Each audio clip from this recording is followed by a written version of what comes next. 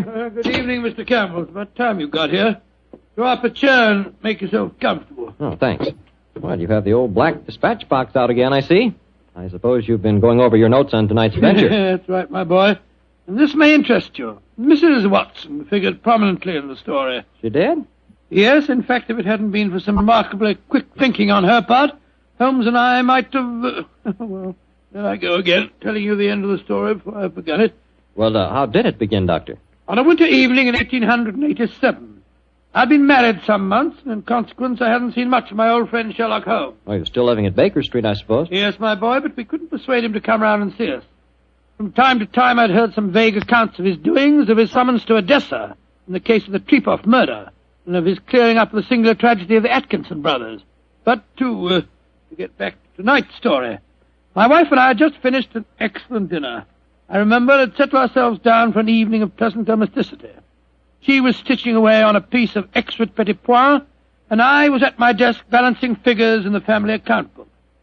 After a few moments, my wife looked up to me and said, John, dear, don't look so troubled. "Oh, was I looking troubled?" Well, you've been scowling at that account book for 10 minutes now. What's the matter, dear? Don't the figures add up correctly? Oh, yes, they add up correctly. In fact, they tell a very pretty story. After buying my practice and setting up all my outstanding accounts, I find that we have nearly £150 left of the diary that Mr. Sholto settled upon you. 160, isn't it, dear? I was doing the same sum this morning. Oh, well, but still 160. In any case, Mary dear, the point I was going to make is that we don't need the money just now. My practice is picking up splendidly, and I was thinking that we might invest it in something really sound, of course. Who's been talking to you, John? Dr. Wilson again. Well, as it happens, I did bump into him at the hospital today. He can put us onto something very good in Peruvian silver. What do you think of the idea? Well, John, the fact is, I'd almost decided to make a business investment with it myself.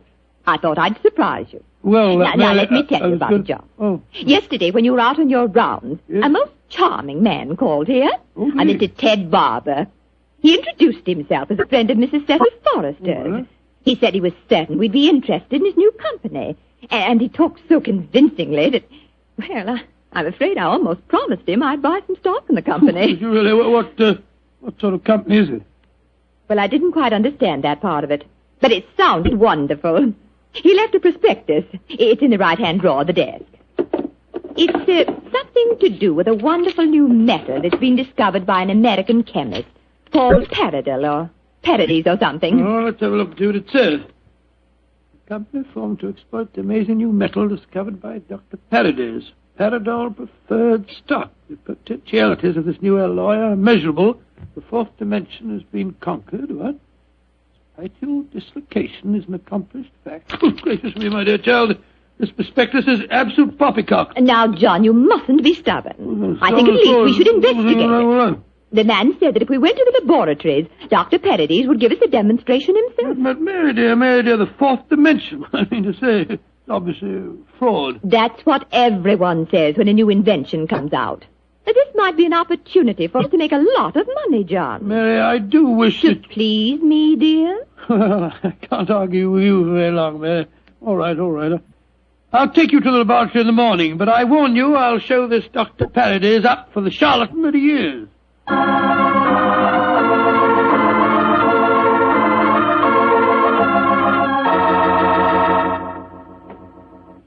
Dr. Paradis will be with you both in a moment. Thank you, my man. She's just concluding an experiment. She? Dr. Paradis is a woman, then? Oh, yes, madam, and a very brilliant one, too. Excuse me. Oh, it's a last straw. The whole thing sounded like an obvious fraud, and now we get here and find that a woman doctor's at the back of it all. Just because she's a woman, it doesn't mean to say that... How do you do? I'm Dr. Paradis. Oh, how do you do, madam? I'm Dr. Watson, and this is my wife, Mrs. Watson. Oh, yes. Come into the laboratory, won't you? Oh, thank you so much, Dr. Paradis. Well, I'm afraid we're just wasting your time. We're not really interested in this at all, you know. John, don't mutter. Mr. Barber told me that he had called on you, Mrs. Watson, and that you were very interested in my invention. Oh, yes, I am. That's why I persuaded my husband to come down with me and see a demonstration. I'll be most happy to show you everything I can. Here's a practical example of the application of my work. This chamber you see in front of you is made completely of my new alloy. Oh, what's the thing do? It's just a great metal box with a lot of dials and switches and things. Why is it so big? Do people get inside it? They can. What? Though if they do, they're liable to find themselves transported many miles from here. Come inside, won't you? Oh, what a lot of nonsense. Now, John. I'll give you a demonstration. I want you both to see that there is no exit from inside this chamber. No trapdoors or anything.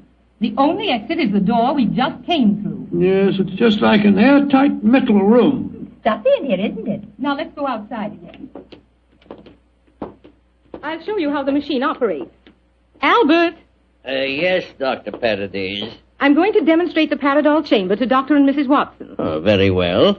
The usual time? Yes, please, Albert. Now, my assistant goes inside the chamber. I close this metal door on him, so. What are you going to do with him? Within a matter of seconds, he will be 7 miles from here. Really, madam, you Please, can't Dr. expect us Watson, to believe. you're a scientific man. At least give me the opportunity of demonstrating my work. I'm sorry. Now, I adjust these dials, turn on the electrical generator, and...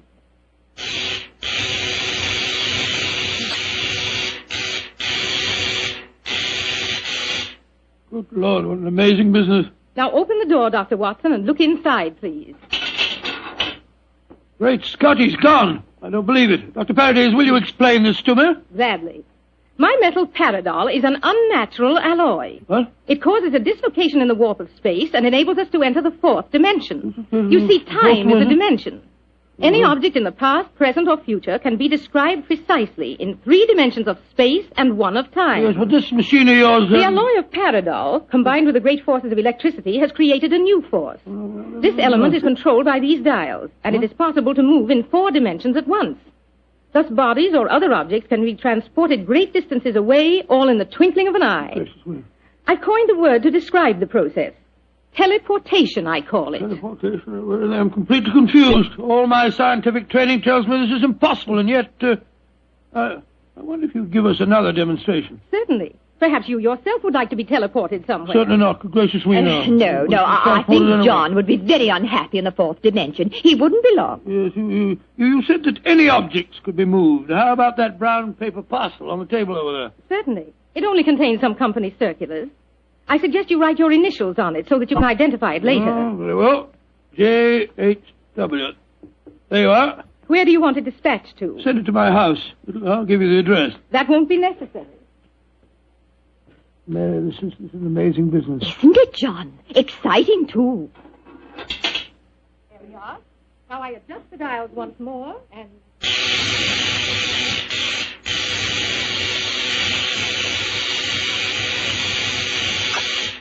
The parcel is already at your house. Oh, Doctor. it's impossible. Come along, Mary. Let's get a cab and race back there as fast as we can. Well, Yes, goodbye, dear. Doctor. Goodbye, Doctor. Goodbye.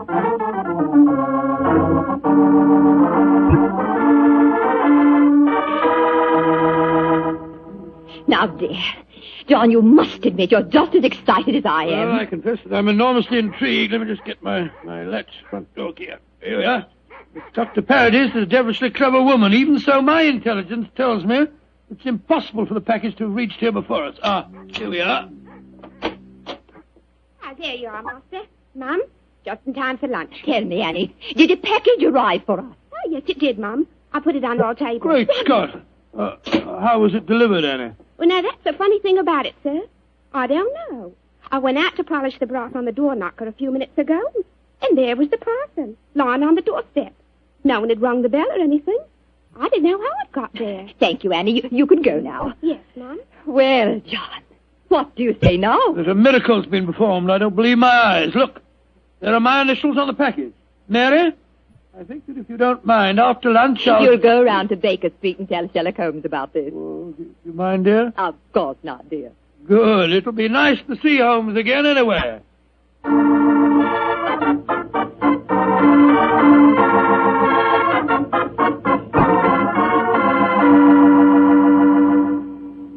Dr. Watson, how nice to see you again. Hello, Mrs. Hudson. How are you, my dear? Oh, I'm just fine.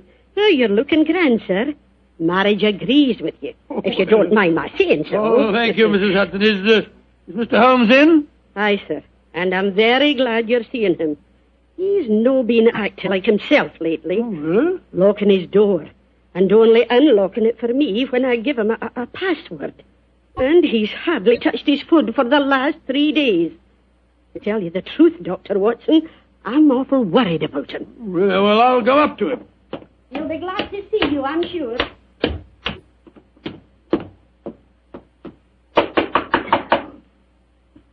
Yes?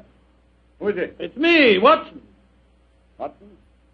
Oh, possibly. I'm not taking any chances. Holmes, this is ridiculous. Surely you know my voice after all these years? John H. Watson. Tell me what your middle initials stand for, and I'll let you in. It stands for Hamish. Watson, my dear fellow. How are you? I'm fine and delighted to see you again, Holmes. Incidentally, why all this rigmarole about locked doors and passwords? Well, Professor Moriarty has decided that it's high time to settle his score with me. There have been several attempts on my life lately. Twice I've been attacked in the streets, and only yesterday a shot was fired at me through the window you see broken there. Lord Holmes, you must be careful. I am being very careful. That's why I indulged in what you refer to as all this rigmarole. But, well, enough of my problems. What's on your mind? There's a sparkle in your eye and an air of excitement that tells me that you've some news to impart. Well, I must say there is something. Of course there is, my dear fellow. Come on, tell me about it. You ever hear of a new metal called Paradol and its inventor, Dr. Paradis? Oh, yes, indeed I have. I received a prospectus concerning it the other day. Well, what do you think of the idea? Oh, obviously it's rubbish designed to fool a gullible public into buying shares. Don't tell me that you were taking advice. Oh, no, of course not, Holmes. Naturally, as a scientific man, I knew it was rubbish. My wife, however, had become a little involved in the concern, and so today, to prove to her that the whole thing was a fraud, we went down to the laboratory and met this Dr. Paradis. Oh, did you indeed? In the first place, let me tell you, this Dr. Paradis is a woman. Oh, a woman? As you can imagine, I didn't have any difficulty in discrediting her theories. In fact, I'm afraid I made her seem rather stupid. However, we did stay there long enough for her to give us a demonstration.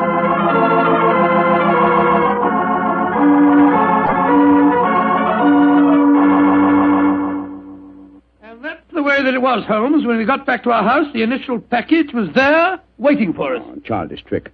Obviously, the Paradol chamber contains an ingeniously hidden trapdoor, through which the assistant disappeared and later the package.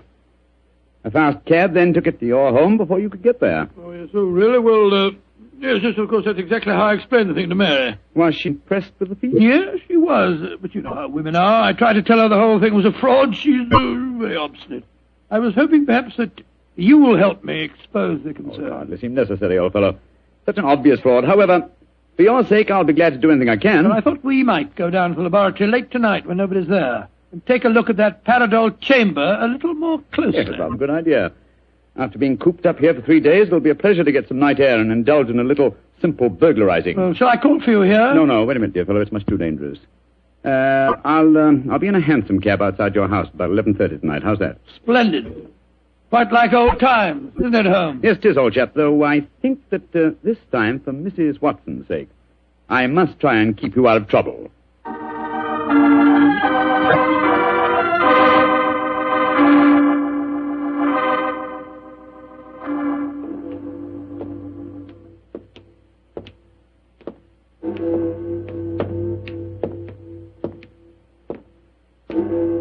Midnight, Holmes. Yes, Watson. Time that only concerned old bachelors like myself should be wandering the streets of London. Oh, rubbish, Holmes. You talk as if Mary was a tyrant. Now, don't get angry with me, old chap. I was only being facetious. Is this, Dr. Paradis' laboratory? Yes. I'd like to be seen. I don't imagine it'll be very hard to break in, though. Strike a match, will you? I took the precaution of bringing this lantern. There you are. Thanks, old fellow. Is the door locked? Yes, but I think a skeleton key will do the trick. Hold this lantern for a second, will you? Yeah. Oh, this is child's play so far. Come on. Yeah. There's the Paradol chamber over there. Uh-huh. Give me the lantern again, old chap, will you? Thanks. Quite an elaborate construction. The door's been left open. Let's go in and take a look at the inside of it. Not both of us, Watson. If this is the only entrance, and the two of us walked in, it'd be too easy to slam the door shut on us. I suppose so. You go in and I'll keep watch out here. All right. Oh, I trust that in a few minutes I won't find myself lying on your doorstep. Holmes, there are times when your sense of humor is a little strained.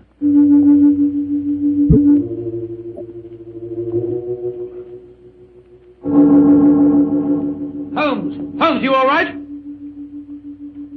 Watson! What is it, Holmes? The body of a dead woman. She's been shot. Unless I'm much mistaken... Let me come and look. 1,000 to 1, it's Dr. Paradis. Yes, it is. Watson, get out of here. Don't you see that? Good Lord, someone has slammed the door shut on us. Yes, my dear fellow. We walked into a trap very neatly. I'm afraid that we're imprisoned in what appears to be an airtight metal chamber, and the only person who can help us to get out of it again is a corpse.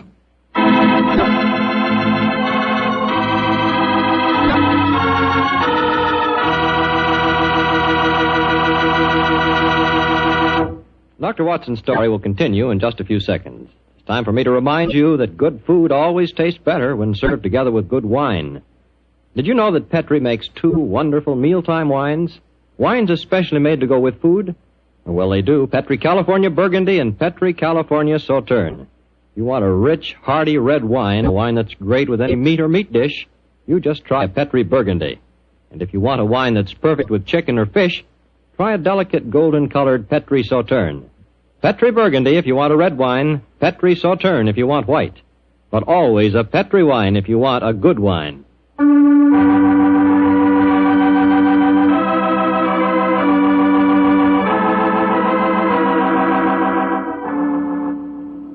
Now back to tonight's new Sherlock Holmes adventure. It is in the early hours of a winter's morning in 1887.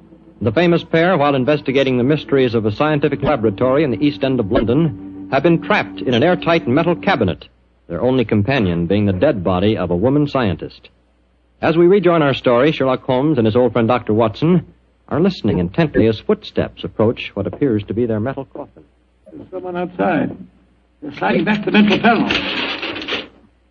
Good evening, gentlemen. That voice, it's Dr. Paradis' assistant. Let us out of here. Or should I be more precise, Mr. Holmes, and say good morning? Hello, Moriarty. Moriarty, you scoundrel. I can just get my hands on him. Dr. Watson, I wish you could get over your dislike for me. For my own part, I'm genuinely sorry that my trap had to catch you, too. I've often felt unhappy that you're not on my side. Such slavish admiration of you given your friend Sherlock Holmes must be highly gratifying. There's never mind about all that. What do you think you're up to? It's obvious, my dear Watson. The whole scheme was a plan to lure me out of my safe hiding by presenting an intriguing problem, and one that victimized the wife of my old friend. You knew it would get back to my ears, didn't you, Moriarty? Yes, exactly. But why did you murder this Paradis woman? That's equally obvious, my dear Watson. It served her purpose in presenting a most convincing scientific front. As soon as the trap was baited, she was a liability. She might tell tales, and so she was killed. Like so many other of your accomplices, my dear Professor. Ah, precisely. Now, my dear fellows, I'm afraid that I must close this panel and say goodbye. Quite sorry to have to kill you, but you're becoming dreadfully in my way. And how do you plan to kill us, Moriarty? By doing nothing more than closing this panel. Oh, I could be frightfully dramatic and release deadly gases into the chamber, or poisonous snakes, or something equally colorful. But quite frankly, it seems so much simpler just to shut you in. Your oxygen supply won't last very long, you know. And for your benefit, Dr. Watson, I may tell you that Paradol, whatever its other shortcomings as a metal, is bulletproof. Goodbye, you meddling fool! Oh. There seems nothing for us to do but look around and ascertain our chances of escape. Holmes, I don't like this. We're in a very nasty situation. My dear Watson, sometimes you're a master of understatement. Aha, just as I thought. What have you found, Holmes? Sliding panel, just behind the dead woman.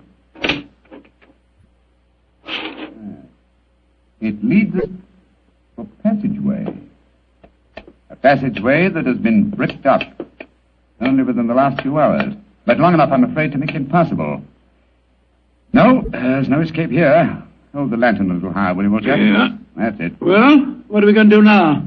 I was just estimating the cubic capacity of this chamber. The air supply should last comfortably for at least another 8 hours. I recommend a brief sleep to refresh us and also to conserve our oxygen supply. Sleep? Who could sleep at a time like this? I can and you can, old chap, if you discipline yourself. Well, I'll try, Holmes, but I know perfectly well I shan't close my eyes.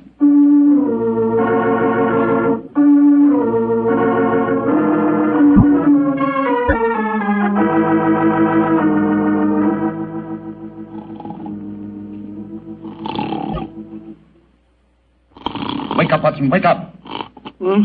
Yes, Mary dear. It's you. We're still in this infernal trap. I'm afraid so, old chap. What time is it?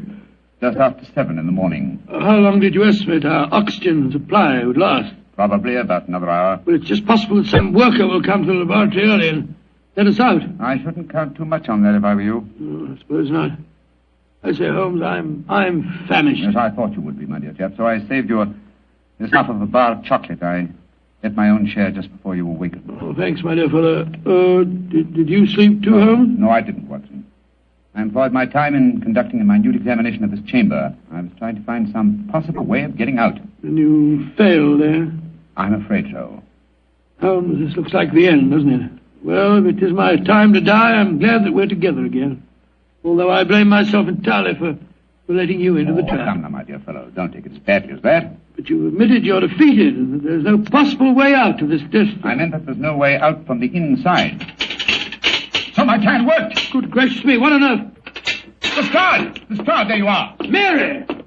Mary, you dear little thing, you must have been frightened to death. Hello, Don. Oh, poor dear, you must have spent a miserable night. Well. Mr. Sherlock Holmes and Dr. Watson have been getting themselves in trouble again, eh? Sir, this is no time for your heavy-handed badinage. There's the body of a murdered woman inside that chamber. She was killed by Professor Moriarty. Professor Moriarty? It's too bad you didn't get my message sooner. Your message? Oh, bless my soul, Holmes, I wish you'd tell me how you got your message to Scotland Yard. Well, ever since these recent attacks on my life, I've had my delightful band of ragamuffins, the Baker Street irregulars, watching my house in fixed watches, 2 at a time. I gave the boys instructions to follow me whenever I went out. And if ever I did not reappear within 3 hours, they were to report to our friend Lestrade at Scotland Yard. Holmes, you're amazing. You think of everything. Just a minute, gentlemen, just a minute. I didn't get no message from any of your Baker Street irregulars. Oh, you didn't? No, sir. Though I did find a couple of the boys tied up when we came in here just now. If you didn't get a message from them, how did you come here so opportunely? That's an easy one, because Mrs. Watson here came and fetched me. You did, Mary, but how on earth... Go on, Mom. Tell him. Well, it's really very simple. When John came back from seeing you yesterday, Mr. Holmes, he was over-elaborately casual in his references to the Paradol chamber. So, of course, I knew at once the two of you were going to investigate the matter. I also caught him oiling his revolver after dinner. I didn't know that you slipped out last night, John. But as soon as I woke up this morning, I realized what had happened. So I went straight to Scotland Yard for Inspector Lestrade and brought him here with me. Why, Mary, you clever little thing. Isn't she a clever darling, Holmes? Mrs. Watson, this has been a salutary experience. Will you allow me to congratulate you on your deductive ability? Well, that's very nice of you, Mr. Holmes, but I really don't deserve any compliments, if you don't mind my saying so. It was elementary, my dear Mr. Holmes. Elementary.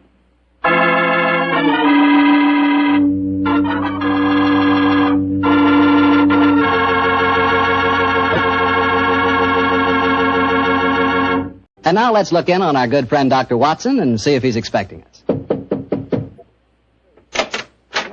Come in, Mr. Bartell. You're just the man I've been expecting. How are you, Dr. Watson? It's good to see you again. Thank you, my boy. It's very nice to see you again, too. I've missed our Monday night visits during the last 3 months. Sit yourself down. Would you care to join me in a glass of port? Well, thanks, Doctor. That'd be nice. You know, it seems to me after our summer vacation, a toast to the great Sherlock Holmes would be in order. That's an excellent idea. Here you are, young fellow, my lad. Thanks. You propose the toast, Doctor. To Sherlock Holmes, master detective and loyal friend, whose adventures have brought considerable, shall we say, fame to a certain retired doctor now living in Northern California. I'll drink to that. Well, now, suppose I might as well get on with tonight's story. Which particular adventure have you selected, Doctor? One that I call the Limping Ghost. Sounds exciting. And, as usual, you find me saying, how did it begin? In Baker Street on a windy December evening at the turn of the century. A young, white-faced boy sat in front of our blazing fire. And as he told us his strange story, the flickering firelight danced weird patterns on the walls. The young man was Alexander McMorris, the 7th Earl of Lochnair. The Earl of Lochnair? Say, didn't I read in the papers the other day that the 8th Earl of Lochnair had been killed in an airplane accident? Quite right, my boy. Even in this day and age, the tragic history of violent death seems to dog the footsteps of the Lochnair family. But to return to my story. On that December night in 1900, we heard the whole history of the limping ghost of Loch Ness. The first Earl had lost a foot at the Battle of Flodden Field in 1513. In spite of this terrible handicap, he fought on valiantly until he died on the battlefield from loss of blood. From then on, right until the time this story begins, the limping ghost, clad in a suit of armour, always appeared at Loch Ness Castle before and after the death of the current Earl.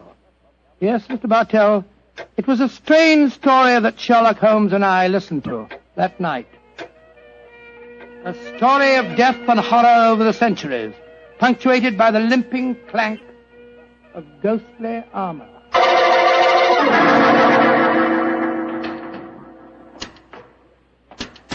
Milady, I have terrible news for you. Your husband, the Earl, was killed in the explosion that destroyed Lord Darnley.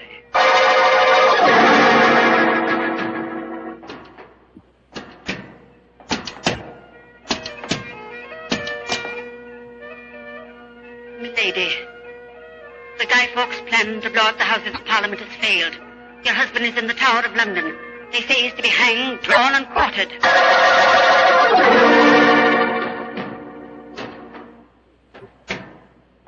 Madam, I regret to inform you that your husband, on my instructions, has been arrested for murder. I have no doubt that he will hang. And that's the story of the Loch Ness, Mr. Holmes. You were instrumental in sending my great uncle to the gallows, a fate which he richly deserved, I'm told. So it seemed only natural to come here to Baker Street and consult you now that I'm in trouble. I shall be most happy to do anything I can to help you, sir. I don't remember anything about your sending the Earl of Loch Ness to the scaffold, Holmes. Well, he did, Dr. Watson. Mm-hmm. And the servants have always sworn the ghost really did walk at midnight on the day that he was hanged. Indeed. Now, sir, I suggest that you tell us what problem brought you here. The ghost is walking again, Mr. Holmes. You know what that means. According to the legend, that the present Earl will die. Exactly.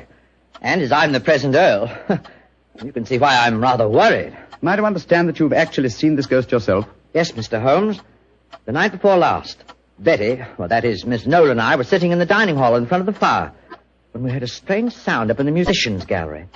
We looked up and in the moonlight saw a ghostly figure in armour limping towards the staircase. Oh, gracious me. My dear sir, you're certain that you really saw it? Moonlight can play strange tricks, you know. There wasn't any doubt about it, Doctor. We both saw and heard it. What did you do? I started to go towards the stairs, but as I did so, Betty screamed and then tumbled to the floor in a heap. Fainted, I suppose. Yes.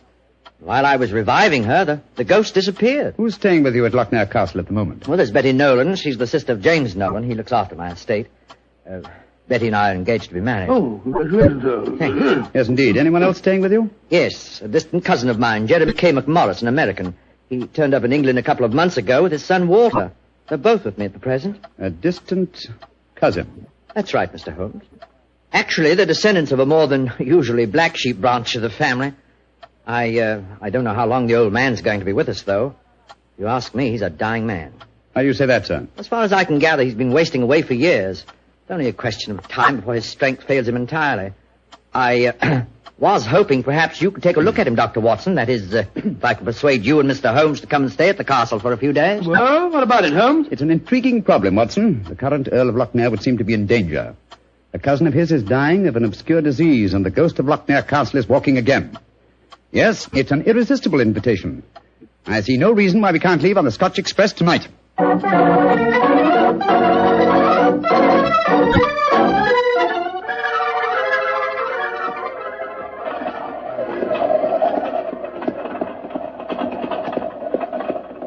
It's been quite a heavy fall of snow here in your absence, young man. Quite so, and judging from the colour of the sky, there's more to come. Very angry looking. Oh, now, as we round this bend, you'll be able to see the castle. Ah, yes. There you are, gentlemen. Magnificent. Yes, it's a fine place, all right, Doctor, though it cost me a great deal in upkeep. As a matter of fact, I only have one wing open. It's always been something of a problem to get servants to come and live here. See, the local villagers have a great respect for the Loch Ness ghost, you know. What servants do you have at the castle at present? Well, cook housekeeper, Mrs. McClintock, fine old lady who's been with me for 6 years now.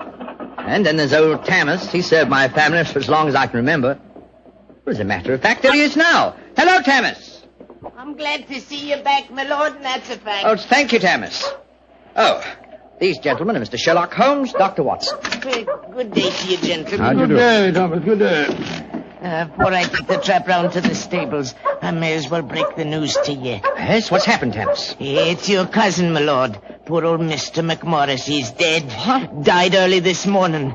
God rest his soul. Dead? I'm very sorry that I arrived too late to be of any help. Well, thank you for telling me, Thomas. Oh, you may take the trap round now. Aye, sir. I'll bring the baggage up later. So he's dead. Well, I can't say it's unexpected, but it is a shock nevertheless. I'm sure that it must be, particularly as you yourself told us you saw the ghost of Loch Ness the night before last. In which case, Watson, I think we may reasonably expect another visitation. Perhaps before the night is over. Shall we go in?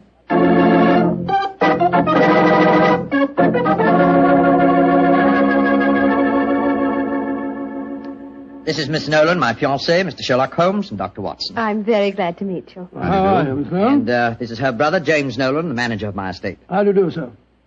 How are you, Mr. Nolan? Much better for seeing you both up here. I'm sure it won't take you long to lay this ghost business by the heels. Oh, well, I trust you don't overestimate our abilities, Mr. Nolan. Alec, you've heard about your cousin, of course. Oh, yes, my dear. Thomas told us as we drove up. Where's Walter? He went into the village with the doctor and the body of his father. Oh. He should be back soon. How's he taking it? Very quietly. Too quietly, if you ask me. Those Americans are pretty demonstrative people, you know, and Walter's been no exception. But he behaved very strangely this morning. When the doctor told him his father was dead, he just said, now things will start to happen, and then shut up like an oyster. I can't make head or tail of the fellow. Yes, quite so, quite so. Mr. Holmes, I expect you and Dr. Watson would like to go to your room. Yes, I must confess. I think first I'd like to take a look at the musicians' gallery, if you don't mind. Oh, yes, of course. Would you excuse us, darling? All right, Alec. It's in the dining hall here. They must have been very hospitable people in those days. 50 or 60 people could eat at that table. Yes, Doctor. Needless to remark, we hardly ever use the room nowadays. There's the musicians' gallery, Mr. Holmes. Oh, yes, I see. How do we get up there? I'll show you. See, there's a stone staircase behind this tapestry here. Follow me. Watch your step. It's quite narrow, rather dark. Watch your head, Watson, old chap. Oh, don't worry about me, Holmes. I'm perfect. Oh, I say. Must have built these stairs for pygmies. Oh, yes. Here we are, gentlemen. This is the musicians' gallery. By Jove. It must have made a pretty picture in the days gone by. A little string orchestra fiddling away up here and down below the Scottish nobility bobbing and floating round in the intricacies of a Highland schottische or a stately gavotte or something. Where does that door lead to? To the bedroom wing. And that's where the ghost appeared from the other night, I suppose. Yes, Mr. Holmes. Uh-huh. The door's ajar. Do you generally keep this door unlocked, sir? Why, no. But the key mysteriously disappeared about a week ago. James is having a new one made. So I must remind him about that. Alec! Alec, where are you? Oh, we're up here, Walter. We're coming down. That's Walter McMorris. My dead cousin's son. Poor fellow, this must be a dreadful day for him. Yes, I'm afraid this is going to be a rather painful interview. Oh, hello, Walter. This is Mr. Sherlock Holmes and Dr. Watson. How do you do, sir? How do you do? Sherlock Holmes, sir. I've heard about you and your friend, Dr. Watson. Walter, old man, I'm dreadfully sorry about your father. Are you now? Isn't that nice of you? Well, you'll be sorry enough when you hear that I'm going to take you to court and prove that I'm the real Earl of Loch Ness. Walter, you're out of your mind. Am I? No. Father was out of his because he kept quiet all these years. But I'm going to have my rights. I've looked up the records. I've had genealogists working for months. And I've got all the facts that prove you're an imposter. Oh, man, what are you talking about? You know well enough. When Sherlock Holmes here sent your great-uncle to the gallows 20 years ago, the title and estate should have come to my father. When I leave here tomorrow, I'm going straight to the finest lawyer in London. Man, if you believe this, why have you said nothing about it till now? Because I'm smart. I've found out a thing or two since I've been staying here. And one of the things I found out is that your precious fiancée and her brother wouldn't look twice at you if it weren't for your money and the title. Shut up. You'll find out. She's a smart little filly, and she knows what kind of a track she's running on. You got it! My compliments, sir. A very professional uppercut. Yes, and a very well-deserved one. Offensive scoundrel. Sorry about this. Please don't say anything in front of Betty. It'd only upset her. I quite understand. Come along, Watson. Let's go and find our rooms.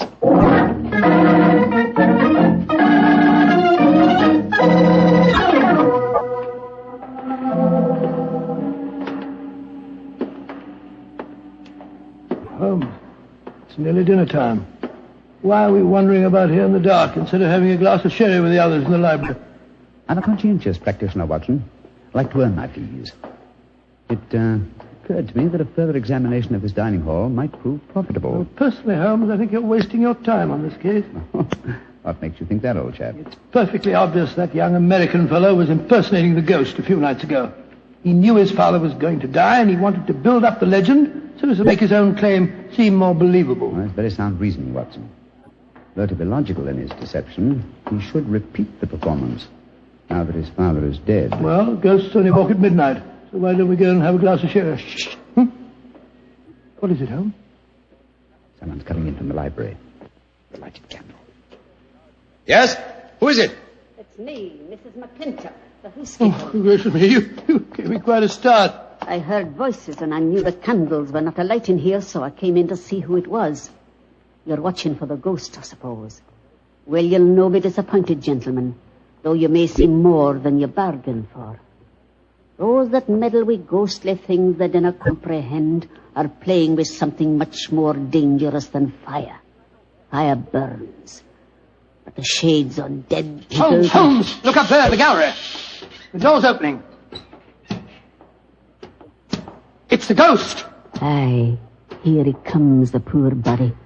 See the armor on him, and the way he's dragging one leg behind him. Yes, it's really quite an effective impersonation.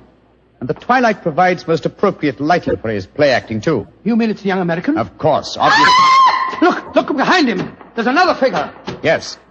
Dressed in the same kind of armor and carrying a sword. Game's afoot, Watson. The ghost has seen him. He's turning. The second figure's raising his sword. Look out!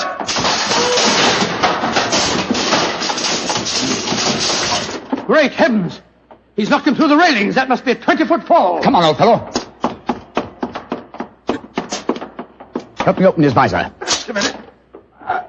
Yes. It's Walter McMorris, the American.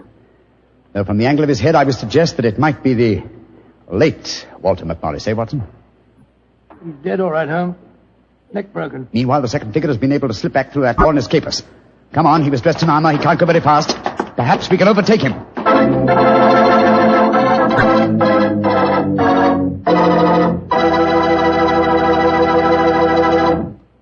Dr. Watson's story will continue in just a few seconds, which is all the time I need to tell you about Petri California Muscatel. Ever try Petri Muscatel? It's a wine that looks like sheer gold, and it's made from big, plump, juicy muscat grapes. Boy, pop one of those muscat grapes into your mouth and you know you've got something delicious. You know that. And you get the same flavor in Petri Muscatel. It's a perfect wine to serve a lady. Women love it. And that best time to serve it is after dinner or on a Sunday afternoon, you know, times like that. But just make sure it's Petri Muscatel, because that's the way to make sure it's going to be good. Remember, Petri.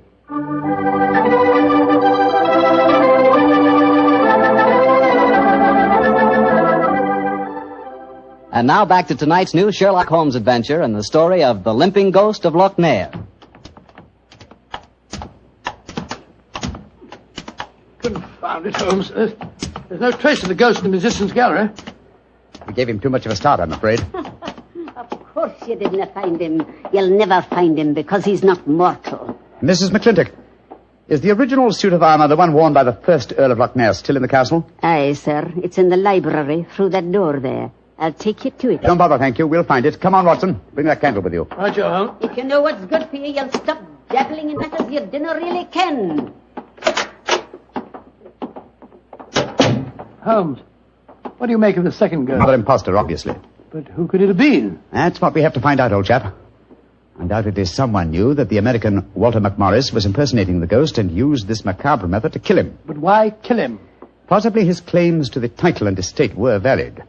Or perhaps some fanatic was so devoted to the Lochnair legend that he assumed the role of ghost and killed him for his sacrilege. Hold the candle a little higher, will you, old chap? Here you are. Hello. Here's a suit of armor, Holmes. Lying in a heap on the floor. Oh, on the floor, eh? Whereas it obviously belongs on that stand over there. It's perfectly clear what's happened. The second figure used this armor and slipped it back in here while we were examining the dead man. Possibly, Watson, possibly. At least this armor gives us a definite clue. but it limits the field of possible suspects. How do you mean, Holmes? Well, it's an interesting fact that the human race has grown definitely larger in the past 400 years. Very few modern men can wear authentic ancient armor like this. For example, take the first item on the top of the heap lying on the floor here. These gauntlets of chain mail. Try them on. Well, much too small for Exactly. me. Neither you nor I could have worn this suit. No, nor could young Nolan, the estate agent. Whereas his sister could have done. Yes, so could Thomas the butler. He's a small fellow. And if it comes to that, Watson, our distinguished client, the young Earl of Lochnair, is himself a small man. By Jove, so he is. And he might easily have had a motive. Young McMorris had disputed his right to the title earlier in the day. But we mustn't jump to conclusions. Nevertheless, you see what valuable evidence this armor has become. Hello. It sounds as if the rest of the party are on the scene. Yes, I suggest that we join them without making any reference to this suit of armor. Remember, old chap, one of them in there is a murderer. And we may have to set a trap to catch him.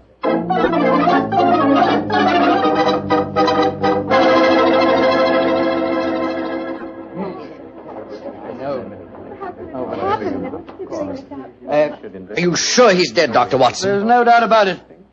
His neck was broken instantly by the fall. It's dreadful. Father and son both dying on the same day. And you said the real ghost came up behind him, Mr. Holmes, and struck him so they crashed through the railing up there. I said another figure dressed in armor killed him, Mr. Nolan. 'Twas a real ghost. I saw him with my own two eyes. He killed that man for trying to bring shame on the name of Lochnair. Shouldn't we get into touch with the police? How can I get a message to them tonight? Have you looked outside? We're almost completely snowed in. Snowed in. Oh, Alec, I'm frightened. Hush, darling. There's nothing to be afraid of anymore. No, at least we have the assurance that the ghost will not limp again. Why? Well, the murderer has no further motive for impersonating the ghost. To walk now would be to support the dead American's claims. No. We shall spend a quiet night, and tomorrow I shall communicate with the proper authorities as to my quite definite notions regarding the murderer's identity. But if the ghost should walk again, Mr. Holmes? Well, then, sir, I shall know that at last I've encountered a truly supernatural crime and shall retire from the practice of detection.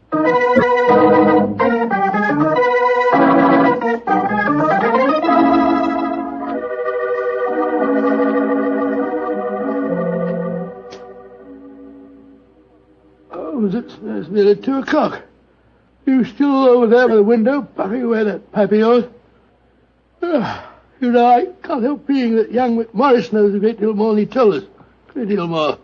There's a shifty look about him I don't like. Never did trust a fellow who couldn't look you squarely in the eye.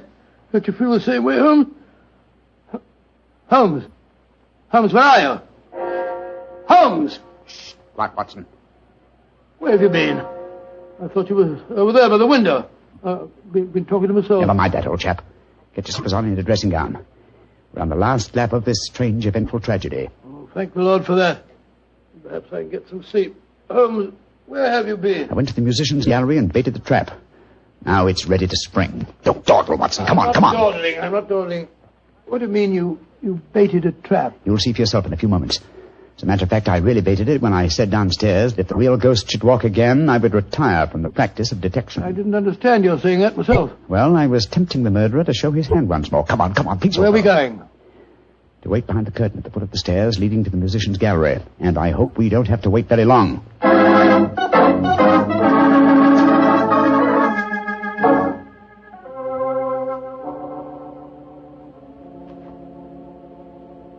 Holmes, I'm getting a crick in my neck trying to peer through this wretched curtain. How much longer do we have to wait? Until our murderer arrives. You certain he'll come? Not certain, but hopeful. Extremely hopeful. You know who it is, don't you? Yes. But my proof is too thin for a court of law. I must catch him in the act. Here he comes. Splendid. Let's go up and grab him. No. They walk into my trap. He's coming towards the head of the stairs. Oh! Great Scott! Exactly. A simple piece of wire stretched across the gallery is remarkably effective, even with ghosts. Come on, Watson. Help me off with this visor. There we are. Good Lord, it's James Nolan. Exactly. What happened? You walked into a simple trap, my friend. I'm afraid the next trap will be more lethal, for it will undoubtedly prove to be the one beneath the gallows.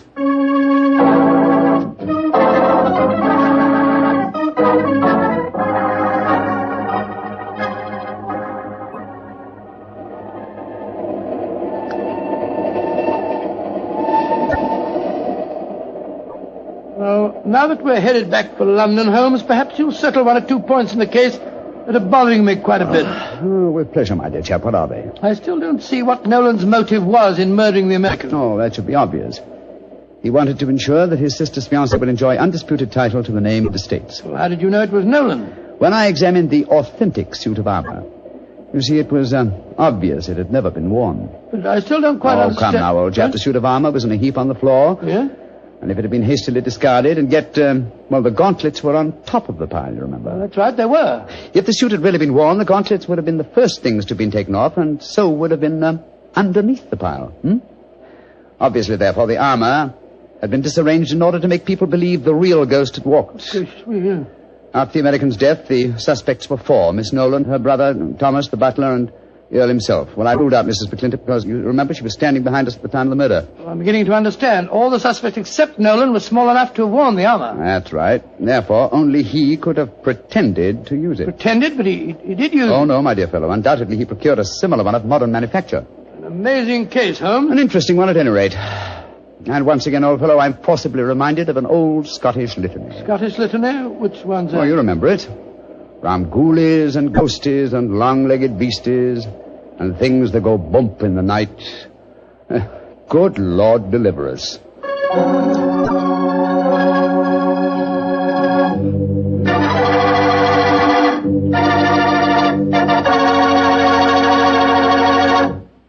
Well, Doctor, that was really a swell story. You know, for a while there, I was beginning to believe in ghosts. Well, I'm ashamed to admit it, but at the time, so was I. You know, this sounds silly, but I bet it would be fun to be one of those legendary English ghosts. You know, go around sticking your nose into everybody's business and playing practical jokes like mad and nobody able to figure out who did it. That would really be fun in a way. Well, you can go around scaring people all you want to, but not for me. I think a ghost leads a terrible life herself. For instance, a ghost can't have the pleasure of eating a nice, juicy steak. Yeah, or drinking a glass of really good wine. Ah, now you're talking, young fellow, my lad. Petri wine. Yeah, still talking, young fellow. You see, when I say good wine, I always mean Petri wine because you can depend on Petri. I know. Why, the Petri family has been making wine for generations. And now let's look in on our old friend, Dr. Watson. Doctor?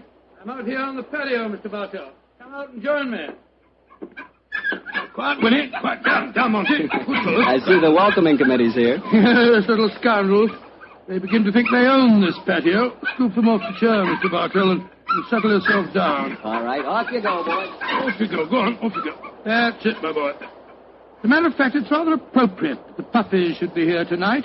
As in the story that I'm going to tell you, a dog played a most prominent part. A dog? What kind of a dog, Doctor? No, my boy, don't get me anticipating my story. For once, I'm going to start at the beginning. Which was? On a summer morning in 1890, not long after my marriage.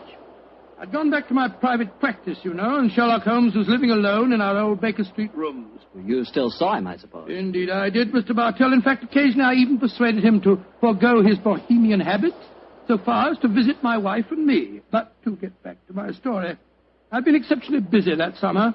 In consequence, was feeling rather, shall we say, nervy and run down. So much so that Mary, Mrs. Watson, persuaded me to take a fortnight's holiday. We went down to the charming little village of Taplow on the lower reaches of the River Thames. But, as so often happens, the best-laid schemes of mice and men gang after glade. I guess the holiday backfired on you, Doctor, and you found yourself involved in a mystery? Maybe a mystery calling for the aid of your old friend Sherlock Holmes? Quite correct, Mr. Bartell. We'd only been down there a couple of days when the trouble began. In fact, the whole thing became so involved that I thought the best thing to do was to put the whole strange story in a letter to Sherlock Holmes. This I did. And I can imagine how he chuckled when he read my... Dear old Watson. Seems to be a little out of his depth. My dear Holmes, I need your help. Or at least your advice. 2 days down here, and I've become involved in a most unusual problem. It began this morning when Mary and I were out for an after-breakfast stroll. The sun was shining, the birds were singing, and there seemed every indication of it being a happy and carefree... You know, Mary, I've always thought up to now that balmy was rather a silly word. I still do, John, dear. Nevertheless, it's the only possible word that describes a day like this adequately. Very well, dear, it's balmy. Personally, I'm so happy to see you relaxing that I don't care what the weather's like. You've been working much too hard. Yes, it's been a busy year. Yes, and last year Sherlock Holmes monopolized most of your time. At least I've got you to myself for once. You dear little thing, you've always been rather jealous of my association with Holmes, haven't you? Not jealous, dear, but I must confess his influence on you wasn't entirely for the good. He had a habit of keeping you out all night. Well, you should be used to that, dear. After all, it happens often enough in my practice. True, John, but on those occasions I know where you are and don't worry about you. And again, you've copied so many of Mr. Holmes' eccentricities. Keeping your tobacco in a Persian slipper, for instance. And, oh, John, look down. Look, do you see that woman walking across the field towards us? Yes, what's the matter? Do you know her? I'm not sure, but I think it's Ellen Warburton. I believe she does live somewhere near here. And who is Ellen Warburton? An old friend of mine. She's frightfully clever and advanced. She's interested in women's suffrage and all sorts of things. Oh, sounds dreadful. Imagine giving women the right to vote. Their place is in the home. It is Ellen. Ellen Warburton. Oh, how are you? Mary Watson. How very nice to see you again. I'm Mary Watson now. This is my husband. How do you do, Miss Warburton? How do you? How do you do? Mary, I'd heard that you'd married. Aren't you a medical detective or something, Mr. Watson? Not quite, dear. I hold the degree of Doctor of Medicine from the University of London, madam. But he's helped the great Sherlock Holmes on many of his cases. That's how I've heard of him then.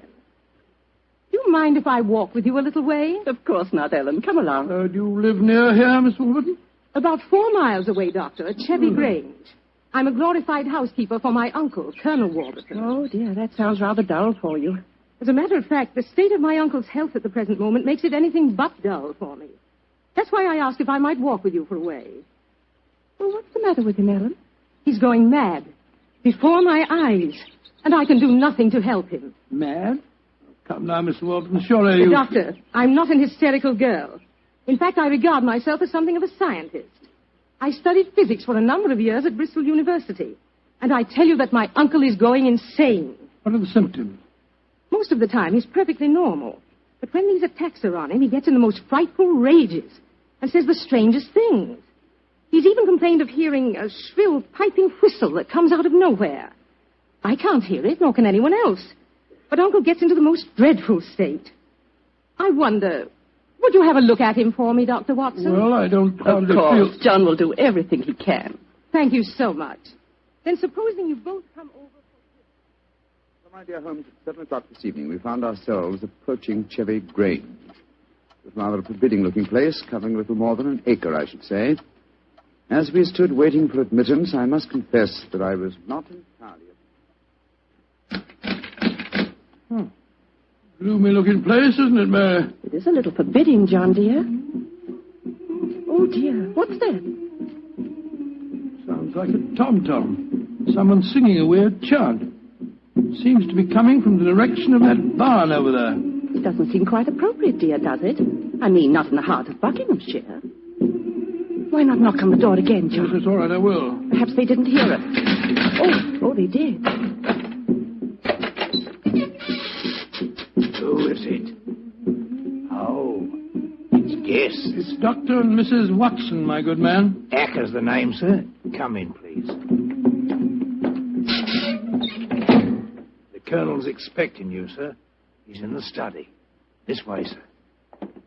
By the way, Hacker, as we were waiting outside the front door, we heard a strange chant, and it sounded as if someone was beating a tom-tom. Oh, that was Miss Narda.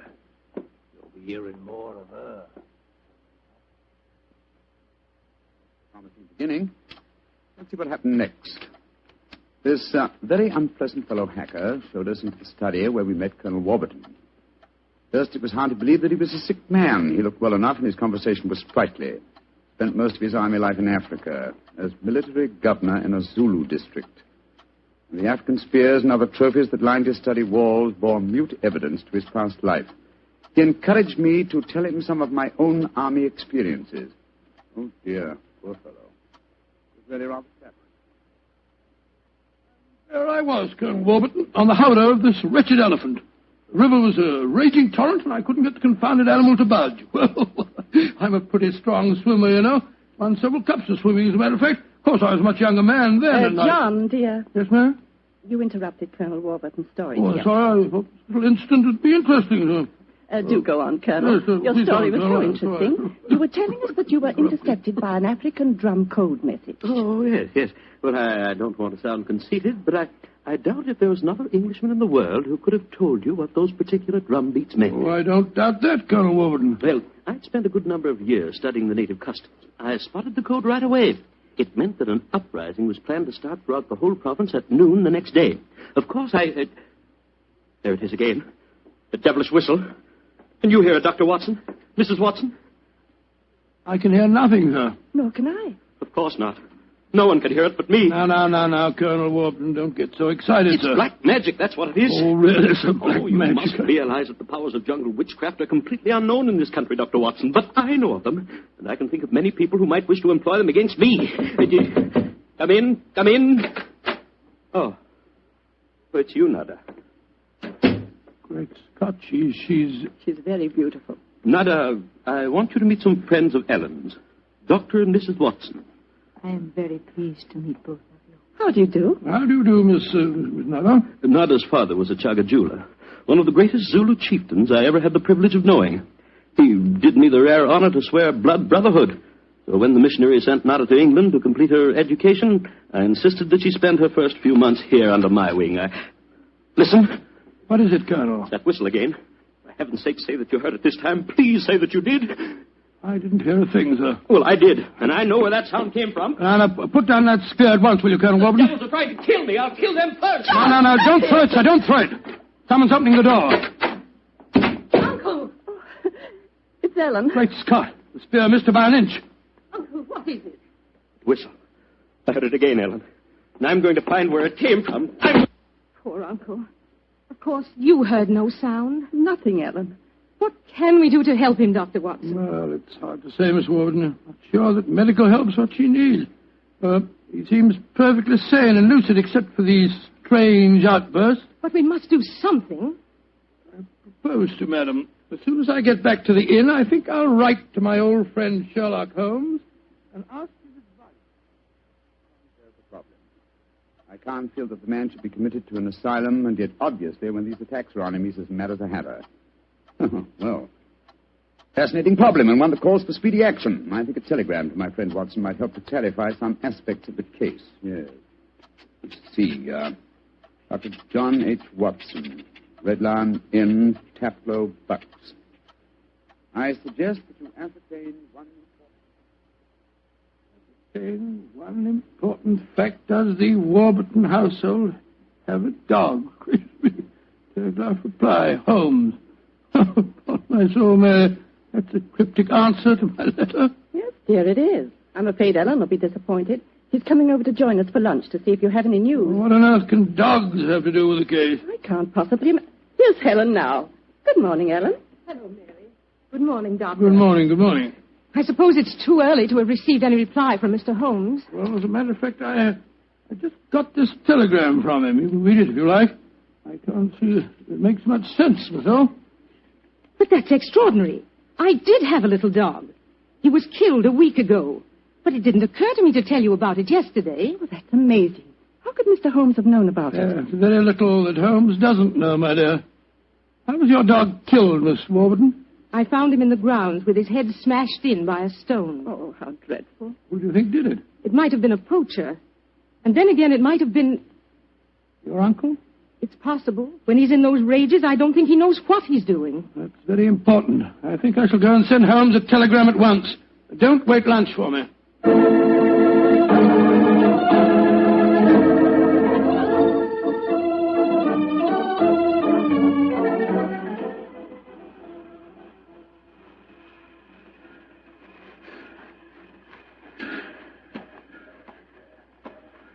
Why did we have to walk over to the station, John, dear? To see if there was an answer at the station telegraph office to the wire that I sent Holmes. Oh, it's only 4:30, dear. It's hardly possible for him to have answered as quickly as that. In any case, they delivered the telegram to the hotel, you know. Well, it was a nice walk, my dear. Hello, there's a train in the station now. I wonder where it's from. Why don't you ask that porter, dear? It's not a bad idea. Porter, what train is this? Oh, it's the London train, sir. Right on time. Next stop, ready? Not many people getting off, where are there? Great Scott! Look who's here. Oh, dear, it's Mr. Holmes. And he's got a dog on a leash. Oh, Watson, my dear fellow, how are you? Mrs. Watson, how nice to see you again. Thank you, Mr. I'm Holmes. delighted you're here, old fellow. We walked over to the station to see if you'd answered my telegram, and here you are in person. It occurred to me that I could be down here in the same time that it would take a telegram to reach you. And I decided that a day or two in the country would make a pleasant change, apart from the fact that Colonel Warburton's problem interests me enormously. Why on earth did you bring a dog? I thought that this was a case in which a dog would be of invaluable assistance. Oh, be careful, John. Yes, look out, old chap. I think it would be safer not to pat him. I picked him up on the Mile End Road for a couple of florins, and I fear he's a dog that should have remained in London. A singularly unattractive nature seems to have been entirely ruined by an hour's train ride. Unpleasant brute. Isn't he? By the way, Holmes, what do you make of the case from my letters? Well, I should prefer to reserve my judgment till I've met the Colonel. However, I will vouchsafe one opinion. Oh, what's that? To paraphrase a proverb, don't disbelieve all you don't hear.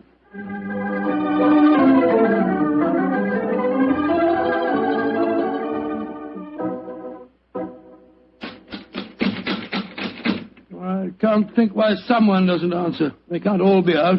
Well, while we're waiting, I think I'll tie the dog up to this tree here. I don't want my arrival to cause too much commotion. Quiet! Quiet! Don't you think perhaps we could try the door, John? Yes, certainly. Good idea. Hello. It's unlocked. Then let's go in, old fellow. Let's go in. Colonel Warburton? Colonel Warburton? Ellen? Ellen? What was the name of that butler fella? Hacker. Yes, of course, that's it, Hacker. Hacker! Hacker! We appear to be in an empty house. The dog! Oh, fool that I am. I shouldn't have left him here. Come on.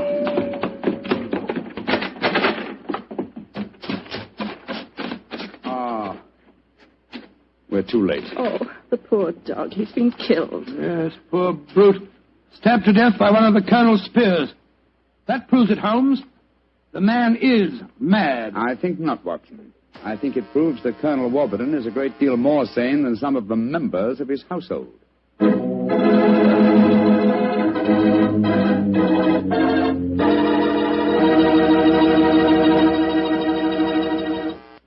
You'll hear the rest of Dr. Watson's story in just a few seconds. Time for me to remind you that there's one secret every smart woman knows. Simply, good wine makes good food taste better. And by good wine, naturally, I mean Petri wine. Try a Petri wine with your dinner. If you want a wonderful red wine, try Petri California Burgundy. If you want a perfect white wine, try Petri California Sauterne. In fact, try them both. You'll agree, I'm sure, that next to your good cooking, nothing can do more for a meal than a glass of good wine. A glass of Petri wine.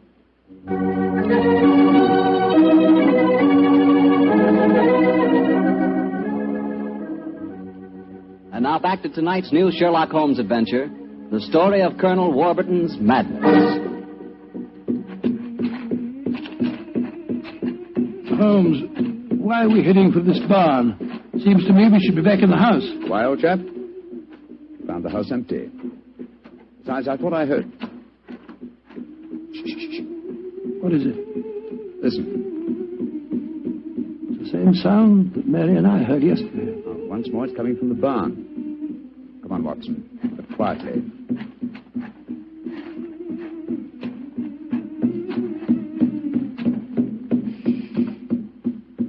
We can see through this window here. It's that Zulu girl, Nada. She's beating a drum and chanting. Who's the man with her?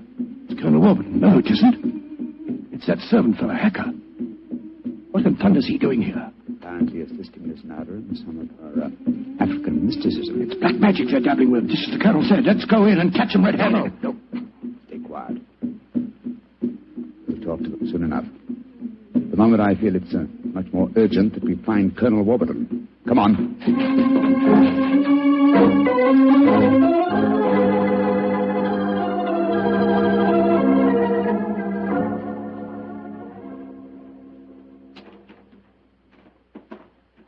There's the Colonel, pacing up and down in front of the house with Mary and his niece, Miss Warburton. We shouldn't have left the women alone with him, you know. The man's dangerous. I don't think the women have been in any danger, Watson. John, dear, where have you been? Oh, well, Holmes and I decided we'd take a little walk. It proved very interesting. Miss Warburton, this is Mr. Sherlock Holmes. How do you do, Mr. Holmes? I'm so glad you're here. How do you do, Miss Warburton? And this is Colonel Warburton, Mr. Sherlock Holmes, eh? I suppose you think I killed your wretched dog. Well, I might have done it. When I hear that whistle, something seems to snap in my brain. I might have killed it. Why doesn't your doctor friend certify me as insane? Send me where I belong before I do any worse, damn it. Poor man. Isn't there anything you can do for him, Mr. Holmes? I most certainly will try to, Miss Warburton. Watson, old fellow, I wonder if you'd follow the Colonel and give him a sedative. I'm afraid he has quite an ordeal before him. Of course I will, Holmes. Miss Warburton, where were you when my dog was killed? Down in the greenhouse.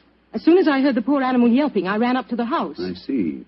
Mr. Holmes, you are going to be able to help the Colonel, aren't you? I'm convinced of it, Mrs. Watson. That is why I brought a dog with me from London. But now that he's dead, I must obtain another one before I can proceed further with the case. Now, I wonder where on earth I can find a dog. Look. Huh? Down by the gate. There's a little girl walking with the dog.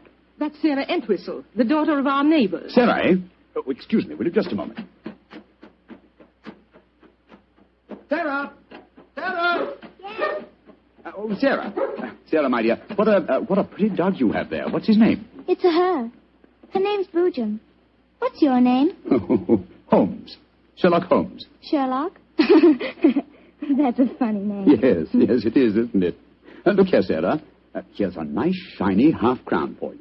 Why are you giving me money? Well, because I love dogs, and I want to borrow, what did you call him? Boojum. Boojum, oh, yes. I want to borrow Boojum for half an hour. Why? Well, I want to play with her, Sarah.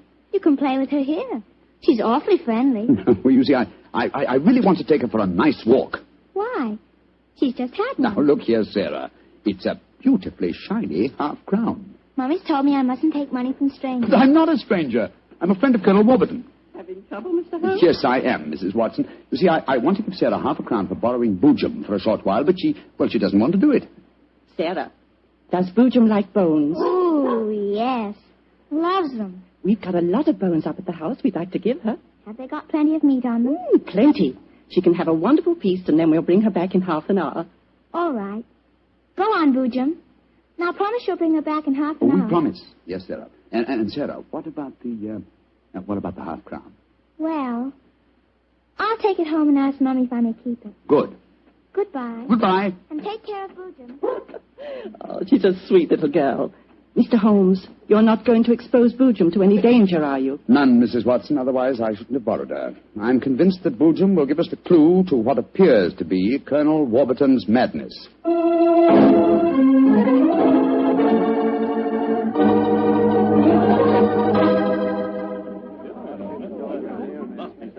Now, let me see. We're all here. Miss Warburton, the Colonel, Miss Nada, Hacker, and the dog Boojum. Yes. Now, ladies and gentlemen, I propose to conduct an experiment. Before I conduct it, I should like to point out the chronology of the events in this case. First, Miss Nada arrived here. Mr. Holmes, you're not suggesting Please let me finish, Miss Nada. First, Miss Nada arrived here. Second, the Colonel first heard the mysterious whistle. Third, your dog was killed, Miss Warburton. Fourth, the whistling set in dead earnest.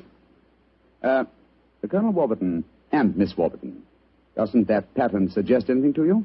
No, I can't say that it does, Mr. Holmes. I don't see what you're driving at. What do I, Holmes? We should be more explicit. Very well, then I will. I shall now conduct my experiment.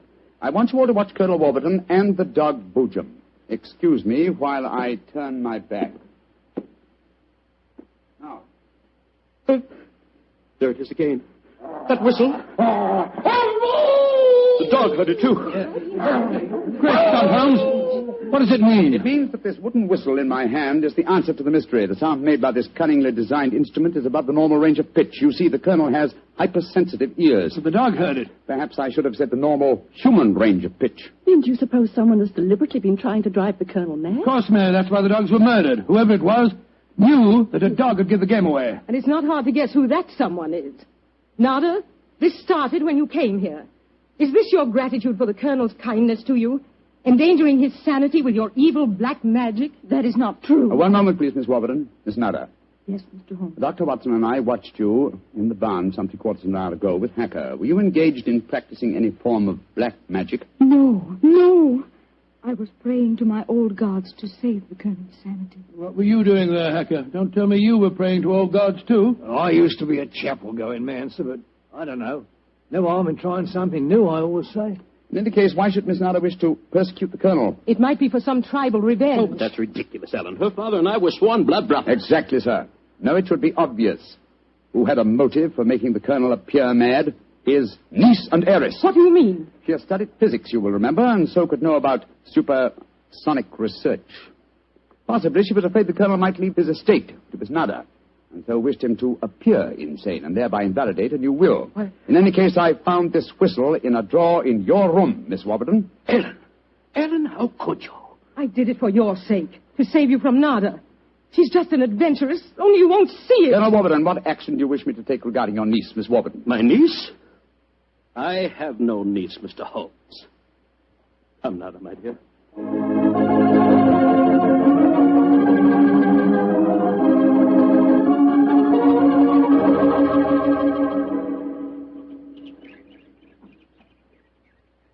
Oh, what an amazing case, Holmes. Mary, wasn't it clever the way Holmes solved it? It was very interesting, dear. I was quite enthralled. Oh, now I think I shall return to London and let you two finish your holiday in peace. Before you do that, Mr. Holmes, there's one thing we should do. What, Mary? Boojum. We promised, you know. Oh, yes, of course. I think the three of us might walk her home. But before we do that, I suggest we rummage through the kitchen. The kitchen? What on earth for? Bones, dear. Exactly. And bones with plenty of meat on them.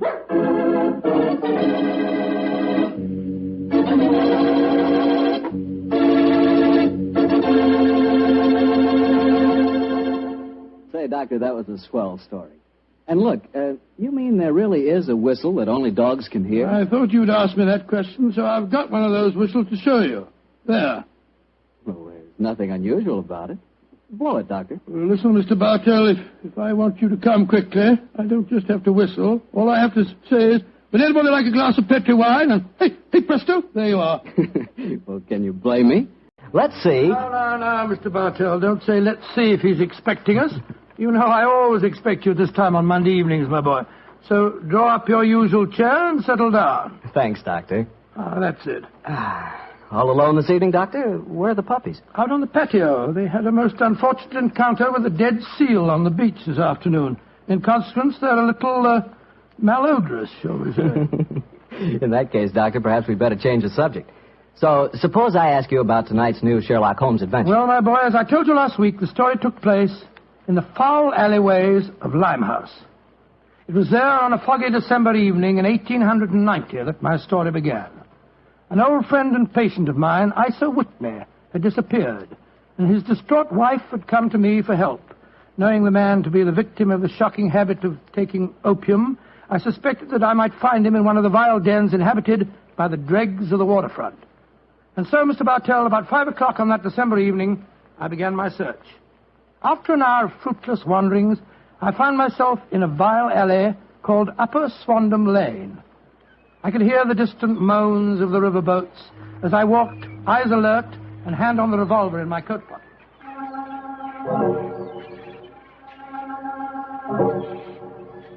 Suddenly, I saw a steep flight of steps leading down to a black gap, like the mouth of a cave. I walked down them.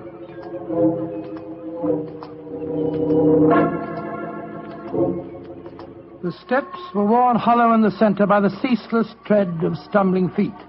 I reached the bottom. A door faced me, and above it, a flickering oil lamp winked warnings at me. I found the latch and lifted it. The door squeaked open protestingly.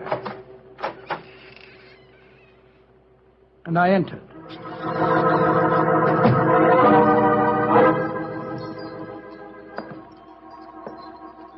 There was a tinkle of Chinese wind bells as I walked towards a long, low room. A strange sight met my eyes. Through the gloom, thick and heavy with the brown opium smoke, I saw that the room was terraced with wooden berths, like the forecastle of an emigrant ship. Out of the shadows, there glimmered little red circles of light, now bright, now faint, as the burning poison waxed or waned in the metal pipes. Bodies lay in strange, fantastic poses. Bowed shoulders, bent knees, heads thrown back. The attendant came up to me with a pipe and beckoned me to an empty berth. I haven't come here to smoke your filthy drug. I'm looking for a friend, Mr. Isa Whitney. No, Mr. Whitney here. Oh, I'm going to search the place. You must not disturb the place. I'm carrying a revolver, so you'd better not argue with me, my good man. Out of the way. I searched that filthy den, but found no trace of my missing friend. As I was leaving in despair, a long, shaking hand reached out and plucked at my sleeve. I turned, and there, sprawled in a berth, was the wreckage of a man. His gaunt face yellow and twitching, his clothes filthy and ragged, and the pupil of his eyes like pinpoints. He spoke to me in a thin, quavering voice. For heaven's sake, get me out of here. Now, look here, my man. Don't say you won't help me, Governor. Ain't you got an heart? Please help me, Governor. Take me out of here. Strike me pink, I'm going to bomb you, I tell you. Oh, what must you expect if you indulge in this filthy habit? Take me out of here, Governor. I'll go straight this time. Cross me out, I will. Oh, very well. Come along with me. I suppose it's my duty to help you. Ah, bless you, Governor. Here, now, give me your arm. You cannot take him away. He owe me money. That's a bleeding lie. I paid him when I come in, I did. He cannot go with you, mister. You remember what I said about my revolver, you blackguard? If I have any more trouble with you, I'll fetch the police. Come along. He owe me money. He owe me money. Infernal scoundrel, owe me money. Tell him all proper, Governor. I'd hope you didn't.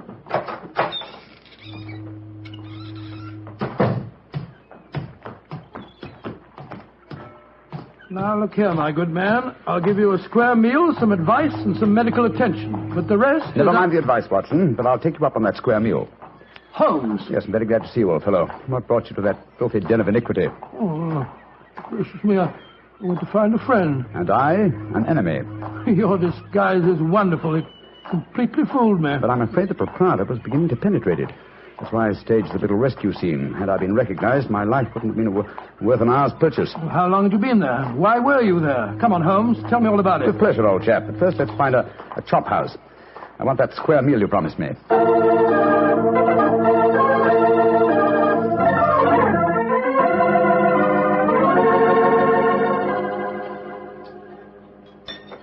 An excellent meal, Watson. Yes, they're surprisingly good for such a shoddy-looking place. Well, Holmes, now perhaps you'll tell me what you were doing in that opium den. I've already told you my story. I'm shadowing a most unusual criminal. A man who haunts the opium dens. Yet I know that he himself is not an addict. Oh, I don't see anything very criminal about that. He might be looking for a thrill, or perhaps he's one of those writer fellows or something. But this man pretends to be an addict.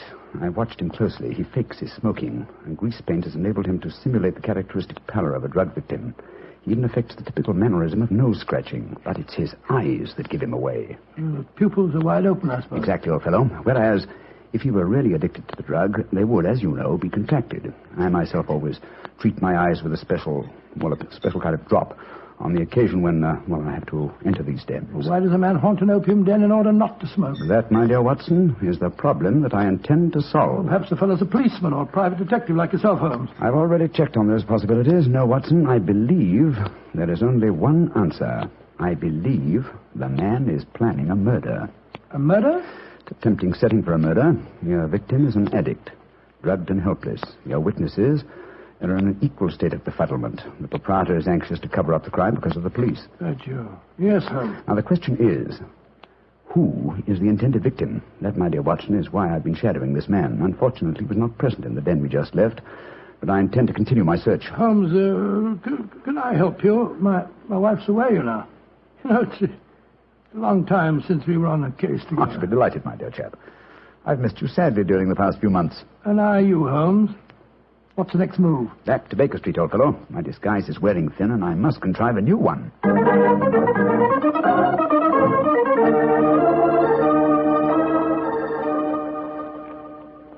New disguise, eh? Well, which one shall it be, Watson? Well, how about the old flower seller? I love that one. Well, it's pretty impressed about it. Oh, no, my dear fellow, no. Hardly appropriate for an opium den. In any case, the clothes are so wretchedly uncomfortable. Well, how about the music hall singer? Oh, that chap, yes. Oh, I don't want to be beside the seaside. Oh, I don't want to be beside the sea. I don't want to stroll along the prom, where the brass band plays tiddly-um. Oh, confound it. Who can that be? You weren't expecting anyone, were you? No. Well, this is just like the old days. The doorbell ringing, Mrs. Hudson toddling off and bringing up some poor devil in trouble and... You say that rather wistfully, old fellow. Don't tell me that you repent of marriage. No, of course not, Holmes. Mary's a perfect darling, and I couldn't be happier. Just the same. It's rather fun to be back here again. Come in. Yes, Mrs. Hudson? It's a gentleman, sir. He gave me this card. Says he's very anxious to see you. Wayne J. Leyton, President, Leyton Corporation, Chicago, United States. Ask him to come up, will you, Mrs. Hudson? Aye, sir. Well, it's quite the cold times to see you back here, Dr. Watson. Just what I was saying myself, Mrs. Hudson. Mr. Leyton has scribbled a message on the back of this card. If £1,000 for a week's work interests you, you'll see me. £1,000? Big fish, Watson. Very big fish. This way, sir. Thank you. Oh. How do you do, Mr. Leyton? I guess you're Sherlock Holmes. You guessed correctly, sir. Excuse me. Oh, Mrs. Hudson, just a moment, Mrs. Hudson. Aye, Mr. Holmes. Sit down, won't you, Mr. Leyton? My name's Watson, Dr. Watson. I'm Sherlock Holmes' colleague. Yes, I've heard about you, too. Like a cigar, Doctor? It's a good one. Set me back 3 shillings. Oh, 3 shillings? Oh, thank you. That's very nice. It's a good one. Oh, I see you introduced yourself. Splendid. And now, Mr. Leyton, may I ask what brings you here? I'll talk fast and to the point.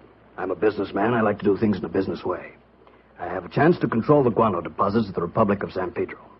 Their minister will be in London tomorrow, and if it weren't for one thing, I know that I could swing the deal and get the concession. And what is that one thing, Mr. Leyton? The deal is secret, see? I thought no one knew about it, but when I got here, I found out that my biggest business rival has gotten wind of what's going on. He's an Englishman. I've never met him, but he's right here in London.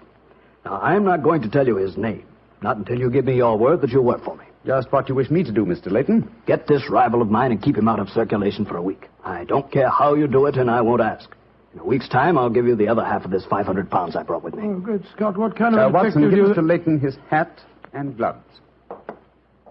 That's it. Thanks, old fellow. Goodbye, sir. What are you doing, throwing me out? I can't think where you gathered the impression that I indulged in kidnapping. Once again, goodbye, sir. And here, sir, you can take back your cigar. Well, if you don't want some easy money, I'll soon find someone else that does. This is the last you'll see of me, Mr. Holmes. Life is full of little consolations. Some people seem to think that money can Watson, the game's afoot. Mr. Leyton is the man I've been seeking. The man who pretends to be an opium smoker. Why in blazes did you let him get away? Here, I'll go after him. No. Don't worry. I've already arranged for that. Oh, how? When I left the room just now to talk to Mrs. Hudson, I was intending to tell her to summon some of my band of street urchins. You know, the Baker Street irregulars. When she informed me that half a dozen of them were in the kitchen at this very moment, partaking of one of her incomparable steak and kidney pies. The rest should be obvious. You left instructions for one of them to shadow Mr. Leyton when he left here. Elementary, my dear Watson.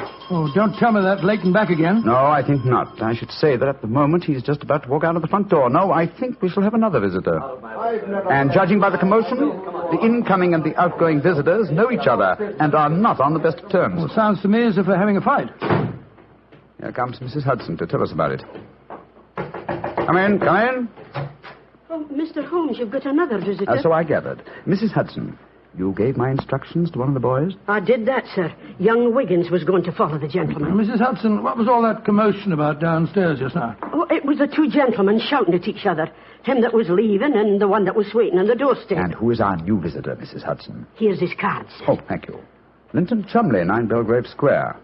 Well, ask him to come up, will you, Mrs. Hudson? Very well, Mr. Holmes. Oh, one thing more. Yes, sir. Please instruct another of the Baker Street irregulars to follow this Linton Chumley when he leaves here and report to me. All right, sir. You're taking no chances, Holmes, eh? You're having this fellow shadowed, too. Leyton is a potential murderer. Of that I'm convinced. This Mr. Chumley might possibly be his intended victim. While we're talking to him, Watson, old fellow, I want you to be sure to look at the condition of his eyes. I certainly will. Come in. Oh, good evening, Mr. Chumley. Are you Mr. Sherlock Holmes? I am. This is my colleague, Dr. Watson. How do you do, sir? That was Wayne Leyton that was just left here, wasn't it? Won't you sit down, sir? Thank you. I don't want to sit down. All right. You needn't answer my question, but I know it was Leyton. I've never met him, but I've seen his picture in the newspapers. Very well, then, sir. It was Wayne Leyton. I know why he came to you. He's trying to have me put out of the way while he closes that deal on the San Pedro and Guana concession. Now, look here, Holmes. You've got to be on my side. Whatever fee he offered you to dispose of me, I'll double it if you'll take care of him for a few days. Oh, dear me, this is becoming monotonous. Watson? The hat and gloves? Thank you, old chap. That's right. Good night, Mr. Chumley. Look here, Holmes. I'll treble his fee. I'll quadruple it. My dear Mr. Chumley, I have accepted no fee from Mr. Leyton. I don't propose to accept one from you. Your hat and gloves, sir? That man is out to kill me, Holmes.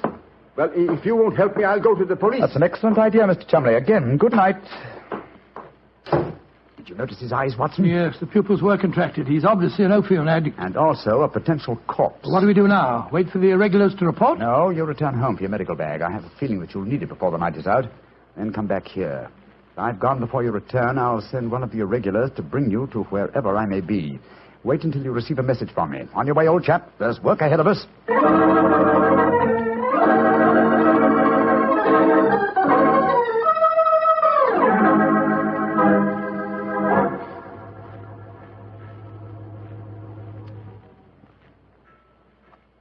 Wiggins, you're certain that this is the place that Mr. Holmes told you to bring me to? Oh, yes, Dr. Watson. The corner of Swanham Line and Brixton Street, Mr. Holmes said. Yeah, well, this is the spot, all right.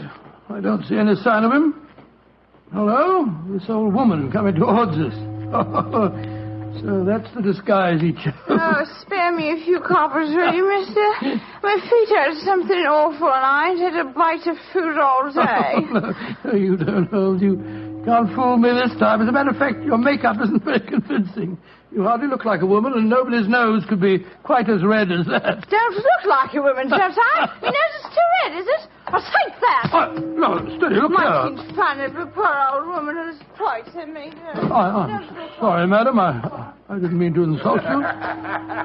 Well, matey, she gave you a bit of what for, all right, didn't she? Boxed your ears. No mistake about it. You mind your own business. And anyhow, why aren't you aboard your ship at this time of night? Because I'm not a sailor, Watson. It's Mr. Holmes.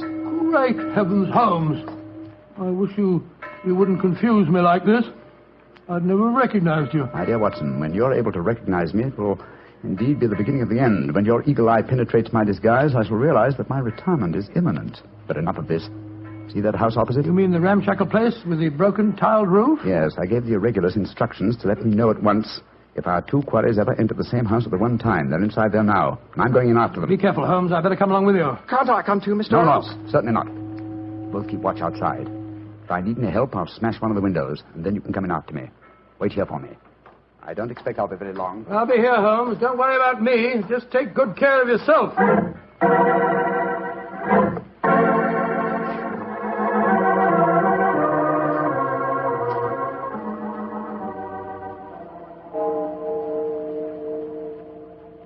It's 1 o'clock, Doctor. Yes, I know, Wiggins. He's been in there half an hour. I'm beginning to get worried. Start going off, No, Wiggins. You know Mr. Holmes. When he gives orders, he likes them. There's the signal for help. Keep watching the house, Wiggins. I'll be out in 5 minutes. Go for the police. Right, you are, sir. All right, Holmes, all right. I'm coming.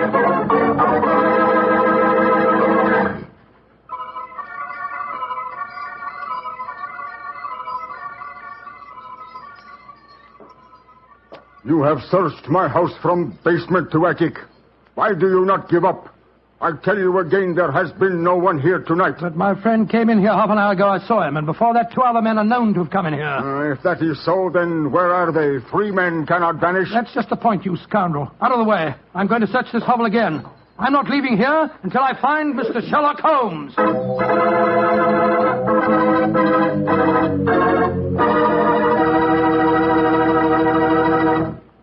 You'll hear the rest of Dr. Watson's story in just a second.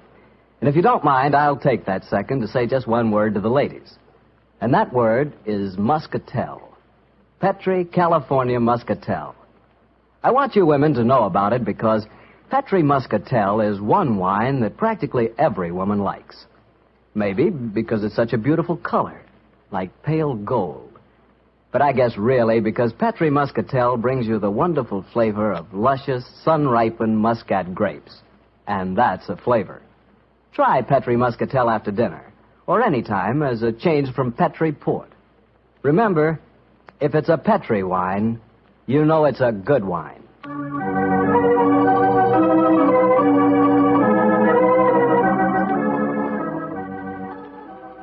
And now back to Dr. Watson and tonight's story, The Eyes of Mr. Leyton.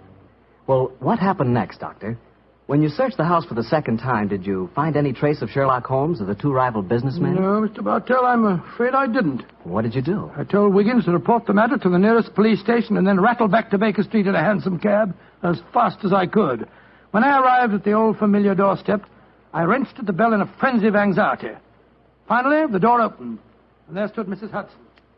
Dr. Watson, what is it, sir? Why, you're as white as a ghost. Mr. Holmes, is he here? Aye, sir, came in half an hour ago. He was dressed as a sailor and was half carrying some drunken friend of his. Oh, thank heavens he's safe. I'll go up. All right, sir.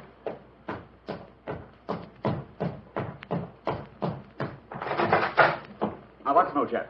There you are. Holmes, I can't tell you how glad I am to see you. Who's that lying on the sofa? Well, up with your back, Watson.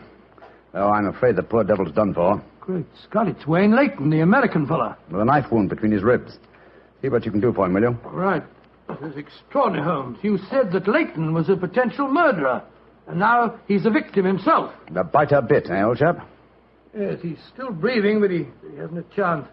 I'll try him with an injection of strychnine. Holmes, how did you get his body out of the house? I searched the place from top to bottom. I found no trace of any of you. When I went in, I found the stabbing had already taken place. The proprietor then bribed me, or rather the broken-down sailor he took me for, to smuggle the body out through the secret stairway leading to the walls of the back of the house. Oh, there's no trace of Chumley there? No, he must have left before me by the same exit. Well, then you smashed the window and bolted. Yes, I knew that I could count on you to hold the fort while I was getting the body away. Try to say something, Watson. Yes, the injection's beginning to take effect. Yes, Mr. Leyton? What are you trying to say? Tell us, who stabbed you, sir? Shh. Lips are moving.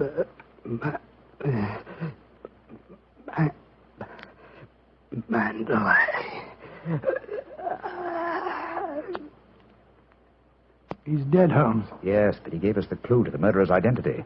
How? And the word he mumbled just before he died. It sounded to me as if he said Mandalay. Precisely, old fellow. Never did a corpse give us a clearer instruction as to our next and final move. And that is? Back to Limehouse, Watson. Back to Limehouse.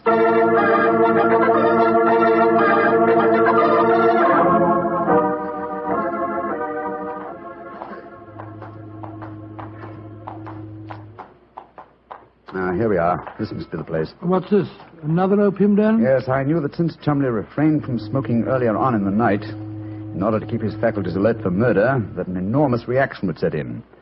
He'd have to find a den at once, and beyond question a different one from that in which the murder was committed. But how do you know that he's inside here? Well, just before you returned to Baker Street tonight, I had a message from one of my irregulars. He tracked him here after he escaped from the scene of the stabbing. That was a couple of hours ago. He might have slipped away again. No, Watson, tonight he came to drown his senses with a wretched drug. He'll be here. Come on.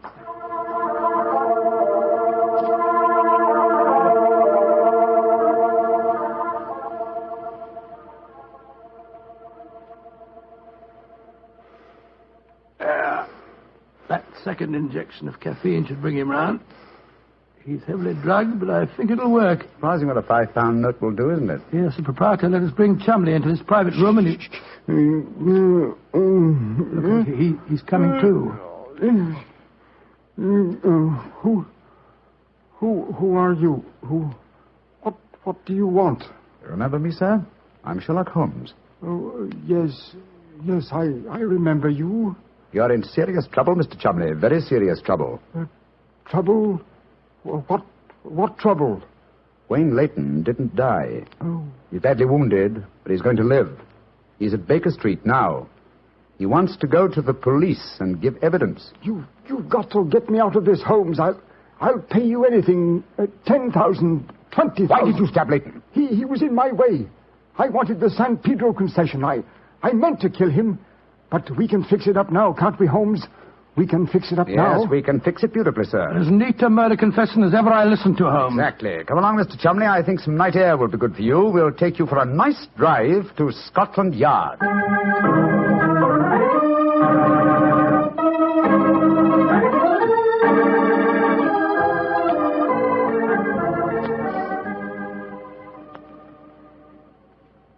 I brought you some kippers, gentlemen. You've both been up all night, and I'm sure you can do it. It's very thoughtful of you, Mrs. Hudson. Yes, indeed it is. What is Mrs. Watson going to say when she finds you've been out all night? Oh, don't you worry about that, Mrs. Hudson. She's very understanding. It's lucky for you that she is. Well, I'll go and leave you to your breakfast. Holmes. Yes, dear fellow? There's only one thing that puzzles me about this case. Oh, what's that? When Leyton was dying, he muttered the word Mandalay. How did that give you the key to the murderer's identity? Oh, the dead American had never met Mr. Chumley, you remember, except when they bumped into each other in our hallway. Yes, he told us that he recognized him from the newspaper photographs. Being an American, he had no reason to know that the name Chumley is in no way pronounced the way it is spelt. Oh, Joe, I never thought of that. Chumley. That name's spelt C-H-O-L, Chol. M-O-N, Mon, D-E-D-L-E-Y. Cholmondeley. Mondeley. Precisely, old fellow. What you thought to be Mandalay was really Cholmondeley, the name of the murderer. Amazing case. You did a remarkable job, Holmes. I'm beginning to be confoundedly sleepy. Why not sleep, old chap? Your old room's all ready for you. Are you going to take a nap? Oh, dear me, no. I have much too busy a day ahead of me. Let me look at my engagement book. Baxter Square murder. I put the police on the track. The Duchess of Ferrers. I've got her material. The princess who was about to run away from home. Good gracious me, let her run. The Pope's cameos. Ah, yes. His Holiness must not be kept waiting. Can I help you again, Holmes? Mary doesn't return until tomorrow. Well, I thought you were sleepy, old fellow. Sleepy rubbish. I never felt more wide awake in my life.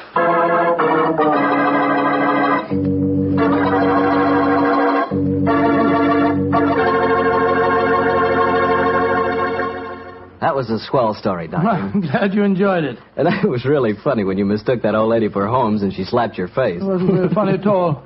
Sure it was. Come on, admit it, Doctor. Well, she did look like Holmes in disguise, you know, and you would have made the same mistake that I did. Okay. Her nose was ridiculously red, and she did look like a man. Look, Doctor, forget I ever said anything. I won't say another word. I'll keep my mouth closed forever. Oh, come on, I wouldn't do that. Mr. Bartell? Mr. Bartell?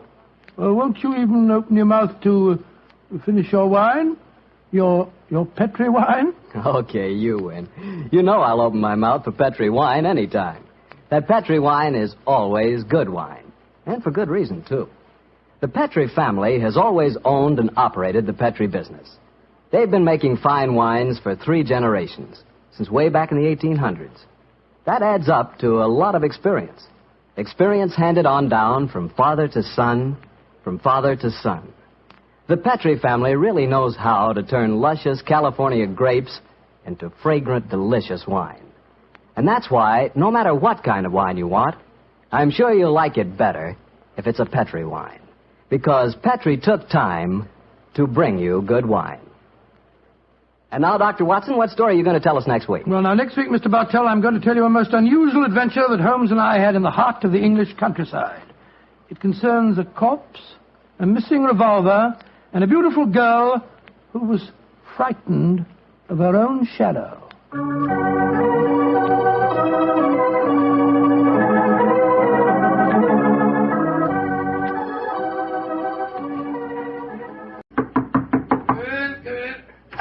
Good evening, Doctor. Good evening, Mr. Bartell.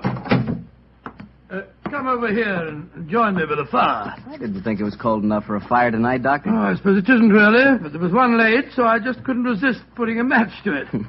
Fire's a good accompaniment to storytelling anyway. Yes, my boy, a fire and a glass of port. Care to join me in one? Thanks, Doctor. So, you're going to tell us a sea story tonight? Yes, Mr. Bartell. The whole adventure took place aboard a small steamer as it plowed through the stormy seas of the Indian Ocean. Here's your glass, my boy. Thanks. And what were you and the great Sherlock Holmes doing on the Indian Ocean, may I ask? On our way to Calcutta to solve the case of the vanishing elephant of Parbutipur. Oh, yes, the story you told us a few weeks ago. That's quite right, my boy. It's in the summer of 1894 that we left Liverpool aboard the steamship Lucifer. It wasn't a large ship, and as both the Mediterranean and the Red Sea proved somewhat, shall we say, unfriendly, I may tell you the first part of the voyage was quite unpleasant. In fact, until we left Aden, I'd spent most of the time in my cabin. I'm not much of a sailor, you know. However, as we headed eastward towards Colombo, the weather cleared up a bit, and I came on deck and joined Holmes. I remember on the second night out of Aden, we paced the decks together. The stars above us twinkled, the promise of a bright tomorrow. And the faint tinkle of a piano being played in the passenger lounge formed a perfect setting for an evening stroll. It only seems like yesterday that Holmes said... Watson, it's good to see you on your feet again. Yes, it's good to be on 'em, Holmes. It's been a miserable trip for me so far. The captain told me tonight that we can expect good weather between here and Caravati, our next port of call. I thought Colombo was the next stop. And where is Caravati, whatever you call it? Anyway, I never heard of the place. It's a tiny island in the Indian Ocean. It's a British protectorate. Those were the only facts I was able to glean from the encyclopedia in the ship's library. Did you ask the captain why we're stopping there? No, I didn't. As we are traveling incognito, I felt it wiser not to ask too many questions. I find this incognito business something of a strain. Every time a steward calls me Mr. Hamish, I can't think who on earth he's talking to. Whereas I find myself answering to Mr. Mycroft almost automatically. By the way, old chap, now that you're going to mix with the ship's passengers, I suggest that you adopt a Scotch accent. It would seem more appropriate for a Mr. Hamish, and I don't want anyone aboard to suspect our true identity. I'll do my best, but I must say, Holmes, I think you're being unnecessarily mysterious. Possibly I've been influenced by reading too many of your rather florid stories of our adventures together. My stories are not florid. They're all perfectly true. Oh, don't be angry with me, old chap. Don't be angry, please. By the way,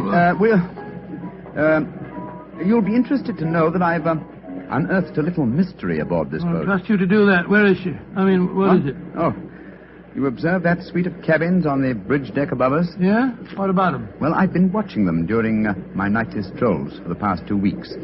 The suite is occupied, and yet the blinds are never raised. And I've never seen meals taken in there. I presume, therefore, that it must contain a private galley and a cook. I don't see anything mysterious about that. It's probably occupied by some wealthy invalid. Oh, possibly.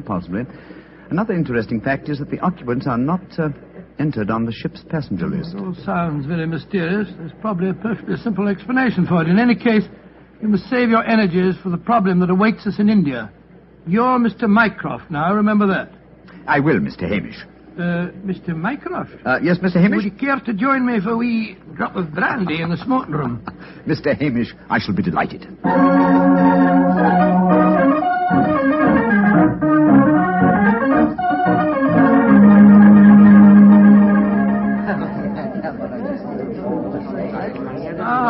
This is excellent brandy. Excellent. Watson, you noticed that rather garrulous gentleman over there in the corner? You mean the one at the table with the oriental-looking fellow? Yes, the talkative man is the ship's doctor, but I haven't seen the other gentleman before on this voyage. I wonder if he's an occupant of the mysterious suite on the bridge deck. Let's go over and talk to him, shall we? And remember the accent, Mr. Hamish.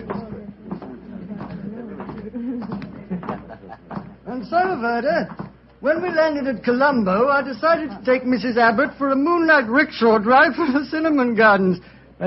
Did you gentlemen want to see me? If you'll excuse us, Dr. Harris, my friend Mr. Hamish and I were having a little argument, and we thought that perhaps you might be able to settle it for us. An argument? Oh, I love a good argument.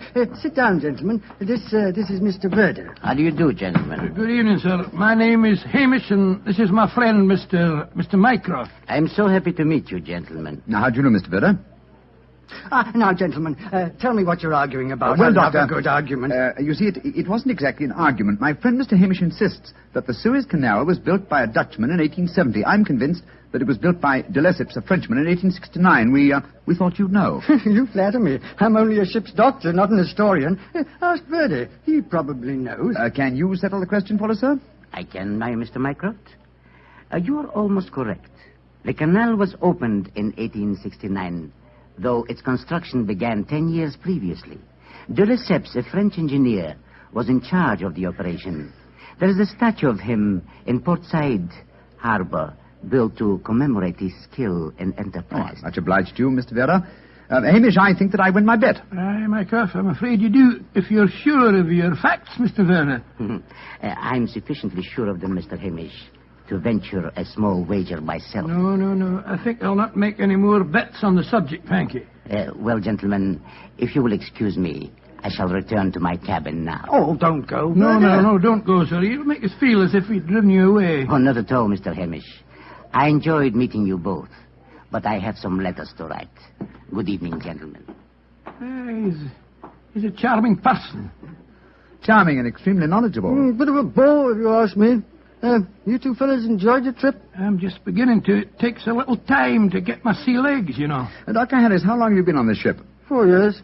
This is my 23rd trip east on the Lucifer. Why? Well, there's something that puzzles me on board this ship. I'm sure that you would explain it to me. And what is it? Well, the suite of cabins on the bridge deck. Who occupies them? Wouldn't you like to know? Aye, Doctor, we would, and that's why my friend asked you. Well, I'll tell you. Though it's supposed to be a secret. But there'll be no harm in telling you now, for we're dropping anchor off the island of Cavarati in the morning. In that suite of rooms is the Rani of Cavarati herself. She has her own staff of servants and everything. What do you think of that? Oh, how very interesting. And is the Oriental gentleman who left the table when we arrived part of our entourage? He is, sir. He's the sort of Prime Minister of Cavarati. This whole trip of theirs is very hush-hush. Blarney returning to her country, afraid someone might make an attack on her life. Have to keep it all hush-hush. Cavarati is an island that's had a lot of trouble. You seem to be remarkably well informed about the place, sir. Yeah, I should be. I used to practice there in my younger days. Oh, really? How very interesting. Yes, I could tell you strange tales about the island. I remember... Oh, hello. See that fella coming into the lounge? You mean the big man with the grey hair? Yes. That's Sir Christopher Wyatt. Owns all the tea plantations on Cavarati. He's a dull fella, but I'll call him over. Wyatt, come over and join us. Be careful. He'll talk your head off if you give him half a chance. Draw up a chair, Wyatt. We were just talking about Cavarati. It seems to me that would be a good subject to keep away from. At least till after tomorrow, Harris. What do you mean? You know perfectly well what I mean. I should have thought that after your own experience on Cavarati, you would have learned a little discretion. You're talking like a schoolmaster, Wyatt. Why don't you just sit down, have a drink, and be friendly? Thank you. I prefer my own company. Pompous ass. You and Sir Christopher don't seem on the best of terms, Doctor. I know too much about him. He's afraid of me. That's what he is. Look at this girl coming into the room. Great Scott, she's good looking. Judging by our Oriental costume, she must be a member of the Rani's retinue. She's coming to our table. Yes, my dear. What is it? Which of you gentlemen is Mr. Mycroft, please? I am. My mistress sends her compliments and asks that you will call on her in her suite. And who is your mistress, may I ask? Her Highness, the Rani of Cavarati. Oh, I shall be delighted. Please tell the Rani that I shall pay my respects without delay. We will join her in a few minutes. Very well, Mr. Mycroft.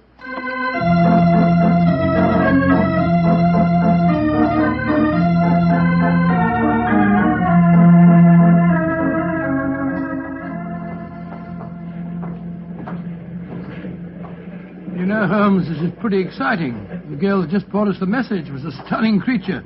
Imagine what the Rani herself must be like. Oh, what an incurable romanticist you are, Watson. I suppose you picture the Rani clad in oriental splendor, reclining like an odalisque on silken cushions. No, there's no need to make fun of me, old fellow. Here we are, the cabin. Ah, it is you, gentlemen. Follow me, please.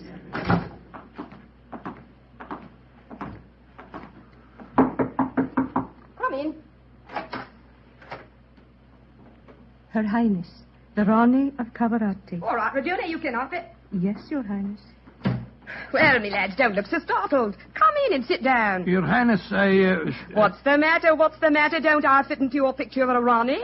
What did you expect? A slant-eyed beauty with a veil and big hips? Well, I've got the big hips, all right. Your Highness... never mind, Your Highness. Sit yourselves down and talk free and easy like. I may as well begin by telling you that I know who you both are. Mr. Sherlock Holmes and Dr. Watson. Do me. Oh, I've seen you in the good old days in London, you know. May I ask if our visit is purely a social one, or are you in need of professional advice? Oh, a little of both, Mr. Holmes, a little of both. And we'll start off with being social. Roma. Mem Sahib. Champagne. Botachi, Mem Sahib. If you'll pardon my asking you, madam, but I've never seen you before, have I? Oh, that's a question I'm always having to answer. Yes, you probably have, Dr. Watson.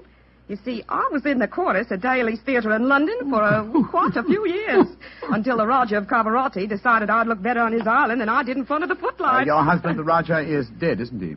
Yes, he was killed playing polo. Champagne, Mem Sahib. Call Champagne for the sector. Acha.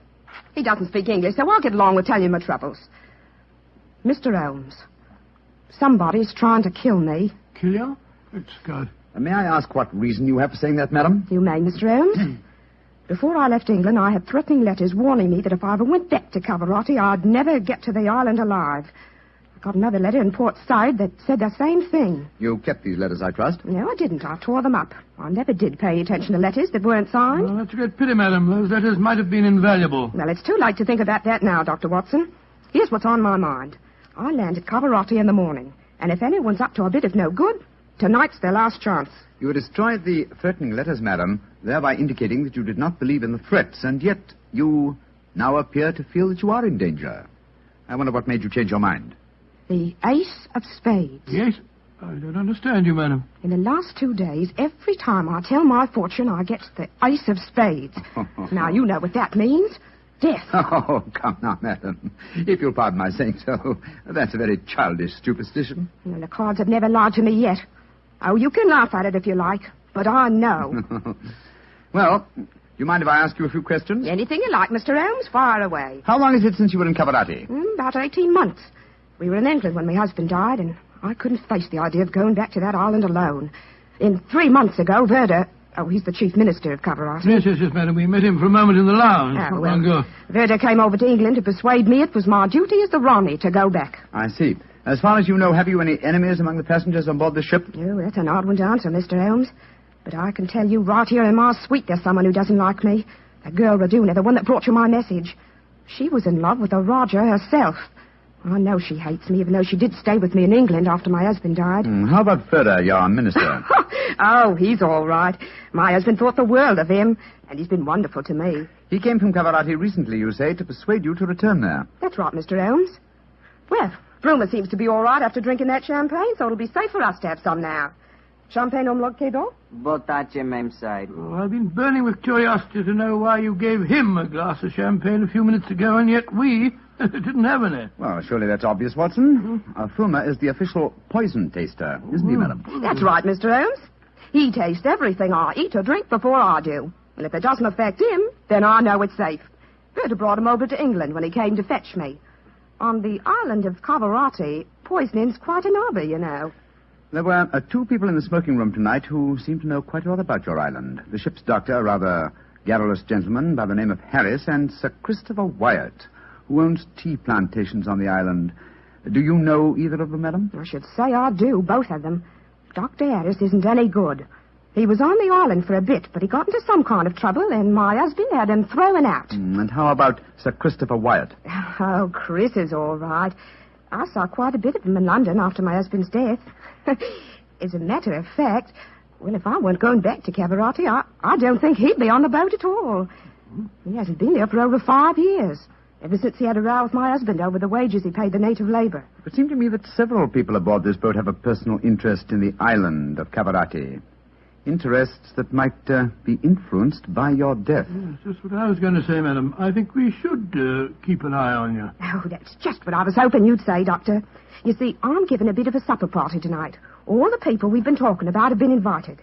And I thought if you two were to be here, perhaps you'd be on the lookout for any funny business. How about it? Well, of course we'll come, won't we, Holmes?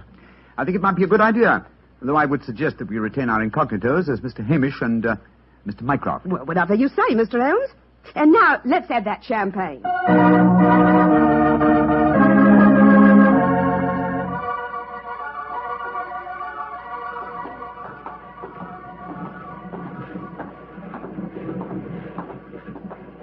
You know, Holmes, I remember the Raleigh when she was in the chorus at Daly's. She looked stunning in tights. There was one night I... Yes, no time, old chap, if you don't mind. At the moment, there's a question I want to ask you. Oh, sir? Is your medical bag fully equipped with all the antidotes to poison? Poison? It's ridiculous. How could the Rani be poisoned when she has a poison taster? My dear Watson, you mustn't... What the blazes... Come on, Watson. That cry came from the companionway. There are 2 figures struggling by the rail there. Good heavens! One of them has pushed the other down the companionway.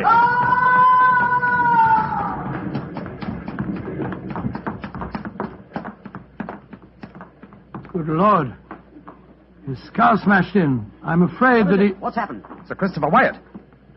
What are you doing here? I was taking a stroll. I heard a yell from this direction and came here as fast as I could. Great Scott, this fellow's bleeding badly.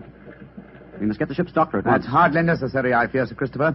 What do you mean? In the first place, this man is dead. In the second place, he is the ship's doctor.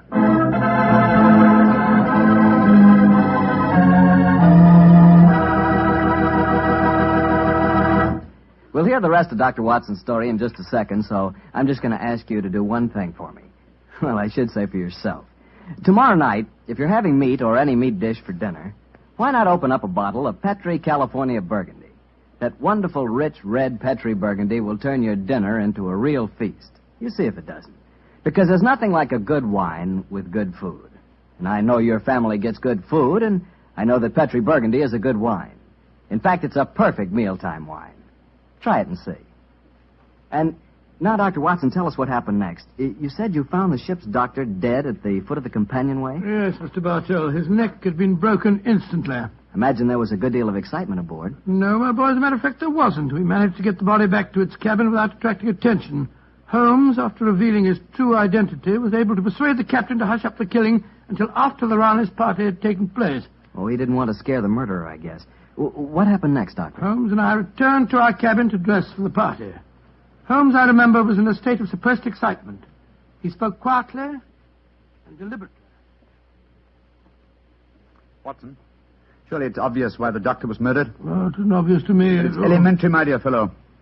If you are planning a subtle murder by poison, how wise to remove the one man who might save the victim's life, a doctor. Oh, you keep harping on poisoning. It seems to me to be the last way a murderer would try to dispose of the Rani. Everything she touches is first tested by the poison tester. Exactly. That's why I call it a subtle murder attempt. Didn't you notice the physical attributes of Frumer, the poison tester? Which in particular, Well, Holmes? his unusually glossy hair, his remarkably clear complexion, his plump figure. Look here. Just tell me one thing, will you? What's that? I presume that in your medical bag you have a supply of magnesia. Naturally. Do you also have hydrated ferric oxide? Yes, I do. Splendid. Let's be off to the party.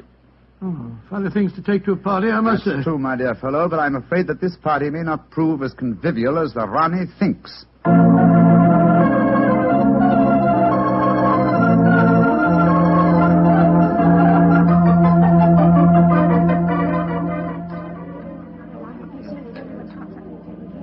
Holmes, it's nearly 1 in the morning. Everything seems to be going splendidly. It seems to be, Watson, but keep your eyes on the Rani. Yes, I have been. The poison testers tested everything that passed her lips. We Doris to you, Sir Christopher. You having a good time? Yes, indeed, thank you, Mr. Hamish. How about you, Mr. Mycroft? Oh, the Rani's a perfect hostess. Who could help having a good time? I don't think that girl Regina should be here, though. I don't want to be pompous, but after all, she's only a glorified servant. Possibly the laws of etiquette are not so strict in Cavarati as they are in London, Sir Christopher. Oh, perhaps you're right. But I don't trust the girl. There's something shifty about her. I've told the Rani more than once. Oh, well, I suppose it's none of my business. I think I'll try and persuade the Rani to sing us one of her old songs. He doesn't trust Raduna, and I don't trust him. I don't think it was an accident that we found him near the body of Dr. Harris. Shh. Here comes Vera. I trust you gentlemen are enjoying yourselves. Very much, Mr. Vera, thank you. I imagine you must be excited at the prospect of returning to Calavati. I am, Mr. Mycroft. Though I only left it 3 months ago, it has seemed more like 3 years. Do you ken what time we'll arrive there? I am told that we shall be there in 5 hours, Mr. Hamish. Oh, look. The Rani's at the piano. She must be going to give us a tune. Yes. Let's move a little closer, shall we? Chris here has asked me to sing something. Yeah, my voice isn't what it used to be, and don't I know it. But me spirit's the same, and that's enough to put a number over. So, hold tight, boys. Here we go. My sweetheart's the man in the moon. I'm going to marry him soon. 'Twould fill me with bliss just to give him one kiss, but I know that a dozen I never would miss. I'll go up in a great big... Oh. Great Scott, she... Quick, Watson, your medical bag. I'll lock the doors. Right, your Holmes. Bring some water, please. Help me. Oh, please, help me. What is the matter? Don't be frightened, madam. I'll take care of you. Thirsty. Give me water. Oh, such pain. All the symptoms of arsenic poisoning. Now I know why Holmes asked me if I had any magnesia and ferric oxide. Do something for me, Doctor. I'm dying. Don't worry, Your Highness. You're not going to die.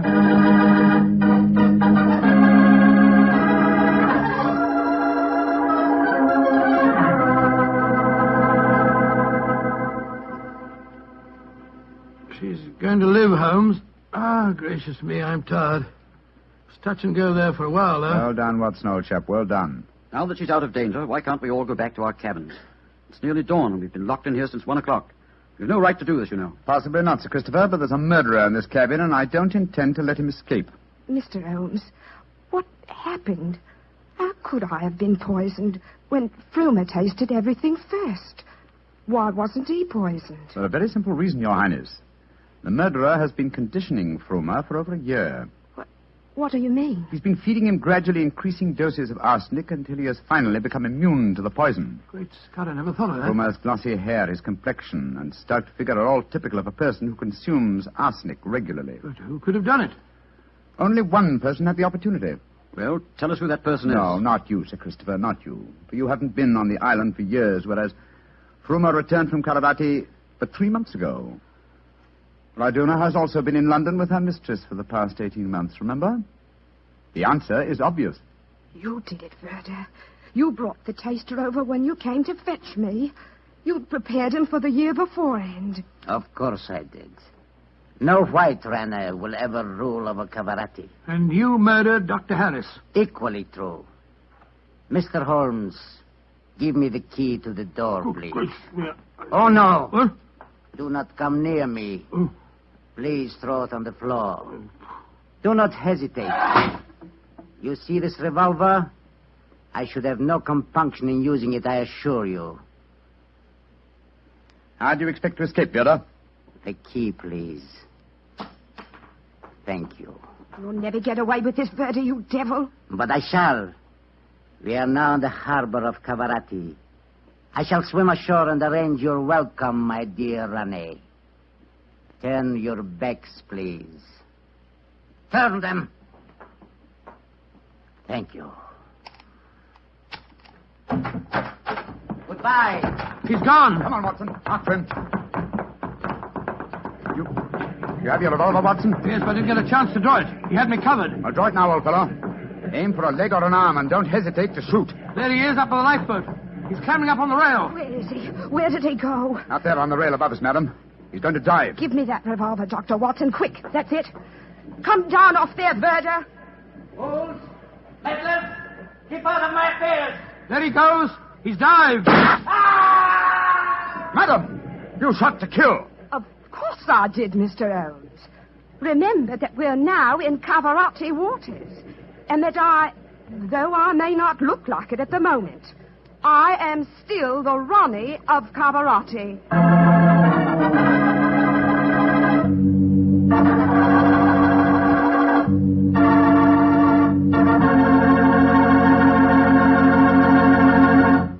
Say, that was a swell story, Doctor. Had a lot of color and quite a bit of action. Color and a bit of action. Well, I'm glad you liked it, my boy. Oh, I did.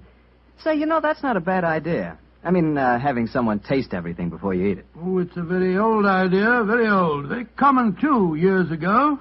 You know the kind of job I'd like? No? What's that?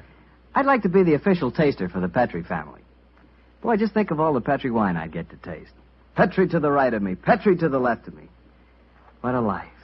What wine? Yeah, I wouldn't mind having that job myself. You said it. The Petrie family, really knows how to make good wine. And now let's keep our weekly appointment. Good evening, Dr. Watson. Good evening, Mr. Bartell. Draw up a chair. Thank you. That's it. By the way, do you know what date it is? November 5th, isn't it? That's right. In England, it's known as Guy Fawkes Day. Have you ever heard of it? It's something to do with a gunpowder plot, isn't it? Yes, Mr. Bartell, it is. And as Sherlock Holmes and I had a very unusual adventure on the 5th of November many years ago, it seems appropriate that I should tell you about it tonight.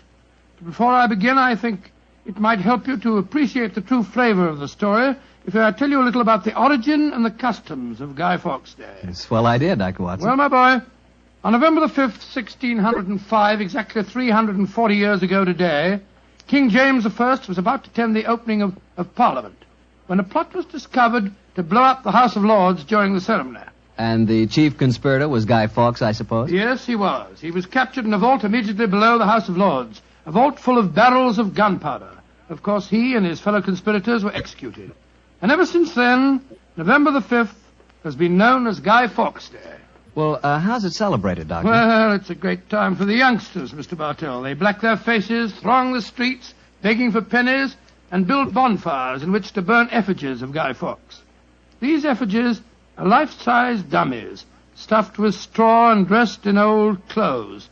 The children parade them in the streets chanting rhymes. Well, now, let me see. Pleased to remember the 5th of November. Guy Fawkes Guy, hit him in the eye. The kids must have quite a time. Sort of like Halloween, huh, Doctor? Yes, not unlike it, my boy. Well, now that I've told you something about the customs of Guy Fawkes Day, I'll get on with my story. It began just before lunch, I remember, on November the 5th, 1899. The day was foggy and cold, and Holmes and I were seated each side of a blazing fire in our Baker Street rooms. From outside, we could hear the sound of voices laughing and singing. Suddenly, Holmes rose and crossed to the window, opened it, and looked out.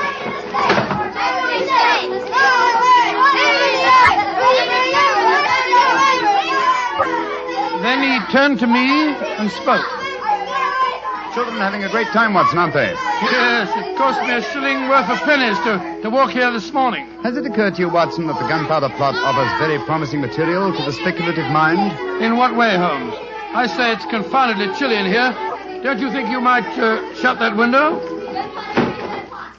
Sorry, old chap. As I was saying, the gunpowder plot offers very promising material to the speculative mind.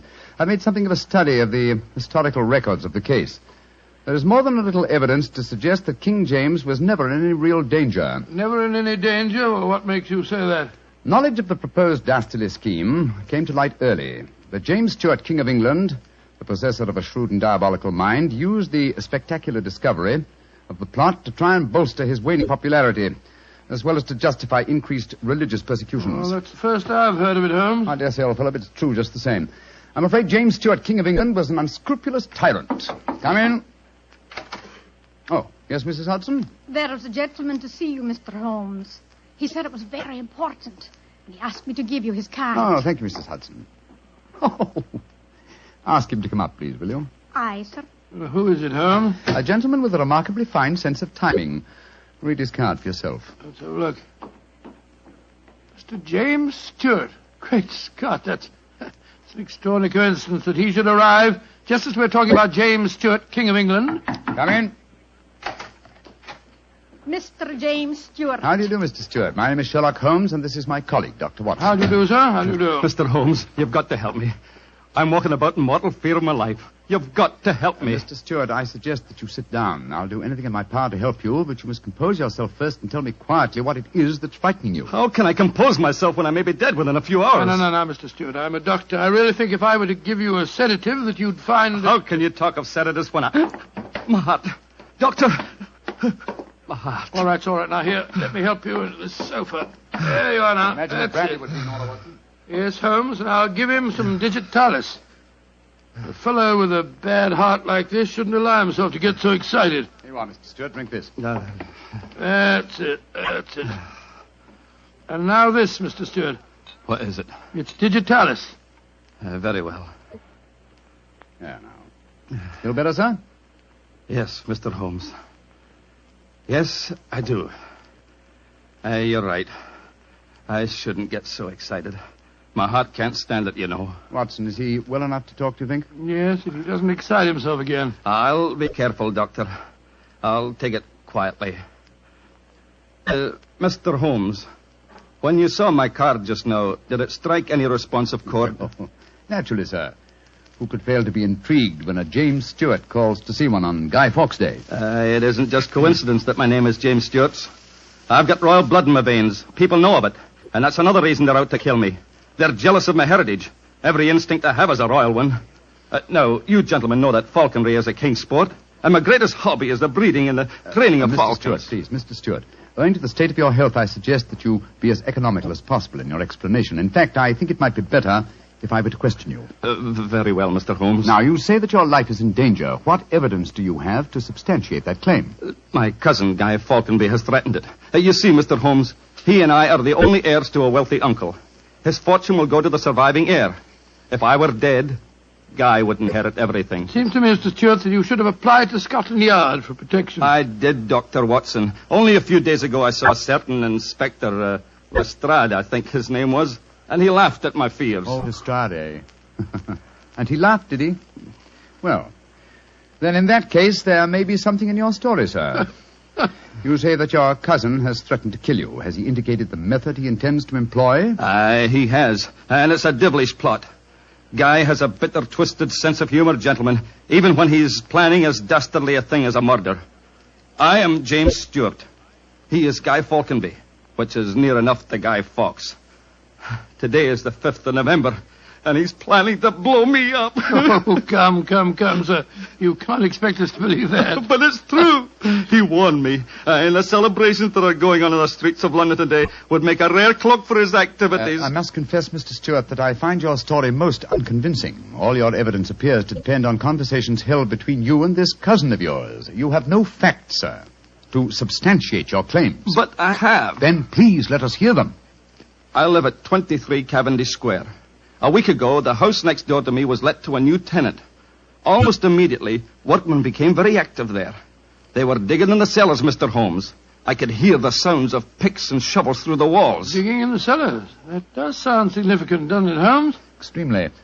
Did you observe any other activities of the workmen, Mr. Stewart? Aye, Mr. Holmes.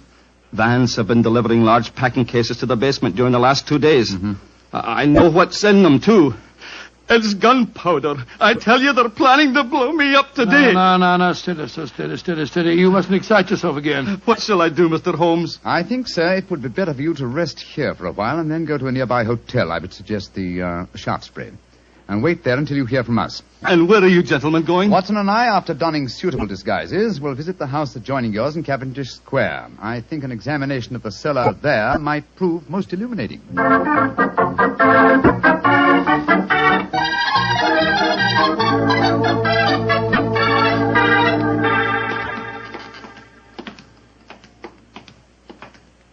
This must be the house, all right, Holmes. The empty packing cases are still by the foot of the basement steps. Come on, Watson. Let's go down and explore. Upon my soul, I feel a little self-conscious in these clothes. No need to, my dear chap. You look a most authentic inspector of plumbing. Well, if anyone challenges us, you'd better let me do the talking, though. I think my accent might be a little more convincing. Shh. Listen. I can't hear anything. Exactly. Then we may reasonably assume that either the workmen are observing the Guy Fawkes holiday or that their work is done. Come on, let's try this door. It's unlocked. Yes. Oh, this is too easy, Watson. We must be prepared for a trap. Come on. I've got my revolver handy if there's any trouble. I don't use it until I tell you to. Remember, we're supposed to be plumbing inspectors. It's pitch black in here. I can't see a thing. Strike a match. See if you can find a gas jet. Strike a match when the cellar may be full of gunpowder? Don't take the risk, old chap. Oh, here's a gas jet. I'll light it. That's better. Now we can see a little. Uh-huh. I think the workmen have completed their job. See that new wood forming a crude door in the corner over there? Where does it lead to, do you suppose? Let's find out.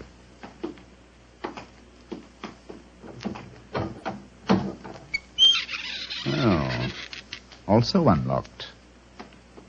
And here's a miner's lantern, waiting conveniently for us on this ledge. Oh, this is ridiculously easy. Now I'm sure it's a trap. I like the lantern. Great Scott, it's a tunnel. Yes, it's a tunnel leading into Mr. Stewart's house next door. Let's explore it.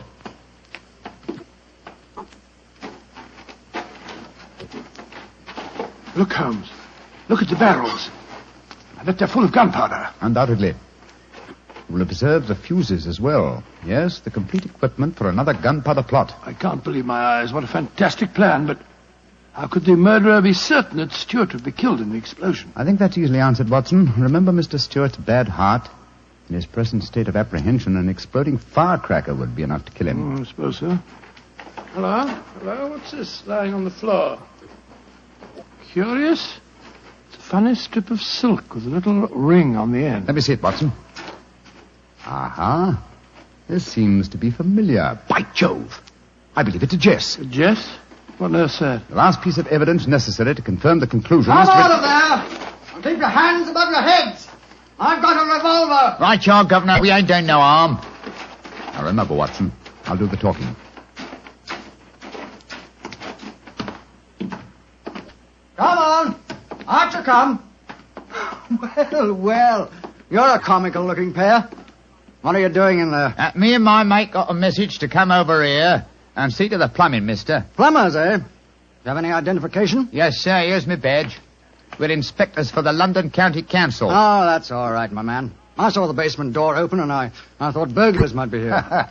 You're the owner of this house, sir? Yes, but my agent let it recently to some tenants who've been behaving rather queerly, I'm told. So I came round here to see what was happening. If you're the owner, sir, perhaps you can give me some facts for me records. Not to film me records, you know. What do you want to know? Well, your name, please, sir. Falconby. Guy Falconby. Look here. Alfie, hold your nose. What did he say? Nothing, sir, nothing. He's got bad hiccups. Had him for months now. Can't stop him. Alfie, here, give me a pencil, will you? Thank you, Alf. Now, sir, your name is Guy Falconby. What's the name of the tenant this house is let to? There are 3 of them. Oh, do you know their names, sir? Got to have them for me records, you see. Yes, the names are Winter, Rokewood, and Keynes. Oh, yes. Winter, Rokewood, and Keynes. That's right, sir. Sounds as if they might be a firm of solicitors, don't they, sir? Well, perhaps they are. I haven't met them. Just one more question, sir, and then I needn't bother you no more. Well, what is it? My religion or my grandmother's maiden name? No, sir. No, nothing like that. I just wondered who lived in the house next door on that side. We've had a complaint from there, too. Their pipes is bunged up. My cousin lives there. His name's James Stewart. Mr. James Stewart, eh? Not much obliged, sir. Me and my mate will be going next door, then. Come on, Alfie. I'm not surprised his pipes are bunged up, as you so graphically put it. He's a great one for practical jokes about the house. As a matter of fact, he's planning one of them tonight. Well, that's no concern of yours. By the way, my man, what's your name? Nivitt, sir. Tom Nivitt. Come on, Alfie. We got work to do.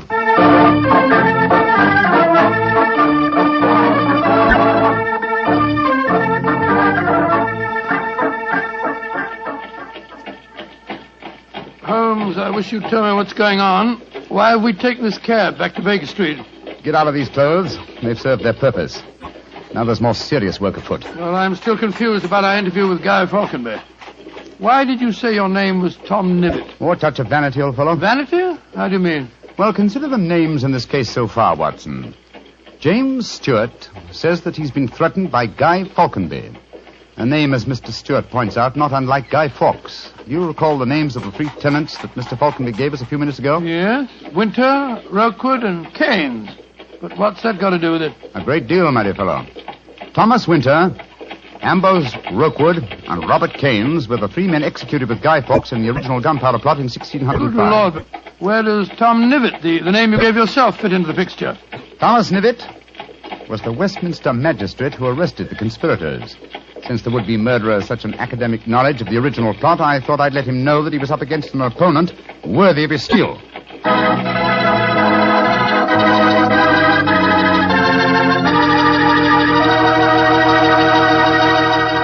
We'll hear the rest of Dr. Watson's story in just a few seconds. Just about time for me to remind you that if you want a wine that's sure to please the ladies, you can't miss with Petri California Muscatel. That's because Petri Muscatel is a golden wine with one of the most luscious flavors you ever tasted. Did you ever taste a big, plump muscat grape that's ripened in the sun? If you have, then you know what to expect when you taste Petri Muscatel. It's a wonderful wine. Perfect after dinner and swell when company comes. Just remember that, won't you? Petri Muscatel. Well, Doctor, you and Mr. Holmes were certainly having yourselves quite a Guy Fawkes day. What happened when you got back to Baker Street? We quickly changed out of our disguises and back into our ordinary clothes. I was still pretty much in the dark, as usual. And I kept questioning Holmes as to our next move. He was in a state of suppressed excitement. And it was obvious as he spoke to me that he was anxious to be off. What's dawdle? There's so much work ahead of us. What do you mean, dawdle? I'm not dawdling. I'm pressing as fast as I can. What's our next move, anyway? Well, we must split our forces. Let's get hold of my band of street urchins, the Baker Street Irregulars. I'm going to surround Mr. Stewart's house in Cavendish Square, and they'll be invaluable for that purpose. Well, what do you want me to do? Go to the Shaftesbury Hotel and collect Mr. Stewart, then return with him to his house and wait me there. I shall join you as soon as I've rounded up the irregulars, but I must warn you. Don't leave Mr. Stewart for a moment. Don't let him out of your sight until you see me again. Of course I won't, Holmes, but, I must say, the idea of all that gunpowder in the cellar doesn't make me feel any too happy. Have faith in me, old chap. Have faith in me. You know, I wouldn't expose you to any danger if I could avoid it. And I assure you that I shall join you and Mr. Stewart very shortly. You have your revolver? Yes, of course. Good. And, give Mr. Stewart this revolver, will you? Tell him that I insist that he carries it. I fear that his own has probably been tampered with. Right you are, Holmes. I'll see that he has it. This is a strange business, I must say. That Guy Falconberry seemed such a decent sort of fellow. Yes, he appeared to be a most amiable fellow, didn't he? This is indeed an unusual case, Watson. We're up against one of the most sinister and twisted antagonists that we've ever met. Well, old chap, I'm leaving now. I'll join you soon. And don't forget, stay close to Mr. Stewart. Stay very close to him.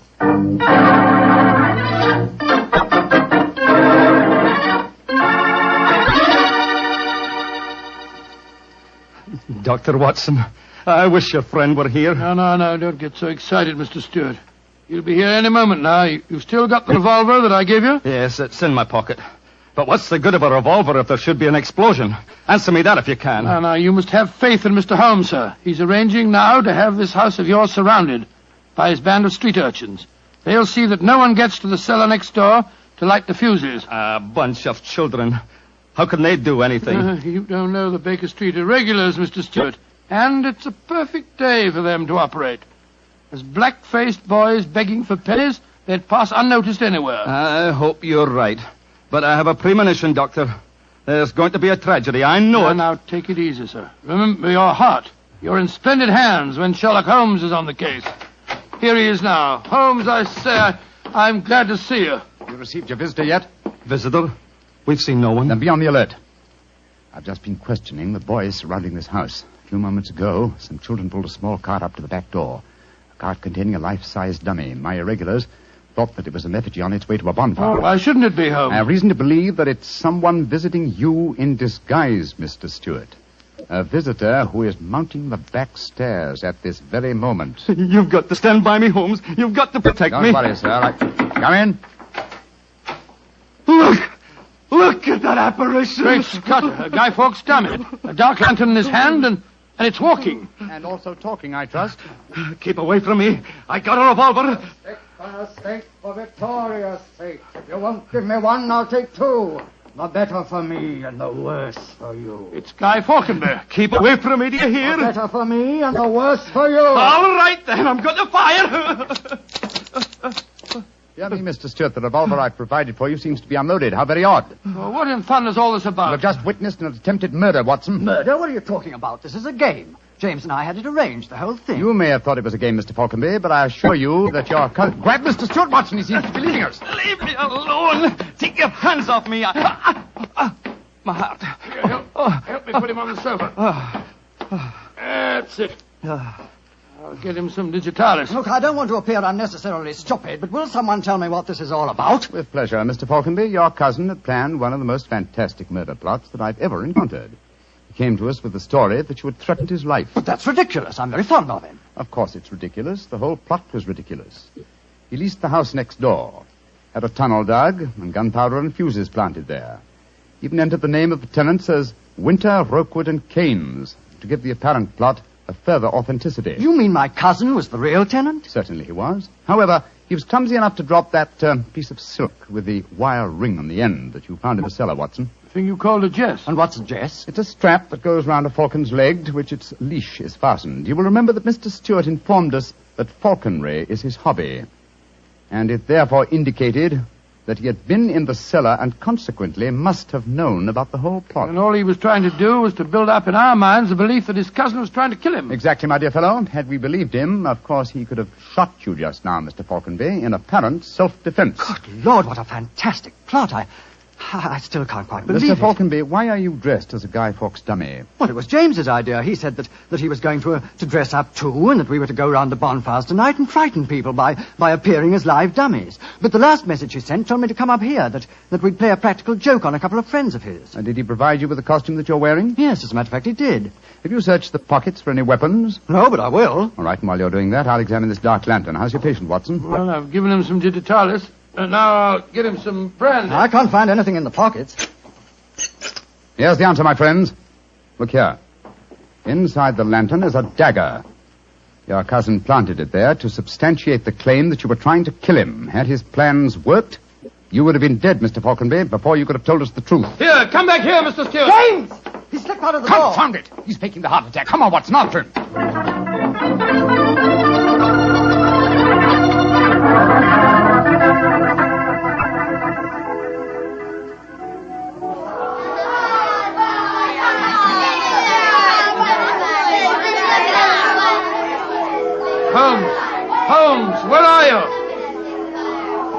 Out of the way, please.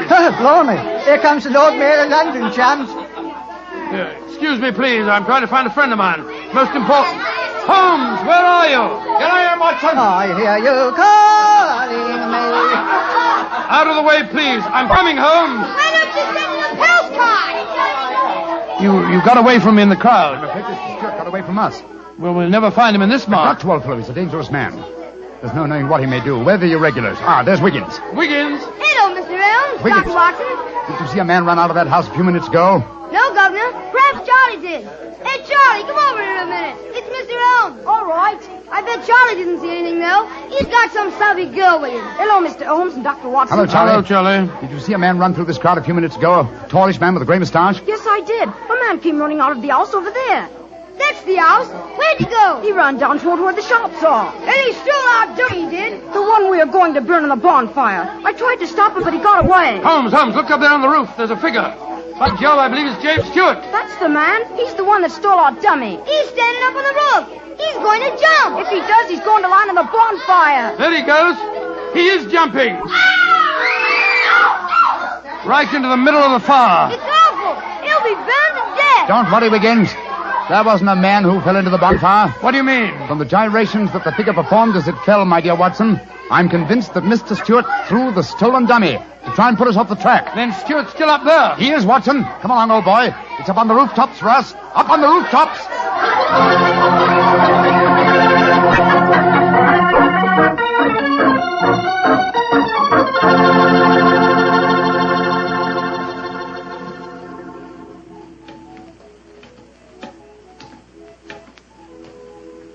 Here, Watson. Let me help you up. Can you reach my hand? Yeah, I got it. All right, then. Up you come. Come on. That's it. Phew. Seems to me that fire escapes must be designed for giants. Keep your eyes skinned, old fellow. Stewart's a dangerous man. Might be hiding behind those chimney stacks. Come on. Upon my soul, this is a strange place to be on Guy Fawkes night. Yes, a comprehensive case, Watson. Starts in a cellar and ends on a rooftop. Look, Holmes. By the parapet there. The crumpled body of Mr. Stewart. Looks to me as if it... Yeah. He's dead, Holmes. Well, it's not surprising. The effort of carrying the dummy up here and throwing it, combined with his own state of excitement, were too much for him. Well, quite frankly, I can't say that I'm sorry. No, he planned a murder. If it hadn't been for you, he would have succeeded. An extraordinary case, Holmes. Yes, old chap, and one that should long make us remember the 5th of November. By Jove, yes. Please to remember the 5th of November. Gunpowder treason and plot. I see no reason why gunpowder treason should ever be forgot.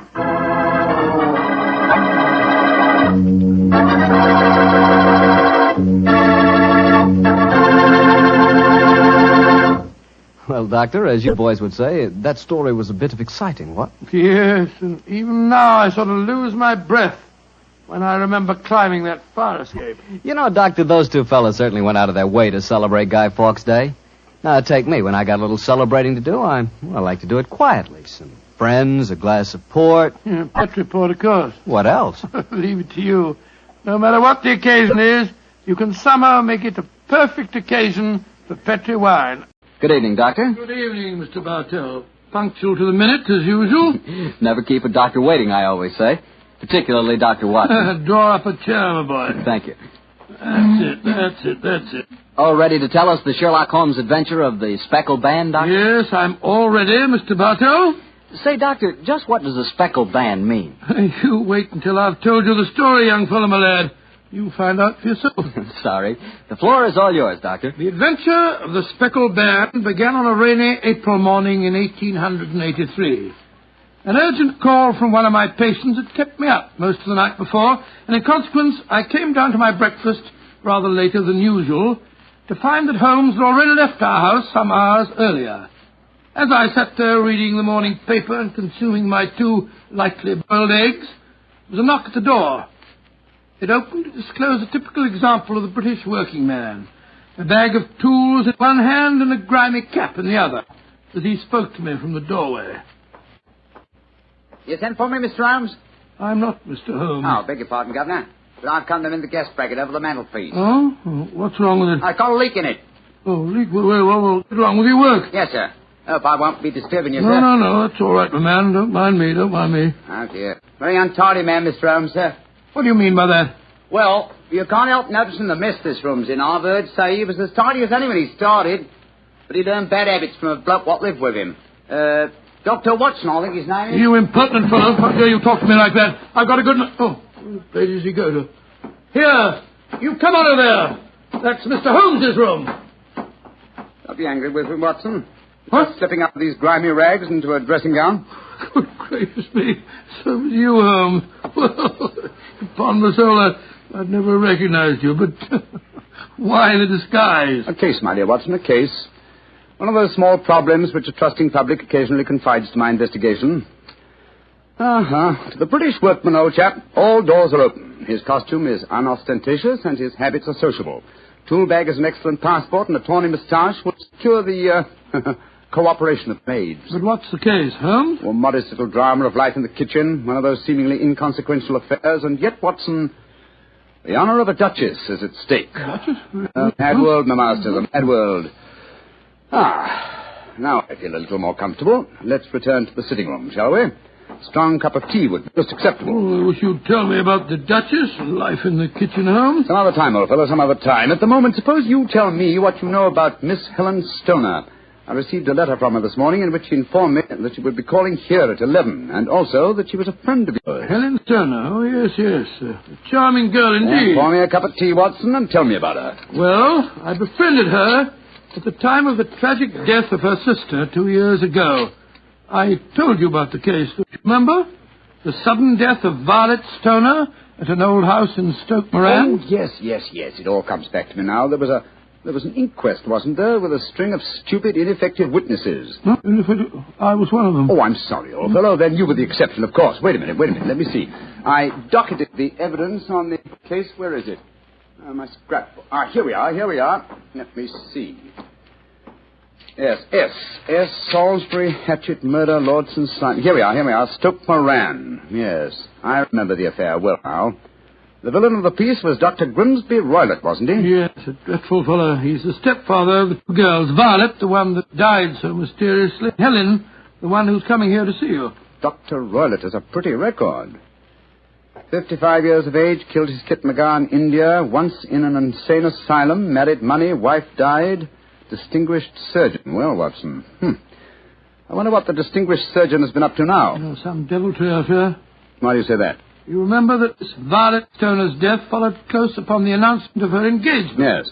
Well, I met Miss Helen Stoner on the streets a few weeks ago. She told me that she'd just become engaged to a young fellow in the army who was leaving for the Far East. She was very upset at the thought of being alone with her stepfather at Stoke Moran. Oh, naturally it was. Dr. Roylott stands to lose a considerable sum of money in the event of his stepdaughter's marriage. Yes, they both had a trust fund which he administered only as long as the girls were unmarried. That fact was brought out at the coroner's inquest 2 years ago. But if Roylott did poison the other stepdaughter, and I'm pretty convinced that he did, it seems unlikely that he'd try it again. 2 sudden deaths in the same household could hardly pass the coroner. Oh, no, my dear Watson. You're making the mistake of putting your normal brain into Roylott's abnormal being. Oh, that must be Miss Stoner now. Yes, let me see. It's precisely 11 o'clock. Well, let's see what we can do for her. Well, I hope you can help her, Holmes. She's an extremely nice girl. Come in. Yes, Mrs. Hudson? There's a Miss Helen Stoner to see you, sir. She says she has an appointment. Show her in, please, Mrs. Hudson. Aye, sir. Come in, my dear. Thank you. Miss Stoner, I'm so glad to see you again. How do you do, Dr. Watson? And this must be your friend. Yes, Miss Stoner, I'm Sherlock Holmes. Sit down by the fire, won't you? Yes, please do, my dear. Hello, you're trembling with cold. It's not cold that makes me shiver. Tell me, Mr. Holmes, has my stepfather, Dr. Grimsby Roylott, been here? No, he hasn't. He saw me in the street. I dashed by him in a hansom cab, but he saw me. Our eyes met and he waved me to stop, but I came here as fast as I could. A very sensible move. Dr. Watson has already given me several hints as to your present problem, as well as having refreshed my memory as to the circumstances of your sister's death. My problem is a simple enough one, Mr. Holmes. I'm waiting to be murdered. No, my dear please girl. be a trifle more explicit, Miss Stoner. Very well, Mr. Holmes. My fiancé is leaving for the Far East today. When he leaves, I shall be alone with my stepfather at Stoke Moran. He plans to murder me just as he murdered my sister. What makes you say that, Miss Stoner? Many strange things have happened recently. For instance, he's just moved me into the bedroom in which my sister died. Well, what reason did he give for changing your room? That my old one needed repainting. It didn't need it, but Dr. Roylott did need to move me into that horrible room. And other things have happened. I've heard the music again. Music? What music? My sister first heard it a few days before she died. I heard it myself on that dreadful night she breathed her last. Oh, Mr. Holmes, I'm terrified. Don't worry, my dear. Please don't worry anymore. You have friends to help you now. Do you mind if I ask you a few questions? No, of course not. Now, it's music. Does it seem to come from inside the house or outside? Well, it's hard to say. It sounds so faint. What's it like? A sort of soft droning sound. Like a flute or a pipe? Yes, it reminds me of native music I heard during my childhood in India. India, eh? Oh. There's one other thing that puzzles me, Mr. Holmes. What's that? My sister's dying words. As she lay in my arms, she gasped out 2 words. Oh, what were they? Banned and speckled. You remember that evidence from the inquest, don't you, Dr. Watson? Yes, I do. I couldn't make head or tail of it. So? Banned, speckled, Indian music. Miss Stoner, do you sleep with your door and windows fastened? Yes, Mr. Holmes, but so did poor Violet. It didn't save her, though. What did you gather from your sister's dying allusion to the band, the speckled band? Well, sometimes I thought it was merely the wild talk of delirium, and sometimes that it referred to a band of people. Oh, yes. I remember that there were some gypsies encamped quite near us at the time of Violet's death. Gypsies, eh? Yes, and it occurred to me that the spotted, gaily coloured kerchiefs, which so many of them wear over their heads, might have suggested the unusual adjective which my sister used. Miss Turner, how long is it since you heard this strange music that you've told us about? I heard it last night. And your fiancé leaves today, you say? Yes, Mr. Holmes. Well, Miss Turner, I shall do everything I can to help you. If we were to come to Stoke Moran today, would it be possible to see over your rooms without the knowledge of your stepfather? I think so. He told me this morning that he intended to take a late train home tonight. Ah, that's splendid. Watson, out with the timetable, old fellow, and look up the trains to Stoke Moran. Right, you are, Holmes. That's my stepfather. I know it is. Oh, yes. Yes, there he is on the doorstep. Oh, Mr. Holmes, he's followed me. Oh, what shall I do if he finds me here? Don't worry, Miss Turner. Please don't worry. There's a private exit through that room there. Watson, show her the way, will you? Come along with me, my dear young lady. And you will come down today, Mr. Holmes? Certainly, my dear Miss Turner. I'll telegraph you the time of our arrival. Goodbye and courage, my dear. Goodbye, Mr. Holmes, and thank you. Come along, Miss Turner, quickly. Come in. Yes, Mrs. Hudson? It's a gentleman, sir. I told him you wouldn't see anyone without an appointment, but he... Out of the way, woman! Now push me like that. I'm sorry, Mr. Holmes. That's all right, Mrs. Hudson. You can leave us. What kind of gentleman does he call himself, pushing an old lady? So you're Sherlock Holmes. You have the advantage of me, sir. Your name is, My name, sir, is Roylott. Dr. Grimsby Roylott of Stoke Moran. Oh, yes, of course. A charming place I hear, and obviously good for the lungs. You won't trifle with me if you know what's good for you. Watson, there you are. And how was the experiment? Very successful, Holmes. Good day to you, Dr. Roylott. I haven't seen you since I gave evidence at your stepdaughter's inquest. Yes, I remember you, Dr. Watson. Now listen to me, you two. My stepdaughter's been here. I've traced her. What's she been saying to you? A little cold for this time of the year, isn't it? You answer me! I hear that the crocuses promise well. You dare to try and put me off, do you? I know you, you scoundrel. You're Holmes the meddler. Am I? Holmes the busybody. I believe that a man should occupy his time. Holmes the Scotland Yard Jack in office. When you go out, close the door, won't you? There's a draft. I'll go when I've had my say. Keep your nose out of my affairs, do you hear? Oh, yes, my hearing is excellent, thank you, and your diction and delivery most forceful. But time flies, my dear doctor, time flies, and life has its duties as well as its pleasures. Goodbye. Insolent rascal. Here, see this poker? Oh, the fire doesn't need poking, thank you, Doctor. But I should be obliged if you'd put some more coal on for me. You laugh at me. You don't know my strength. Look. There. Your poker's bent double. And that's what I'll do to both of you. If you don't keep out of my affairs. I had a presentiment that he'd slam the door. Phew. He's an ugly customer, eh, Holmes? Literally as well as figuratively. Watson, I'd be much obliged if you'd get your revolver. It may prove to be an excellent argument with a gentleman who twists iron pokers into knots. The fellow's amazingly strong. Just look at it. I don't want to appear flamboyant, but, There we are. Great Scott, Holmes. You straightened the poker out again. Yes, it was utterly useless in its former shape. And now what's on the timetable? We'll catch the next fast train to Stoke Moran.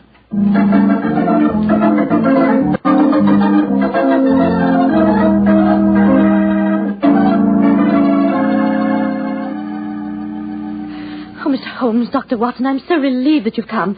But don't you think my stepfather might have followed you down here? To take that chance, Miss Stoner, a few hours' delay might mean the difference between our life and death. It was imperative that we examine this bedroom of yours before Dr. Roylott returns. Anyway, my dear, you mustn't worry any more. We're here in your house, and we're going to take good care of you, no matter what harm befalls you. Thank you, Dr. Watson. So this is the room in which your sister died, is it? It's much as I pictured it. And Dr. Roylott's room adjoins this one, you say, Miss Stoner? Yes, Doctor, on that side. The room which adjoins it on the other side is my regular bedroom. The one that's being so conveniently painted, eh? Yes. Well, let's examine this room. No trapdoors or sliding panels, I suppose. It sounds solid enough, Holmes. Yes, I think it is. Hello, what's this? Are you aware that this bed is clamped to the floor, Miss Stoner? Why, no, Mr. Holmes, I didn't know that. What an extraordinary thing. Was the bed in your other room anchored also? No, I don't think it was. Very illuminating. And this bell pull hanging against the wall above your bed. Oh, that, it doesn't work. Doesn't work, but if you want to ring. There's another one on the other wall over there. Now, why this one? Well, I don't know. My stepfather made a number of changes after we came here. Yes, quite a burst of activity, apparently. And it took some strange shapes. Why are you standing on the bed, Holmes? I'm curious, my dear fellow. Aha. It may interest you to know that this bell rope is fastened to a brass hook. There's no wire attachment. It's a dummy. A dummy? But why? There's a small screen above it.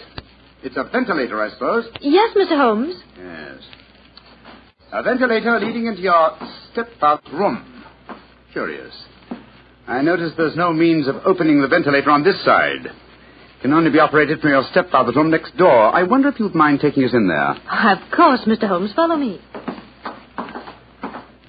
What do you make of it, Holmes? There's devil's work afoot, old chap. Here we are, Mr. Holmes. It's much the same as the other room. A bit bigger, perhaps. That large safe against the wall seems to be an unusual piece of bedroom furniture. What is it, Miss Stoner? My stepfather's business papers. Oh, yes. You've seen inside it, then? Only once, some years ago. I remember that it was full of documents. What's this saucer of milk doing on top of it? Does Dr. Roylott keep a cat? No, but he does have a cheetah and a baboon as pets. He brought them with him from India. Well, Holmes, a cheetah is just a big cat. True, but I doubt if a saucer of milk would go very far in satisfying the appetite of a cheetah. Well, I think I've seen enough. This matter is too serious for hesitation. Your life may depend upon your following of my instructions, Miss Homer. I'll do anything you say, Mr. Holmes, anything. Is that village inn I see through the trees from this window? Yes, the Queen's Arms. Your bedroom windows would be visible from there. Yes, Mr. Holmes. Very well, then. Watson and I will go there now and obtain accommodations. When your stepfather returns, you must confine yourself to your room on the pretense of a headache. You follow me? Perfectly. When Dr. Roylott returns for the night, you must open your bedroom window and put your lamp on the sill as a signal to us at the inn. Then withdraw quietly to your usual bedroom, the one that's being painted. I'm sure that you could manage there for one night. Of course. But what will you do? When we get your signal, Dr. Watson and I will come here and spend the night in your dead sister's room. We are going to solve this mystery of the dummy bell rope and the unusual ventilator and the strange music in the night.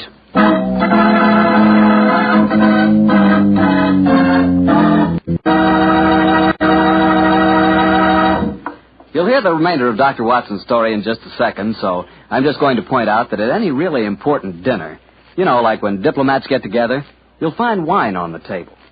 Because for years it's been a known fact that good wine makes good food taste better. Prove that to yourself tomorrow night by having your dinner together with a glass of Petri wine. If you prefer a red wine for any meat or meat dish, try a Petri California Burgundy. That rich, hearty red Petri Burgundy is really out of this world. Now, if you'd rather have a subtle, intriguing white wine, let's say to go with chicken or fish, then try Petri California Sauterne. But Sauterne or Burgundy, to make sure it's good, make sure it's Petri, won't you? Well, Doctor, it's a rattling good story so far. What happened next? You went to the local inn, I guess, and waited for that lantern to appear in the bedroom window at Dr. Roylott's house? That's right, Mr. Bartell. We had an early dinner at the Queen's Arms and then retired to our upstairs bedroom. and sat there side by side, puffing away at our pipes, our eyes straining through the darkness for that telltale lantern to give us a signal that there was dangerous work ahead for us. As we sat there discussing the various aspects of the case, I remember that Holmes was very concerned about my own safety. Watson, I really have some scruples about taking you with me tonight. This is an infernally dangerous business. What about that poor girl, alone in the house with that fiend Roylott? I can handle the case by myself, old chap. I'm coming with you, Holmes. You speak of danger.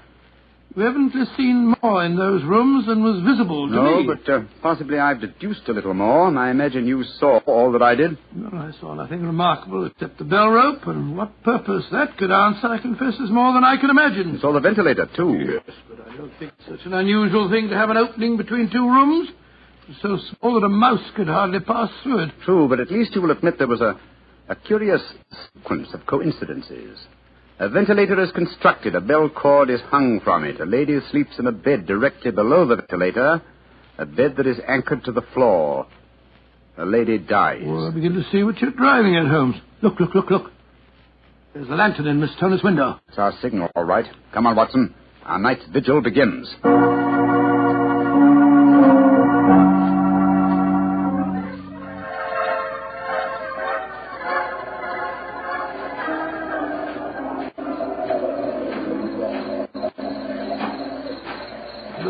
What a foul night. Foul night for foul business, Watson. Come on, through these laurel bushes. It's only another 50 yards to the house. Yes, the lantern's still burning away in the bedroom window. Yes, all the other lights are out. Including the one in Dr. Roylett's room. He must have gone to sleep. To bed, possibly, Watson, but not, I think, to sleep. Great heavens, Holmes. Look at that frightful creature leaping out in the moonlight. It looks like some hideous child. That's Dr. Roylett's pet baboon. Well, it looks positively human. Yes, probably a great deal more so than its master. They're directly below the window now. This ivy provides a most convenient ladder. I'll go up first. Careful, Holmes, careful. Wait a minute. I hope the thing's strong enough to hold us both. We look pretty stupid on our backs in the mud. Get a hand with you, Holmes. I can't quite get my leg up over this window ledge. Oh, thanks, old boy. Oh, say, phew. Now to close the window shutters. This room looks exactly like the same as it did this afternoon. The sound would be fatal to our plans. Keep the lamp covered, so that if the ventilator is open from Dr. Roylett's room, no light will show from in there. That's it. Well, why are you carrying that stick, Holmes? Prepared for a visitor that I expect before the night is over. A visitor who will herald his entrance with faint music from an Indian pipe. You mean the music is a signal? Exactly, old fellow. The signal to an accomplice who can enter a room with locked doors, an accomplice who kills and leaves no trace. You mean that... Shh, no more talking, Watson. I'll sit on the edge of the bed here. You sit on that chair. Have your revolver ready in case you should need it. Right you are. Have the lantern ready, too. When I shout now, turn the light, pull on the top of the bell rope. You understand? Yes, perfectly. Good. Now we must wait. Perhaps for some time. But don't go to sleep, Watson. Don't go to sleep. Your very life may depend on it.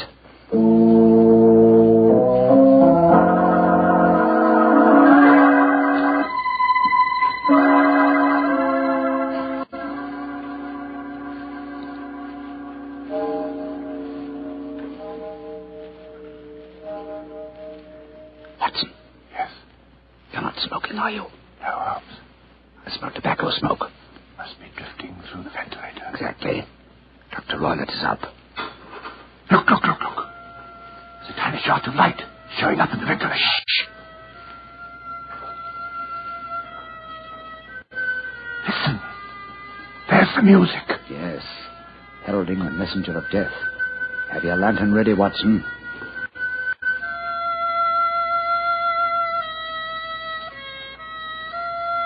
Now, Watson, now! Great heavens, it's a snake slithering down the bell rope. You can't sit it with that stick, Holmes. Out of the way. Let me get a shot at it. I'm going to drag it back the way it came. Get out. There it goes. Back through the ventilator. Oh. What a fiendish plan.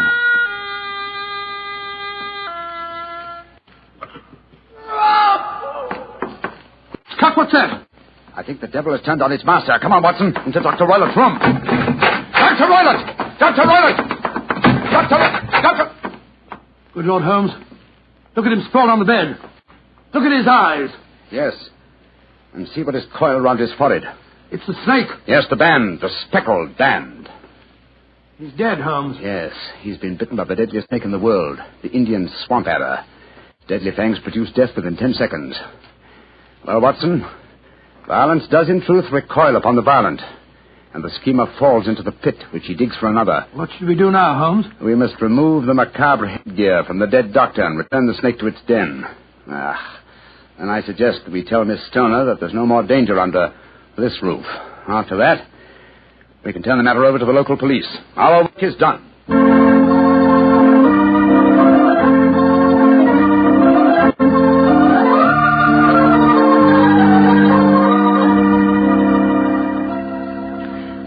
Holmes, Dr. Watson, I can't tell you how grateful I am that you brought me back into Baker Street. Stoner, it would have been inhuman to leave you in that house of horror and death. We have a spare bedroom, and Mrs. Hudson is a motherly and understanding woman, and I can assure you that Dr. Watson and I will be delighted to have you stay with us here until you've decided on your future plans. Yes, of course we will, my dear. As a matter of fact, it'd be rather refreshing to have a touch of youth about the place. You're both so kind.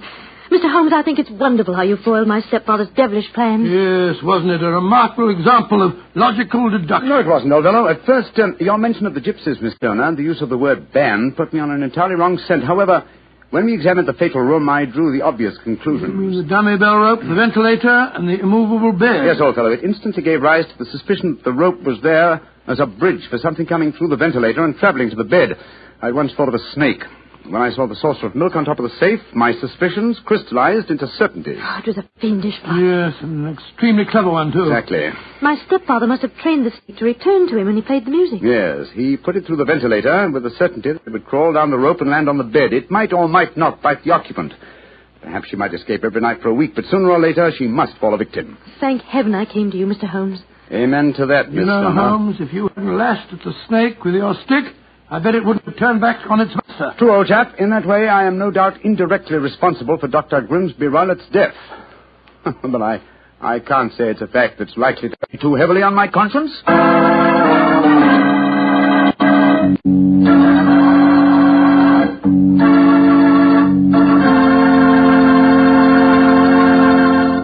Doctor, that was quite a fascinating story. You know something? I'm not exactly a coward, but no kidding, my toes really curl when I get mixed up with snakes. Oh, you're not alone in that respect, Mr. Bartell. I must admit that I like to have a revolver and at least 20 feet between me and any snake that wants to cross my path. Well, if you want a revolver in 20 feet, I'll take a cannon in 20 miles. It's fortunate that you're a wine expert, Mr. Bartell, not a detective. I'm afraid you wouldn't, shall we say, find detecting to your liking? We certainly shall say it. And incidentally, I'm not a wine expert, Doctor. All I know about wine is that it either tastes good or it doesn't. And I also know that Petri wine always tastes good. The Petri family sees to that. Come in. Ah, there you are, Mr. Bartell. Evening, Doctor. Just in time to join me in a cup of coffee. Draw up your chair, young fellow, my lad. Thank you. Ah, that's it. Well, Doctor, you told us last week that tonight's new Sherlock Holmes adventure takes us to the south of France. That's right, Mr. Bartell. The south of France in the year 1900. A beautiful playground bordered by the bluest of blue seas and populated with an extraordinary cross-section of cosmopolitan Europe. Rich man, poor man, beggar man, thief. All of them attracted by that Riviera paradise. All of them drawn by the magical spell of a small white ball spinning round the rim of a roulette wheel. Now, don't tell me that you and the great Sherlock Holmes were there on a gambling spree. We were not, Mr. Bartell. At the time my story begins, we had just concluded an extremely delicate mission. A mission, I may say, that concerned the safety and good name of a very prominent member of the royal family. Say, Doctor, you don't mean... One story at a time, Mr. Bartell. In any event, my boy, I'm afraid that's a case about which my lips are sealed for all time. But to return to tonight's adventure... One June evening, I persuaded Holmes to accompany me to the gambling casino at Fréjus, not far from Cannes, where we were staying. It wasn't quite as fashionable as the casino at Monte Carlo, but as I intended to do a little more gambling myself, it seemed an establishment more suited to my means. As we stood there at the green baize-covered tables, the chatter of voices and the melodic chanting of the croupiers as they called the results of each spin of the wheel formed a background to a quiet conversation that Holmes and I were having.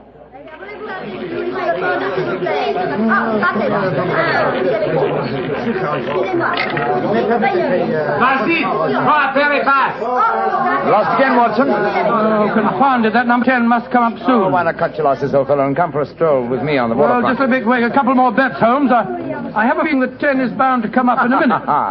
Watson, I believe the blood of a gambler courses through your veins. Oh, there's no harm in taking a little flutter once in a while. Why don't you risk a few francs, Holmes? No, thanks you, my dear chap. The law of averages convinces me that my money is safer in my pocket. In any case, I'm a little dubious as to the integrity of this particular casino. Huh? What makes you say that? Well, you will observe that this roulette wheel has a double zero. Most continental wheels have only a single one. It would indicate that this house is extremely concerned with its percentage. Mesdames et messieurs, faites vos jeux. Oh, just 2 more turns of the wheel, Holmes. I'll take that walk with you. Why you must here spielen? Why do you not from the other side of the table? Why must you always stand next to me? Hello. What's the trouble up there? I've placed my bet, so let's go and see. I ask you, sir, why do you play here beside me? I'm afraid I don't see any reason why I can't play wherever I wish. You've broken my luck. Ever since you come to the table, I've done nothing but lose. Please to move away.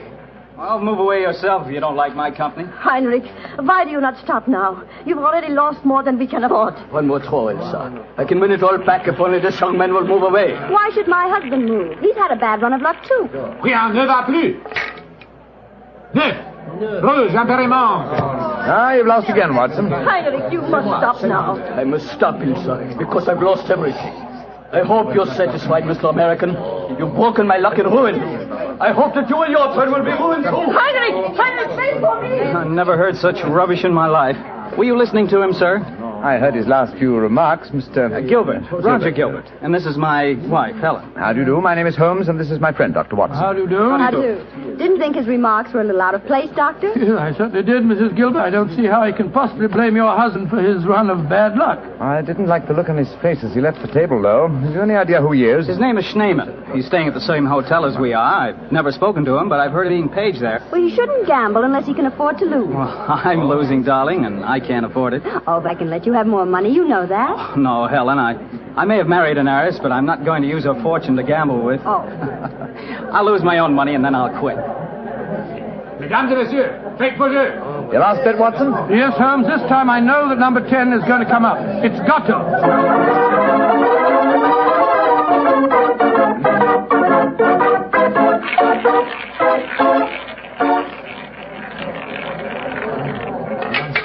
Numéro 10. I've lost again, darn it. Helen, this is my bad night. Well, why don't you stop now, dear? Holmes, I've made 350 francs. On this throw of the wheel, old fellow, but as you've lost some 500 francs doing it, I can't say that your pockets stagger me. Oh, Mr. Holmes, I can see that you're no gambler. I'm afraid not, Mrs. I Gilbert. wouldn't say that, Holmes. You may not like roulette. You've taken a good many chances in your life with long odds against you, too. Well, nevertheless, old chap, in the sense Mrs. Gilbert means it, I'm not a gambler. Hey, what's the commotion over there? Oh, that German woman with a crowd forming around her. Yes, the wife of that man that said I ruined him. Attention! Est-ce qu'il y a un docteur dans la salle? There must be trouble. He's asking for a doctor. The doctor, come along, then. Will you excuse me, please? Thank you. Excuse me, madame. Mon ami est docteur. Monsieur, cette dame a besoin d'un docteur. What happened, madame? It is my husband. Is he ill? I just found him lying out in the garden. Please come with me at once, gentlemen. Of course we will, madam. What seems to be the matter with him? Herr Doctor, I think he is dead.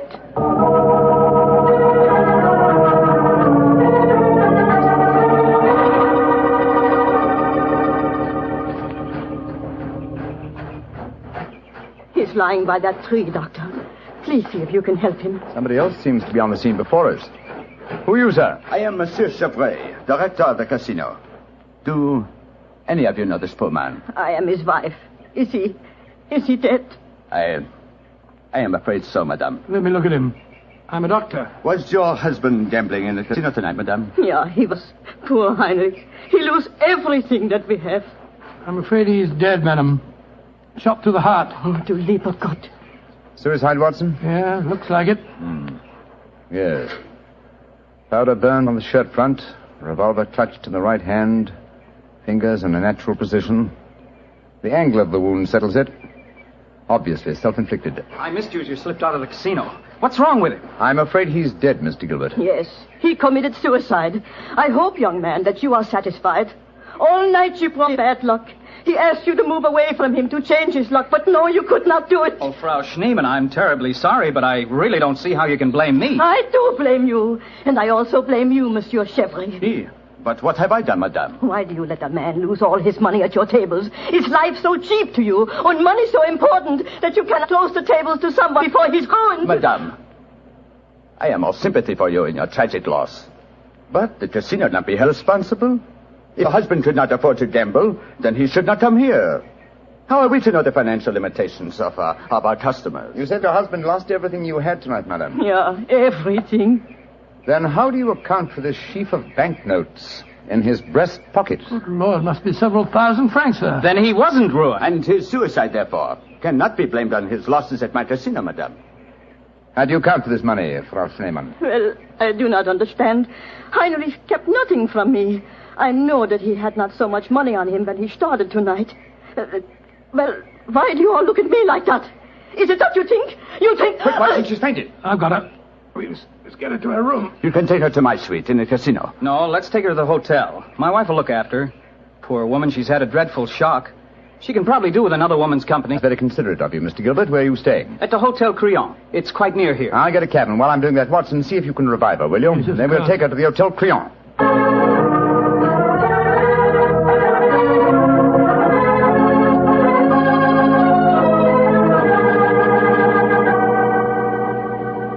Very kind of you, Mrs. Gilbert, to let us bring the poor lady into your suite. Well, it's the least I can do, in spite of what she said about Roger bringing her husband bad luck. I'm sure she'll need your help when she wakes up, Helen. Yes, I think you'll find that she'll sleep for some hours. I gave her a strong sedative. Well, we were just about to have a drink, gentlemen. Do you care to join us? Oh, thank you, sir. Well, that'll be very nice, Mr. Gilbert. Roger was just telling me that quite a large sum of money was found on Herr Shaman's body, Mr. Holmes. Yes, Mrs. Gilbert. Several thousand francs. It's very puzzling, Holmes. Why should a man commit suicide with so much money on him? I think the answer is obvious. He didn't. What on earth do you mean? Well, the money was placed there after he had shot himself.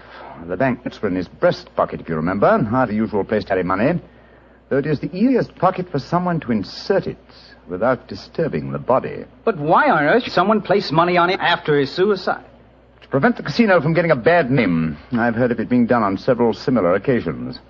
Gives the impression that the unfortunate victim had other motives than gambling losses to account for his suicide. Great Scott, you mean that one of the casino employees found the body lying there and slipped the money in his breast pocket before we arrived on the scene? As you know, my dear Watson, I'm not a gambling man, but I'll lay you 100 to 1. That is what happened. Well, that's a new one.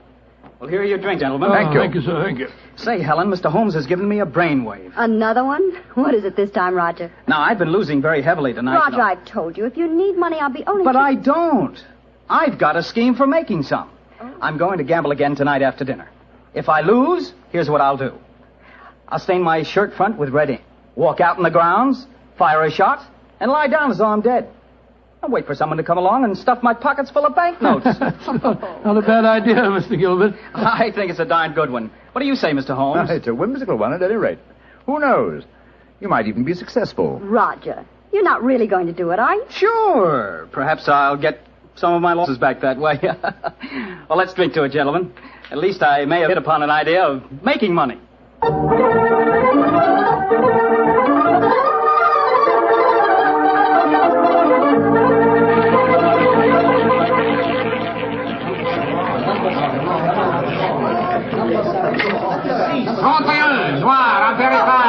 My dear Watson, you'll have to work hard at your practice when you get back to England.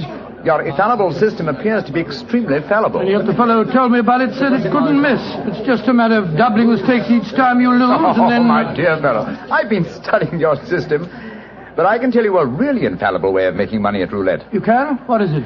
Well, own the gambling house and operate the tables yourself. The odds would be all in your favor. Oh, what a brilliant suggestion. Own the gambling house and operate Not gambling for tonight, Watson? It's nearly 11 o'clock. Yeah, I think so. Let's take a stroll round the other table, shall we?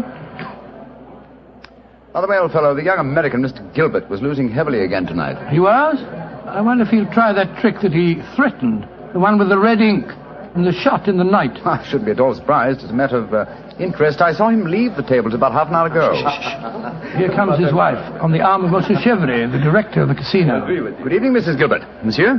Bonsoir, monsieur. Hello, Mr. Holmes, Dr. Watson. Monsieur Chevry is giving me a personally conducted tour of the casino. It's quite fascinating. And it is quite fascinating for me to have so beautiful a woman on my arm, mademoiselle.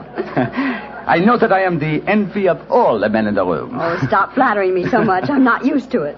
Mrs. Gilbert, how is, Frau Schneemann? She seems much better. She wakened an hour ago and insisted on going back to her own room. I wanted her to spend the night with us in our suite, but she wouldn't hear of it. I think I should drop in and see her before I go to bed. Oh, you have finished the gambling for tonight, perhaps, Doctor? No, perhaps about it, Monsieur Chevry. I've had a bad run at the tables. Oh, I am so sorry. Has anyone seen Roger? He left the tables about half an hour ago, Mrs. Gilbert. After doing as I did and losing quite heavily. So he lost again, did he? I wonder if he'll try that new system he was talking about. We were just discussing that possibility ourselves, Mrs. Gilbert. Mrs. Gilbert! Mrs. Gilbert! Frau Schneemann, you shouldn't have left your hotel now. It is too late to worry for me, Herr Doctor. It is for Mrs. Gilbert now that you should worry. What do you mean, madame? Well, I went back just now to where poor Henrik died. And there, lying in the grass, I saw another body. I was too shocked to go too close. But I am quite sure that I recognized your husband, Mrs. Gilbert. Oh, Dr. Watson, she's ruined Roger's trick. And he'll have taken fright and bolted by the time we get there. Possibly. Let's go at once and find out, shall we?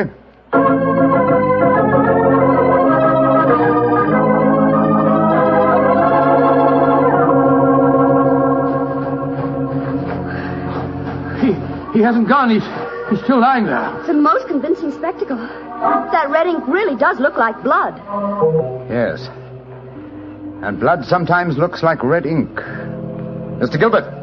Roger, get up. The joke's spoiled. Roger! Get up! I'm afraid that's impossible, Mrs. Gilbert. He's dead.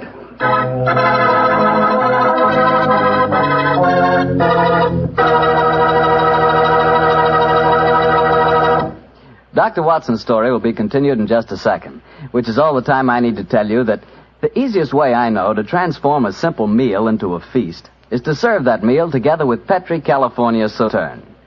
Petri Sauterne is a delicate white wine that's the perfect companion for chicken or turkey. Turkey. Ah, yes. Turkey and Petri Sauterne. That's the heart of any Thanksgiving dinner. Look, why not make this Thanksgiving dinner the best one you ever had? Give it the air of a banquet. Serve it with Petri Sauterne.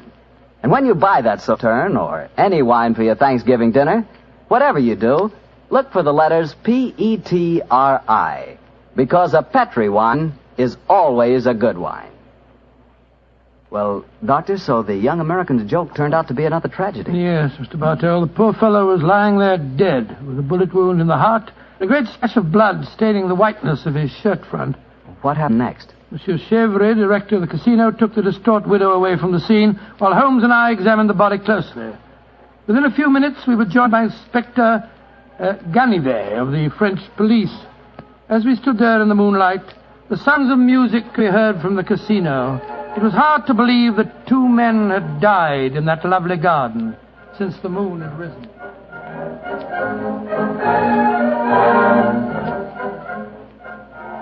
Monsieur Holmes, you and Dr. Watson have concluded your examination? Yes, Inspector Ganivet. You favor me with your observations. You say that you are certain that this is not another suicide? I'm sure of it, Inspector. Look at the wound. The bullet entered the body at a direct right angle, whereas a self-inflicted shot is always fired obliquely. Yes, that is so. Then you suggest that this man was shot from above as he lay on the ground pretending to be dead? I'm convinced of it. Why, Monsieur Holmes? Well, for two reasons. Though it's impossible to be sure without a laboratory test, I'm certain that beneath those bloodstains are stains of red ink. Look for yourself, Inspector. Mm-hmm. Yes, indeed it does look like it.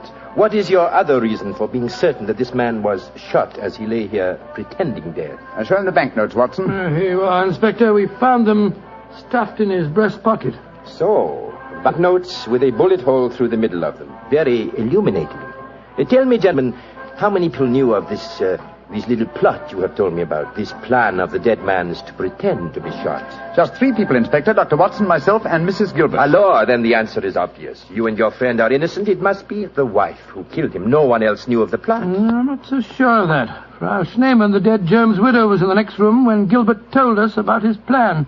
She might have heard, though I could swear that she was asleep. I gave her a very strong sleeping draught. From what you have told me of her husband's suicide, she might easily have had a motive for murdering this man. Come, gentlemen. Surely it's obvious who murdered Mr. Gilbert? Who, Monsieur Holmes? Well, it's certainly one of the two widows. Since there seems to be some doubt in your minds, I suggest we return to the casino. I can promise you the answer to your question within a very few minutes.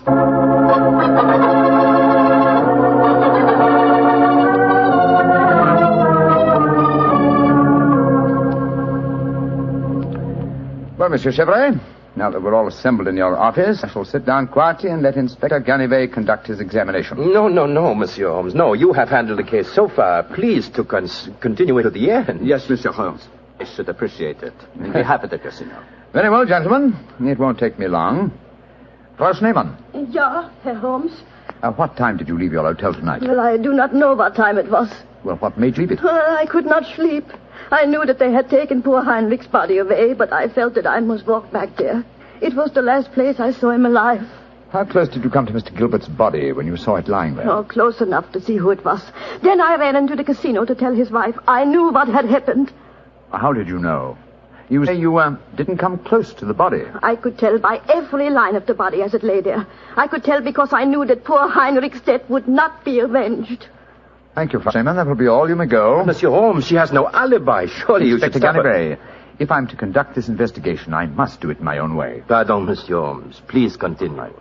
You may go, Frau Schneemann. Mrs. Gilbert? Yes, Mr. Holmes.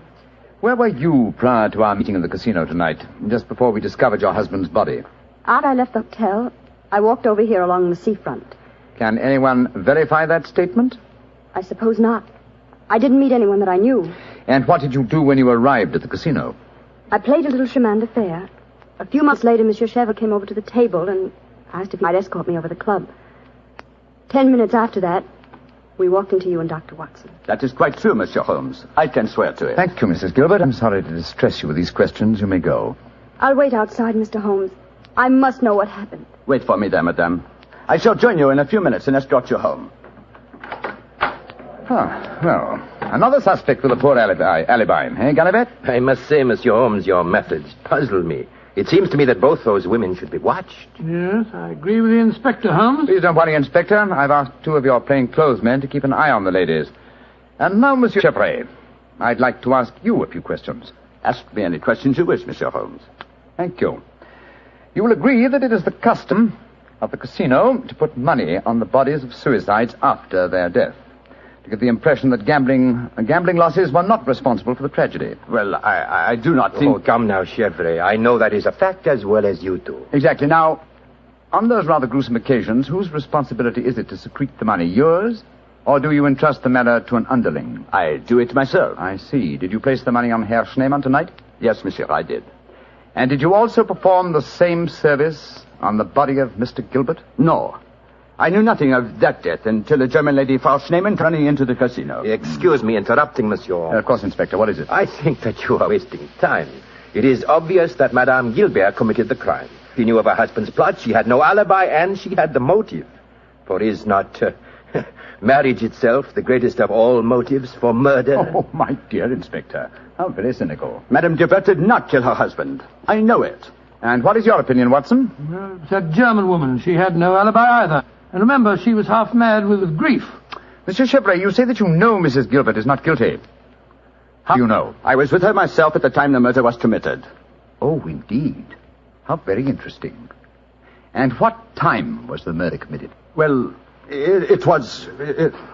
Our investigations have never established what time the murder was committed, Monsieur Chevrolet. I'm afraid you've walked into my trap. You've given yourself away. Great Scott, Chevrolet, it was you. Chevrolet, I've known you a good many years, and this is going to be a hard thing to do. I am going to arrest you. Oh, no, you're not, Ganivet. Put down that revolver, sir. Do not be frightened, Doctor. I am not going to shoot you. Chevrolet, why did you murder Roger Gilbert tonight? Surely you know that too, Monsieur Holmes. Because I am in love with his wife. She's young, beautiful, and rich. It did not occur to me until I saw the young fool lying there tonight pretending to be dead. In my profession, it is natural that I should carry a revolver. What was simpler? Mr. Gilbert gave me the perfect opportunity. I could not resist it. Put down that revolver, Chevrolet. Why are you all so frightened? Surely you know how I am going to use it this time. I think so, monsieur. But it's a coward's way out. What an unperceptive remark for such a perceptive man. No.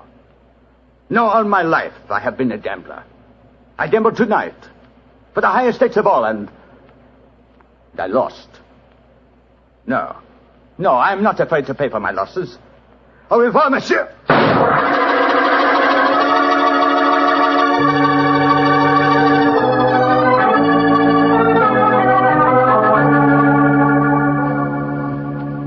An extraordinary case, Holmes. I never suspected Chevrolet. And I, old chap, suspected him from the beginning. Well, I wasn't the only one who was stupid anyway. Inspector Ganivet thought it was the wife. True. Very puzzling conclusion for a detective inspector to arrive at. Well, it seemed logical enough to me at the time. No, my dear Watson. Cold logic should have told you otherwise. Roger Gilbert had been losing heavily and had planned the hoax. He obviously had no money on him. Therefore, the money was planted in his pocket by Chevrolet. After he shot him? No, my dear fellow. Before. Before? The bullet hole through the banknotes provided that. Now, had the money been put there innocently, Gilbert would have, come back to life as soon as the person placing it there had left. He would not have remained lying on the ground for a murderer to find him. And Chevrolet must have bent over him as he lay there, placed the money in his breast pocket, and then fired. Precisely, Watson. Well, Holmes, I must say you solved it very neatly. You've told Inspector Ganivet that you wanted no credit in the case. Naturally, publicity would be unfavorable. If you remember, no one is supposed to know that we're in this house for us. I'm certain that the inspector learned a few tips about detection tonight. Possibly, old fellow. And I hope that you have learned a few things about gambling. How do you mean, Holmes? Well, you're backing the wrong color. A gambler is usually superstitious, and superstition... Well, I should have told you what color to follow tonight. I still don't understand you, Holmes. I was playing number 10. Exactly. Number 10 is black. You should have followed a red color tonight, old fellow. The color of red ink. Red ink. And blood.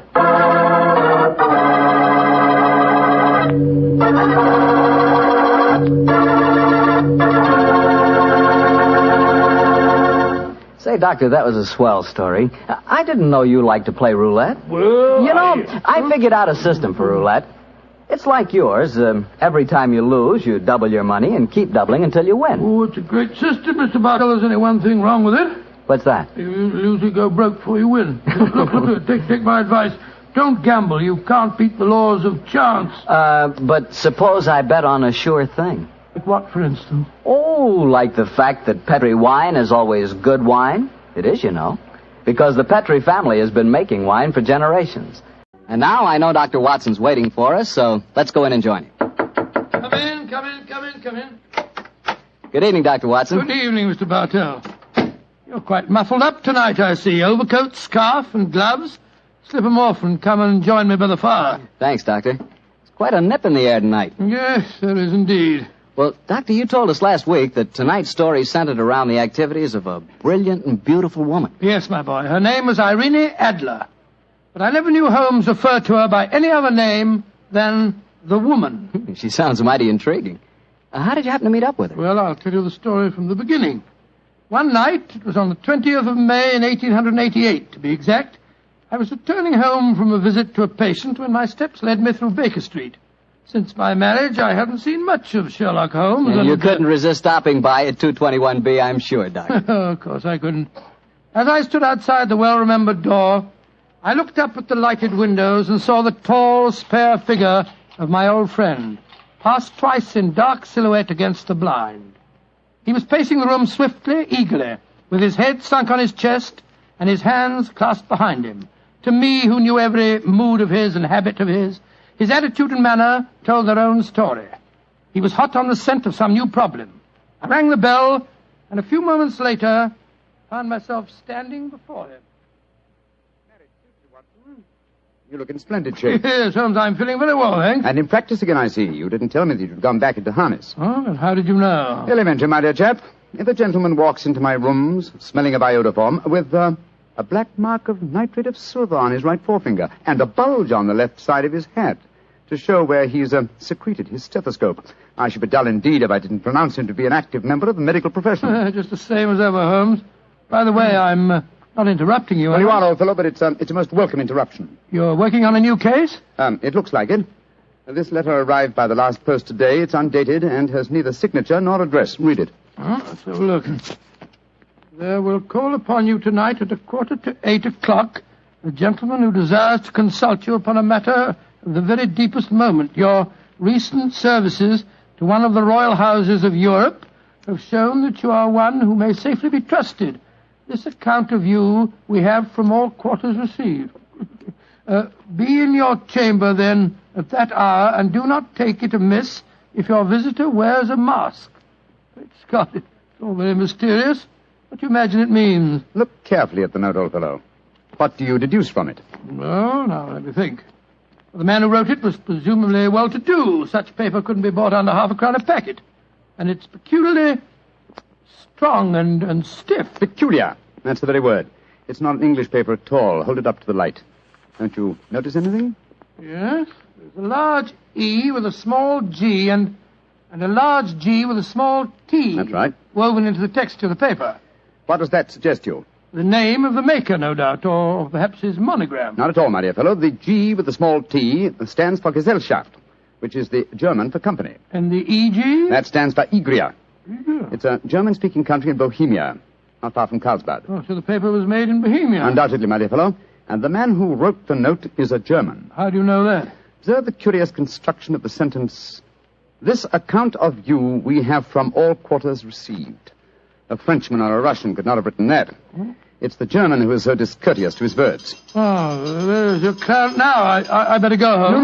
No, unless you have to. Well, I could stay. I thought that Then stay, old chap. I'm lost without my Boswell, and this promises to be interesting. I told Mrs. Hudson to let the masked visitor come upstairs unannounced. Come in. Good evening, sir. You received my note? Yes, indeed, sir. Come in, won't you, and sit down. This is my friend and colleague, Dr. Watson. You may say anything before him that you can say to me. Whom have I the honor to address? You may address me as Count von Kram. How do you do, sir? You must excuse this mask that I wear. The august person who employs me wishes his agent to be unknown to you, and I may confess at once that the title by which I have just called myself is not exactly my own. I'm well aware of that fact, sir. You see, Mr. Holmes, the matter I am about to discuss implicates the great house of Ormstein, hereditary kings of Bohemia. That has not escaped me either, sir. In fact, if you will state your case, I shall be the better able to advise you. Your Majesty. How did you... Yes. Yes, I am the king. Why should I attempt to conceal it? Why, indeed? I shall remove the mask. There. Mr. Holmes, I have traveled incognito from Prague for the express purpose of consulting you. Then pray consult. Briefly, the facts are these. Some 5 years ago, during a visit to Warsaw, I made the acquaintance of the well-known adventuress Irene Adler. Irene Adler? We know of her, Your Majesty. Look her up in the index for me, will you, Watson? It's right beside you on the desk there. I imagined that the name would not be unfamiliar to you. Here we are. Abraham's, Acton Green, Hatchet Murders, Adler. Splendid, old fellow. Hand me the file, will you? Thank you. Irene Adler, born in New Jersey in the United States in 1858, contralto. Prima donna Imperial Opera of Warsaw. Retired from the operatic stage, living in London. Quite so. And here's a recent notation. Your Majesty, as I understand, became entangled with this young person, wrote her some compromising letters, and is now desirous of getting those letters back. Precisely so, but how did... Was there a secret marriage? None. No legal papers or certificates? No. Then I fail to follow, Your Majesty. If this young lady should produce her letters for blackmailing purposes, how is she to prove their authenticity? There is the handwriting. That could be a forgery, Your Majesty. But it was private notepaper. Stolen. My own seal. Imitated. My photograph. Bought. What? We were both in the photograph. Oh, dear. That's very bad. Your Majesty has indeed committed an indiscretion. Did you inscribe the photograph, Your Majesty? Yes, Dr. Watson, I'm afraid I did. Gracious me. Mr. Holmes, it must be recovered. Perhaps if you were to pay enough, the photograph might be bought. She refuses to sell. Stolen, then. 5 attempts have been made. Twice burglars in my pay ransacked her house. Once we diverted her luggage when she traveled. Twice she has been waylaid. There has been no result. Oh, dear. It's quite a pretty little problem. It is a deadly serious one to me. Your Majesty, what does Miss Adler intend to do with the photograph? To ruin me. Oh, how? Well, I I am about to be married to the second daughter of the King of Scandinavia. She is the soul of delicacy. A shadow of a doubt as to my conduct would bring the matter to an end. And Irene Adler threatens to send the photograph to your fiancée, I suppose. Yes, and she will do it. Rather than let me marry another woman, there are no lengths to which she would not go. Are you sure that she's not already sent it, Your Majesty? I am sure. Now, why, Your Majesty? She said that she would send it on the day my betrothal is publicly announced. That day will be next Monday. Splendid. Then we have still 3 days yet. Your Majesty will, of course, stay in London for the present. Certainly. You will find me at the Langham Hotel, registered as Count von Kram. Just 2 questions before you leave, sir. What are they? Is the photograph large or small? Quite large. And it was in a heavy frame. I see. And what is Miss Irene Adler's London address? Briony Lodge, Serpentine Avenue, St. John's Wood. Thank you, Your Majesty. Good night, and I trust we shall soon have some good news for you. I am placing all my hopes in you, Mr. Holmes. Good night. Good night, Dr. Watson. Good night, Your Majesty. Fascinating problem, Holmes. I wish I could help you with it. You can, my dear chap. Huh? I shall be glad of your company. Oh, splendid. What's our first move, Holmes? Well, a good night's rest, I think. We'll meet here at 10 o'clock tomorrow morning. And then? Then, my dear fellow, we will see what we can find out about Miss Irene Adler, late of the Warsaw Imperial Opera Company and at present residing at Briony Lodge, Serpentine Avenue, St. John's Wood.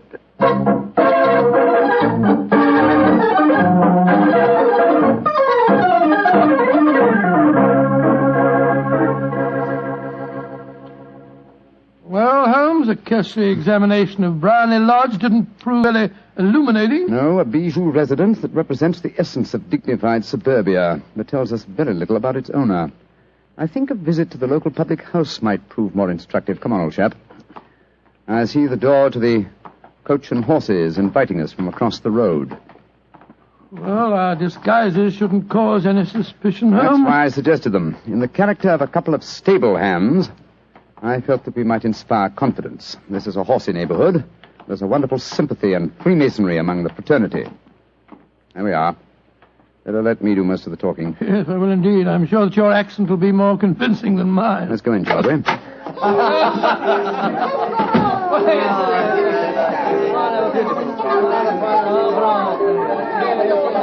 Well, what'll it be, mateys? Half of Oldham Mile, please. How about you, Charlie? All at the same? Yeah. 2 halves of Oldham Mile.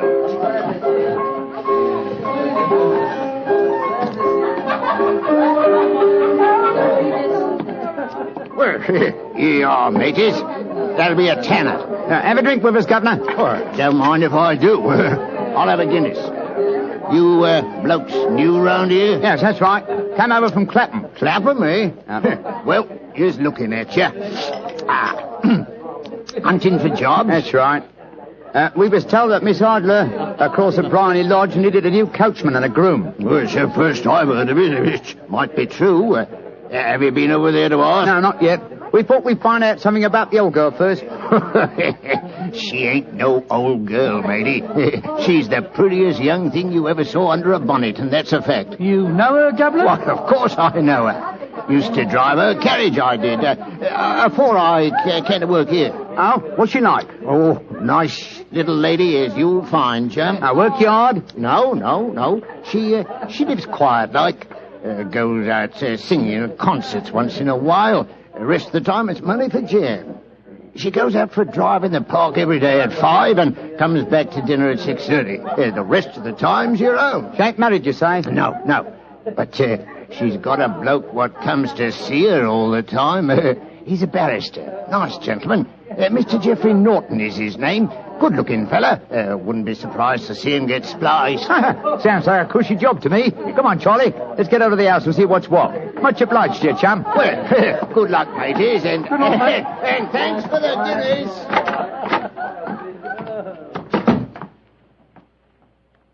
What's our next move, Holmes? Let's stroll back to Briony Lodge. I'm undecided whether to continue my investigation there or to try and find out something about Mr. Geoffrey Norton, the barrister. If he's just her lawyer and nothing else, it's more than likely that she's entrusted the photograph to his safekeeping. Hello. There's a cab waiting outside Miss Adler's house. Hurry, Watson. Maybe Mr. Norton's. Here we are at the gate. Yes. comes a man hurrying down the pathway. Quick! Flatten yourself behind this post. Listen. Where to now, Mr. Norton? Drive like the devil. First to Gross and Hankey's in Regent Street, and then to the Church of St. Monica in the Edgware Road. Half a sovereign if you do it in 20 minutes. Right, y'all, Mr. Norton. Up in. Fire and signal the cab, Watson. We must follow him. Well, here comes one. Oh, no, it isn't. It's a private carriage. It's Headless, no doubt. Here she comes down the pathway. Back behind the post again, Watson. Where to, Miss Headless? The Church of St. Monica's, John, and half a sovereign if you reach it in 20 minutes. The dame's afoot, Watson. Quick! We must get a cab and follow them. Here comes a hansom. Hi, cabby! Cabby! Here! You blokes got enough money to take a cab? Here's a half sovereign for you, my man. Right, ya. Where to, Governor? The Church of St. Monica in the Edgware Road, and another half sovereign for you if you get us there in 20 minutes.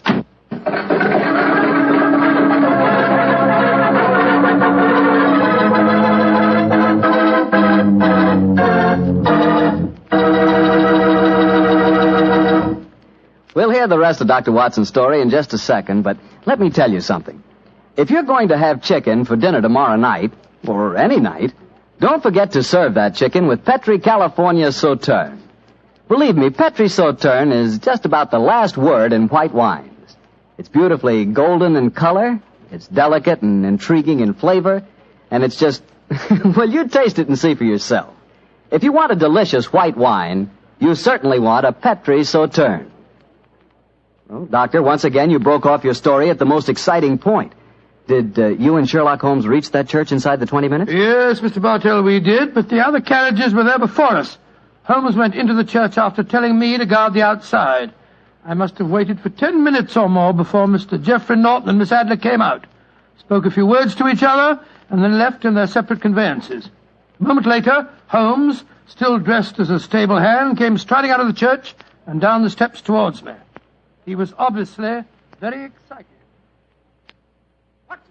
What? Have they left? Yes, in separate cabs. I overheard him say that he was going back to his office, and she said I shall drive out in the park at 5 this evening.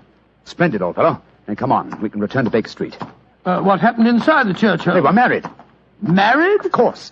The ceremony would have been illegal if it had been performed after noon. That accounted for their wild dash to the church. Jump into the cab. Where to now, Governor? 221B Baker Street. Oh, so they got married, eh? Yes, and it may amuse you to know that I acted as witness at the ceremony. Oh, you did? But how did that happen? Their own witness had failed to appear, and I was dragged into the breach. The bride gave me this sovereign as a memento. I think I'll wear it on my watch chain in memory of the occasion. What an amazing situation. Things begin to look better for the king, don't they? Yes. Now that she's Mrs. Norton, the chances are that she won't want to expose His Majesty after all. I hope so, Watson, I hope so. But we can't afford to take any chances. I think the time is ripe for us to come to closer grips with the lady.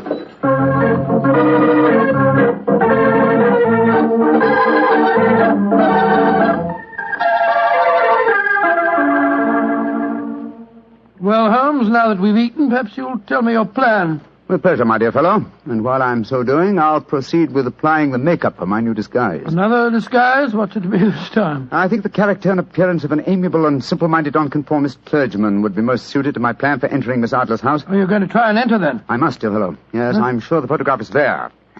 Miss Adler, or rather Mrs. Norton, will return from her drive in the park at 6:30. We must be at Blarney Lodge to meet her. And what then? You must leave that to me. I've already made my arrangements. There is only one point on which I must insist. You must not interfere, come what may. You understand? I'm to remain neutral. Yes, there will be some small unpleasantness. Don't join in it. It will end in my being conveyed into the house.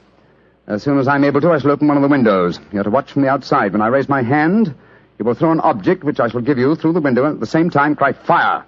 Follow me? Entirely, but what am I to throw? Oh, it's nothing very formidable. Here it is. Looks like a great big cigar. What is it? Just an ordinary plumber's smoke rocket, fitted with a cap at each end to make it self-lighting. Your task is confined to throwing it through the window. When you raise the cry fire, it will be taken up by quite a number of people. You will then walk to the end of the street, and I'll rejoin you in 10 minutes. I hope I've made myself clear. Perfectly. Good. And now, old fellow, as soon as I've donned my clerical attire, let's be on our way. There's no time to be lost.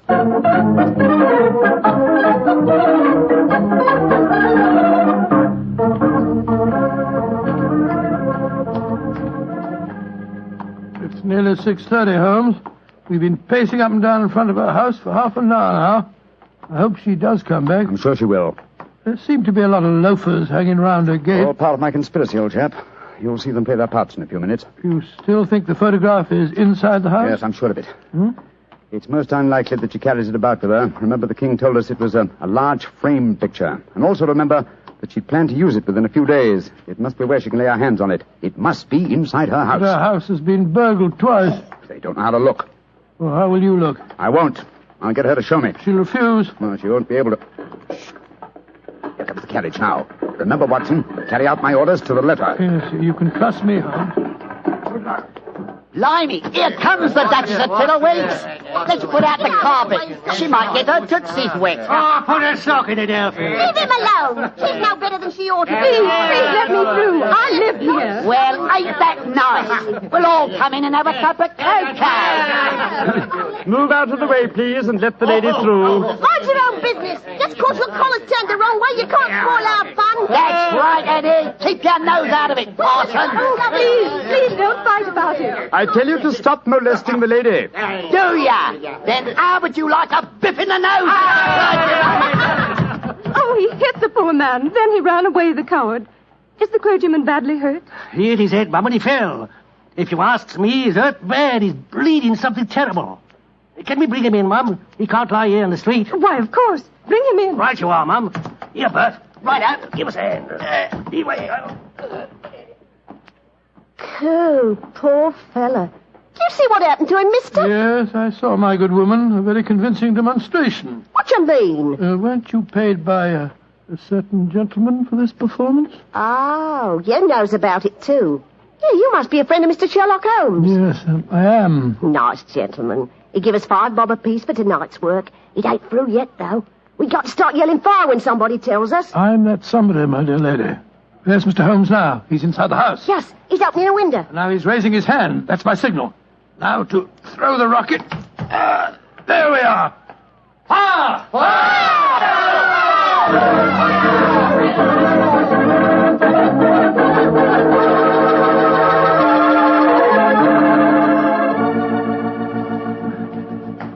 Holmes, there you are. You have the photograph? No. But I know where it is. She showed me, as I told you she would. I'm still in the dark. There's no mystery, old chap. When my accomplices started around the street, I had a little moist red paint in my hand. As my good friend Alfie pretended to strike me, I clapped my hand to my head and fell down. It's an old trick. Yes, I understand that, but how did my throwing the rocket help you? It was all important, my dear fellow. When a woman thinks her home is on fire, her instinct is at once to rush to the thing she values most. A married woman grabs her baby. An unmarried reaches for her jewel box. In this case, of course, it was the photograph. Well, where was it? In a recess in the living room, just above the right-hand bell pull. I caught a glimpse of it as she half drew it out. When I made it known that the fire was a false alarm, she replaced the photograph. As soon as I was able, I assured her that I was feeling well enough to leave. You didn't take the photograph, then? No, I felt that over-precipitance at this stage might ruin everything. And what do we do now? Drive to the Langham Hotel and inform His Majesty of what has happened. Then return with him here. And after that, my dear chap, the case will be ended.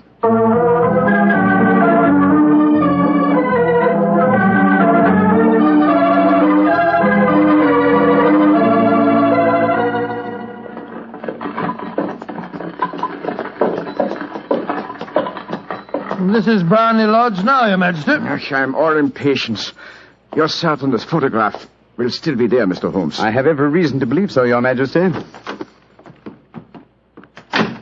I must confess, this is going to be something of an ordeal. And I suggest that you let me do the talking, Your Majesty. I think I know how to handle the lady.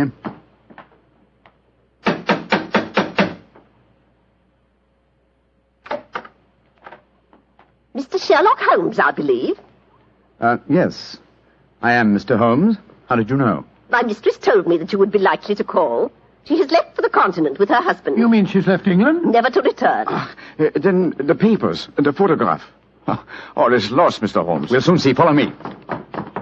She said you've been looking for something. I hope you find it. This was the bell pull. There's a sliding panel behind it somewhere. Ah, here it is.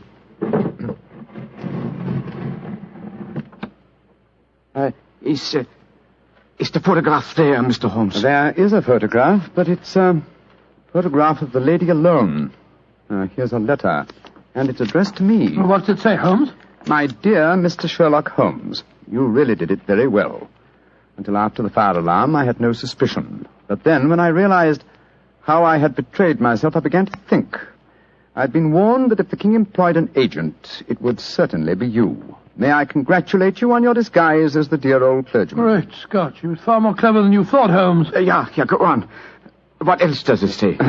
Let me see. My husband and I both thought that the best recourse was flight.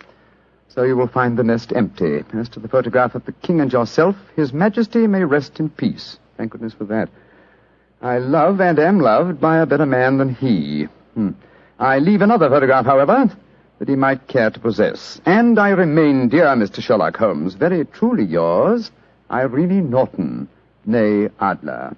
What a woman, Watson. What a woman. What a magnificent woman. She fooled me completely.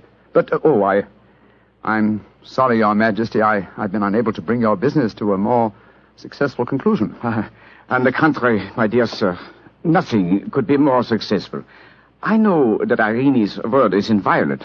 The incriminating photograph is now as safe as if it were in the fire. I'm glad to hear Your Majesty say so. I am immensely indebted to you. Now, pray tell me in what way I can reward you. This beryl ring that I wear, I should be proud Your Majesty has something that I should value even more highly. You have but to name it. This photograph. Irene's photograph?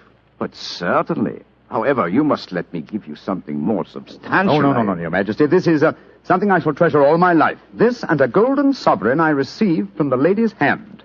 They will remind me that I was once tricked by a woman. A woman that I shall never forget.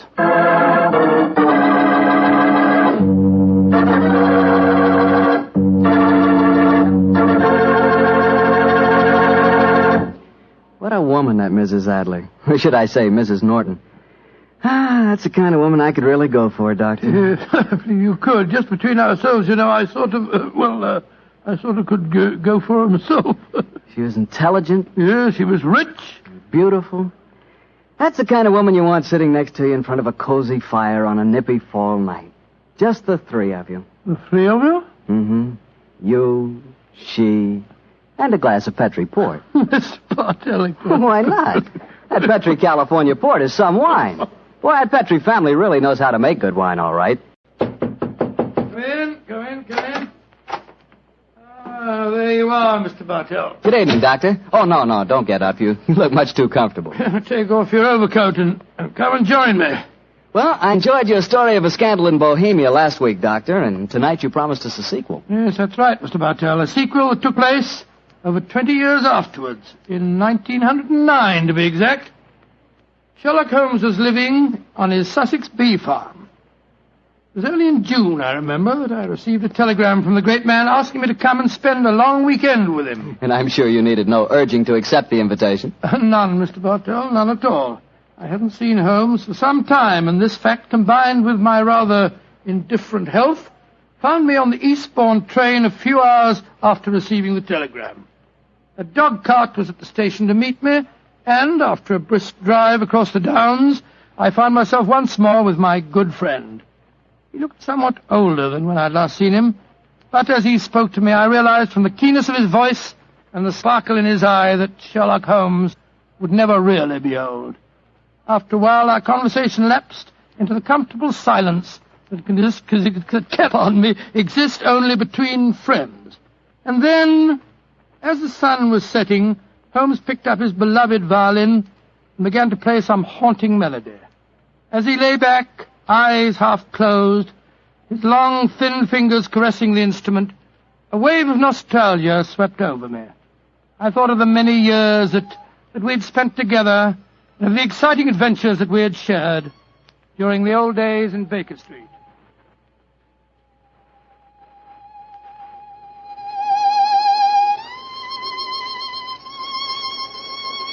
Beautiful. Quite beautiful. Thank you, Watson. You look uncommonly wistful, dear chap. You thinking of the old days? Yes, Holmes. I was. So was I. Oh, well. Those were exciting times, but it's comforting to think that now we will not be disturbed by a jangling doorbell, followed shortly by some poor devil in trouble. Nowadays, my greatest excitements are connected with the segregation of the queen bee and the nighttime proclivities of Charles Augustus, my tomcat. I still find it hard to think of you in retirement, Holmes. Do you ever consider returning to active practice? Oh, I consider it occasionally, and then reject the idea. A man should work only up to the peak of his ability. I'm past mine. Nonsense, Holmes. You're just alert as ever you were. Mentally, perhaps, but not physically. Would you consider handling a small problem in England? Oh, if it's a personal problem that affects you, my dear chap, you know I'll do anything I can. Well, it's not exactly my problem, Holmes, but there was a charming young girl on the train. We got into conversation and... You don't age it in a real chap. You're just as susceptible as ever. No, Holmes, let me finish. She said that you knew her mother quite well. Her mother? Come in. Oh, yes, Devers, what is it? I'm sorry to disturb you, Mr. Holmes. Your man said I might come in. My master, Mr. Leyton Stanley, instructed me to deliver this note. Oh, thank you. He also instructed me to wait for a reply. What confounded impudence. You can tell your master that there's no answer to this letter. But he told me I must get a reply, You may tell Mr. Leyton Stanley that I will instruct my solicitors to reply to his message in due course. But, sir... That's all, Devers. You may go. Very good, sir. Oh, what did the note say, Holmes? Read it for yourself. Keep your filthy bees where they belong. One of my guests was stung yesterday. If this happens again, I'll have the police run you out of this place. Good Lord, what an offensive letter. The man himself is even more offensive. He's a retired manufacturer who thinks that his immense wealth entitles him to domineer over the local residents. Oh, but let's not spoil a nice sunny afternoon by discussing him. Please continue with the story of the young lady that you met on the train. Yes, I'd like to. Poor little thing seems in dreadful trouble. I do wish you would help her. You say that she told you her mother knew me? Yes. What's her name? Norton. Irene Norton. Norton? I don't seem to recall... Oh, but of course! Where is the girl, Watson? She's staying at the Red Lion in the village. Then ring her on the telephone and ask her to come over here as fast as she can. Of course I'll help her. I'm delighted, Holmes, but what made you change your mind so suddenly?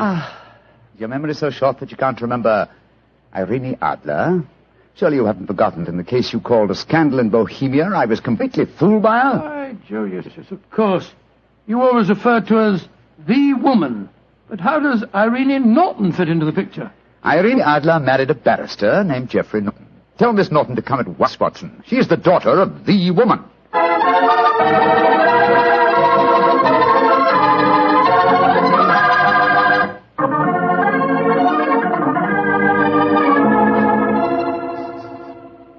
Mr. Holmes, I've heard so much about you from Mother. She says you're the cleverest man in England. Your mother flatters me, my dear child. She herself was much more clever than I. In fact, yes. Did she ever tell you about the circumstances under which we met? No, Mr. Holmes, though she did tell me that you were a witness when she and my father were married. Very true, my dear, very true. Though the occasion was a little, well, shall we say unusual? Look here. This golden sovereign I wear on my watch chain is a memento of that day. I also have a charming photograph of your mother. You must have known her quite well. How about telling Mr. Holmes about your troubles, my dear? Yes. Reminiscences are charming, but they can wait until we've dealt with your problems. Mr. Holmes, I'm being blackmailed. Oh, I'm sorry to hear it. By whom? By a neighbor of yours, Mr. Leyton Stanley. Do you know him? Oh, yes, indeed I do. As a matter of fact, Mr. Holmes received a most offensive note from the gentleman less than an hour ago. What hold does Mr. Stanley have over you, my dear? He has some letters, some rather indiscreet letters of mine that I wrote to a friend of his last year. How did he obtain these letters, Miss Norton? He must have stolen them. I don't know how, but when I was staying at his house a few weeks ago, he told me that he had them and asked £5,000 for their return. Oh, gracious me. And why should he consider your letters, even indiscreet letters, worth so large a sum? I'm engaged to be married to Lord Weston's son. That awful man, Leyton Stanley, knows that if my fiancé saw the letters, the marriage would never take place. They must be extremely compromising. Oh, they aren't, really. But I was much younger when I wrote them. In fact, I was only 17, and I'm afraid they could easily be misconstrued. Have you told your mother? Oh, no, she'd never understand. She might surprise you on that score, I think. How about your father? Daddy's a barrister. You can imagine how straight-laced he'd be about the whole thing. That's why I came to you, Mr. Holmes. Oh, I see. You feel that I am not so, well, shall we say, straight-laced? Of course you aren't. Mother's told me about you, and in any case, I've read Dr. Watson's stories. Watson, my dear fellow, your stories will land me in serious trouble one of these days. What are you suggesting Mr. Holmes can do for you, Miss Norton? Get the letters back for me. But how? Steal them, of course. Really, my dear, I hardly think you... No, my dear Watson, don't be shocked. Miss Norton is a forthright girl, like her mother before her. It's most refreshing. Mr. Holmes, you can't say you won't help me. No, I don't think that I can say it. In any case, I have a slight personal score to settle with Mr. Leyton Stanley myself. He's rude and has no understanding of bees. But how are you going to steal the letters? That problem requires a little thought, old chap. I can tell you how to do it, Mr. Holmes. Oh, really? This is delightful, my dear. You explain the problem and also the way of solving it. How easy a detective's work might be if all clients were equally helpful. Tell me, what is your plan? Tomorrow is a servant's half-day off at Mr. Leyton Stanley's. He will be alone there during the afternoon. How do you know that fact? My maid was keeping company, as they say, with Divas, the butler, when I was staying there a few weeks ago. She found out everything from him. My letters are kept in a filigree box in his desk. With your enterprise, my dear, I'm surprised that you didn't try and open the desk yourself. I did. But it's very sturdy and has a combination lock. Oh. However, I'm sure that you and Dr. Watson can think of some way of getting the letters, particularly if Mr. Leyton Stanley's alone in the house. We shall do our best, Miss Norton. Promise me one thing, though, both of you. Oh, what's that? Don't read the letters, will you? I'm really rather ashamed of writing them. Oh, of course we won't, my dear child. You're both so sweet to me. How can I thank you? Thanks would be a little premature, but you could do us a favor. Of course. What is it? Your mother had a beautiful voice, I recall. I wonder if you inherit her talent. I do sing, though I've never done so professionally, like Mother. And I've never played the violin professionally. But perhaps between us we could give Watson a little concert? That's a delightful idea. We can't do anything until tomorrow anyway. What would you like to sing?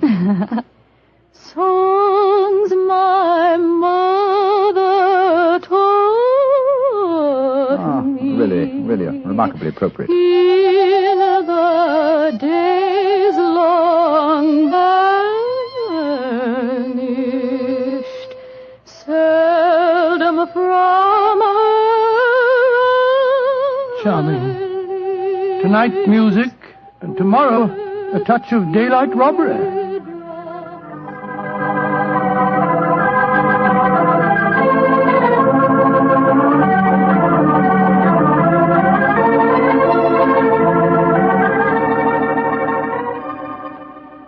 Dear old Watson, your disguise is really excellent. Oh, I must confess I'm a little apprehensive. Hi, old chap. There's no need to be, I assure you. You, as Dr. Hamish, and I, as the Reverend Albee, are calling on Mr. Leyton Stanley ostensibly in search of a contribution for my charity hospital that you are in charge of. What could be simpler? Well, what made you decide on the role of a clergyman? It should simplify our entrance to the house. No, I must confess that a rare touch of sentiment prompted the choice of my disguise. How does sentiment enter into it? Oh, surely you remember that it was in the role of a simple-minded nonconformist clergyman that I once attempted to deceive Miss Norton's mother. That's right. I'd forgotten. That woman really fascinates you, doesn't She does, old chap. Irene Adler was one woman I've always regarded with unbounded admiration, even though she was a criminal. But the matter of this, come on, old fellow. Are you ready? Yes. You have the equipment I mentioned to you? In my pocket. Let's be off, old chap. Let's be off.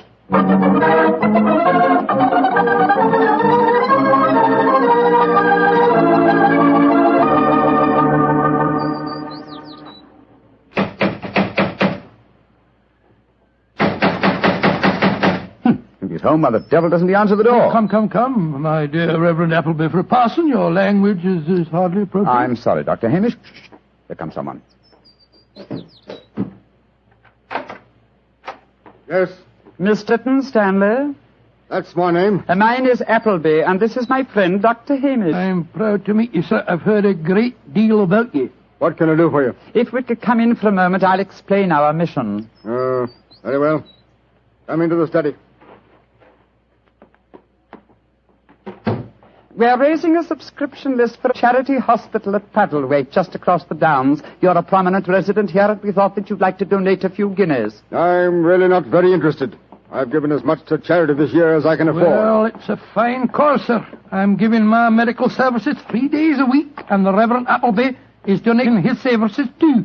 Who else has contributed to this fund? All your neighbours, sir. We just came from the bee farm over the Downs. The owner, Mr. Holmes, gave us a cheque for 5 guineas. Holmes gave you 5 guineas, did he? Aye, a very nice gentleman, Mr. Holmes. We're proposing to name a ward in the hospital after him. Is this list of subscribers going to be published in the paper? Oh, yes, Mr. Leyton Stanley. I'll give you 10 guineas. 10 guineas? Thank you, sir. Very kind of you, sir, I'm sure. I'll get my checkbook. It's in this desk. Quick, Watson. The chloroform. Right.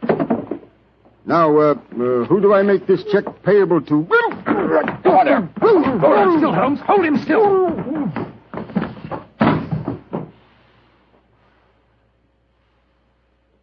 Very neat, Watson. Chloroform doesn't take long, does it, Move it back a Holmes? little, old fellow. He's lying over the desk. That's it. Is the filigree box in there? Uh-huh. Here it is. Splendid. Holmes, don't open it. You promised that you wouldn't. I just wish to make sure Make sure of what was there, Mr. Sherlock Holmes. Who there? Oh, no, don't move. I have a revolver, and don't turn round. Place the box on the table, Mr. Holmes. And put your hands up, gentlemen, both of you. That's right. I know that voice. It's Devers, the butler. Quite correct, sir. Well, Davis, you needn't point a revolver at us. Your master and injured. I'm not in the least interested in my master's health, Dr. Watson. In fact, if he were dead, I should be delighted. And what are you up to, Devers? I'm taking advantage of a situation, sir. I've been trying to open that desk for weeks. After such kindness on your part, sir, I hate to seem ungracious, but I'm dreadfully afraid I shall have to kill you. To kill both of you.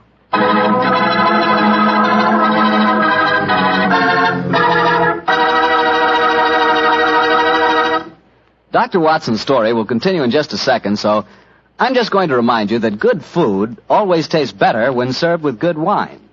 And if you like a red wine, say with steak or meat of any kind, you'll love Petri California Burgundy. If you'd rather have a white wine, say with chicken or fish, then by all means get Petri California Sauterne. Oh, and look, if opinion is divided in your family, if some of you like a red wine and some like white, the answer is obvious. Don't buy one, buy two. Remember that, huh? Don't buy one, buy two. But do buy Petri. Then you know it's good. Well, Doctor, that was a fine place to break off your story with the butler pointing a gun at your backs and you and Sherlock Holmes with your hands above your heads. What happened next? I know at least you didn't get killed, or you wouldn't be sitting here in California tonight telling me the story. Elementary, my dear Mr. Bartell, but supposing I take you back in the story to the point where I left off. Well, all right then. Take me back, Doctor. Take me back. Very well. We stood there, Holmes and I, our hands above our heads. As Devers said... I can't tell you how grateful I am that you opened the desk for me. After such kindness on your part, sir, I hate to seem ungracious, but I'm dreadfully afraid I'm going to have to kill you both. Because I dislike to appear stupid at such a melodramatic moment, but why is it necessary to kill us? For months, I have been waiting for an opportunity to steal the Kitmanjar emerald, and now you have done it for me, sir, and presented me with a perfect alibi. The Kitmanjar emerald? Oh, come now, Miss Holmes, you know the treasures in this house as well as I do. Apart from the emerald, there's a superb Cellini that would fetch a fine price in the right market. We aren't here after any valuables, my good man. Please don't call me your good man, Dr. Watson. It's patronizing and untrue. In any case, sir, whether you were here after the valuables or not makes no difference. I've caught you both red-handed. You're completely in my power, gentlemen. You're going to steal the treasures, I suppose, and then pretend that we were responsible. Exactly, sir. I shall kill you both, secrete what objects appeal to me, and when my master regains consciousness, I shall explain that I found 3 men burgling the house, that I killed 2 of them, while the third got away with the loot. Who will be able to doubt my word? To be regarded as a hero. I might even have my salary raised. Watson, I'm afraid this is the end, old chap. What a sordid way to die. Shot in the back like a coward. Devers, at least do us the courtesy of allowing us to face the firing squad, will you? Very well, gentlemen. Turn round. But don't try any tricks. One last request. What is it, sir? I'm beaten, and I admit it. I'm getting old, but in my heyday I've crossed swords with some of the greatest criminals in Europe. My life has been attempted many times, but I've always escaped. If this is to be my swan song, at least give me the privilege of shaking the hand of a man who has at last bested me. Well, sir, I feel that I'm stepping a little out of my station, but I suppose the situation is unusual. I hope you don't object to the left hand, sir. I'll keep the revolver in my right. Very well, Devers. There you are. Goodbye, Mr. Sherlock Holmes. Goodbye, Devers, and my congratulations for... My congratulations for being a fool. Well done, Holmes. Maybe getting old, Watson, but I've not lost my skill at that, too. He went over your shoulder in a flash. Fortunately, the bullet went wide. How is he, Watson? Struck the desk as he fell. Yes, he gashed his head. It's not serious. He'll be unconscious for a while. Good, but I think we'll take the precaution of closing this desk drawer. I don't want him to be exposed to further temptation when he comes to. There we are. Well, shouldn't we get into touch with the police, Holmes? Police? Great Scott, no, old fellow. After all, we're burglars and we're in disguise. 2 facts that would be hard to explain satisfactorily. No, we must back to the bee farm as soon as possible. Yes, I suppose you're right. Miss Norton will be waiting for us there, and we'll tell her what happened. Poor girl, I'm afraid she's in for something of a shock. Mr.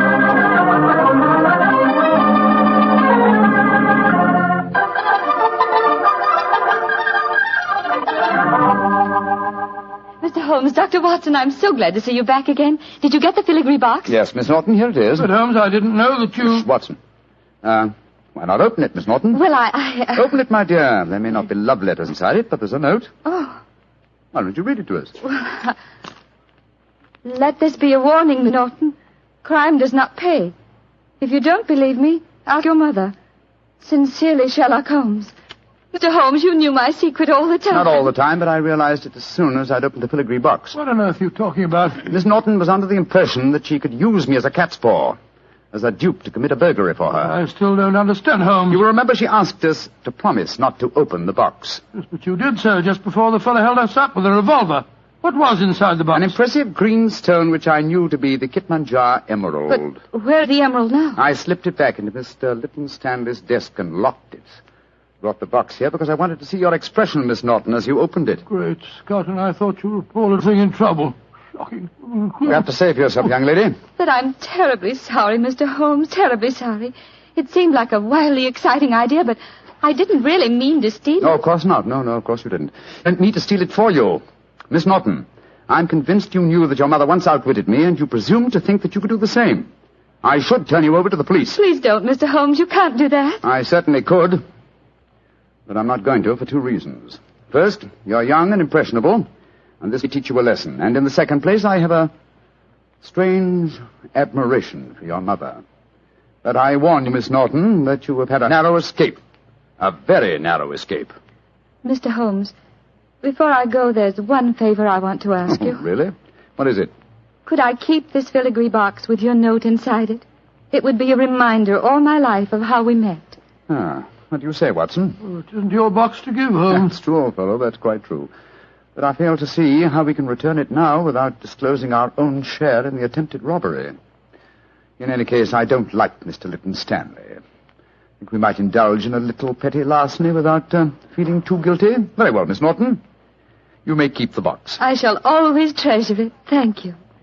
Goodbye, Dr. Watson. Don't think too badly of me. Goodbye. Good night, Mr. Sherlock Holmes.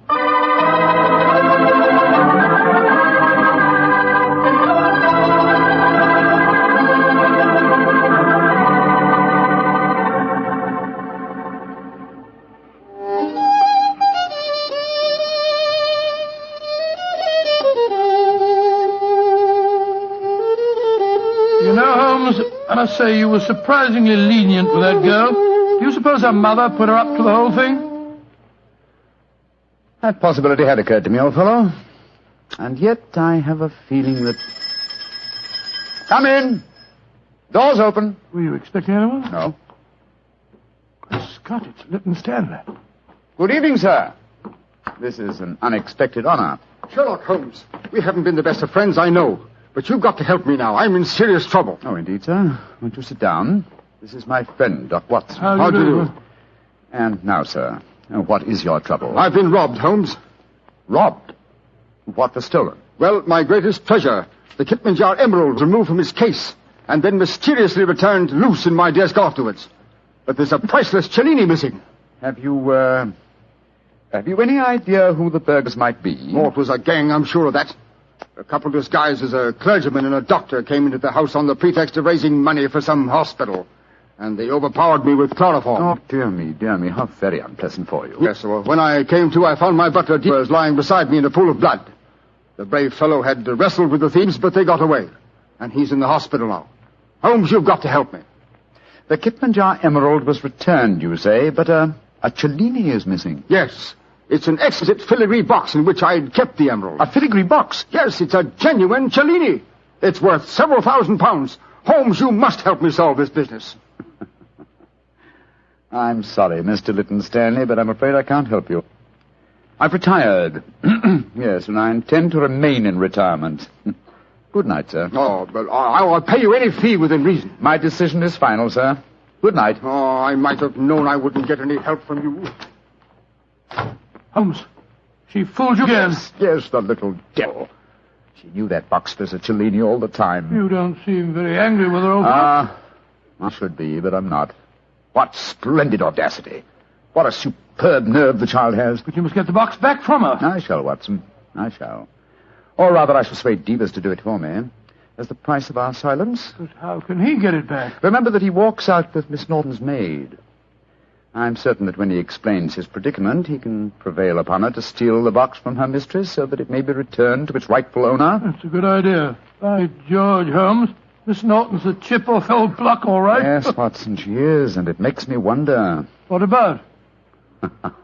I wonder, my dear chap, how long I can remain in retirement. Such a worthy antagonist at large, it's a challenge. It's an irresistible challenge.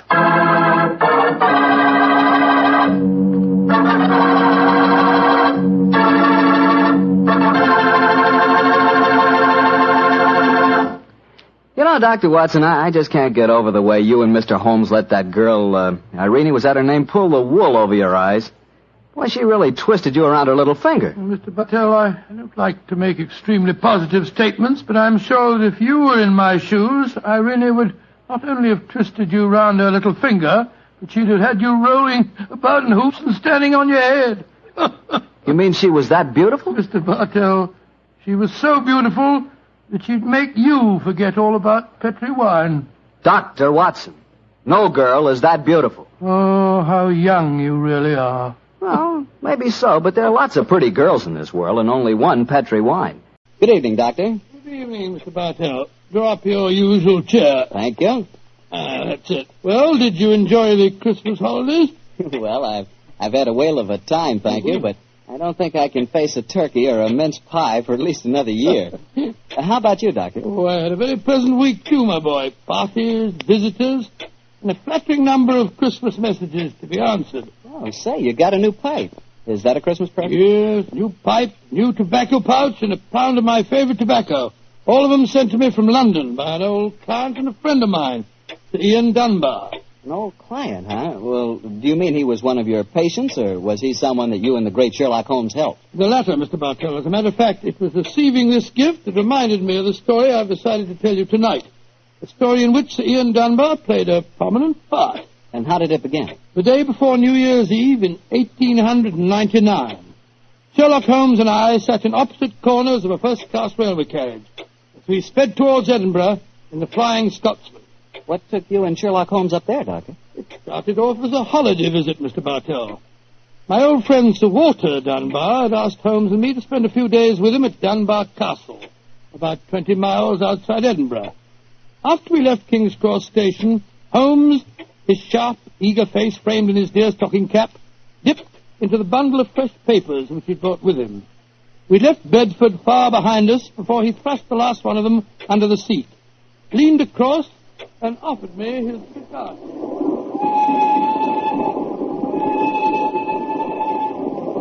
Care for a cigar, Watson? No, thanks, awful. I'll stick to my pipe. Flying Scotsman's living up to its name. We're going splendidly. Our present rate is 53.5 miles an hour. Oh, I haven't noticed the quarter-mile post. Nor have I, but the telegraph posts on this line are 60 yards apart. With the aid of a watch, the calculation is a simple one. Watson, my dear fellow, we have several hours ahead of us. Tell me more about Sir Walter Dunbar. I have a feeling that he is in some kind of trouble, but you haven't wanted to talk about it. Well, it's not exactly trouble, Holmes, but there's a strange problem that confronts the Dunbars. A problem that will be settled at midnight tomorrow. Oh, indeed. Night of New Year's Eve, eh? Yes, exactly, but to really appreciate the story, I have to begin by telling you of the death of old Sir Thomas Dunbar. The father of the present baronet, I suppose. Yes, he was severely wounded at Waterloo, though he managed to last out long enough to get back to Dunbar Castle. The story goes that as he lay there on his deathbed, he told his wife of his plans for their unborn child. Dinna grieve, lass. I'll fetch the baronet to you home from Waterloo. What if I fetch the mortal wound as well? Oh, hush, lass. I'm not afraid to die. All that niggles me is that I shall never see the child you bear. The Sir Walter Scott no coming yet. Jenny, he visit the deathbed of his old friend. Oh, who's there? Is that you, Sandy Murdoch? Aye, Thomas. It's me. I'm leaving an unborn son behind me when I die. Now, I don't trust women or children or banks for that matter. put the best part of my wealth in gold in the big iron box you'll find under the bed. The money's there. Aye, and something else for a rainy day. You have to keep that box in trust for me, Sandy. You can turn it over to my boy on the New Year's Eve before his 21st birthday. And he'll be a man and wise enough to know how to use it. You understand, Sandy? Aye, Thomas. But supposing your bairn's a girl. A girl? I tell you, it'll be a boy. And we'll name him Walter after my good friend, Sir Walter Scott.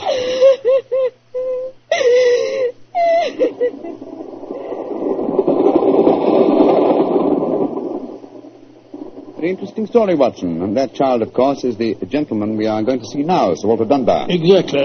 And the first baronet was a friend of Sir Walter Scott, while his son can boast of your acquaintance. Why, it's a family singularly rich in literary friendships. That's not very funny, Holmes. To continue, I suppose you can guess what happened. Sir Thomas carefully drew up the document to specify the New Year's Eve before the baronet's 21st birthday. And the poor child was born on February 29th. It was a leap year. Oh, so poor Sir Walter is still waiting for his iron box full of gold. Yes, he'll be 84 next year, and yet legally, with only one birthday every 4 years in the eyes of the law, he'll at last be 21. A most amusing situation, though I'm afraid Sir Walter finds it far from entertaining.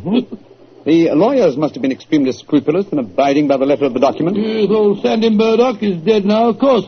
But he, too, is a great-grandson, William Murdoch, who still handles the Dunbar estate.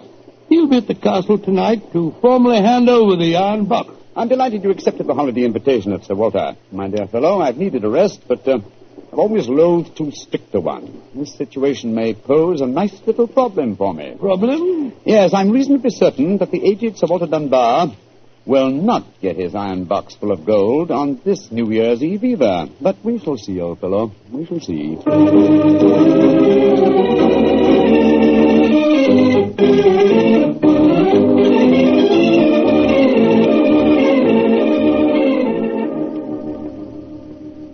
Dr. Watson, I'm glad to see you and Mr. Holmes here at the castle. Thank you, my boy. Holmes, this is Ian Dunbar, Sir Walter's grandson. How do you do, Mr. Dunbar? I'm very proud to meet you, Mr. Holmes. I've heard a lot about you. Grandfather will be down in a few moments. Let's go into the library, shall we?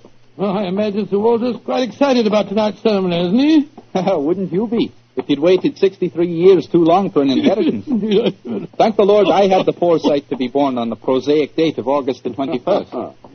Even if your grandfather's death, you would be the next baronet, I take it. Yes, Mr. Holmes. You see, my father was killed 2 months ago at Mafeking. Yes, I read about it in the papers, my boy. I'm very sorry. Thank you, Doctor. The opening of the box isn't going to be the only ceremony at midnight. Dorothy and I are announcing our engagement. Dorothy? Dorothy Small. She and her father are staying here, too. My congratulations. Yes, indeed, Ian. Indeed, mine, too. Thank you. It's been quite a battle with her father, though. He's a businessman and isn't impressed with titles when they aren't accompanied by a suitable income. But when we told him about the inheritance, he relented and gave his consent. Here's Dorothy now. Dorothy, darling, I want you to meet 2 friends of mine, Mr. Sherlock Holmes and Dr. Watson. How do you do? Now, how do you do, Miss Small? How are you, my dear? From what this young man's been telling us, I gather that congratulations are in order. Thank you. I finally persuaded Father that Ian would make a worthy son-in-law. For a while, I was afraid we'd have to elope to Gretna Green, live in a cottage on bread and cheese and law, but brave the parental wrath, just as they do in the storybooks. Oh, Sir Walter, there you are. Watson, my dear boy. How are you? And this must be your friend Sherlock Holmes. How do you do, Sir Walter? Very well for a young nipper who'll be 21 at midnight. Gentlemen, may I introduce Mr. Herbert Small? How do you do, sir? I believe that we have to congratulate you on the engagement of your daughter. That was supposed to remain a secret until midnight. The Dunbar box was finally opened. Didn't be grouchy, Herbert. The children are in love, and I'm going to settle money on Ian. And it's New Year's Eve. Let's enter into the spirit of the occasion. Bring out the glasses, Ian. I've had some bottles of my special pride put out. It's the finest port in Scotland. The cream of Dunbar. My father laid the first bottle down the year before I was born. And a drink of the brew will surely warm the cockles of your heart. My mouth's watering already, Sir Walter. When is this lawyer fellow, young Murdoch, getting here? Oh, any moment, Herbert. As soon as he arrives, we'll have dinner, and then we'll be ready for the evening ceremony. He's bringing the famous iron box with him, Sir Walter? If he doesn't, they won't get any dinner, Holmes. Ian, pass the glasses around, my boy. Ah, here you are, Murdoch. Good evening, Sir Walter. Oh, you've got the box with you, I see. Now the party's complete. Oh, let me introduce you. Miss Small, her father, Mr. Small, my grandson, Ian, you know. Mr. Sherlock Holmes, Dr. Watson. How do you do, sir? I'm sorry I'm late, Sir Walter. My train was delayed. Oh, that's all right, Murdoch. You're here, and you brought the box. That's all that matters. Ian, give our young lawyer a drink. Here, I'll help you pour it. I must say that this is rather exciting, Holmes. The famous iron box with its inheritance of gold. Yes, and from the size of the box, at a rough guess, I should estimate its cubic content in gold at around 5,000 pounds. Not a vast sum, perhaps, to a businessman like Mr. Small, but a windfall to an impecunious Scottish baron. Yes, I suppose it is. A strong young man, Mr. Murdoch. How do you mean strong, Holmes? A box that size, full of golden sovereigns, would weigh a considerable amount. And yet the lawyer carried it single-handed. Now that we're all assembled, I'm going to propose a toast. Though it's still some hours off yet, let's drink to the new year. It means a lot to some of us. To 1900. 1900. We should toast more than just 1900, Sir Walter. We should drink to the new century that's about to begin. Good idea, Dorothy. Oh, I'm afraid that wouldn't be quite appropriate, Miss Small. To be accurate, the 20th century won't begin until January the 1st, 1901, and not 1900. Of course. That's it. Dorothy, I'm afraid your wedding can't take place for some time yet. Father, what are you talking about? I read an article in The Guardian the other day that said just the same thing as you, Dr. Watson. And what's more, it said something even more important. It said that 1900 is not a leap year. Oh, rubbish. Leap year comes every 4 years. There was one in 1896. Then obviously 1900 is one. I think Mr. Small may be right. What do you say, Mr. Holmes? Do you know? Well, I hope no one would bring up this point, but it's the little problem I referred to on the train, my dear Watson. Yes, I remember. Holmes, for heaven's sake, answer. Is 1900 a leap year or no? I'm afraid it's not, Sir Walter. No? Because of a slight imbalance that would otherwise be produced in the calendar. Of the even century years, only those divisible by 400 are leap years. In other words, 1600 was a leap year, the year 2000 will be a leap year, but 1800 and 1900 are not leap years. Then you have no birthday next year, Sir Walter, and I'm afraid I can't open the box tonight. And the Dunbars won't get their inheritance. And you, my dear, don't marry for a few more years. I won't allow you to marry a pauper. Mr. Holmes, are you sure of your fact? I'm very much afraid that I am, young man. Oh, this is terrible. I cannot stand any more. No, don't take it too badly, Sir Walter. Here, drink this. That's it, after all. You only have to wait another 4 years. Another 4 years? At my age, young man, at my age. Oh, no. I shall never live that long. Aye, what is it, Angus? Dinner is prepared, Sir Walter.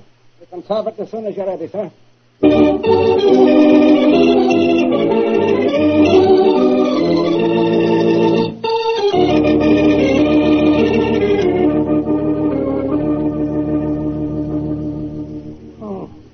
What a miserable meal, Holmes. Sir Walter's gone to his room, the young lovers are nearly in tears, and Small and the lawyer Murdoch seem to be positively gloating. Yes, a most depressing atmosphere in which to welcome the new year. But let us, at least, make the best of it. I think I'll go and have a talk with Sir Walter. And you, my dear chap, why not try and cheer up the young folks? Some of your experiences in India may make them their minds off their trouble. Yes, quite an idea. I'll join you in the library. Call me if you want me, Holmes. Ah, there you are, my dears. Hello, Dr. Watson. All alone in front of the fire, eh? I'm afraid we're not in very good spirits, sir. Oh, nevertheless, I'll sit down here and join you, if you don't mind. Misery loves company, you know. You're very kind, Doctor. I was just trying to persuade Ian to elope with me. But he's being most ungallant. He won't even consider it. How can I, darling? I've got under 200 pounds a year in my own right. How could we live on that? I was counting on the money the grandfather was going to give us to get me started. Now, Miss Small, a little earlier you talked of Gretna Green and bread and cheese and loving a cottage. Yes, there's a lot to be said for it, you know. Well, to be said for it, yes, Doctor. But have you ever tried it? Not literally, my boy, but I may tell you that when Mary, my wife, and I were first married, I had very little money. In fact, my income was just about the sum that you mentioned. And we were very happy. Ah, but you have a profession, Doctor. Look at me. I've been trained for nothing except to be Laird of Dunbar Castle. I can't support a wife on tradition. But you're young, Ian. You can get some kind of position. I'm sure you Yes, can. of course. As a matter of fact, I think that... Holmes, what is it? What's wrong? There's devil's work afoot, Watson. Come with me, old fellow. And you, Mr. Dunbar. Mr. Holmes, what's happened? It's Sir Walter. I went to his room. It was in darkness, but in the moonlight I saw two figures struggling by the open casement. One of them was Sir Walter. As I entered, he disappeared from sight. His attacker had pushed him out of the window into the moat. How dreadful. The other man got away in the darkness. We must get lanterns and go out to the moat at once. Though I'm very much afraid, Mr. Dunbar, that your grandfather is beyond our help.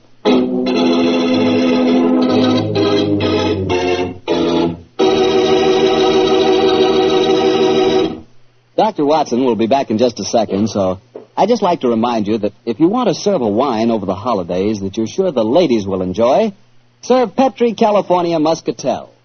Petri Muscatel is a golden wine with a wonderful flavor. The flavor of big, plump Muscat grapes. And you know what a flavor that is. I'm sure you'll find that Petri Muscatel is the favorite wine of all women, just as Petri Port is the favorite wine with men. And incidentally, if you're not sure which to get, Petri Muscatel or Petri Port, don't buy one, buy two. Get them both, and you'll be sure to please everyone. Now, to get back to our story, someone had pushed poor old Sir Walter out of his bedroom window and into the moat below. Isn't that right, Dr. Watson? Yes, Mr. Bartell. Of course, we grabbed lanterns as fast as we could and rushed outside, but it was a hopeless task. The water was 8 or 10 feet deep, and it seemed obvious that the elderly Sir Walter wouldn't have a chance of saving himself.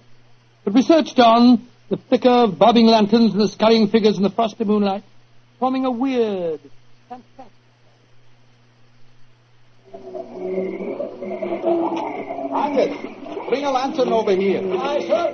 Can you see anything, Holmes? Not a thing. I don't see why your friend doesn't call the police, Dr. Watson. He's accomplishing nothing. We thought there might be a chance of finding the old man alive, Mr. Small. He wants to avoid a scandal, if possible, for your sake, sir, as well as the Dunbars. The scandal can't touch me or Dorothy over this. Her engagement was never announced. Thank heaven. That's a great pity, sir. I should think some new blood in your family would be a great improvement. You're being confoundedly impertinent, Doctor. And you'll be confoundedly heartless, sir. Well, Holmes, have you given up hope? I'm afraid we'll never find him without dragnets and grappling hooks. Have to call the police. What time is it? Sir Ian. You know the time? What did you call me, Mr. Holmes? Sir Ian. By Jove, yes. It does seem a bit premature, Holmes, but of course you're right. If your poor grandfather's dead, Mr. Dunbar, you're the baronet now. And the time, Sir Ian? It's 11:45, Mr. Holmes. A quarter of an hour to the new year. Sir Ian, doesn't that fact suggest something to you? Yes, it does. So I'm the new baronet, am I? Very well, then. There'll be no more talk of the police for 15 minutes. I want all of you to come back to the castle with me. As the last chime of midnight rings out, I shall have a statement to make. A statement that I want you all to hear.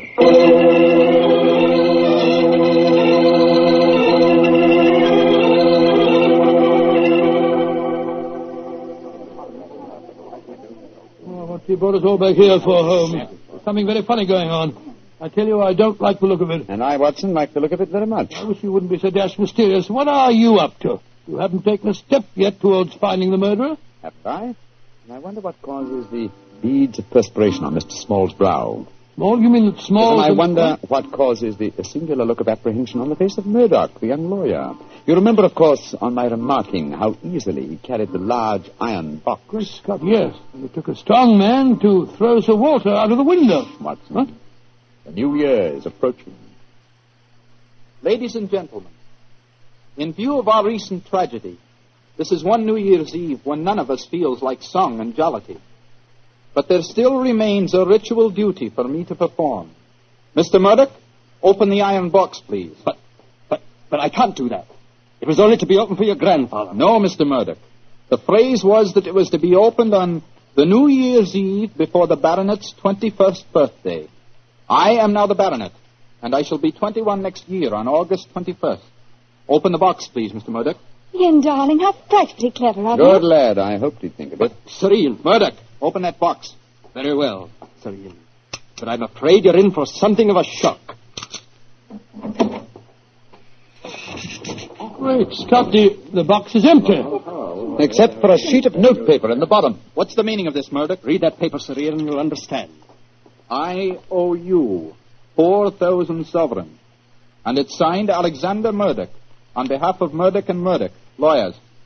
You'd better explain this. It's the family skeleton, Sir Ian. That note is signed by my great-grandfather, the one that witnessed the original deed concerning the box. As soon as Sir Walter was born on that February the 29th, my great-grandfather realized the money wouldn't have to be produced for 84 years. And so he stole it. He borrowed it. He always intended to pay it back, but he was never able to. When he died, he told my father of his secret, and my father in turn told me. We've always planned to put back the money, Sir Ian, but we've never been able to. This is daylight robbery. You should prosecute them, Ian. The firm's still in business. You can ruin them. You can sue them for every penny they have. Mr. Small, you've already shown a marked aversion to my family. I suggest you allow me to handle their affairs. Bravo, Ian. How dare you, Dorothy? Go to your room. No one's going to their room. No one's leaving here until the police arrive. I'm convinced that one of you murdered my grandfather tonight. And if you ask me, it's obvious who that someone is. Who, Dr. Watson? You, Mr. Murdoch. You came here planning to kill poor old Sir Walter because you never intended to open that box. You thought that your secret would die with him. That's a lie. I was going to tell him everything and then ask for time to pay the money. I didn't kill him. Of course he didn't. There's your murderer. You yourself, Ian. Father, what are you saying? I'm saying that Ian's the murderer. He saw that the box wasn't going to be open for another 4 years. He realized out the money couldn't marry Dorothy, so he killed his grandfather and then ordered the box open. You're trying to cover yourself. You pushed grandfather out of that window tonight. You thought that if he died, the box would never be opened. So Dorothy couldn't marry me. You young Gentlemen. Upon my soul, Holmes, you seem remarkably calm. Go on, my dear Watson. I must say I'm absolutely fascinated by listening to three people accusing each other of murder, and each of them producing perfectly sound motives. It's a remarkable example of the dangers of reasoning from motive alone. We should profit by experience, Watson. Mr. Holmes, how can you be so calm? There's a murderer in this I room. suppose this game of charades is getting a little out of hand, Miss Small. Let's conclude it. You'd better come out now. That tapestry, it's moving. A happy new year to you all. Grandfather. Sir Walter, oh, am I seeing a ghost? Oh, Sir Walter, you're all right. But what kind of a game have you been playing? It's a bunny game that Holmes and I invented. You might call it forcing the issue. I was determined to have the box open before the next 4 years were out, whilst I was still alive to look inside it. But the trickery of your family, Murdoch, has made me a very unhappy man. Sir Walter, I shall pay back the money in a few years. I swear I will. It'll be too late to do me any good, but I'll take care that Ian gets it.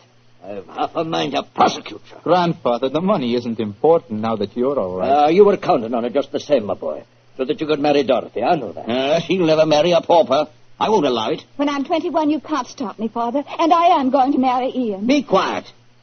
Sir Walter, it's a very unsavory business. I think that you owe us an explanation of your behavior tonight. You tell him, Holmes. I fancy a wee drop of cream of Dunbar. Watching you all search for my body in the moat has made me thirsty. The explanation is a very simple one, ladies and gentlemen. When you arrived here tonight, Mr. Murdoch, I knew from the way you handled the box that it could not contain the sum of gold it was supposed to. And so you suspected fraud and devised a plan to force the opening of the box. Yes, huh? and Sir Walter was an eager conspirator. Of course I was. Ian is 21 next August. Supposing I had died after he came of age, and before my next birthday, 4 years hence, the box would never have been opened. And so we invented the fake murder story. By the way, Ian, I must congratulate you for grasping the possibilities of the situation so speedily. If you hadn't demanded the opening of the box, the Murdoch secret might still be a secret. Well, it's a clever plan, Holmes. It's too bad that it had to have such a miserable ending. I'm not sure that we have finished with the matter. Mr. Murdoch. Yes, Mr. Holmes? You say that your family took £4,000 from that box? Yes, Mr. Holmes. Curious. I would have sworn from its size that it would hold closer to 5,000. And in your account of the legend, Watson, you told me that Sir Thomas Dunbar stated on his deathbed that he had put something else in the box. Right. Something for a rainy day, is that it? Mm-hmm. Did the Murdochs find that extra something? No, Mr. Holmes. They found nothing but the gold. Oh, that's very odd. I think I'll take a closer look at that box if you don't mind. Since this seems to be a night of telling secrets, I think you might as well know, Father, that if you don't give your consent, I shall elope with him. Oh, bravo, my dear, bravo. No such thing. I admire your resolution, young lady, but I hardly think it will be necessary. What do you mean, Holmes? Permit me to show you all the treasure of the Dunbars. What have you found, Holmes? Something for a rainy day that old Sir Thomas spoke of. You see, since the cubic contents of the box obviously differed from my calculations, I deduced the existence of a false bottom. I was correct. And in that space, I found this. Oh, it's a manuscript. Quite so, the manuscript of a book. Look at the title page and see the author's name. History of the Dunbar family. by Sir Walter Scott. I think, Sir Walter, that an original and unpublished manuscript by your distinguished namesake will prove worth several times the gold that is missing from that box. You've saved the day for us, Holmes, my boy. God bless you. Oh, this has been as strange a new year as ever I knew. But it's turned out to be a bonny one, thanks to you, Holmes. Well, fill up your glasses. We're going to drink a toast to the new year. Ah, Joe, yes, Sir Walter. This is really a happy occasion. Then let's complete it by singing the traditional song of the season, Auld Lang Syne. And in this case, when we sing, Should Old Acquaintance Be Forgot, I feel that in our hearts we should be thinking of Sir Walter Scott. He died over 60 years ago. He's made us all very happy here tonight. Should old acquaintance be forgot and never brought to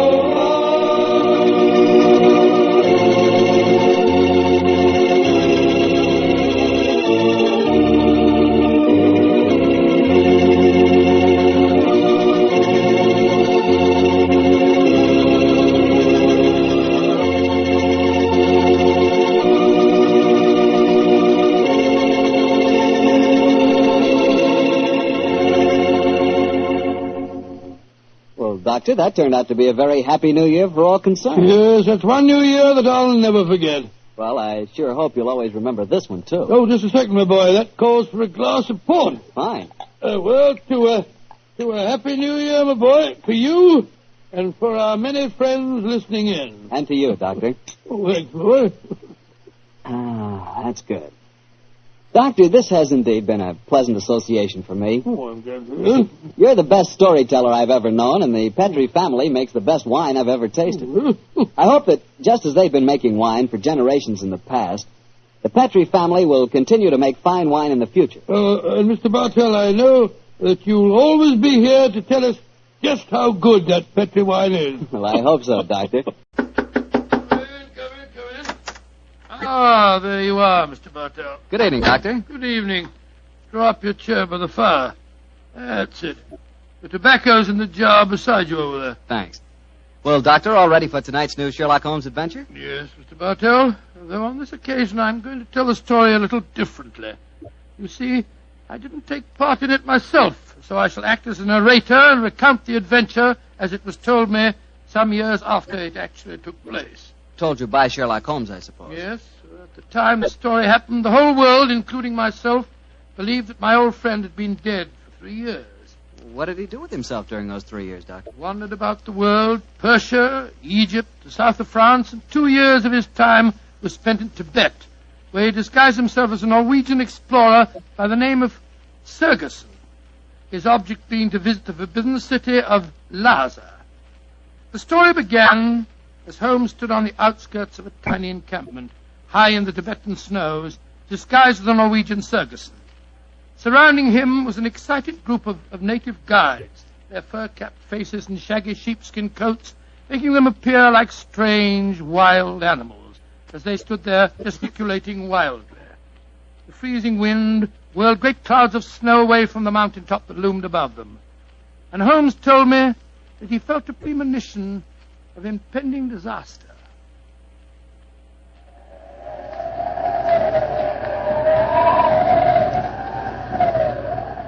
Sir, my men will go no further. They say the goddess of the mountain is angry. If we climb further, she will swallow us up. She will bury us. But we cannot go back now. We have come so far, 1,000 feet, 800 feet higher. We shall reach the pass. We shall be safe. I will not go. We can stay back there in the tents until the goddess of the mountain tells us we may go further. He is right. We can't go. We don't want to go anymore. It's too... Fools! If you stay here in the wilderness, in the village, and the avalanche comes, you will all be buried. You will be swept away. The only road lies upward. We will not go. Back to the tent. The wind is rising. Then I shall go on alone.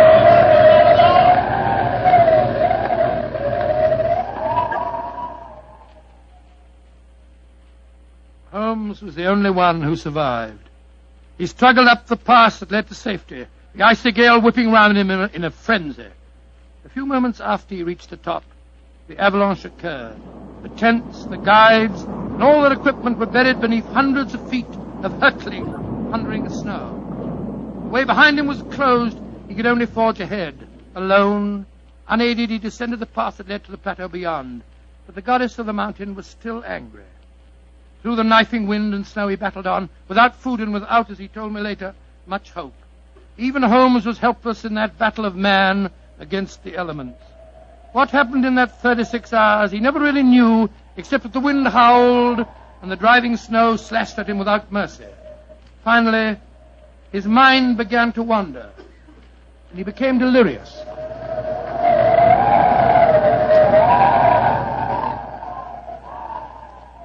Watson, dear boy, hand me my violin, will you? Moriarty, I want to introduce to you the goddess of the mountain. I think you will have a lot in common. 221B Baker Street, cabby. For heaven's sake, get me as fast as you can. I think I've caught a chill.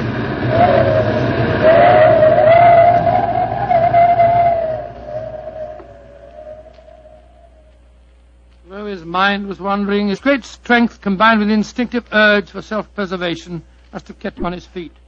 But finally he returned to normal consciousness to find himself jogging along a rough road in a primitive cart drawn by 2 oxen. The sun shining on him, and a white girl feeding him warm broth from a cup. For a moment the girl looked at him with a comforting smile, and then she spoke. No wonder you look puzzled, poor man. You can't make up your mind whether you're in this world or the next. Who are you? And how did I get here, please? My name is Eileen Farley. I'm a medical missionary. I found you wandering out of your mind 2 days ago, and I've taken you under my wing. We're going to the monastery of Panchapushpa. I'm most grateful to you, Miss Farley. You have saved my life. Permit me to introduce myself. My name is Sigerson, Olaf Sigerson. I'm a Norwegian explorer. Oh, no. No, your name is Sherlock Holmes, and you're a famous English detective. Please, I don't understand. Mr. Holmes, you've been delirious for the last 2 days. In your ravings, I was delighted to learn that the great Sherlock Holmes did not die 2 years ago at the Reichenbach Falls. I can see that further simulation is useless, my dear young lady. However, I must implore you to keep my secret. It's essential that for a while longer the world continues to think me dead. You don't need to worry, Mr. Holmes. I'm a great admirer of yours, and I promise that no one will ever learn your secret from my lips. Try drinking a little more broth. You're dreadfully weak. Thank you so much. Help me, please.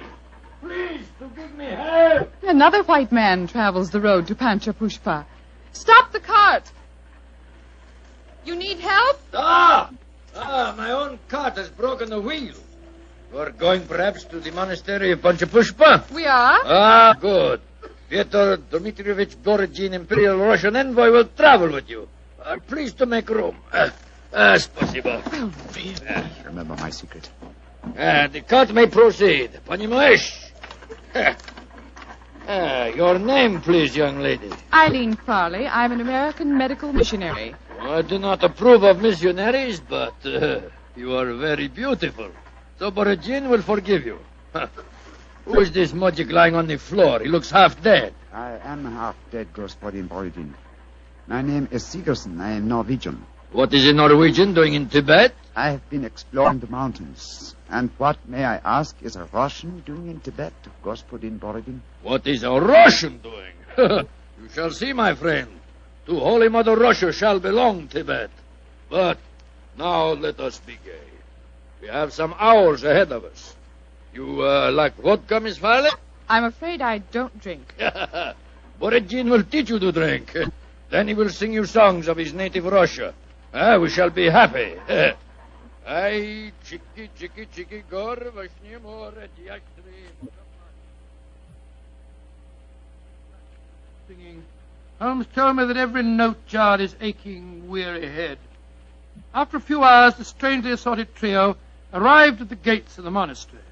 An edifice, as Holmes told me, of great antiquity and of breathtaking beauty, and built in the shadow of a giant mountain. He was fed and bathed, and shortly afterwards he found himself together with his 2 companions in the presence of the head abbot himself, a man of great age and infinite wisdom. The faint chanting of religious music could be heard coming from another part of the monastery. As the old man spoke...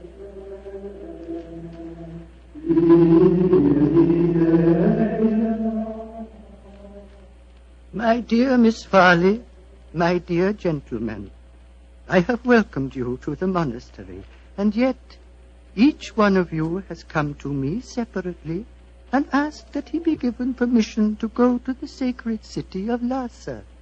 I cannot give that permission, my children. Borodin has traveled a long way. Russia will be most unhappy if he does not get the permission. I am an explorer, Reverend Sir. Will not that fact entitle me to some consideration? I, too, have traveled a great way, sir. My children, I realize your claims, but the permission is not in my power to grant. Tibet is ruled by our Chinese overlords. In any case, I will ask you to turn your heads. The gentleman approaching us has preceded you in residence here. He also wishes to tread the road to Lhasa. You have new visitors, I see. Yes, my son. Permit me to introduce you.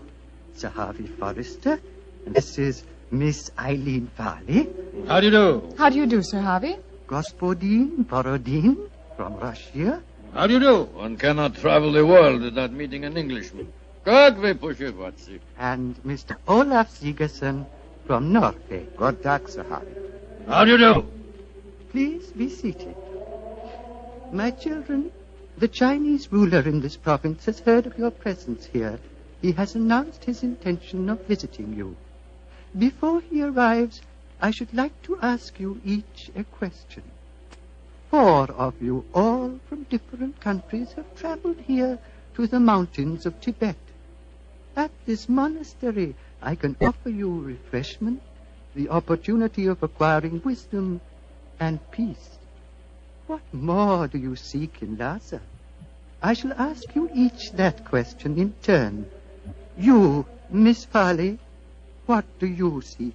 I seek the opportunity to bring both God and health to your Tibetan people.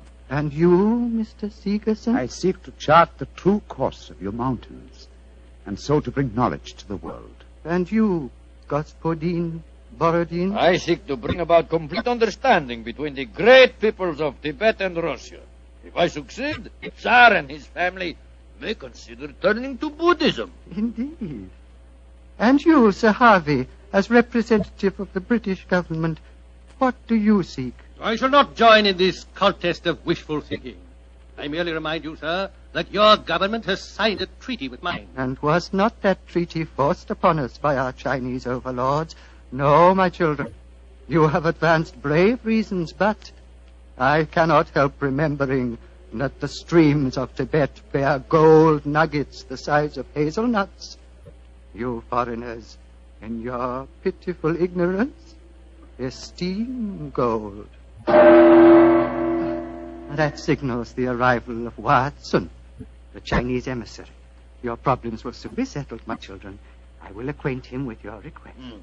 Why are you smiling, Mr. Holmes? At the name of the Chinese overlord, Watson. Must avoid falling into old habits and saying, elementary, my dear Watson. Shh. He's going to speak. Silence! Silence! The abbot has told me your wishes. I will hold conference. American lady and Norwegian will not be allowed.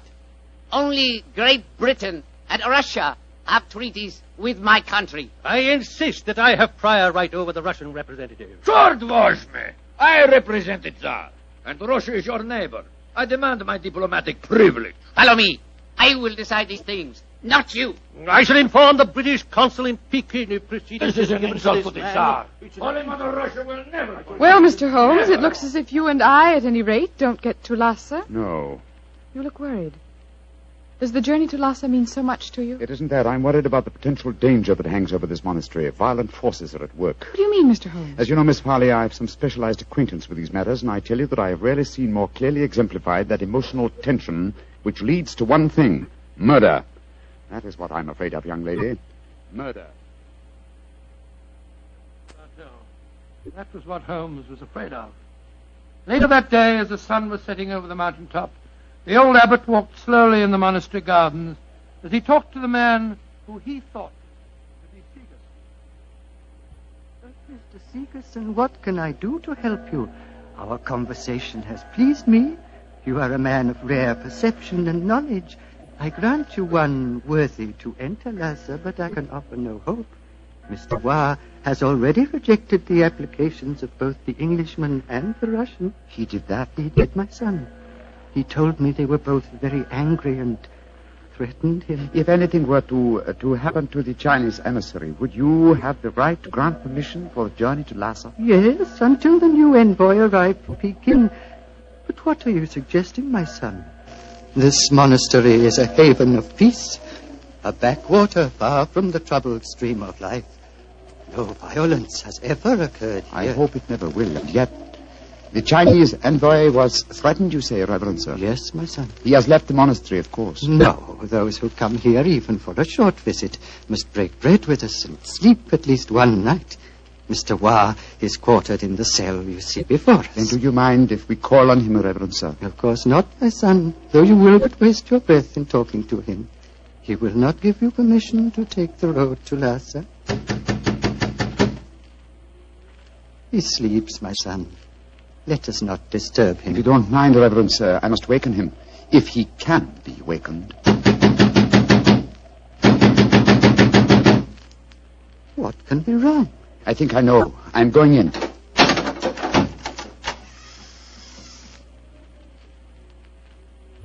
There is your answer, Reverend Sir. He is dead. Yes, sir. Strangled with his own cue. Oh, the poor misguided man has taken his own life, my son. No, sir. Look at those marks on his shoulder. He has been murdered. But what are we to do? As it happens, Reverend Sir, I've had a certain amount of experience with these matters in my own country. If I were to produce the murderer for you with certain proof of his guilt, would you authorize my going to Lhasa? Yes, since for a few days that permission is mine to give, I will grant it. You fill me with a strange confidence, but how will you find this taker of life? I can't tell you now, sir, but I shall find him. All that I require is a little assistance from you, sir. Of course. What is it? Let us both leave the cell, post a guard here, and give him strict orders that no one is to enter unless accompanied by me. Very well. But, my son, where are you going? Before very long, sir.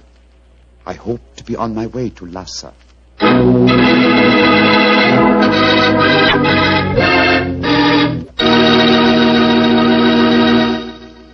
Dr. Watson will tell us the rest of his story immediately, so I'll just take a second to remind you that hamburgers, hamburgers, are practically an all-American food. We all love a good hamburger, but wait till you taste a juicy hamburger together with a glass of Petri California Burgundy. Boy, that Petri Burgundy is a hearty red wine that's just the best friend a hamburger or steak or any kind of meat dish ever had.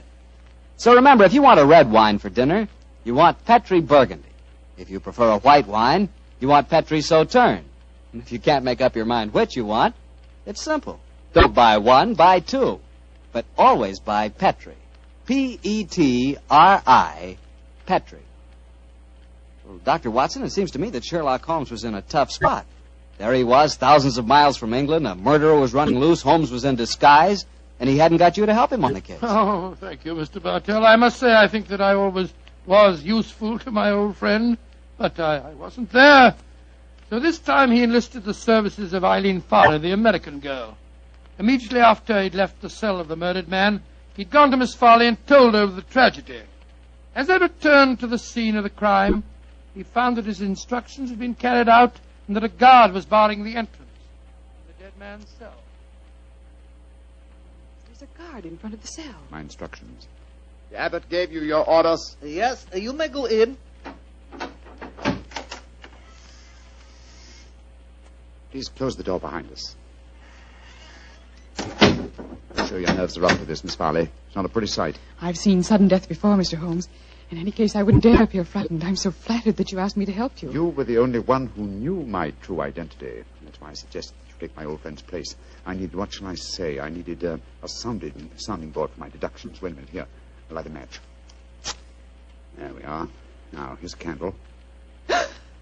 Oh! I warned you it wasn't a pretty sight. Hold the candle, will you please, Miss Farley? Thank you. This isn't hard to reconstruct. The killer stood behind his victim, held him by the left shoulder. So, wound his cue around his neck and pulled back. Yes. The marks are self-evident. Hello? What's this on the floor at his feet? A cigarette. Dropped as it was burning, I should think. And now it's nothing but ash. Exactly, ash. Now, which of the visitors at the monastery smoke cigarettes? Yourself, the Russian, and Sir Harvey, the Englishman. I think we may justifiably omit myself from the list of suspects, so that narrows us down to 2. Look, Miss Farley. What is it? There are clear traces here to the naked eye, not only of tobacco ash and paper, but of cardboard. But what does that signify, Mr. But Holmes? the case is nearly solved. Come on, young lady. We must pay a visit to Borodin's cell at once.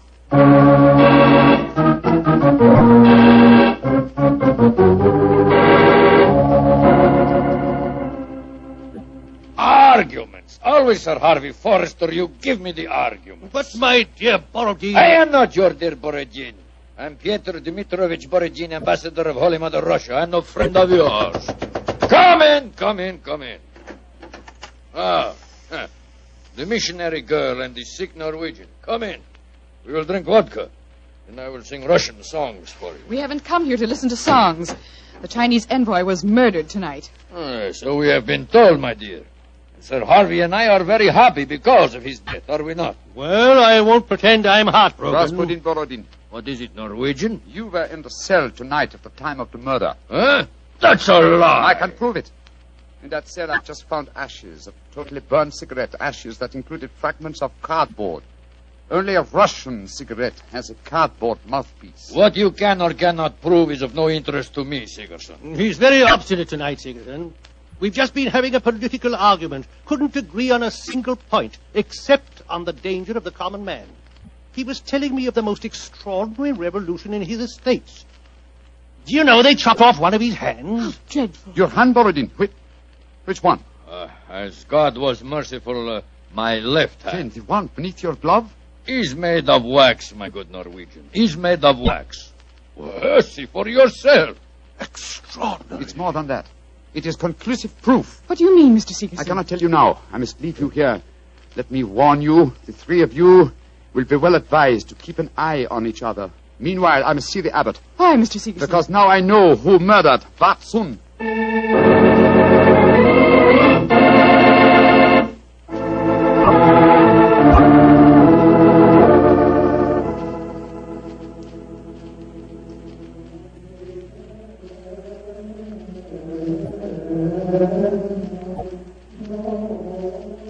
The pink fingers of dawn are stealing across the mountain top, my son.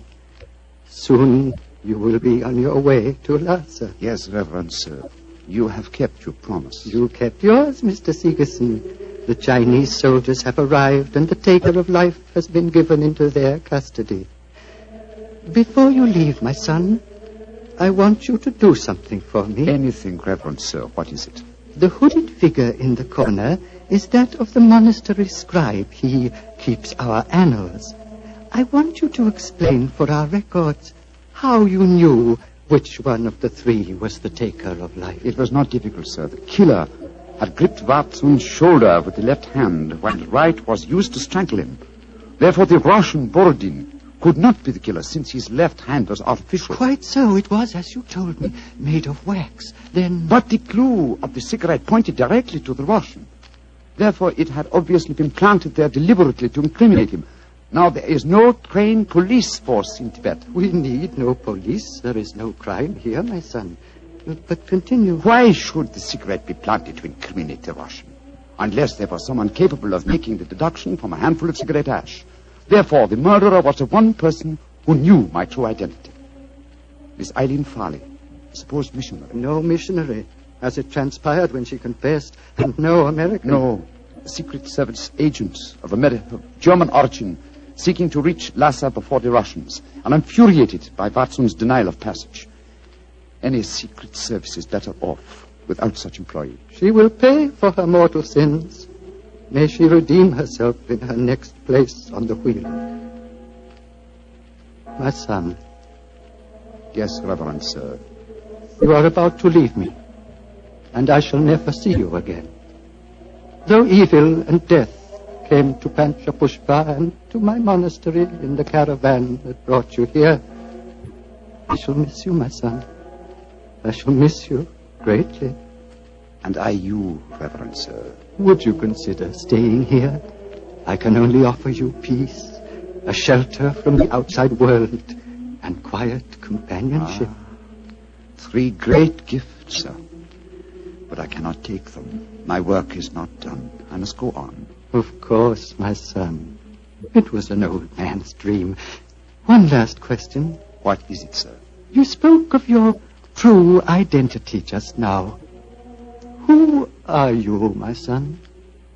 Reverend sir, I cannot tell even you the answer to that question.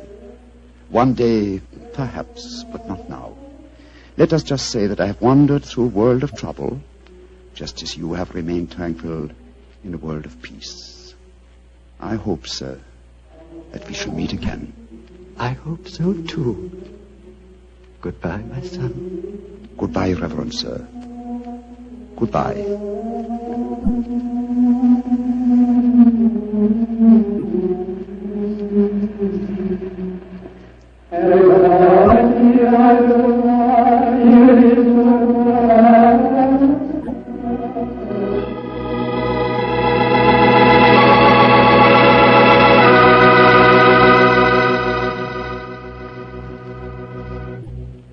Doctor, that was really an unusual story. You told it so well, I felt you were actually a part of it. No, my boy, as I said, the story was told me by Holmes. I've never been to Tibet. Been to India, of course. I never really wanted to go to Tibet. Horrible mountains, terrible weather, lots of bandits on the roads. Sort of dangerous place. Doctor, you're not afraid of danger, are you? 10 years ago, Mr. Bartell, a question like that would be an insult. Today I realize that all of us, unless we're stupid, have some fear of danger. I would say that I'm definitely not a coward, nor am I a thrill seeker, but I've done with searching for something new. Me too, Doctor. I'm through searching for something new also. Now that I've found Petri wine, I'm going to stick to it. Mr. Bartell, no matter what we talk about, when you say it, it always sounds like Petri wine. Well, why not? I can't think of a more delicious wine. Come in. Good evening, Mr. Bartell. Good evening, Doctor. Well, the puppies seem very happy tonight. Yeah, tonight, yes, but you should have seen them this afternoon. I doubt if there were two more frightened little dogs in the whole of California. But, Winnie, now you control yourself. What happened, Doctor? Well, I took them for a walk on the beach. As we were scrambling round a rocky point, a seal popped his head up in the water quite close to us. What'd the puppies do? Oh, both of them barked at it furiously. And the seal? Blew a few bubbles and then barked right back. I don't know what the world's speed record is for short-legged dogs. I'm sure they broke it. You know, Doctor, I'll have to join you on one of those afternoon strolls of yours. You always seem to be having such exciting adventures. Oh, and talking of that, how's about tonight's new Sherlock Holmes adventure? Well, I'm all ready for you, my boy. In fact, I was looking over my notes on the case just before you arrived. This is another story in which Sherlock Holmes' elder brother, Mycroft, played an important part. Mycroft Holmes was 7 years older than Sherlock, and some said it is superior in powers of observation and deduction. That sounds like heresy, Doctor. No, young fellow, my lad. Holmes himself was the first to admit it. In fact, if it hadn't been for his incurable laziness, Mycroft could have been a formidable rival to his younger brother. However, Mycroft did hold a position of considerable importance at the Foreign Office, and it was there that tonight's story begins. It was in the winter of 1899, and Mycroft Holmes, after a gourmet's lunch, was reclining full length on a leather settee. His eyes were closed, his hands were folded across his stomach, and his breath came rhythmically. A cynic would have declared that Mycroft Holmes was taking an after-luncheon snooze. But Mr. Holmes' secretary, a gentleman by the name of Gardner, was a realist. He tapped on the door discreetly. Then he rapped on it. And still there was no response, so he opened the door and entered. After a moment, he gave what he thought was a discreet cough. Mycroft Holmes opened his eyes, folded his hands, and said, "Found it, Gardner. Must you come in here and bark at me so soon after lunch?" I'm sorry, Mr. Holmes, but I thought that... You thought that as I was lying down with my eyes closed that I must be bored, and so you came galloping in. Oh. Well, what do you want? There's an old lady outside, sir. She insists on seeing you personally. I've tried to get rid of her, but... What's her name? Mrs. Hudson, sir. Mrs. Hudson? Huh. Show her in, Gardner. Show her in. Very good, sir. Undoubtedly a message from young Sherlock. How are you, Mrs. Hudson? Oh, good day, Mr. Holmes. I'm sorry to interrupt you, but I won't take up much of your time. Sit down, won't you? Don't leave us, Gardner. I may need you in a few minutes. Very good, sir. Now, Mrs. Hudson, what's the message? Message, sir? Didn't my brother send you with some message that he was afraid to entrust to the ordinary channels? He's always so confounded and dramatic. Oh, bless your heart. No, sir. I've come to you with a little problem of my own. I didn't like to bother Mr. Sherlock Holmes with it. He's been so busy lately, and he's looking very tired. And so you came to me. Delightful. I thought you wouldn't mind, sir. You've always been so nice and friendly to me. Pure laziness. It is less effort to keep an old friend than to make a new enemy. But tell me your problem. Well, it's really my sister's problem, sir. She keeps a boarding house at 14 Kensington Gardens Square in Bayswater. And she's convinced that one of her boarders, a man who has a room on the first floor back, she's convinced that he's a birdman. And what in heaven's name is a birdman? Do you know, Gardner? No, sir. I can't imagine. Oh, it's like a werewolf, gentlemen, except that the man turns into a bird. Oh, come now, Mrs. Hudson. Oh, I know it sounds daft, but my sister's in a dreadful state. Of course, I've been with your brother long enough, sir, to know that such things are nonsense. But how can I prove it to her? What reason does your sister give for holding a strange belief? She keeps finding pigeon feathers in the room. Now, the man doesn't keep pigeons, sir. My sister knows that for a fact. Has she found any traces of scattered food on the window ledge? None, sir. No signs of any pigeons, except the feathers. My sister's a wee bit fey, Mr. Holmes. She's the 7th daughter of a 7th daughter, and you know what that means. Just the same, she's not imagining things, sir. She's shown me the feathers herself. Where were they, Mrs. Hudson? Somewhere on the floor by the end of the bedstead, sir. I brought some along with me. Here, sir. And we found some more in the gentleman's cupboard where he keeps his clothes. By George, I wonder What is it, sir? I'll tell you in a moment, Gardner. Mrs. Hudson, this matter will require a little private investigation. You may return to your sister and tell her not to worry. I shall get in touch with you as soon as my inquiries are completed. Good day to you. Good day, sir. And I'm very much obliged to you. Well, Gardner, what do you make of it? An old wives' tale, sir. You're not treating it seriously, are you? Yes, I am. One of these feathers shows evidence of having had string tightened round it. That suggests a captive bird. Now, a captive bird smuggled into an obscure boarding house would point to something of the greatest importance to us, Gardner. By George, sir. You mean carrier pigeons? Exactly. And remember that we're at war, and that the Boers have obtained several important and highly confidential secrets of ours lately. We know there's a leak somewhere. This requires an active investigator who can work with discretion. Now, I could work with discretion, but I don't feel too active at the moment. Ah, I have it. I want you to write this letter to my brother. Disguise your hand, use plain, cheap notepaper, and don't sign the letter. He won't be able to resist that combination. Are you ready, Gardner? Yes, sir. Very well, then. My dear Mr. Sherlock Holmes, we know of your proposed investigation of the tenant in the first floor back at 14 Kensington Gardens Square. We warn you, as you value your life, keep away from the...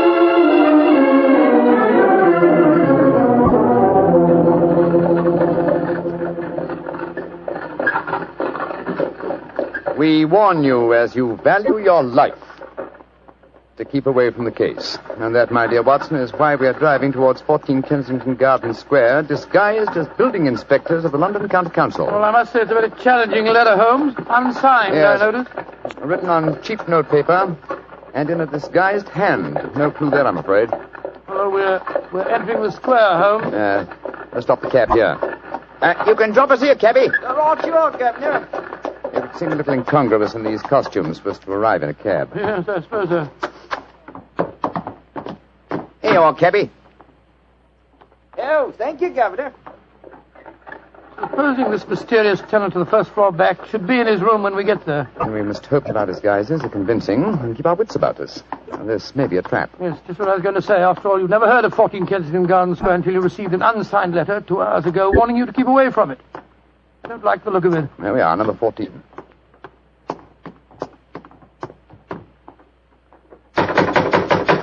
I suggest that you let me do most of the talking. Good Lord, yes. My Cockney accent doesn't compare with yours. Who do you want to see? We're from the London County Council, we are. We've had complaints about a leaky gas jet in the first floor back. Oh, that's Mr. Green's room. He ain't home. Oh, that don't matter, my dear. We'll go up and take a look. Come on, Bertie. Right you are, Alfie. Want me to show you the way? The missus is out shopping. No, thanks, dearie. Me and Bertie can't get lost, can we, Bertie? No, of course we can't. Of course we can't. Look at him laughing. Come on, Bertie.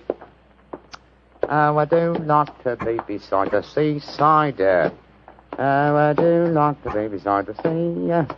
Dilly-um-pa-pum-pa-pum, dilly-um-pa-pum-pa-pum. Nice house, Bertie, ain't it? Yes, Elf. Nice as can be, this house. Oh, I do like to be beside the seaside. I do like to be beside the... Here we are. First full back.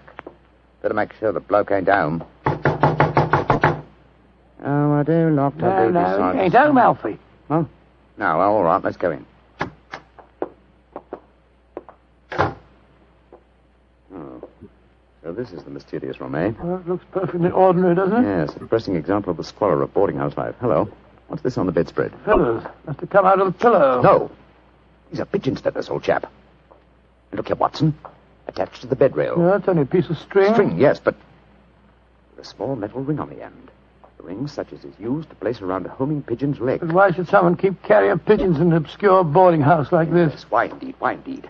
The answer could be that the tenant of this room is engaged in some sinister activity that requires the use of carrier pigeons in sending messages. Yes, there's no evidence of the birds being kept here. That's true, old fellow, that's true. Possibly the owner of this room is given a pigeon by one of his superiors, brings it here, affixes his message, and releases the bird. But why couldn't he just take the message to where they keep the birds? Well, in that way, he would run the risk of being picked up with dangerous and incriminating messages on him. What kind of skullduggery involves the use of carrier pigeons, you suppose? We're at war with the Boers in South Africa, Watson. What could be more logical than that a spy in their pay should be using this method to smuggle important information out of the country? By Jove, yes, Holmes, I wouldn't mind betting... Shh! Somebody coming. Look out. Who are you? What the devil do you think you're doing in my room? Well, my name's Bertram, and I come here to look at your gas pipes. Don't lie to me. Who are you? It's like I say, Governor, my name's Bertram, and I come from the London Council. Very well, then. If you won't tell me the truth, perhaps this revolver will make you change your mind. Look here, Governor, look here, Governor. Grab his revolver, Watson. Yes, right. Holmes, where were you? I slipped behind the doors. This gentleman opened it. Yeah, me, sir. Your overcoat seems extraordinarily well filled with chest, doesn't it? Why not slip it off? Yeah. It's a bit warm in here. Let me alone. So you were right, Holmes. He had a pigeon under his coat. Yes. See if you can catch the bird, will you, old chap? All right, here. Come on, Pigeon. Come on, little fella. Come along, Pigeon. There he comes. That's it. Look at the little fella. Snuggled up on my arm. Friendly little fellow, isn't he? Yes, Look out, Watson. The gentleman's revolver. He's Yes, going after and when I get it, I'll... A beautiful uppercut, Holmes. I'm afraid he'll be unable to talk to us for some time. How fortunate he told us where the message was hidden before we indulged in this little set, What do you mean? He didn't say anything about a message? No, not verbally, but I was watching his reflection in the mirror as he entered the room. His eyes first glanced at this top drawer on the dresser here to see if we'd touched it. It was obviously the most important spot in the room. Let's see. Here we are. A message already rolled up and in its container. Oh? What does it say, Holmes? It's in code, which is not surprising, but I don't think it will be very difficult to decipher. Yes, and when you've done that? Then, my dear fellow, I shall compose a code message of my own and persuade this pigeon to lead us to its master.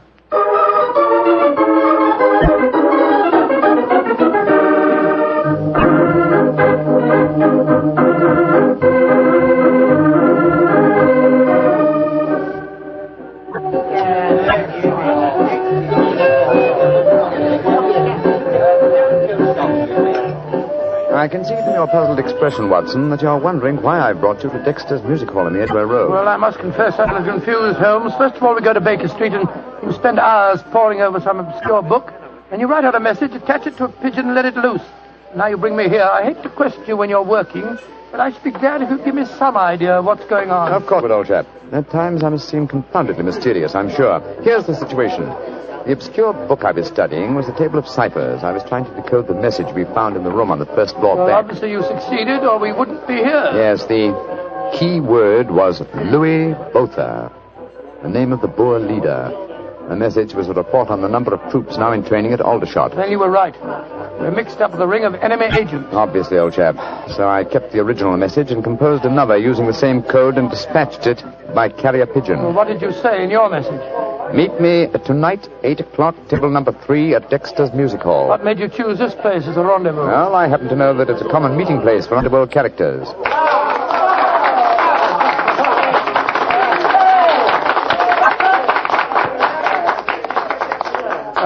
Which is table number 3? The one over there in the corner. I reserved it. Then why don't we go and sit down there instead of standing it here at the back of it? I thought we'd give our visitor the opportunity of showing his hand first. He won't be expecting Sherlock Holmes and Dr. Watson, I fancy.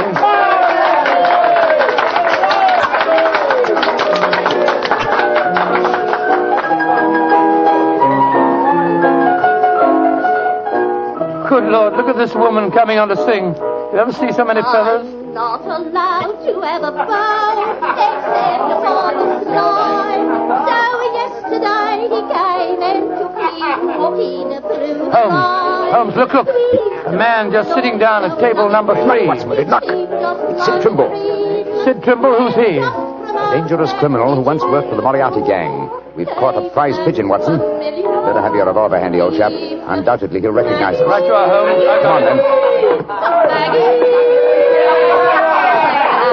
In the clover, they tremble since morn. Go and drive them, Maggie, to the old. I'm so glad you're able to keep your appointment, sir. Sherlock Holmes. It's a trap. Now, don't try any tricks. I've got a revolver here, Sid. How'd you like this table in your face? Watson, you didn't shoot him, did you? No, he knocked my hand. The revolver went off. The shot went wild. I swear it did. Yes, of course. Look at the wound. There are no powder burns. The shot was fired from some distance. Holmes, he's dead. Out of the way! Out of the way, please. Now then, what's going on here? Constable, this man has been killed. Yes, and it's easy to see who did it. Well, I didn't do it, Constable, if that's what you're thinking. No? Then why are you standing here with a smoking revolver in your hand? Come on, you're under arrest. But you can't arrest me. I'm Dr. Watson, and this is Mr. Sherlock Holmes. I don't care if you're the King of Siam and the Bishop of London himself. You're under arrest, and I'm taking you both to Scotland Yard.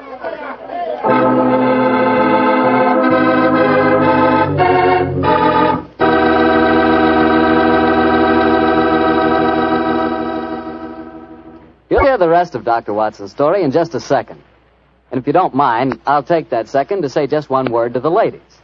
And that word is muscatel. Petri California Muscatel. I want you women to know about it because Petri Muscatel is one wine that practically every woman likes. Maybe because it's such a beautiful color, like pale gold. But I guess really because Petri Muscatel brings you the wonderful flavor of luscious, sun-ripened Muscat grapes. And that's a flavor. Try Petri Muscatel after dinner or any time as a change from Petri port. Have a bottle of each on hand. When you buy Petri wine, don't buy one, buy two. Remember, if it's a Petri wine, you know it's a good wine. Dr. Watson, that was really one for the books. So you got yourself arrested on a murder charge. Yes, Mr. Bartell. It's a very humiliating experience. I was taken off to Scotland Yard in the Black Marat. Looked like any common criminal. The wretched constable wouldn't listen to a word that I'd got to say. Well, Sherlock Holmes went with you, of course. Naturally. But after we arrived at Scotland Yard, my mortification was complete, and I found that I was led into the presence of our old friend, Inspector Lestrade. Holmes spoke to him at some length, but I could see from Lestrade's expression that my position was a very serious one. Now I can see what it is, Mr. Holmes. You see, I know you both. But I must say there are lots of them here at the Yard as don't like what they call your eye-handy method. But, Lestrade, personal likes or dislikes have nothing to do with this. No, of course they haven't. It's purely a matter of evidence. Well, I know that, Dr. Watson. And the constable's evidence was as clear as the nose on your face. The dead man was shot through the head, and you were standing in front of the body with a drawn revolver But, my in dear your hand. Lestrade, there were no powder burns on the wound. Yeah, that's what you tells me, Mr. Holmes. But I'll have to wait for the official report on that. The police surgeon's examining the body now. You understand, gentlemen, I'm not saying I'm sorry that Sid Trimble's dead.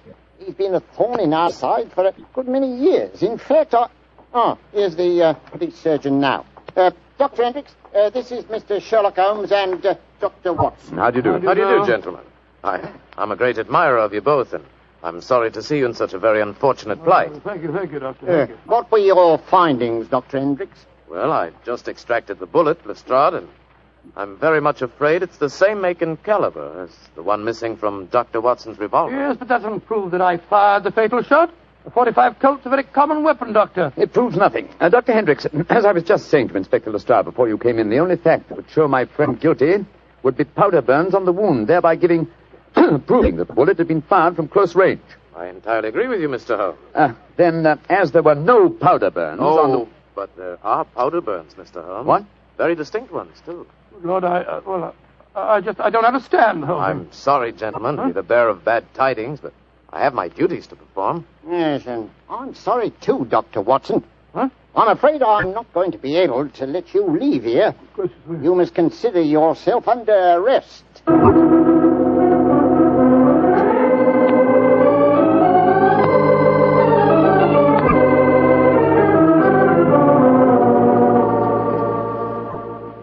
Holmes, I never felt more despondent in my life. Oh, cheer up, old chap. Well, how can I? Locked up in a prisoner's cell. Looks as if I might end up at the gallows. Don't worry, Watson. You'll be out of here before the night is over, I promise you that. I wish I felt as confident as you do. How do you propose to do it? Oh, with the aid of a little hard thinking. Thinking? That won't unlock any cell doors, thinking. But it will, old fellow. It's obvious someone's deliberately trying to incriminate us. Let's try and reconstruct the killing logically. Said Trimble was a member of an espionage ring. I sent him a false message. After he'd left to keep the appointment, one of his colleagues trailed him to the music hall and killed him before he could betray anything to us. Yes, that's undoubtedly the way it happened. The powder burns, Holmes. How do you account for them? There were none just after the shot was fired. We know that. And yet Dr. Hendricks assures us that there are very distinct powder burns now. May we come in, gentlemen? Yes, of course you can, Dr. Hendricks. Oh, hello, Lestrade. Yes, I thought we'd come and chat with you, Doctor. Well, that's very nice of you, gentlemen. Yeah, not a bit of it, Doctor. You know, it hurts me to see you in here, and that's a fact. And I can't bear to see a fellow medico in such plight, without coming in to see what I can do to help, Watson. Yeah. You're very quiet, Mr. Holmes. Am I, Lestrade? I was thinking. You see, What, old chap? I have it. You have what? The answer. You'll sleep in Baker Street tonight after all. Mr. Holmes, what are you talking about? The murder of Sid Trimble. The incriminating powder burns were obviously faked. Watson and I know that, whether you and Dr. Hendricks believe it or not. The question is, how were they faked? I think I have the answer. Dr. Hendricks. Yes, Mr. Holmes? If a blank cartridge were fired at the wound after death, it would produce powder burns, wouldn't it? Undoubtedly. Yeah, but who could have done that, Mr. Holmes? Ah, that's the point, Lestrade. Who had the opportunity? The constable who brought the body here. True, old chap. Huh? Also, you, Dr. Hendricks. That's perfectly true. Yeah. Well, I had the opportunity too, Mr. Holmes. I spent half an hour in the morgue alone with the body when it first come in. Well, you've narrowed it down to 3 suspects, Holmes. I hope I don't hang before you find the real killer. I found him, Watson. Why, who is he, Mr. Holmes? The answer is simple, Lestrade. The powder burns were certainly faked by a blank cartridge. Now, if a blank cartridge were fired into a wound, the wadding would have penetrated and distorted the wound. Yes, but supposing the person had removed the wadding from the blank, Mr. Holmes. Its effect would still be quite apparent to the police surgeon who removed the bullet. Am I correct, Dr. Hendricks? Entirely. The surgeon could not fail to identify the marks, Mr. Holmes. Exactly. Therefore, only one person could have fired that blank cartridge without detection. The same person who made the incision necessary to remove the cartridge would also remove all traces of the shot. You yourself, Dr. Hendricks. Holmes, I believe you're right. That's an ingenious theory, Holmes. Surely you're joking. Am I? Then how do you account for the pigeon feathers on the collar of your coat? The devil with you, Holmes! Here, come back here. Doctor! Constable! Tell that doctor Great Scott. Scotland Yard itself harboring an enemy agent. Upon my soul, Holmes, you've done it again. I must say you've got sharp eyes. I didn't see those pigeon feathers on Hendricks' collar. Confidentially, my dear fellow, neither did I. But Hendricks' guilty conscience knew they might be there. It was a shot in the dark, and I had to take it. If you'd spent the night in a prison cell, I should never have heard the end of it, I'm sure. Never.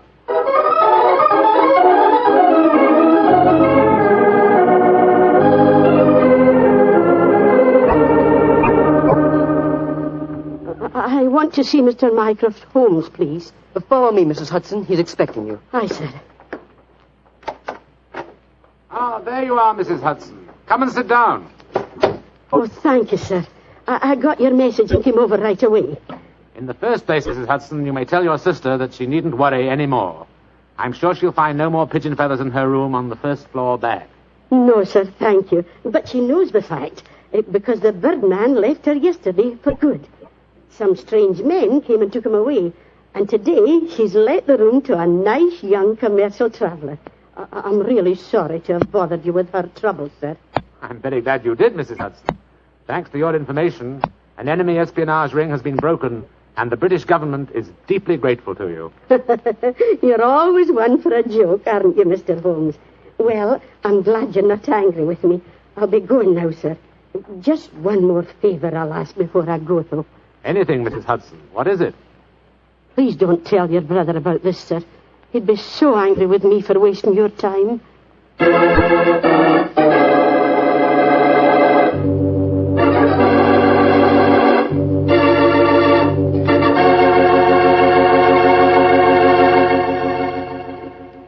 Well, Doctor, that was really a swell story tonight.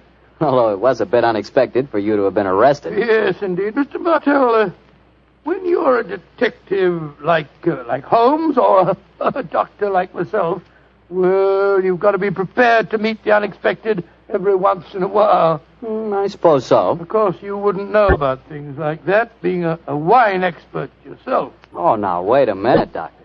From the way you talk, you'd think I spent every waking moment in a nice, cool wine cellar, tasting wine from morning till night. Well, don't you? Oh, now, Doctor, I'm no more a wine expert than you are. All I know about wine is that it either tastes good or it doesn't. And I know that Petri wine does taste good. And now I'm sure our good friend Dr. Watson's waiting for us. Let's go enjoy. There you are, Mr. Bartell. Good evening, Doctor. All alone tonight, huh? Yes, my boy, if you can call a man alone when he's got his pipe, his books, and a glass of good port at his elbow. Take your coat off. You're full of enjoyment. Thanks, Doctor. Help yourself to the port. There's some rather special tobacco in the jar over there. Fine. And now, Doctor, are you ready to tell us tonight's new Sherlock Holmes adventure? I am, Mr. Bartell, and I think you'll find it a most unusual story. It began on a winter's night in 1896. Holmes and I had gone to a theatre in the East End of London to see a performance of a famous old English melodrama called Sweeney Todd, the Demon Barber of Fleet Street. That's a good bloodthirsty title, Doctor. The Demon Barber. He sounds as though he specialized in close shaves. Good gracious me, Mr. Bartell, that's almost unforgivable. He was a murderer of voracious appetite who placed his victims in a specially constructed barber's chair, cut their throats, and then pressed the lever that would swing the chair over and decamp the unfortunate victim into a horrible cellar beneath his shop. This is only a stage play you're talking about, Doctor. As my story begins, we were seated in a private box watching one of the closing scenes. Holmes was leaning forward in his chair, following the action on the stage with an obvious delight, while I sat beside him equally engrossed.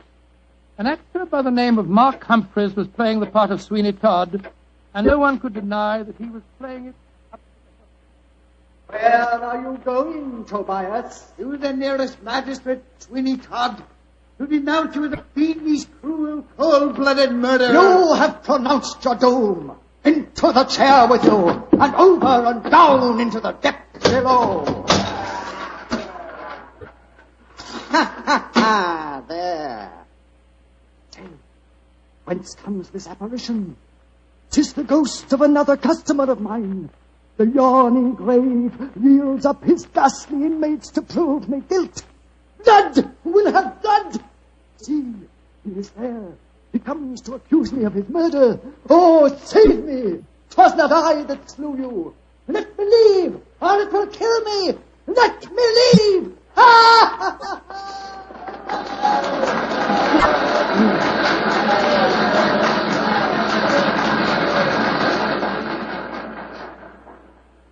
Well, upon my soul, Holmes, that fellow Mark Humphreys is the most florid actor that I've ever seen on a stage. I find him enchanting, Watson. It seems to me he's really caught the flavor of this murderous monster piece. After all, a restrained performance of the Barber Sweeney Todd would be unthinkable. Yes, I suppose it would. But I must say his makeup seems rather overdone. No barber would wear such an enormous beard. It would be most impractical.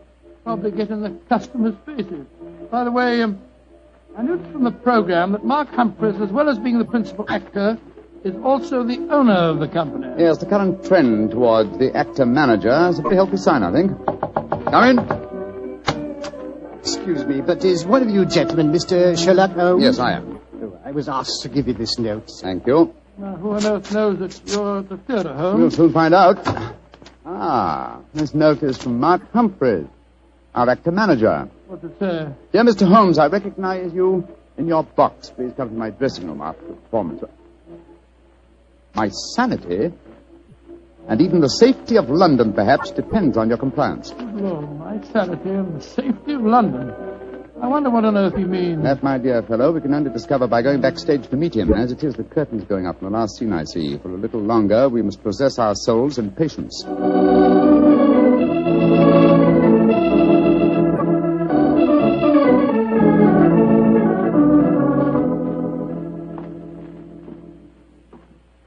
Mr. Sherlock Holmes? Yes, sir? Oh, my name is Lindsay. Derek Lindsay. I'm the business manager. Mr. Humphreys asked me to meet you at the stage door and take you to his dressing room. Thank you very much. This is my colleague, Dr. Watson. How do you do? Oh, how are you, Doctor? Will you follow me, please? Excuse me asking, Mr. Lindsay, but surely you must be related to that distinguished actor of some years back, Leyton Lindsay. He was my father, Mr. Holmes. Indeed. The resemblance is extraordinary. With such a heritage, Mr. Lindsay, you must love the theatre. It'll probably sound like heresy, but I hate it. However, it's the only thing I was trained for, and there's good money to be made in it, sometimes, and money's a thing I both like and want. Oh, Mr. Holmes, I do hope you'll be able to help Mark Humphreys. He certainly needs it. Oh, really? What seems to be his trouble? Oh, he'll have to tell you that for himself. But his wife and I think... There's Mrs. Humphreys now. Maria! Maria, this is Mr. Sherlock Holmes and Dr. Watson. Mrs. Mark Humphreys. How do you do? Oh, Mr. Holmes, I'm so grateful that you're going to see Mark. He's in such a dreadful state. There have been times lately when Mr. Lindsay and I have been afraid he's going out of his mind, haven't we, Derek? Indeed we have. We're both dreadfully worried about him. In that case, I hope I can be of service. Which is his dressing room? Number 1, next door to mine. Derek, I think it'll be better if Mr. Holmes and Dr. Watson go in alone. I'm sure Mark will speak more freely if we're not in the room. I think perhaps that is a good idea, Mrs. Humphreys. We'll see you later on. Come on, fellow. That's all.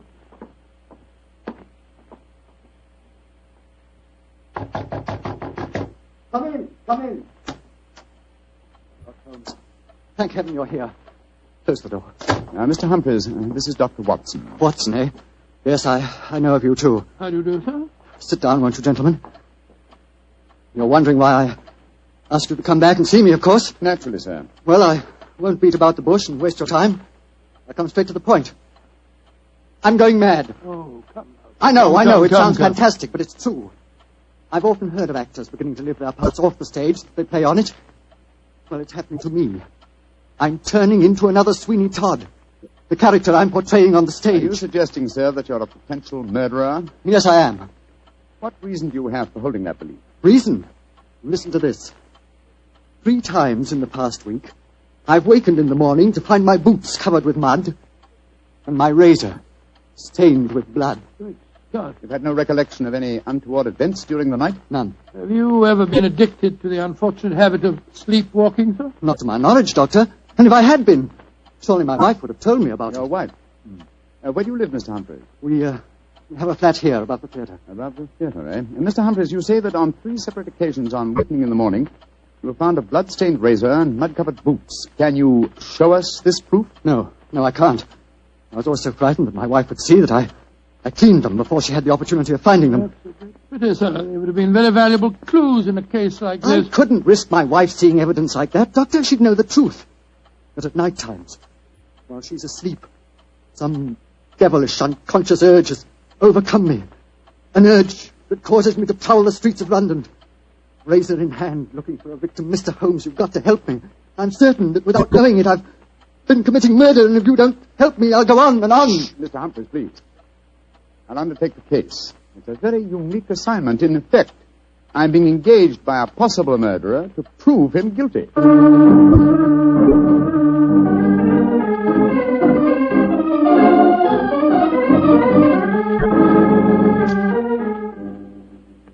Well, Mr. Holmes, I've been through all the records we have here at Scotland Yard. What have you found, Inspector Gregson? In the last 2 months, we haven't had one case of an unsolved killing with a razor. Any mysterious disappearances, Inspector? Bless your heart, Doctor. There's never a day that passes without 1 or 2 of them. Here's a list of them, Mr. Holmes, if it's any use to you. Thanks. Come on, Watson. In the morning we can go back to the theatre and set our friend's mind at rest. I'm much obliged to you, Gregson. Glad to be of service, Mr. Holmes.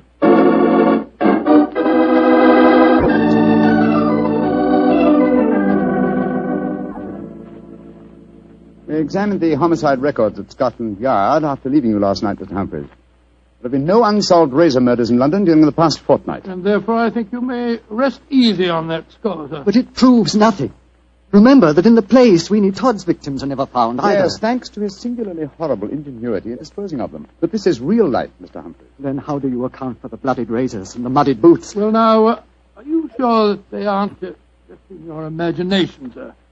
You admit that your wife's never seen them? The whole thing could be, or shall we say, an overdose of Sweeney Todd? Well, I admit that I'm suffering from a surfeit of that. And why not drop the play from your repertoire? Our manager, Derek Lindsay, won't let me.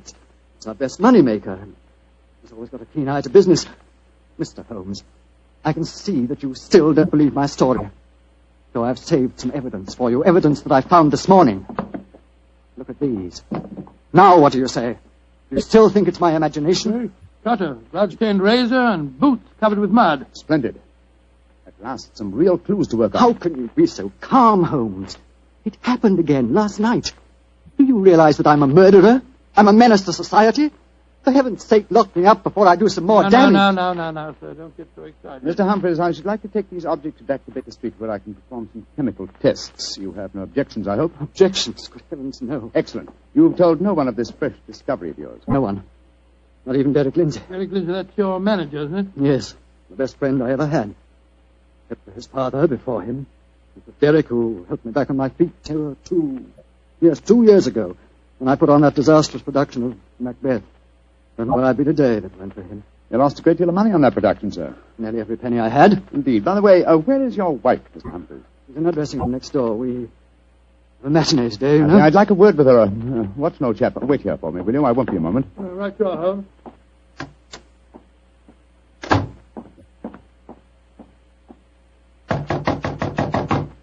Who is it? Sherlock Holmes.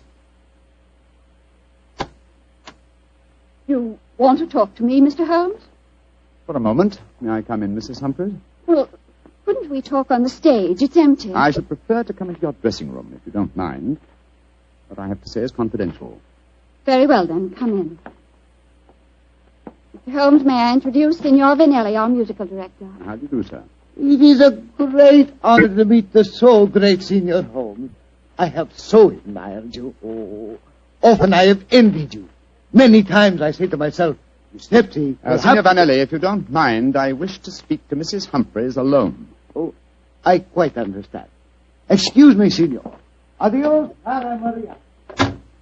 Mr. Holmes, I'm really awfully glad of this opportunity to talk to you. Tell me truthfully, please, what's your opinion of my husband? I haven't formed a definite opinion yet. Except that it's possible that he's the victim of a fraud. I just wanted to ask you a couple of questions, if you don't mind. Of course not, Mr. Holmes. Has your husband ever shown evidence of being a sleepwalker? A sleepwalker? Oh, no, never. I see. Are you a light sleeper?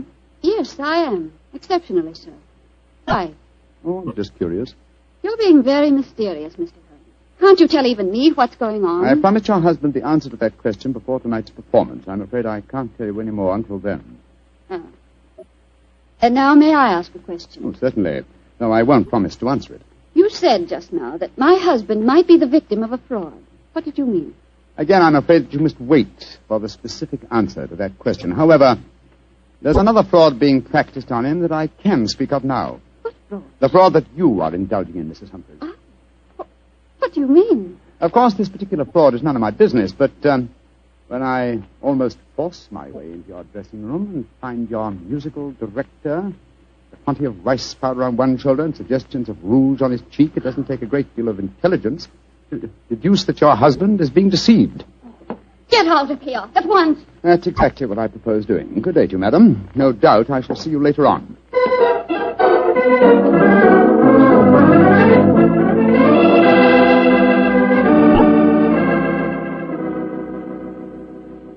Well, Holmes, what does the microscope tell you about the mud on the boots and the blood stains on the razor? On a blank on the mud, old chap. It's an extremely common type of found in most parts of London. And the blood? I'm examining that now. This is as strange a case as ever I remember, Holmes. Here you are trying to prove a man innocent when he insists that he's guilty. By George, Watson! Here's the answer. What? This blood is definitely not human blood. It's probably canine. Now, a Sweeney Todd madness would hardly drive its victim to kill dogs. Therefore, it's obvious that Mark Humphreys is the victim of a devilish plot. And he's not a murderer. No, come on, old fellow. Let's go to the theater at once and give him the good news.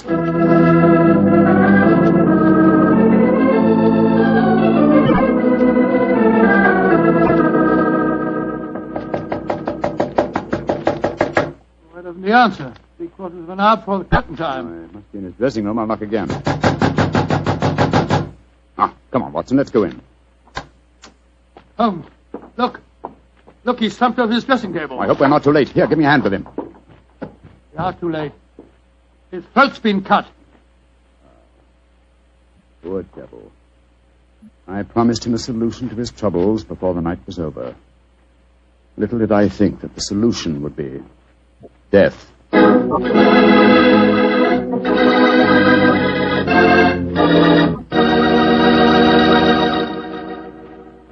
We'll hear the rest of Dr. Watson's story in just a second, so I'm going to ask you if you're one of those people who just eats to live, or whether you really enjoy good food. If you love good eating, you've just got to know about Petri wine. Petri wine makes good food taste wonderful. For instance, if you're having steak or a roast or any meat or meat dish, you'll love it served with Petri California Burgundy. Petri Burgundy is the last word in delicious red wine. Now, with chicken or fish, you can't beat the delicate Petri California Sauterne, a really extraordinary white wine. Just to make sure you don't miss either Petri wine, don't buy one, buy two. Buy both Petri Burgundy and Petri Sauterne. They're both swell because they're both Petri. Well, Dr. Watson, what happened next? Well, Phil, I think I'll pick up the story exactly where I left off. Holmes and I were standing in Mark Humphrey's dressing room, looking with horror at the slashed throat of the actor manager. There was a bitter, self-accusing note in Holmes's voice. I promised him a solution to his troubles before tonight was over. Little did I think that solution would be death. This worry over his supposed madness caused him to commit suicide. Suicide? Rubbish, old fellow. It's murder. Look at the razor cuts in his hand. Undoubtedly placed there by the murderer before rigor mortis had the chance to set in. In any case, scrutinize the wound. Does that look as if it had been done by the hand of a suicide? Well, I don't see why not. Look closer, old chap. The depth of the wound is even, whereas a suicide cut always wavers towards the end. No, this is murder, Watson, and I think I know who did it. But I have little evidence. I must lay a trap. What kind of a trap, Holmes? I haven't time to tell you now, fellow. Every moment counts. Off with you to Scotland Yard and get Inspector Gregson. Bring him back here as fast as you can. Right you are. And Watson. Yes? Tell absolutely no one except Gregson of Mark Humphrey's death. And say that he's still alive and well and that his problems are solved. It's the performance of the play. Don't you worry about that, old chap. Off with you to Scotland Yard.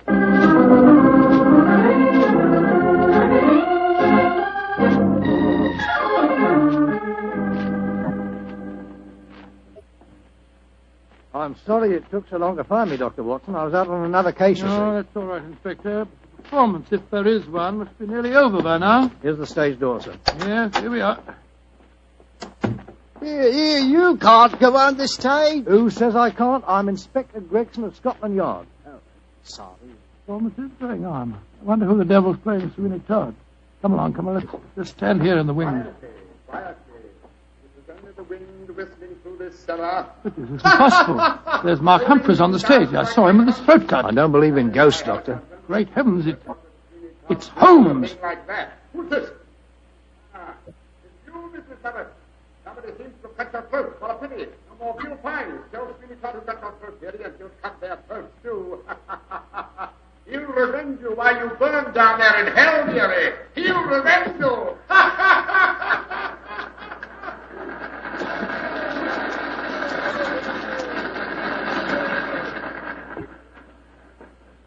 Here he comes now, Gregson. Amazing disguise. I never have recognized him. You're both here. Holmes, what are you up to? Surely that's apparent. I disguised myself as the dead man, hoping to force the murderer's hand. You're running a terrible risk, Mr. Holmes. Part of my profession, Gregson. Here comes Signor Vanelli, the musical director. My dear fellow, I had to leave the orchestra pit to come and congratulate you. Never have you given a finer performance. Bravissimo, bravissimo. Thank you. But it is true. You hardly seem the same person. Your performance, she is incomparable. Keep it up, Mark. Keep it up. I think he spotted you, Holmes. Yes, and I didn't like his look as he said that. Well, whoever it is, they've got to show their hands soon. The curtain's going up in the last scene. Keep your eyes open and suspect everyone.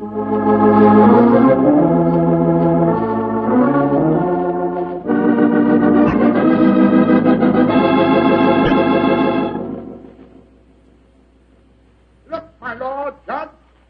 He's by your side. Do not consider your ermine robe is stained with blood. Phoenix Hub, what dark deed presses on your conscience? Was a dark, foul deed, but heed not what you hear, Lord Judge, nor what you see. Still the figure sits there. I hear it come to this. It is useless to deny my guilt. The very dead rise from their settlements to prove Sweeney Todd a murderer.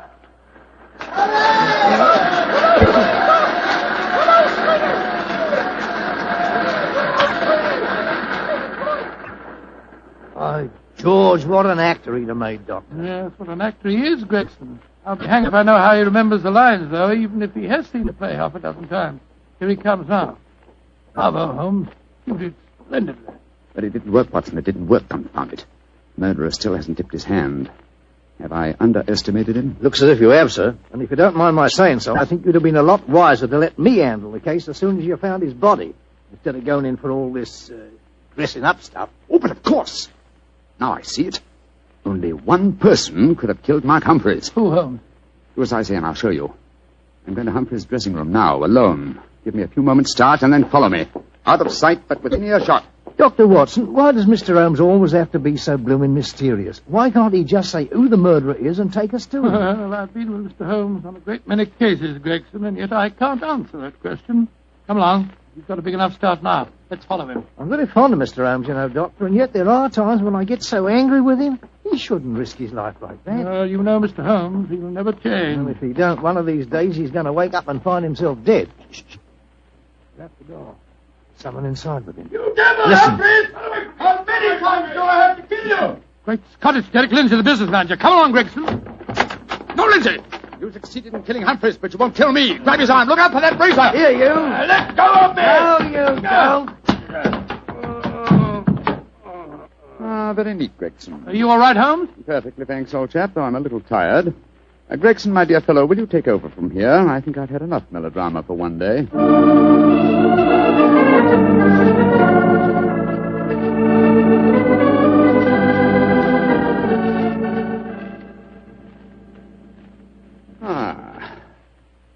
How pleasant, Watson, to be back at Baker Street again, a crackling fire, my dressing gown, and your company combined to make a soothing ending to a somewhat violent day. It's been a most unusual case, Holmes. I still don't entirely understand it. The original plot, of course, was to try and drive Mark Humphreys mad by making him think that he was a murderer.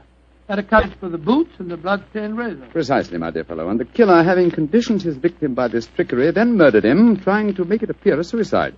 Now, who had a motive? 3 people. Mrs. Humphreys, her lover, Signor Vanelli, and Derek Lindsay. I must say that I suspected the wife. Well, so did I for a while, and yet it was illogical. She knew, and we may therefore presume that her lover knew, that I was suspicious of her. And she must have known that you promised her husband a solution to his troubles before the night was out.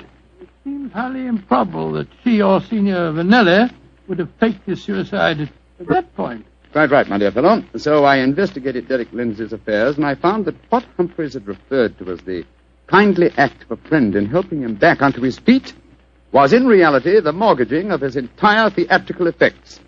Lindsay stood to inherit the theatre on Humphrey's death. Therefore, I was convinced that he was the killer. And then, after he'd murdered him, he saw what he thought to be Mark Humphreys on the stage.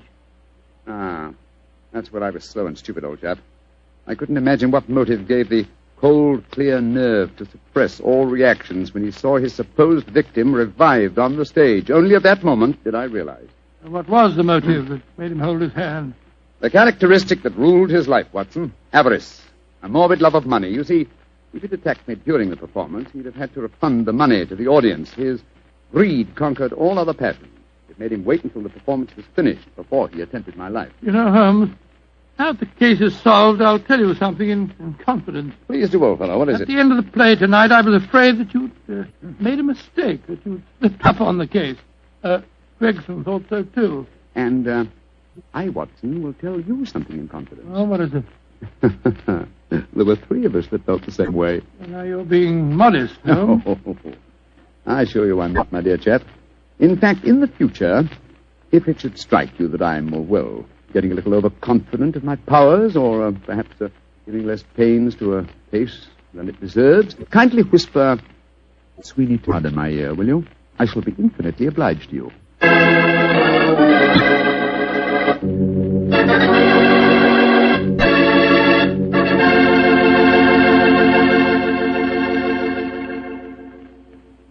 Doctor, that was a swell story. And a pretty narrow escape for Holmes. Yeah. He said he almost solved the case too late. Fortunately, it ended well. Mm-hmm. The thing that sticks in my mind is the fact that this was one of the very rare occasions when Holmes almost made a serious mistake. Well, we all make mistakes at times, don't we? I said we all make mistakes at times. I suppose so. You mean to stand there and tell me that you never make a mistake? Well, not when it comes to choosing a wine, I don't, because I always choose Petri. Bartell, you trap me again. Could be. But honestly, Doctor, when you choose a Petri wine, you know it's a good wine. And now I'm sure our old friend Dr. Watson's expecting us. Let's tap on his study door. Come in. Good evening, Doctor. Good evening, Mr. Bartell. Come over here by the fire. I was just having a cup of coffee. Would you care to join me? Thanks, that'd be nice. It'll prevent you falling asleep during my story tonight. There's no chance of that, Doctor. From the hint you gave us last week, it sounded like quite a story. It began in a circus in Paris, you told us? Yes, my boy, the circus. A colorful world of sawdust and spangles.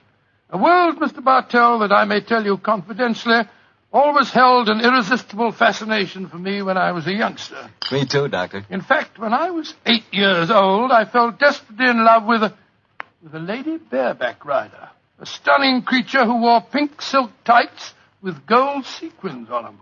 Unfortunately, my mother caught me writing her proposal of marriage, and I'm afraid that, that's another story, and one that you probably wouldn't find very interesting. I'm sure I would, Doctor, but I think it would be safer to stick to your Sherlock Holmes story. Yes, you're probably right, my boy. Well, it was a winter in the 1890s, and Holmes and I were in Paris. On our second day there, Holmes suggested we attend that night's performance of the Cirque Royale. Needless to remark, I was delighted, Mr. Bartell. And shortly after 9 o'clock that night, I found myself seated beside Holmes in a box near the ringside. It was an incredibly vivid scene, even for that city of color and light. The gay costumes of the women and the gaudy trappings of the ringmasters and clowns looked like a giant kaleidoscope under the blazing glare of the arc lamps. As we sat there, a brass band nearby blared forth some popular music of the day, and yet he didn't appear to be enjoying himself. And so I leaned across and touched his arm.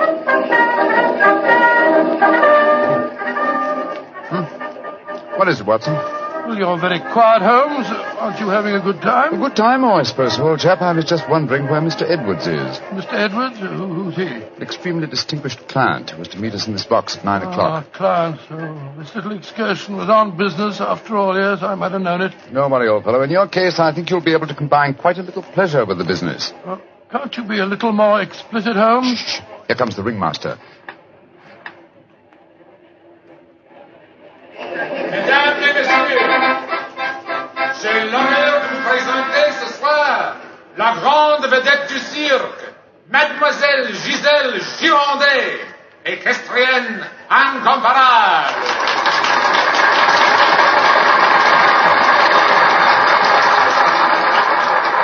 Giselle Girondet, yes, I've heard of her. She's a bareback rider, isn't she, Honest in France, old fellow. She also has quite a reputation as a femme fatale. 3 duels have been fought over her. A young English officer in the Grenadier Guards committed suicide last year because of her. And a famous French banker is at present languishing in prison because her extravagances drove him to appropriate funds that did not belong to him. Yes, Watson, she's an extremely colorful personality. You know, Holmes, the funny thing, when I was 8 years old, I fell violently in love with a lady bareback rider. She wore Pink silk tights with golden sequins on them, but unfortunately... Here she is, old fellow. Here she is.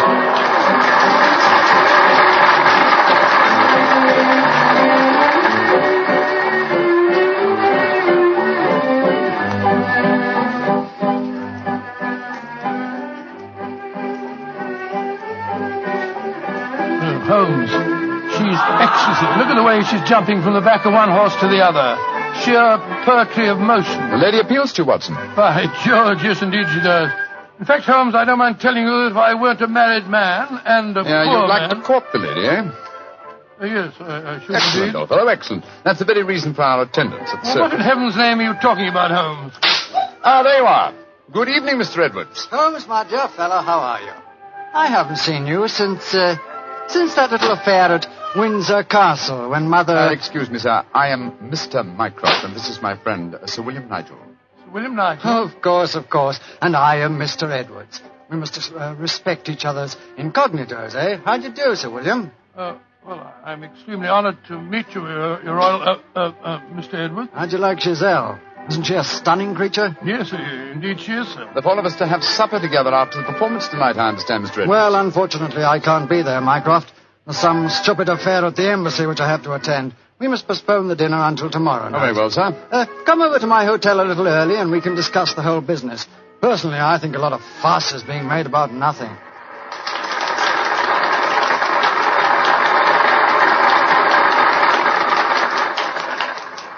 Now, if you'll excuse me, gentlemen, I must go back and see Gazelle for a moment and tell her that I can't keep our appointment for tonight. I'll see you tomorrow, Mycroft. Good night, Sir William. Good night. Good night, sir. Et maintenant, pour votre plaisir, les frères Salini, les jongleurs internationaux. Holmes, what's all this mystery? That wasn't Mr. Edwards. It was the Prince of... Shh, Watson, please. Discretion, old fellow. Mr. Edwards, as you know, is extremely democratic. Too much so, possibly, when one considers his position and responsibilities. He's become quite seriously involved with Mademoiselle Giselle, the lady bareback rider who has just left the ring. Oh, so that's it. The Foreign Office, quite naturally, I suppose, is deeply concerned over the matter, and I've been entrusted with the delicate mission of protecting Mr. Edwards. So does Giselle Gironde know that his true identity, do you suppose? That's the first thing that we have to find out. It's possible that she is simply captivated by having a rich Englishman at her feet. If, on the other hand, she knows who Mr. Edwards is, then we may be in for a great deal of trouble. Yes, but how are you going to find that out? By tempting her with a richer Englishman. And one with a title. That, my dear fellow, is why you are Sir William Nigel. You mean that... your job, old fellow, is to do your utmost to steal Giselle Gironde from Mr. Edwards. But, I don't even know the girl. We shall remedy that defect in a few minutes. As soon as the performance is over, my dear chap, I shall take you to her dressing room and arrange an introduction.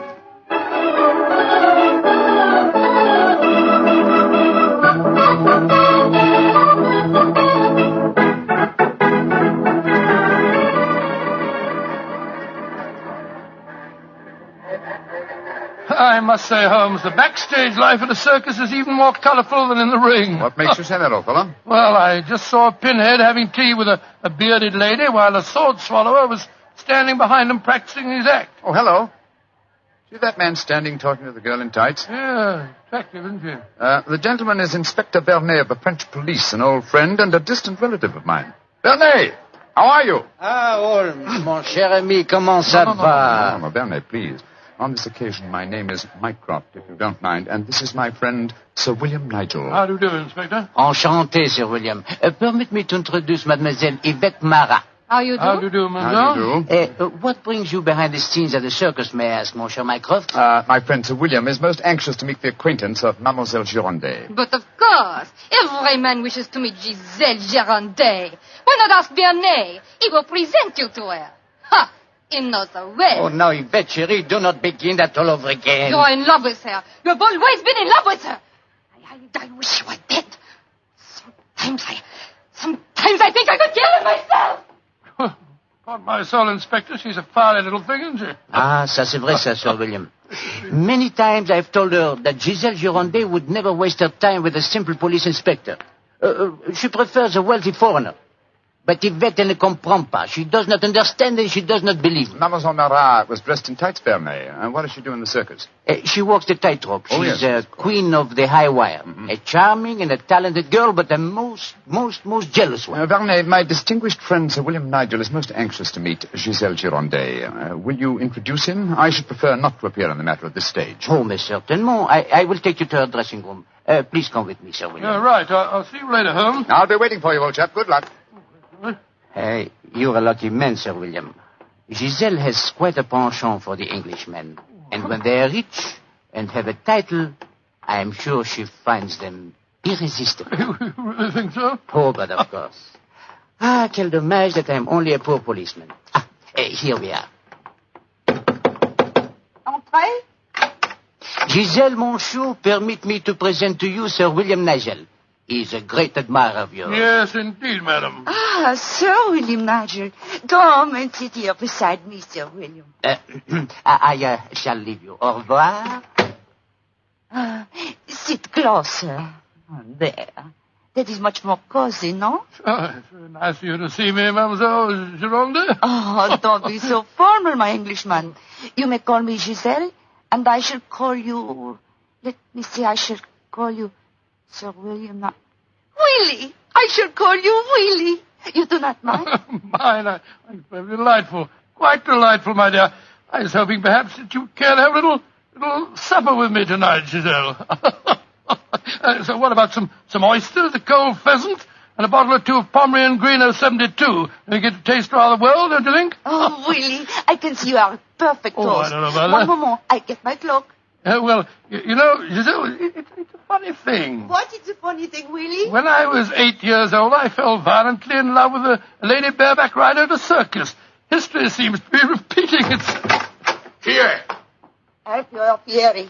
Do you no longer knock when you come to my door? Who is this man? My name is Nigel, Sir William Nigel, my good man, and who may you be? I am Alfio Alfieri. I am Alfio Alfieri. And what is he? A trainer of wild animals. An imbecile. Va-t'en! You must not speak to Alfio in that way. You belong to me. Send this stupid Englishman away. Confounded impudence. Grossier. Belong to you. Giselle belong to no one. Do I have to take my whip to Put you? down that way. Put it down, you scoundrel. Next time it will be your face, Carl. You infernal blackguard. Raising your hand against a woman. Shocking. Bravo! Monsieur Willie has knocked him down. He certainly deserved it. Oui. And you in turn deserve something, Willie. Oh, what was that? Come close, Willie, and I give it to you. A little kiss. Oh, yes? Thanks awfully.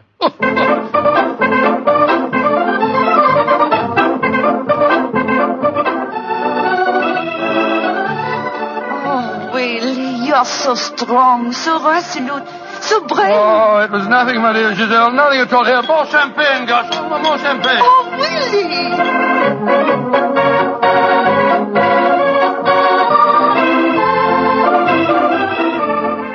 Giselle, Oui, Monsieur Edwards? have a box for the opera tomorrow night. I was hoping that Oh, perhaps... I'm sorry, Monsieur, but my time is occupied. I am showing the delights of moment to mon cher Willie. Mademoiselle aime mieux le collier de perles à 5 rangs ou celui à 3 rangs? He says, which do I prefer, the 5-string color pearls or the 3-string color pearls? What does my Willie think? So that you can't hang too many pearls on a pretty neck like yours. I'll take the 5-string collar, my good fellow. You're doing splendidly, Watson, splendidly. Yes, but Holmes, I felt such a blasted fool handing that jeweler fellow a check signed by Sir William Nigel. You quite sure that it'll be honored? Don't worry, old fellow. Remember who our client is. Money is the least important concern in this matter. On with the masquerade, old fellow. On with the masquerade.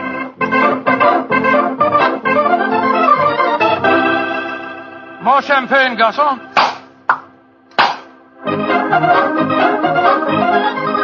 Willie, you are such a headstrong boy. More champagne.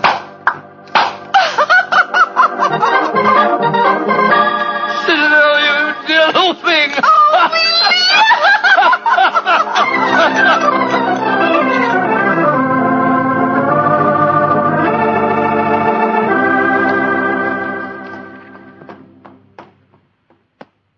Good evening, Blarney. Has Mademoiselle Girondet come in for the evening performance yet? Yes, Monsieur Holmes. I escorted her to her dressing room half an hour ago. Monsieur Edwards is in there with her now. At last, it seems, she has use for a poor policeman. Last night she found a threatening letter on her makeup table. Since then, she has been most grateful for my company. A threatening letter, eh? Any idea who might have sent it? Oh, yes, of course. I'm afraid I have, Monsieur Holmes. I told her to pay no attention. By the perfume of the notepaper, I recognized the sender. A jealous tightrope walker called Yvette Marat. Oh. Poor Yvette. She would make a very inferior criminal, I'm afraid. Still, Giselle asked me to stay outside her dressing room till the performance starts. You wish to see her? Yes. Oh, good evening, Mr. Edwards. Evening, Mycroft. Evening, Inspector Werner. Comment ça va, Monsieur Edwards? Look here, Mycroft. I think this little game's gone far enough. Giselle has just refused another invitation of mine. Now, I know who Sir William Nigel is, and I swear I'll tell her. Don't you think, sir, that the lady is hardly worth bothering about? Surely this whole incident with Sir William proves that she's a scheming little adventuress. A fictitious title and an apparently bottomless purse have shown her up in her true colors. I could have told you the same thing without such an experiment, my friend. Well, I suppose you're right, Mycroft. I've been a fool. An idiot who lets a pretty ankle turn his head. A conceited dope. Let us just say, monsieur, that you have been a man. Good evening, sir. Oh, good evening. Good evening. Just going back to see Giselle for a moment, I brought us these flowers for her. I'll be back in a jiffy. Just a minute, Watson. I hate to dampen your ardor, old chap, but the masquerade is ended. Ended? What do you mean it's It is no longer necessary for you to impersonate Sir William Nigel or to pay court to Giselle. Oh, really? Really? Really? Well, that's a great relief, sir. Great relief. I've hated the whole business. Oh, yes, I'm sure you have. We appreciate the sacrifices that you've made, don't we, Sir Edward? Yes, indeed. Well, I must go back and see her once more, though. We had a rendezvous for tonight, and I must cancel it. A gentlemanly thing to do, you know. I won't be a minute.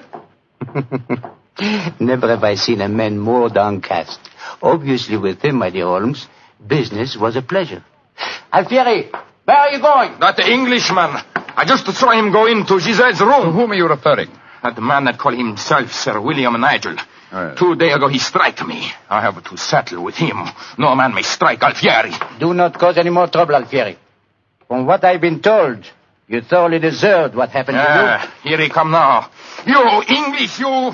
Alfieri challenge you to a duel. Holmes! What's old chap? What is it? You're as white as a ghost. It's Giselle. What's wrong with her? She's dead. She's lying there in her dressing room. Strangled. Strangled? And only half an hour ago I spoke with her myself.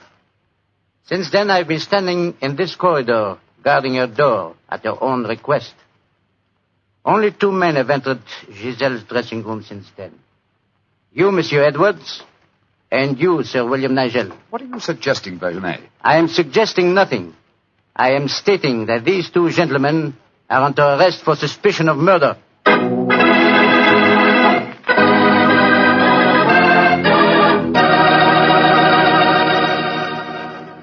Dr. Watson's unusual story will continue in just a few seconds.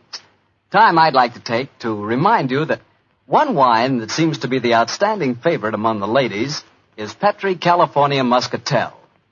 That's probably because, like a beautiful woman, Petri Muscatel is subtle and intriguing. Petri Muscatel is the color of burnished gold. And its flavor, well, it's the flavor of big, plump Muscat grapes, picked by hand carefully and tenderly, and they're just full of wonderful, delicious juice. If you want to show that you really know the wine that women prefer, serve Petri Muscatel. Serve it after dinner or later in the evening. It's wonderful. And why shouldn't it be? It's a Petri wine. Well, Dr. Watson, so you and the mysterious Mr. Edwards got yourselves arrested on suspicion of murder, huh? Yes, Mr. Bartell. Holmes did everything in his power to persuade Inspector Vernet to release us, but it was useless. And so, while Mr. Edwards and myself were languishing in detention cells at the local Sûreté, Holmes and the French inspector were examining the dressing room of the dead woman. I'm sure, Inspector Vernet, that being as keen a detective as you are, you must suspect the true identity of Mr. Edwards. Of course, Monsieur Holmes. But that is the danger of incognitos. If he chooses to assume the identity of plain Monsieur Edwards, then he must run the risks of plain Monsieur And you're convinced that either he or my friend strangled Mademoiselle Girondet? It is obvious. Then I'll have to prove to you that they didn't. Let me examine the body again. No. If she had been strangled by either of my friends, why would her body be lying here under the window? It's as far away from the door by which they left this room as possible. That proves nothing. No, but it's odd. Giselle was a strong girl. There might easily have been a struggle. Perhaps she tried to get away through the window. And yet there are no marks of violence on her throat. Just this piece of very fine cord that did its deadly work so cleanly. Cut with a knife. Please do not remove the cord, Monsieur Holmes.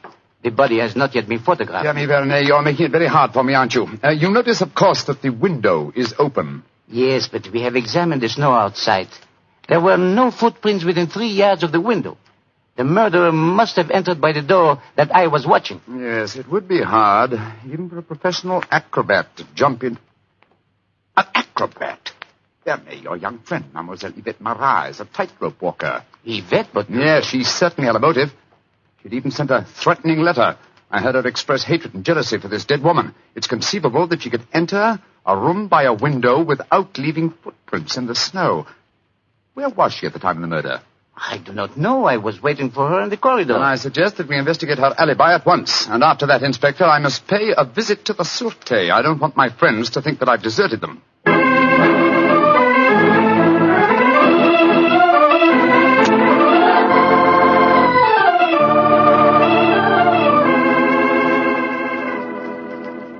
Excuse me, sir. Yes, Holmes. I'm afraid it looks rather black. As I was telling you, Yvette Marat, the tightrope walker, was able to establish a completely satisfactory alibi. Vernet still suspects you or Dr. Watson. Well, that's ridiculous. May I ask you a very straightforward question, sir? Of course. I can well understand that if you had gone into the dressing room and found the woman already murdered, you might easily be tempted to conceal the fact, to avoid a scandal involving your person. Will you swear to me, sir, on your true identity, that Giselle was alive when you left her? She was, Holmes. I swear it. Thank you, sir. That's all I wanted to know.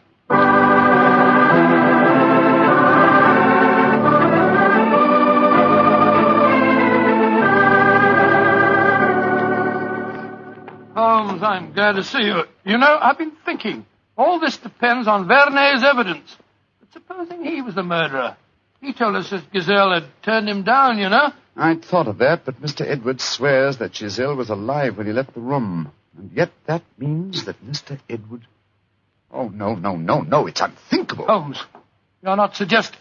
Holmes, if I thought that were possible, I'd confess to the murder myself.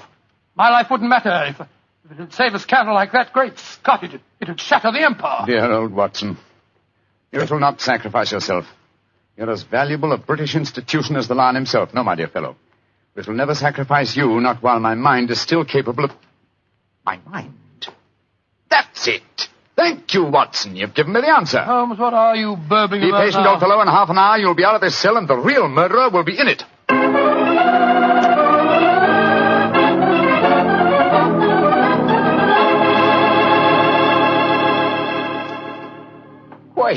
Questions. Why must Alfieri answer so many questions? Because he will not yet tell the truth. You murdered Giselle Girondet. How many times I have to tell you I did not kill her? Why should I want to harm her? Because you were jealous. Because she humiliated and tormented you. But I was not in her dressing room. I've already proved that fact. Am I a magician that I can kill somebody without entering a room? Alfieri, I know how you killed Giselle Girondet without its necessitating your entering this room. You're a smart man. Please to tell me. I don't need to tell you. With the aid of Vernet, I'll show you. Open the window, Alfieri. What game is this? Very well, then. I'll open the window myself. Put your head out. Come on. So. Who do you see? Inspector Vernet standing 3 yards away, where you stood, and he's got your long training whip. No! Don't move! Stand there. The inspector hasn't your skill with a whip, but he wants to try a little experiment. No, leave him alone! All right, Vernet. I'm holding him.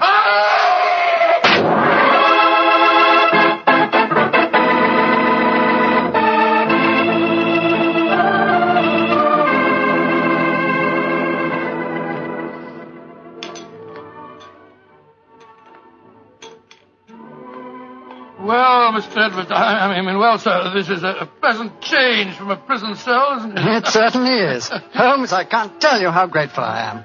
I still don't quite understand how you did it. Watson, in rather a roundabout way, was responsible for giving me the clue. Oh, how was that, Holmes? Well, on more than one occasion, old chap, I've had cause to deplore your rather florid style of writing. Tonight, I was very thankful for it.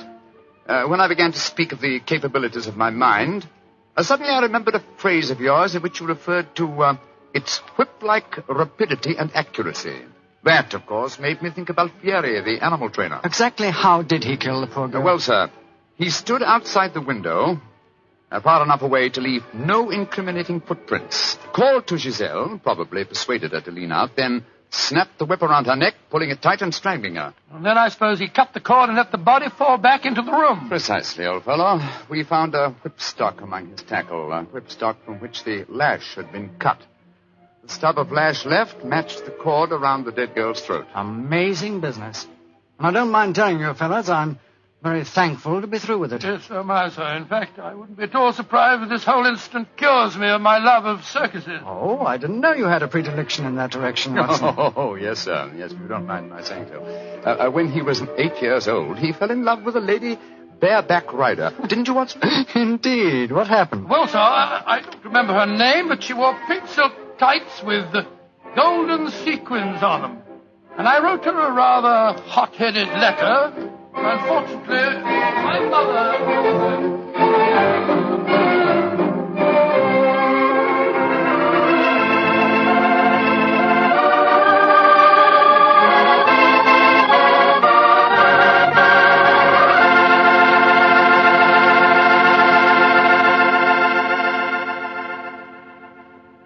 Well, Doctor, that was one of the most unusual stories you've ever told.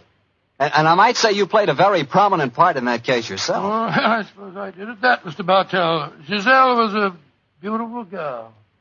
Beautiful. Boy, I sure love that nickname she gave you. Wheelie. Yes, I thought it rather nice myself. Well, that is, I mean... Don't get embarrassed over a nickname, Doctor. You should hear the nickname I had.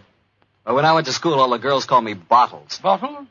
Oh, I see, from Bartell. Bartell?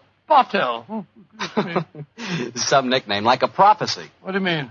Well, they called me Bottles, and now that's what I like to talk about most. Bottles. Bottles of Petri wine. Oh, I should have known. And I'd like to talk about Petri wine because, as far as I'm concerned, it's the swellest wine that ever poured from a bottle. Good evening, Doctor. Good evening, Mr. Bartell. Come in and join me. As you see, the puppies have been keeping your chair warm for you. Here, shove them off. Nah, Doctor, I don't want to disturb them. They look much too comfortable. I'll sit over here, thanks. There's tobacco in the jar beside you, cigarettes in the box, and some excellent port on the sideboard, so make yourself at home. Thanks, Doctor. Are you all ready with tonight's new Sherlock Holmes adventure? Yes, Mr. Bartell, though I'm afraid after all these years it's going to be a little hard for me to recapture for you the spirit of the story. Last week you told us that a band of gypsies played a prominent part in the adventure. Yes, they did indeed. And it was amid that colorful atmosphere that my story begins. It was in the autumn of 1890. My old friend Sherlock Holmes had persuaded me to leave the comforts of my domestic fireside for a few days and to accompany him to the tiny village of Bragston-on-the-Marsh, in the heart of the Norfolk Fen district. What took Sherlock Holmes up there, Doctor? I'm afraid that at the time we left London, Mr. Bartell, he concealed his true purpose from me, saying only that he wanted friendly companionship and a strong right arm. Not until later did I learn that he was then on the track of one of the last clues that led to the confining of the Moriarty gang. But to get on with my story. We arrived at Bragston-on-the-Marsh and settled ourselves in the village inn. And after an early dinner, we strolled across the fields to the gypsy fair that was encamped nearby. It was a colourful sight, Mr. Bartell. Naphtha flares lighted a group of tents and caravans dotted round the edge of the marsh. And as gold-earring gypsy girls told fortunes and danced, swarthy gypsy men played on their violins the haunting melodies of their ancestors. We watched the side shows for a few moments and then strolled towards the center of the gypsy encampment. It seems only like yesterday, Mr. Bartell, as Holmes turned to me and said... Far cry from Baker Street, isn't it, Watson? Yes, indeed. Just the same, Holmes, I'm convinced that you're not here purely for a holiday. You're on the trail of some criminal. No, chap, I'm on the trail of a clue. A clue, if I find it, may lead to the confounding of the Moriarty gang. Holmes, can't you be a little more explicit? After all, I left my wife and my practice without asking any questions. Surely now we're up here, you can let me know what's afoot. Very well, old fellow. I'm searching for a young gypsy by the name of Pyramus Hearn. He disappeared recently from London, and it's vital that I find him. I know that he can give me some essential information on our old enemy, Professor Moriarty. And you're expecting to find the gypsy here? I hope to get news of him, at least. His father, Jasper Hearn, is head of this particular encampment. Well, why don't you ask if you can see him? Just what I'm about to do, my dear fellow. Well, here comes the gypsy. Now, I'll ask him. All right. Oh, excuse me. You speak to me, Corcho? Can you tell me where I might find Mr. Jasper Hearn? What you want with Jasper Hearn? I have a message for his son, Pyramus. That is different.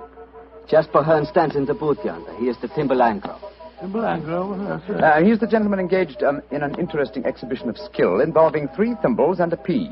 What our American cousins refer to, I understand, as the old shell game. Let's stroll over there, shall we, old fellow? If you would wish to talk to Jasper, it would be better to wait until he is finished. A Timberlangro needs all his wits about him. Nigel, look at that stunning girl in the tent over there. Who's she? Her that is penning the rice tuckering. That is Lydia Pentalangro. Excuse me, I shall tell Jasper to expect you later. I can't understand a word they say, Holmes. Penning the what?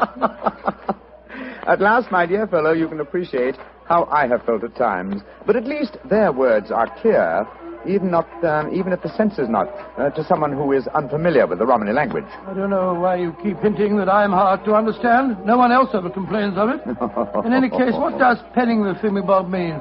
Well, if I remember rightly, penning duckerin is telling fortunes. And from the sound of things, Lydia Pentalangro is not greatly pleased with the duckerin she pens. No more. Lydia can tell no more fortune. Come on, Watson. Let's see what the trouble is. What do you mean? You must finish it. But, Olive, my dear, if the young lady doesn't want to tell my fortune... Rubbish. You crossed her palm with silver. She's taking money under false pretenses. Here, I give you your silver back. Lydia has never taken money under false pretenses, nor has she told the future when she does not wish to. Goodbye to you. The insolence of these gypsies is intolerable. If I had my way, they'd be run out of the county. Now, my dear, don't get so excited. The poor girl's probably... Good evening. Major Treadgold, isn't it? Huh? I don't think I have the pleasure of your... Oh, dear me. It's Mr. Sherlock Holmes. Yes, sir. Well, bless my soul. Haven't seen you since that last meeting of the Geographical Society. Oh, I'd like you to meet my wife. How do you do, Mrs. Treadgold? How do you do? This is my friend, Dr. Watson. How do you do? And what brings you up to this part of England, Holmes? Are you hot on the trail of some desperate criminal? Dear me, no. Dr. Watson and I are taking a little holiday, and you and your wife? We live here in the manor house. Well, you're very lucky. It's a beautiful part of the country, Mrs. Treadgold. I hate it. I was born and brought up in London. I'm never really happy outside the city. Yes, Oliver's not one for the peace of the countryside, I'm afraid. Well, perhaps we'll get back there. It's a little difficult these days, you know. We've got the boy to consider. Boy? Your son, sir? My dead brother's son, Doctor. We have no children. My little nephew's only 4 years old, you see, and I'm his guardian as well as being executor of his estates up here. So you can understand it would be difficult for us to get back to London. It's only difficult because you put the child's happiness before mine, Arthur. Oh, now, Olive, you know I have to watch his interests up here. After all, when he comes of age, he'll be one of the richest young men in Norfolk. Yes, and with money that should have come to us. In any case, Arthur, if we do have to live up here, I'd find it more tolerable if you'd keep this gypsy scum off the estates. You seem to have taken a violent dislike to the gypsies, Mrs. Treadgold. May I ask why? Oh, they persecute us. They steal our sheep, they break our windows, and just the other day they wantonly led our prize pig into the Bragstone quagmire and let the beast perish. Why should they single you out for persecution like this, do you suppose? Oh, I can't imagine. I've always tried to be nice to them. Too nice, Arthur. That's your trouble. Well, I have a very good reason for humoring them, my dear. You see, Holmes, I've always been afraid they may carry this feud so far that they'll even hurt the baby. Olive, my dear, I wonder if you'd go ahead and wait for me in the carriage. It's getting rather chilly. I'll join you in a moment. Very well, Arthur, but don't keep me waiting long. Good evening. Good evening. Good night, Mr. Treadgold. Let's stroll away from the camp, shall we? I've got something very important to tell you. Something I didn't like to say in front of Olive. The gypsies have threatened to kidnap our boy. Great Scott, how shocking. What form did their threat take, sir? This letter. I found it pinned on the frame of my dressing room mirror when I went up after dinner tonight. Let me see it, will you, please? Well, what does it say, Holmes? A Romany Rye... A Romany Rye? Won't take your insults forever, Major and Mrs. High and Mighty. Watch out for the Treadgold heir. The Bragstone quagmire would make a nice finishing school for him. Romany Rye? What's that mean? Well, it's their own term, meaning gypsy. Mr. Holmes, what shall I do? Major Treadgold, I should say... Great heavens! That shot just missed me. Where the blazes come from? I can't see a soul. They have come from behind any one of those caravans ahead of us. If you wanted direct evidence, gentlemen, this is it. That is the first open attempt on my life. Holmes, what extraordinary luck for me that you're in the neighborhood. I'll pay you any fee you name to handle this business. It seems to me that this is a job for the police. I don't want to go to them. Oh, why not, sir? Well, I'm afraid that these attacks may stem from some injustice to the gypsies committed by my late brother. If that were so, I wouldn't wish to expose the fact. I want this kept private. What do you say, Mr. Holmes? Very well, sir. I'll accept the case. It shall be kept private, and I promise to do everything in my power to protect the safety of the Treadgold heir. We are staying at the Rose and Crown in the village. Please get in touch with me if there should be any further developments.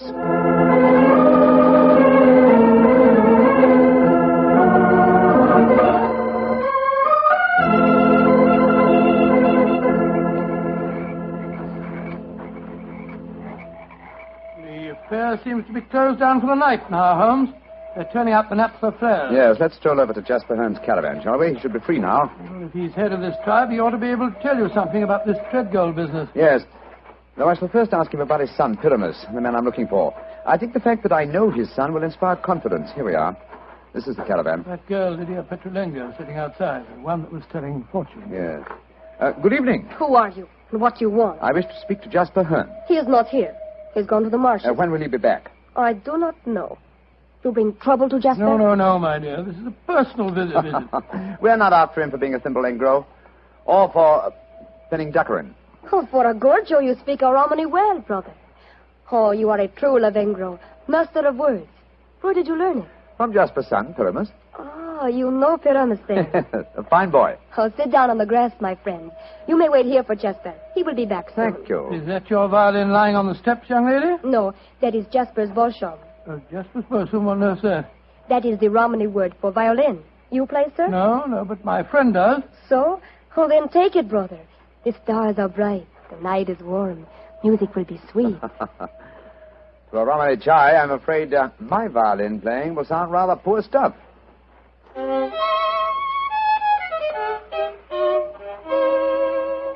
Play on, brother.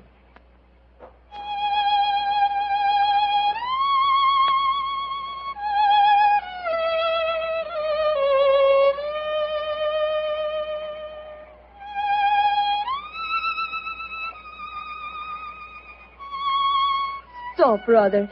You play well, but Sarasate Zigeunerweisen is not the true gypsy music. I've heard it in London and in Budapest. They call it gypsy. But what can a Gorgio know of the true heart of Romany?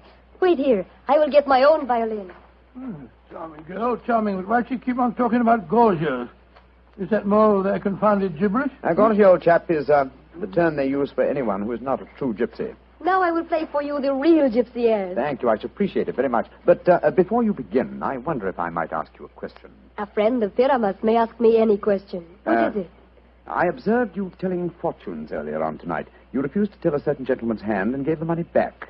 Did you know who the gentleman was? No, brother. Nor the noisy woman with him. I refused to pen the duckerin because I saw blood and violent death in his hand. Violent death that is soon to come. Violent death? Good Lord. Watson, old fellow, I want you to do me a favor. Yes, of course I will. What is it? I must remain here until Jasper Hearn comes back. I should like you to return to the inn. It's more than possible that we may have news from our client before the night is out. I'll be back later. Oh, well, it's nice of you to give me the best job. Good night, Miss Petrolina. Good night. And now, please play for me a true Romany air. Very well, my friend. Listen.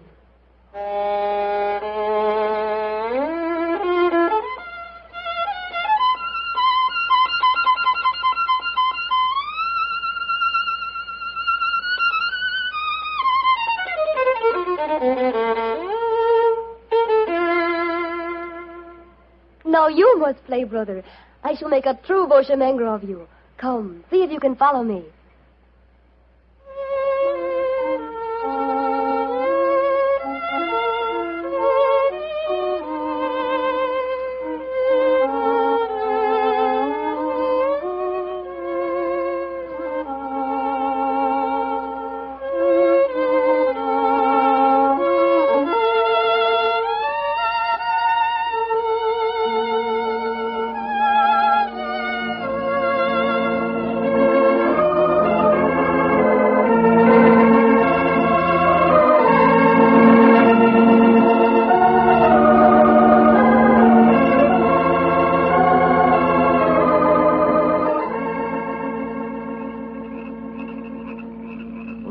You have taught him well. You have made a true bushminger of him. He is an apt pupil, Jasper. Well, with such a teacher, it's hard to be otherwise, Mr. Hearn.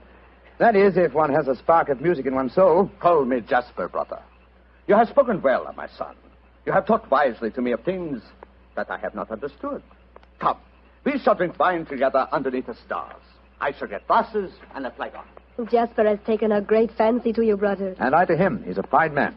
Sherlock Holmes, Yes, Lydia? may I read your hand, brother? Why, yes, of course. A strange hand, and a beautiful one. A long lifeline, and yet I see sudden death and violence surrounding you. Now, at this moment. And in the future, I see a journey for you across the seas within a year.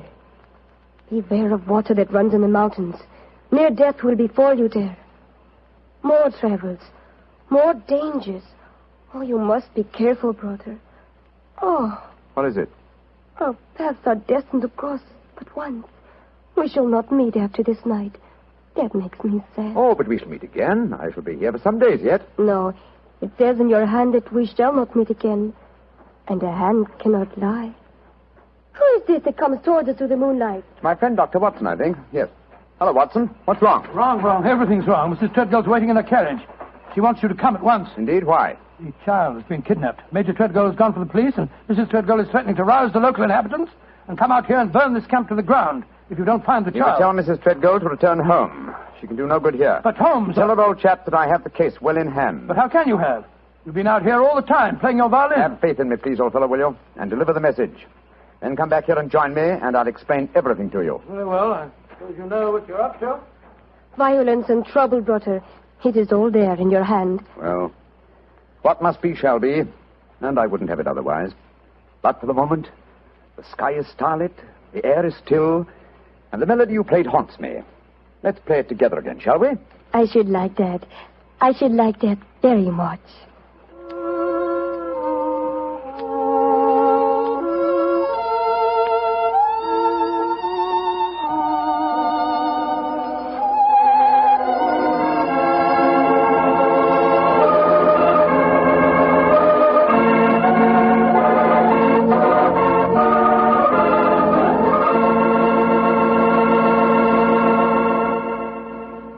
Dr. Watson will continue his story in just a few seconds, during which time I'd like to talk specifically to the ladies, if I may, and tell you about Petri California Muscatel. Just as Petri California Port has long been known as the wine of gentlemen, Petri Muscatel has been known as the favorite of the ladies. That's because Petri Muscatel is a golden-colored wine that looks like captured sunshine and tastes as... Well, did you ever taste big, plump muscat grapes picked when they're still misty and dew-covered? If you have, you know what to expect when you taste Petri Muscatel. The flavor of Petri Muscatel comes right from the very heart of luscious, hand-picked muscat grapes. You couldn't ask for a more delicious wine than Muscatel. Petri Muscatel. Well, Dr. Watson, I must say this is a strange story you're telling us. You mean to say that the heir to the Treadgold estates had been kidnapped, and yet Sherlock Holmes paid no attention? Yes, that's what it seemed like, Mr. Bartell. I couldn't understand him. I've never known him to be so indifferent to a case. There he sat until the early hours of the morning as he and that girl scraped away at their violins and never said a word about the kidnapped baby. Finally, as we walked home across the fields a few hours before dawn, his mind seemed to return to the matter at hand. He spoke quietly, and yet there was a note of suppressed excitement in his voice. Watson, my dear fellow, you're angry with me, aren't you? No, Holmes, I must say, but I'm a little confused. That girl seems to have bewitched you. Have you forgotten that you accepted the job of guarding the Treadgold heir, and that the child was kidnapped tonight? No, I'm fully aware of the fact. Holmes, for heaven's sake, stop being so infernally matter-of-fact. What's come over with you? Oh, possibly it's the mood of this mild autumn night. It is indeed a St. Martin's summer. So much so that I've left my coat and deerstalker cap behind me at the encampment. Let's go back, shall we? And incidentally, when we get there, I can set your mind at rest by showing you the kidnapped child. You mean you know where it is? Certainly. It's, in the camp. Then the gypsies did steal it. No, my dear fellow. I did. What? This is one of those occasions when you absolutely infuriate me, Holmes. If you must keep me up half the night while you have a fitting concert with a gypsy girl, least of all you can do is tell me what's going on. You say you stole the child yourself. In heaven's name, why? Because the threatening note to Major Treadgold was so obviously a fraud. Oh, why do you say that? You will remember that the letter began, "A Romany Rye will not take your insults forever." Now, a Romany Rye, despite what Major Treadgold said, does not mean a gypsy, but a man who knows about gypsy law. It is a term no true gypsy would apply to himself. He would use the expression Romany child. It was obvious from the beginning that no gypsy threatened the child. Now, who else had a motive for harming it? Well, Major Treadgold, because he stood to inherit the estate. Yes, or his wife? It's quite obvious. She has no liking for our present life, and the child is an obstacle to a new one. With the child kidnapped and later made away with, obviously they both stood to gain a great many of the things they wanted. Yes, you're right. And whoever the culprit is took the precaution of pinning the blame in advance on the unfortunate gypsies by writing the false kidnapping note. Wait a minute, but how about the shot that was fired at us tonight as we walked with Major Treadgold? Probably fired by an accomplice to the plot, in order to give authenticity to the supposed danger. And the child is now in the gypsy encampment. Yes, I promised that I would protect the Treadgold heir, and so I arranged with Jasper Hearn to have the boy kidnapped for his own safety. But if anyone should find the child, they'll say the gypsies deliberately stole him. Oh, I'm quite certain that before that occasion arises, old chap, the criminal will have shown his or her hand. Come on, old fellow. Put your best foot forward. It's a long way back to the camp yet, and it's nearly dawn.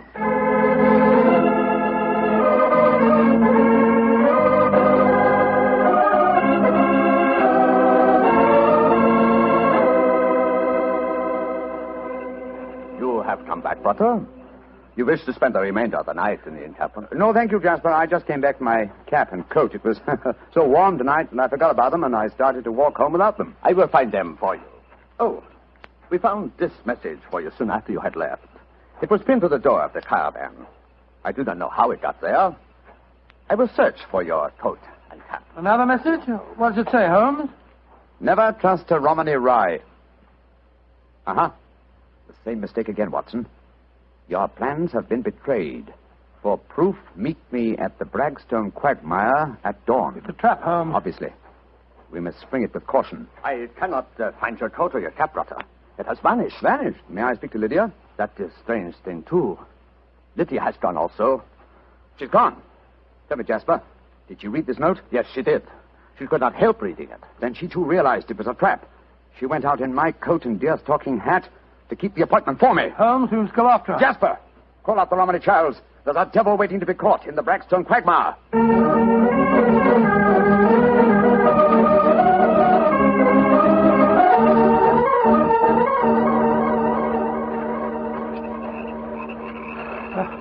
How much further to the quagmire, Jasper? 200 yards.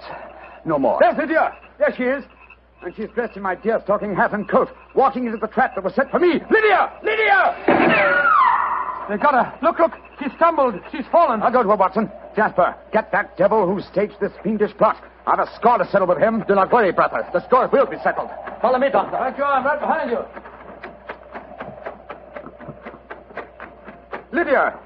Lydia. Sherlock Holmes, I was wrong. We do meet again.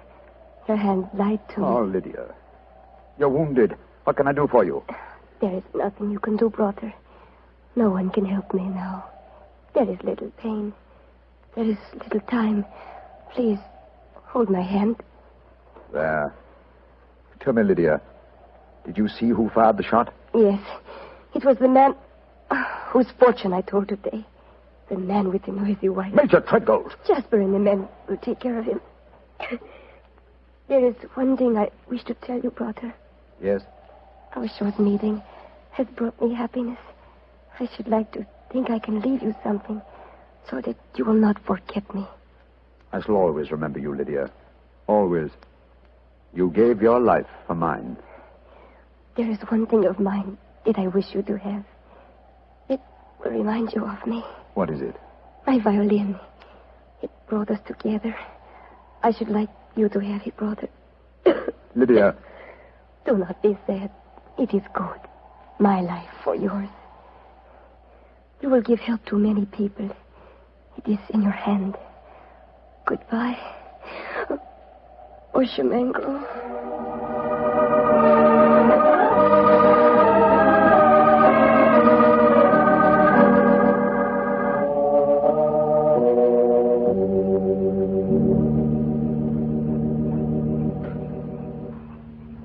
Holmes, it was dreadful. Dreadful. The gypsies surrounded Major Treadgold. They forced him back into the Bragstone quagmire. I tried to pull him out, but I couldn't do it single-handed. I'm not sorry, Watson. Jasper, you know that Lydia is dead? Yes, I know it. The gypsies knew it, too. That is why you were single-handed, Doctor, in your attempts to save the murderer. No Romany child would raise a finger to help him. Yes, I can understand that, but great Scott, man, if you'd seen his face as the quaking mud sucked him under. Lydia's death was less dramatic, but equally moving, I assure you. Sherlock Holmes, I met you less than 5 hours ago. You have saved my tribe from a devilish plot that would have blackened their names. A plot that would have driven them from the countryside. What can I do in return? 2 things. First, tell me where I may reach your son, Pyramus. His address is in this sealed envelope, Doctor. Thank you. What else may I do for you? As Lydia died, she willed me one gift for remembrance. And what was that gift, Doctor? A violin. Of course. Here. Here it is. Huh. She told me I might become a true Bohemia. Let's see if I can recapture the melody once more.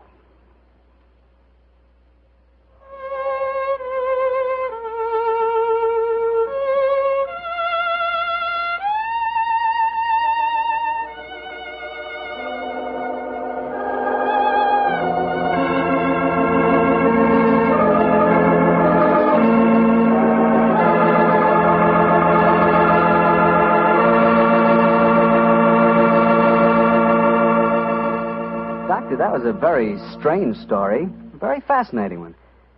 Tell me, do you really believe that gypsies can tell your fortune by reading the palm of your hand? Oh, frankly, I don't know, Mr. Bartell. Perhaps they can. Perhaps it's coincidence. And then again, maybe some gypsy women have a heightened sense of intuition. You know, a woman's intuition can be an extraordinary thing. Yeah, so my wife keeps telling me. Of course, I have a kind of intuition myself. Oh, really? Mm-hmm. Every time I see a bottle of wine with the name Petri on the label, my intuition tells me I'm going to like it. And I always do, too. Mr. Bartell, if ever I saw a man with a one-track mind, you're that man. Thank you, Doctor. As long as my one track is Petri, I can't miss. And now it's time to keep the weekly appointment with our good friend, Dr. Watson. How are you this evening, Doctor? I never felt better, thank you, Mr. Bartell. Draw up your usual chair and make yourself comfortable. Thanks. That's it. Oh, I see you've had the old tin dispatch box out again. I suppose you've been going through your notes on tonight's new Sherlock Holmes adventure? Yes, Mr. Bartell. I think you'll find it as pretty a little problem as we ever encountered. The story began in 1887. A very busy year for us, my boy. It was the same year that Holmes solved the case of the Amateur Mendicant Society, who held their meetings in a luxuriously furnished vault below a furniture warehouse. Oh, I remember that story, Doctor. And wasn't 87 the year you both escaped from death in the Paradol chamber? It was indeed. You've got a very good memory, Mr. Bartell. The story I'm going to tell you tonight topped off this unusually exciting year. It was late in October, and the equinoctial gales had set in with exceptional violence. All day the wind had howled, and the rain had beaten against the windows of our Baker Street lodgings. Finally, it was nearly midnight, as far as I remember. The storm grew higher and louder, and the wind in the chimney sobbed like a child. Suddenly, much to our surprise, the doorbell jangled, and a few moments later, our midnight visitor stood before us. He was a man of about 45, and as he looked about him anxiously in the glare of the lamp, I could see that his face was pale and that his eyes heavy, like those of a man who was weighed down with some great anxiety. And yet when he spoke, his tone was businesslike and almost aggressive. I've come to you for advice, Mr. Holmes. That's easily obtained. And help. That is not always so easy. Help the gentleman off with his coat, will you, Watson? Yes, indeed. Here you are, sir. Let me hang it up for you. Thank you, sir. I heard of you, Mr. Holmes, from Major Prendergast. Oh, yes. He said that you could solve anything. Oh, I'm afraid he said too much. But you've never been beaten. I've been beaten 4 times, sir. 3 times by men and once by a woman. But supposing you sit down and introduce yourself. My friend's name is Watson, Dr. Watson. How do you do, sir? How do you do, Doctor? My name is Lovelace, Edmund Lovelace. And what brings you to me at this hour of the night, Mr. Lovelace? I'm in terrible trouble, Mr. Holmes. You don't know anything about me, but if you'll accept my case, you can save 4 lives. I wouldn't say that I know nothing about you, sir, though it's true that I know little beyond the somewhat obvious fact that, you're single, that you keep a dog, but not a manservant, and that you are much preoccupied with your business, which I take to be some form of insurance. Oh, come. Oh, steady. Now, what is this? Well, I'll wager that my friend's right, though. Isn't he, Mr. Lovelace? Perfectly. But I'll be hanged if I can see how he knows it. It's a practical application of logic, sir. The briefcase that you carry might at first indicate a barrister or some other professional man, but your brusque, businesslike manner counteracts that suggestion. An insurance broker who must visit clients at odd hours is the likeliest man to combine that manner with a briefcase at midnight. But the wife and the manservant, and the fact that I'm preoccupied with my business. Your cufflinks don't match, sir. Each is from a different pair. That would suggest preoccupation, and it's a mistake that neither a wife nor a manservant would have allowed to pass. Yes, but how about the dog? Oh, surely that's obvious, Watson. Well, I can't see it. I shall let you ponder on that matter while Mr. Lovelace tells us his problem. Mr. Holmes, are you as interested in preventing a murder as in solving one? Well, naturally I am, Mr. Lovelace. Even more so. But please tell me your story.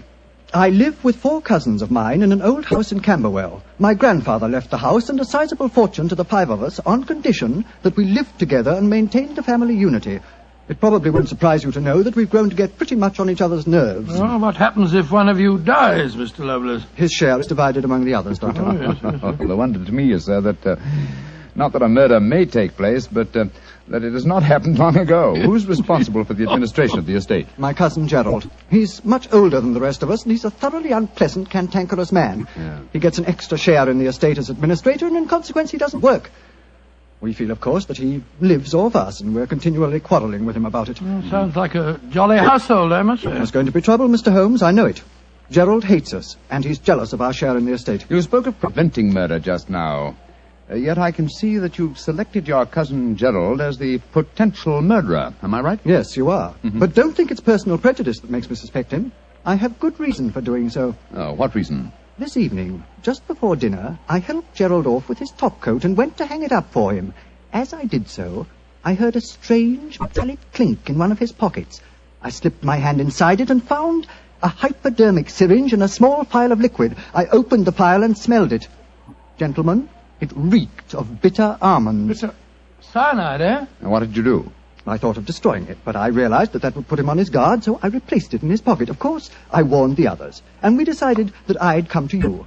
I had to see a most important client tonight, or I'd have been here earlier. Yes, it seems odd that you didn't come directly to Mr. Holmes as soon as you'd made the discovery, Mr. Lovelace. After all, if a potential murderer is walking about with a pocket full of cyanide, I should have thought that itself was more important than business. Well, Yes, I suppose it might seem so to you, Doctor. Now, that's a most interesting stick you carry, sir. May I examine it? Of course. Here. Oh, thank you. Now I see how you deduced that Mr. Lovelace had a dog, Holmes. There are the marks of the dog's teeth on the stick. Yes, my dear Watson, but these marks under scrutiny give us even more specific information. He's a large dog. You've had him for some years, Mr. Lovelace, and he's now old and feeble. Well, you're perfectly right, but I'll be hanged if I can see how you can tell that from looking at a walking stick. This stick is covered with teeth marks, therefore it has been carried many times by the dog. Now, it's a heavy stick, so only a large dog could have carried it. And the teeth marks also indicate a large jaw. The older marks are deep sunk. Look here. The fresh ones, where the wood is not yet darkened, are shallow. Yes, it's obvious that the jaws are losing their strength. That's very clever of you, Mr. Holmes, but I don't see what it has to do with the case in hand. Oh, neither do I, Holmes, I must confess. No, surely it tells us that your story, Mr. Lovelace, may bear a less terrifying implication than you think. On the other hand, its implication may be even more terrifying. Oh, it's late at night. I feel that any further delay in this matter would be extremely dangerous. I suggest that we get a cab and come to your house in Camberwell at once.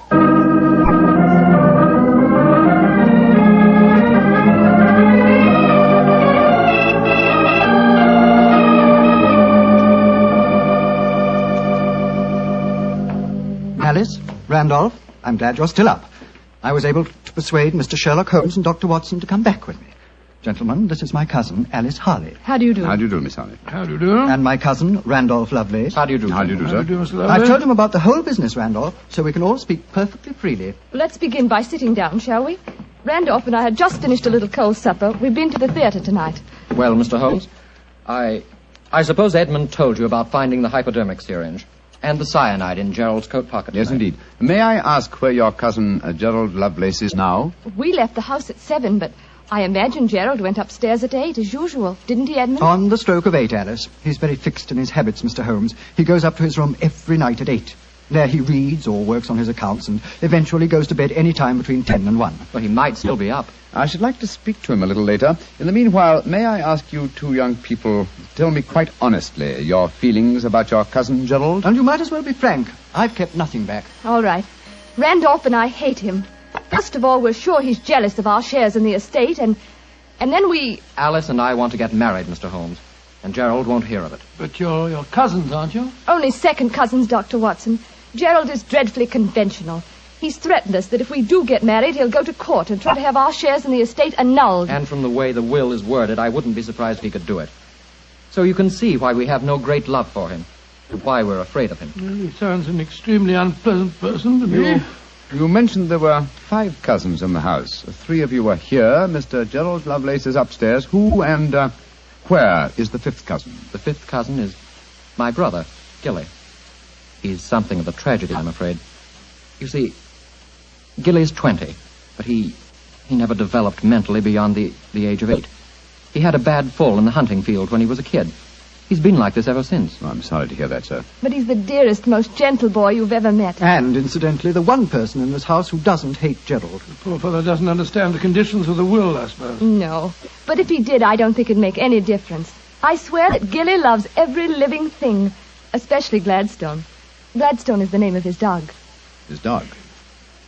Yes. The dog may be the key to this whole matter. The dog? What makes you say that, Holmes? When a man brings a quick and painless poison home to a household containing an old and feeble dog, it's more than possible that he has obtained that poison, quite legitimately, to give the dog a merciful death. To kill Gladstone? Oh, no! After all, Alice, dear, he is old. And almost blind But, now. Mr. Holmes, if you think Gerald brought home the poison to put Gladstone out of the way, and I admit it sounds perfectly logical, what made you decide to come here tonight? Because I dare not even guess what you may have done by intruding the thought of murder in this situation. Where is your brother Gilly? In his room upstairs, asleep. I wonder if we might go up to him. I should like to talk to him, if you don't mind. And after that, I want a few words with your cousin, Gerald Lovelace.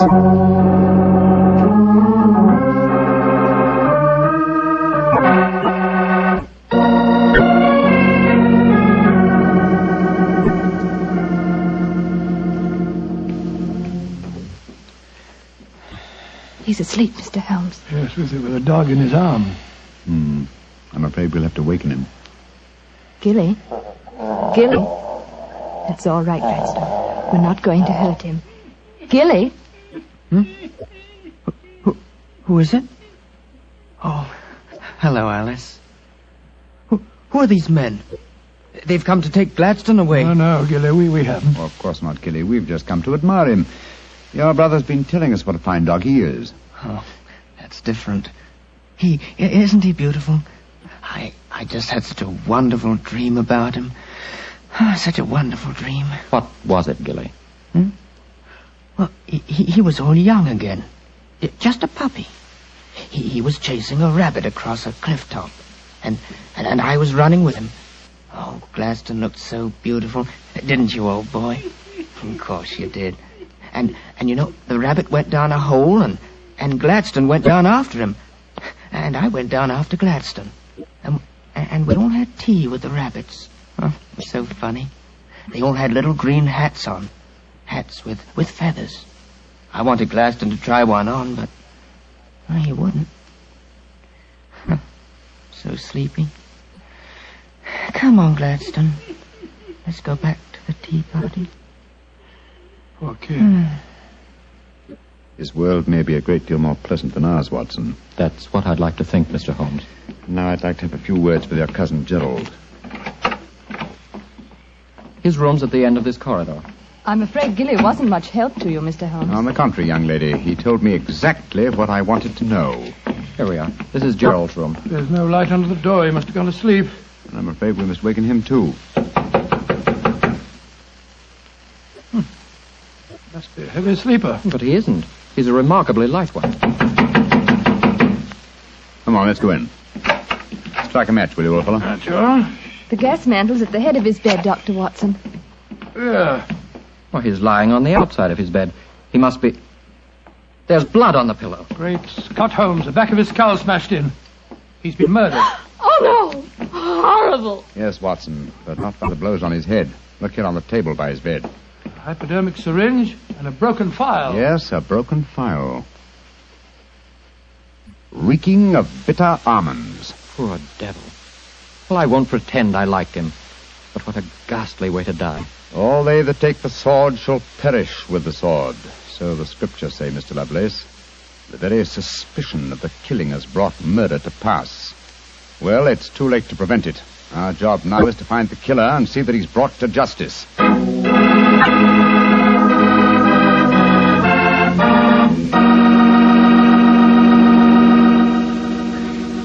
Dr. Watson will tell you the rest of his story in just a few seconds. Just time enough for me to tell you that if there's one wine that's perfect for any occasion, it's Petri California Sherry. With a bottle of that rich, amber-colored Petri Sherry on hand, you can make that time before dinner a main event. And Petri Sherry is the perfect answer to the question of what to serve when company comes. Serve Petri Sherry alone and let its full, wonderful flavor speak for itself, or serve Petri Sherry with hors d'oeuvres or party sandwiches. And remember, you can serve Petri Sherry proudly, because Petri is the proudest name in the history of American wine. Well, Dr. Watson, so you found Gerald Lovelace dead in one of the bedrooms of the house in Camberwell. What did you do? Send for the police? Not at once, Mr. Bartell. Sherlock Holmes persuaded the remainder of the household to give him the opportunity of examining the scene of the crime carefully before the police were sent for. And so, a few minutes before 1 o'clock that October night, Holmes and I stood alone in the room of death. Turn the gas a little higher, will you, old chap? Right you are. You know, Holmes, I think you should have sent for the police right away. In a case like this, Watson, I prefer to be my own police. When I have spun the web, they may take the flies, but not before. What are the results of your medical examination, old chap? Well, it's exactly as you reconstructed it, Holmes. He was first beaten on the head with that poker lying on the floor. Then he had the full phial of cyanide injected into his left wrist. Can you estimate the time of death at all accurately? No, this room's confoundedly hot. He might have died any time from 1 to 5 hours ago. Yes. It's now 1 o'clock, and we know that he was alive at 8. Mr. Edmund Lovelace saw him leave for his room at that hour. Yes, if he was telling the truth. One thing we do know for a fact is that this man was murdered at the exact moment he was going to bed. He's wearing his nightgown and nightcap, but his bed has not been slept in. Well, isn't it possible that the murderer might have killed him shortly after 8 and then dressed him in his nightclothes to confuse us? No, my dear chap. You will notice that the hypodermic needle passed through the sleeve of his nightshirt. Here. Also, the nightcap is crushed and bloodstained from the blows of the poker. No, Gerald Lovelace had prepared for bed. Yes. Look at the glass of water on the night table and the prayer book and the watch. Yes. Signs of a prosperous and meticulous man. Mm-hmm. Very fine gold watch and in excellent condition. Aha. There's the answer, Watson. What do you mean, there's the answer, Watson? I just wound this watch 1 turn, and then it was fully wound. That provides us with a time schedule for our murder. Come on. We'll send a servant for the police, and while they're on the way, if you'll call everyone together, I should like to put a few more questions to this family.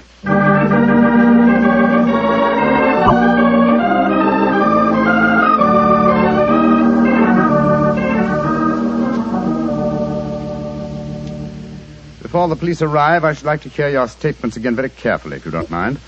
Mr. Edmund Lovelace, what were your exact movements tonight? I left here shortly before 10.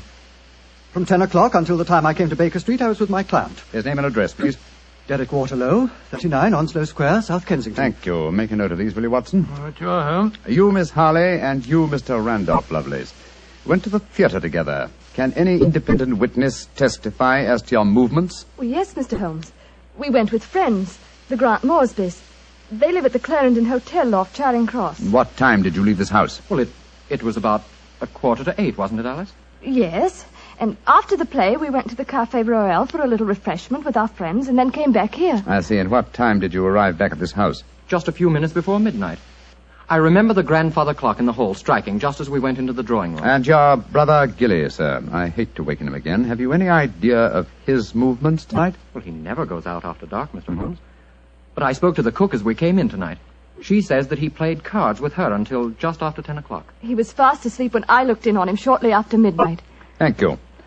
You've made a note of all these facts, Watson? Yes, Holmes, I got them all down. Good. Then let's be on our way to Baker Street. But the police, Mr. Holmes, they're on their way. I know. Please give them my regards, will you? Apologize for my informality and tell them that I shall have the answer to this matter probably in a little over 24 hours.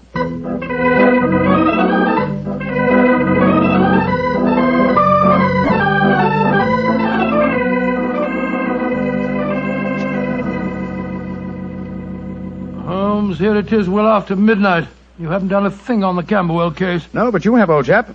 You've checked on all the time alibis and found them valid. I'm much obliged to you. Yes, Inspector Lestrade was here tonight, you know, and he made some pretty caustic remarks, I can tell you. Oh, didn't you inform him that I'll have the answer to the problem before many hours have passed? Yes, I did, but you know, Lestrade, he wanted action.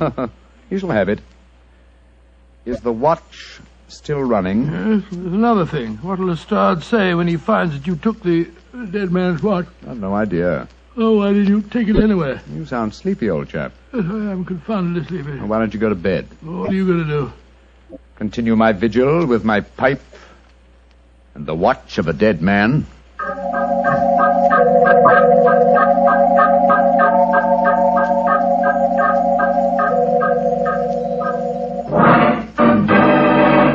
Watson, wake up! What time is it? 5 o'clock in the morning. Good Lord, what are you doing up at this hour? The watch has just stopped. I'm about to rewind it. What are you rewinding it for, Holmes? You waited over 24 hours for it to unwind. When I know how many turns it takes to wind it fully, I shall have the answer to the whole business. 10, 11... You're being confoundedly mysterious, as usual. 14 turns, and the watch is fully wound. Get your clothes on, old chap. Well, where are we going at this hour? To the house in Camberwell. Now I know who murdered Gerald Lovelace.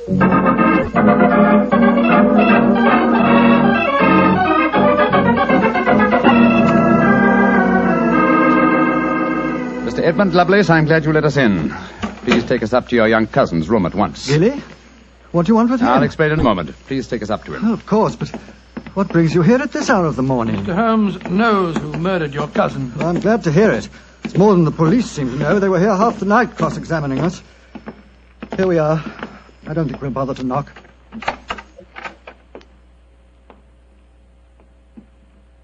Gilly? Gilly? I'm awake. We heard you coming up the stairs, didn't we, Gladstone? It's the same man again. You're not going to take Gladstone away, are you? Please don't take him away. Don't worry, Gilly. We're not going to touch him. Oh, that's all right, then. Oh, Gilly. Yes? You really love that dog, don't you? Of course I do. More than anything or anybody. I believe you'd even kill a man who tried to hurt Gladstone. Wouldn't you? Oh, yes, sir.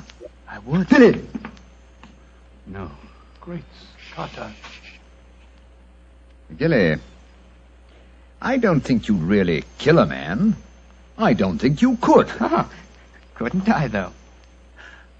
How would you kill him? I'd hit him first. I'd take a poker and hit him on the head so he couldn't fight back. And then I'd take the nasty needle he told me he was going to stick in Gladstone, and I'd fill it full of that water he showed me, and I'd stick it in him. That's what I'd do. Then he'd be dead. And he couldn't hurt my Gladstone anymore. Not ever. Let's leave him, shall we? Goodbye, Gilly. Pleasant dreams. Goodbye, sir. Good old Gladstone. You satisfied, sir? Yes. Poor Gilly. There's no doubt about it, of course. Can there be no one to describe the murder to him, and yet he's just given an exact description of its method? What'll happen to him? They won't try him. No. A little pressure in the right places, and he'll be released to a private nursing home. I'll do everything I can, Mr. Lovelace. Thank you, Mr. Holmes. Thank you very much.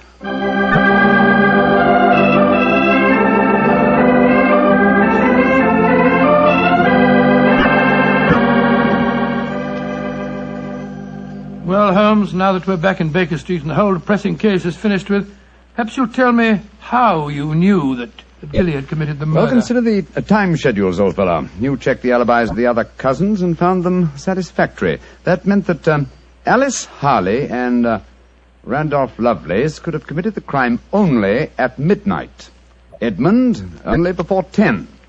Gilly only around 11. You said that the time of death could have been at any of those hours. Yes, I did. So how did you pin it down to 11? The watch gave me the specific answer. When I picked it up, I unthinkingly wound it.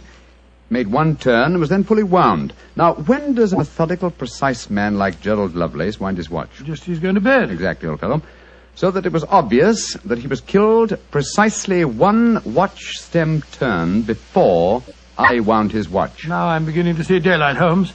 So you let the watch run down? That's what I did. It took 28 hours, from 1 o'clock the night before last until 5 this morning. Now, how many turns did it take to rewind it? 14, wasn't it? That's right.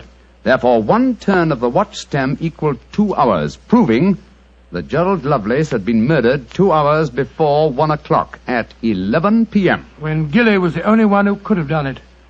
You know, Holmes, I still find it hard to believe that boy was capable of such a ghastly crime. He seemed so gentle. Oh, he is. Except when his beloved dog's life was at stake, probably out of some mistaken notion of kindness. Gerald Lovelace warned the boy of his intentions regarding the dog. It's a sad business, Watson, a sad business. I hate to think of that boy spending the rest of his life in a mental home. I have one prayer for his future. What's that, Holmes? The dog Gladstone can't live very long. I pray that Gilly does not long outlive him.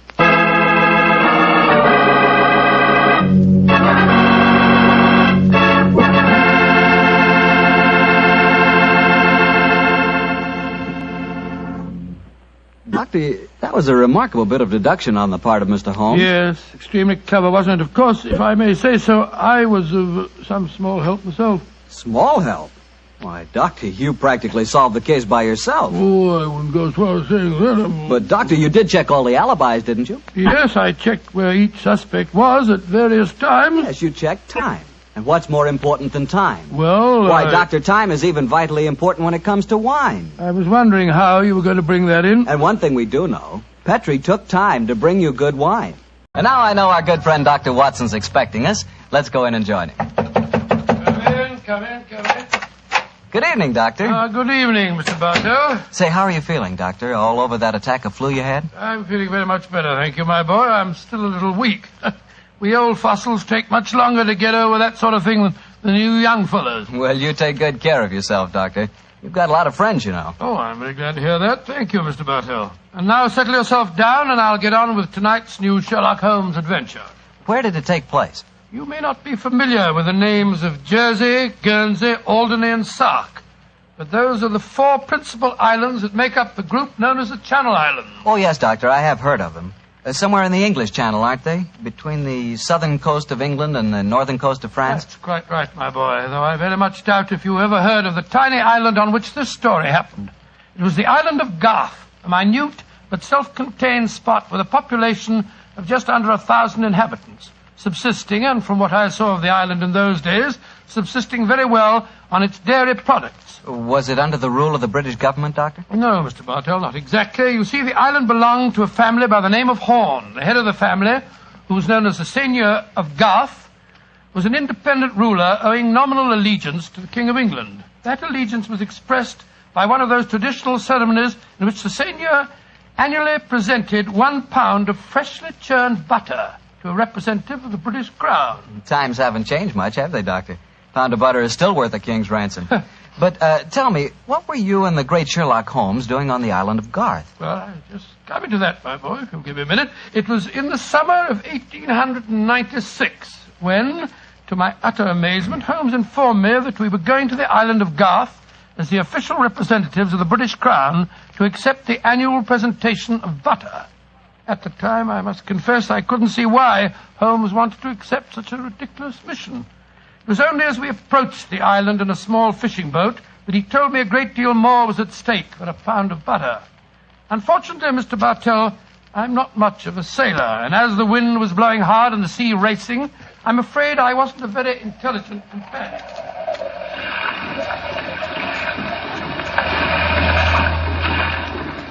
Cheer up, Watson. We'll soon be there. I hope so. I feel wretched, Holmes. I must say the whole trip seems utterly ridiculous to me.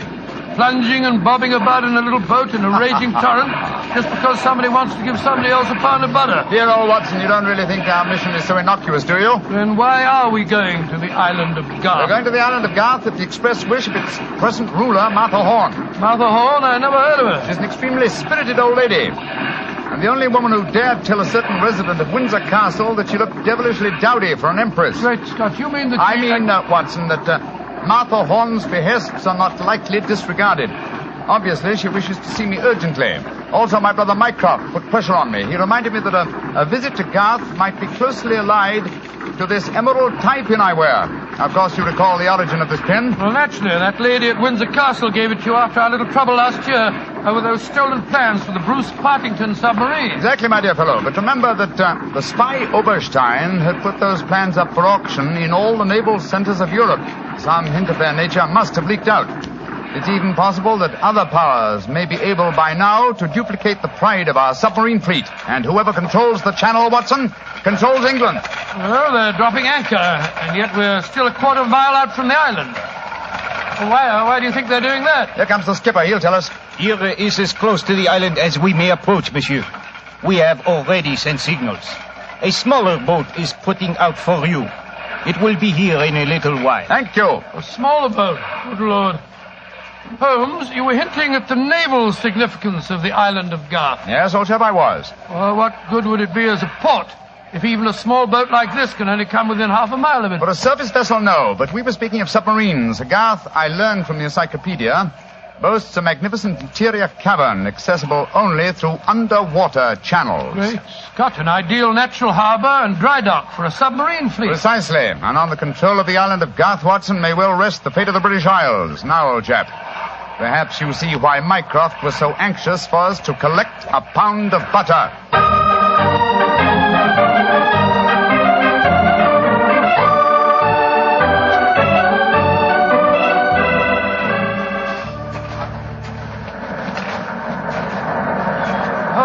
Doesn't it seem wonderful to be on land again? First the fishing smack, and then that wretched little rowing boat. Then the bucket swinging us up the face of the cliff. Now at last I can stretch my legs. Steady, old chap, steady. Let me give you a hand. You'll soon get your land legs back again. Thank you. I'm a bit shaky, I must confess. Hello? Who's that couple walking towards us? Our welcoming committee, no doubt. How do you do? Mr. Sherlock Holmes and Dr. Watson. Permit me to present myself. I am Dr. Hugo Oberwald. How do you do, sir? How do you do, Doctor? And this is Mrs. Reeves, the housekeeper at Horn Castle, where you will be staying. How do you do? How do you do, Mrs. Reeves? Welcome to the island of Garth, gentlemen. We were deputed to come and greet you and take you back to the castle. We can walk there across the cliff tops. It isn't very far. Splendid. I think my friend will appreciate traveling on terra firma once again. Dear me, Herr Doctor.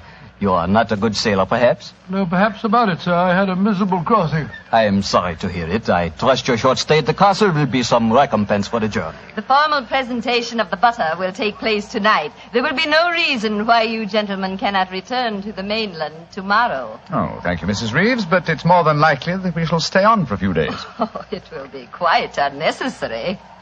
I'm afraid that is a matter for Mrs. Horn and ourselves to decide. I'm afraid that Mrs. Horn is incapable of making any further decisions. Oh, what do you mean, madam? Obviously, you have not heard, but the news is slow in reaching the mainland. Mrs. Horn died yesterday. Died? Good Lord. A natural death, I suppose. But, of course... I attended her myself. A simple case of heart failure. The poor lady died in her sleep. Shall we begin our walk to the castle? By Jove, Holmes, this changes things. You suppose it was a natural death? I suppose nothing, old fellow. But in almost 20 years of practice, I can recall precisely 3 clients, actual or potential, who died natural deaths. Come on, let's follow them.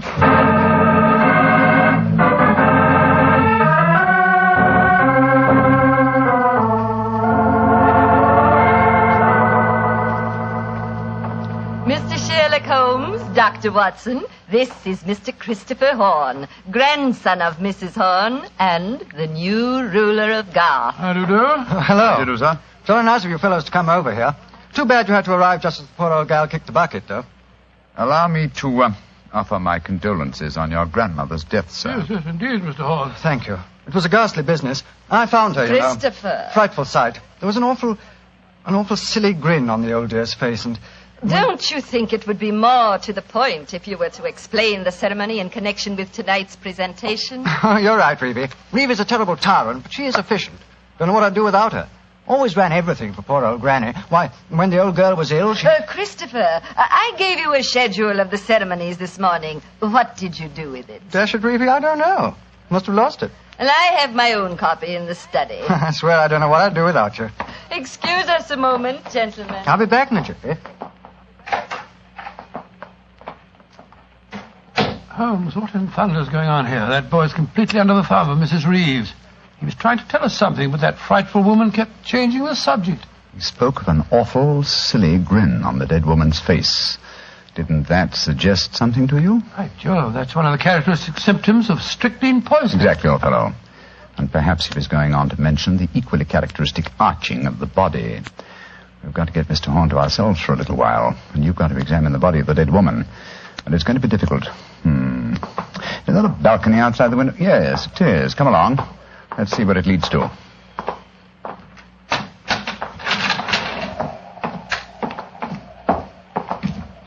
The balcony seems to lead right round this particular wing of the castle.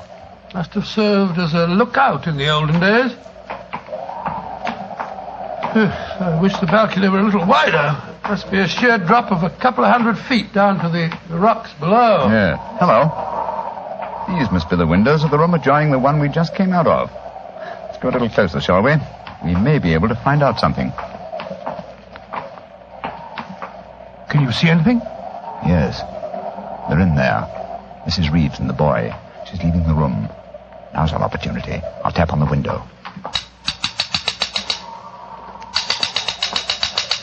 He's seen us. He's coming to open it. What are you two doing out there? Admiring the view? Yes, my boy. It's quite beautiful. Mr. Horn. Yes, Mr. Holmes. I was a great admirer of your grandmother. I was interested in what you were telling me of her death. She had a grin on her face, you said. Yes, it was awful. Her body was all hunched up like a croquet hoop. Really? Of course, Dr. Oberwald said it was perfectly all right, but I must say it seemed dashed odd to me. Yes, it was far from all right, I assure you. And you started to say something else. What was it? Let me see. You said, when she was ill... Oh, yes, that was a silly business. When she was ill, she thought she was in danger from poisoning, so she made Mrs. Reeves taste all her food and drink. Did she really? Where is your grandmother's body now? In the West Wing. The funeral's to be tomorrow morning. I see. Where did Mrs. Reeves go? I'm here on the balcony behind you, gentlemen, listening to your conversation with the greatest interest. Christopher, let me warn you. These men are the emissaries of the British government. They would stop at nothing to take the island over. These men are trying to influence you against me, against Reevy, who has looked after you ever since you were born, and who tries to protect you now that your grandmother has gone and you are alone. Yes, I know, Reevy, but after all... That is your pride as the head of the Horn family, the Seigneur of Garth. The Garth that I'm trying to save for you. This man is completely unscrupulous. He was about to accuse me of murder. Weren't you, Mr. Sherlock Holmes? The thought had occurred to me, Mrs. Reeves. Of course it had, because you wished to poison Christopher's mind against me. Well, Mr. Holmes, we have no police on the island of Garth. Our only law is the word of the Seigneur, and Christopher now holds that title. Seigneur, what do you say? Will you allow an Englishman to blind you by accusing me of being a murderess? Mr. Holmes, Dr. Watson, I shall meet you at the ceremony tonight. Beyond that, I don't care to speak to you again. Good day. A shame to spoil your plans, isn't it, Mr. Holmes? Well, upon the soul. Magnificent, Watson. Magnificent. A murderess who seeks to defeat me by accusing herself. Superb. It's a new game, my dear fellow, and one that must be played to a finish.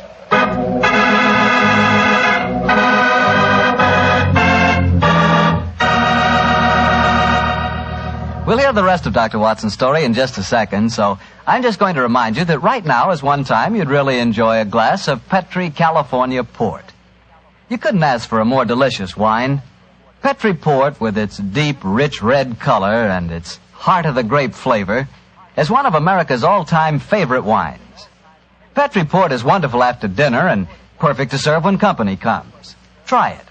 But just remember that when you want the kind of port I'm talking about, you've got to make sure it's Petri Port, because all Petri wines are good wines. Dr. Watson, this is certainly an unusual story you're telling us tonight. What happened after Mrs. Reeves left you and Sherlock Holmes standing on the balcony? We retired to our rooms and had a quiet and lonely lunch. Though the great man said little, I could see that he was deeply excited and that his keen brain was evolving some plan that would enable us to solve the mystery of Mrs. Horne's death. After lunch, we started to descend the stairs leading to the main hall of Garth Castle. As we did so, Holmes said... Watson, we're in no danger ourselves.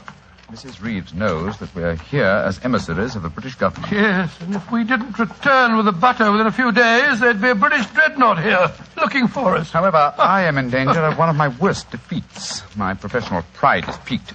If only I could... Watson. Yes, Holmes? If at any time today I slip you a note, don't read it at once, but... Shh. Here comes Mrs. Reeves. Precisely, Watson. I entirely agree. If I do not make the test on Mrs. Horne's body within 24 hours of her death, it will be useless. I must make it by 3 o'clock this afternoon. Mr. Holmes. Oh, yes, Mrs. Reeves. I want to apologize for my behavior before lunch. I was intolerably rude. Oh, please, no. Whatever my quarrels may be with British politics, I at least owe to both of you the duties of hospitality. That's very gracious of you, Mrs. Reeves. I wonder, would your hospitality also include a personally conducted tour of the subterranean caverns for which this island has become internationally famous? Would they really interest you? Well, I'm afraid that my friend and I won't have the time. Oh, yes, not at all, Watson, not at all. We have plenty of time, as long as we're back here by 3 o'clock. I'm sure Dr. Oberwald would be delighted to join us. He has made quite a study of the unique rock formation. Oh, that's splendid. It should prove a most interesting excursion. But, Holmes, why do we want to go stomping around a lot of damp and smelly caves? Well, the exercise will do us good, old fellow. Will you lead the way, Mrs. Reeves? And please remember that it's most important that I return here... I remember, Mr. Holmes. You must be back here by 3 o'clock.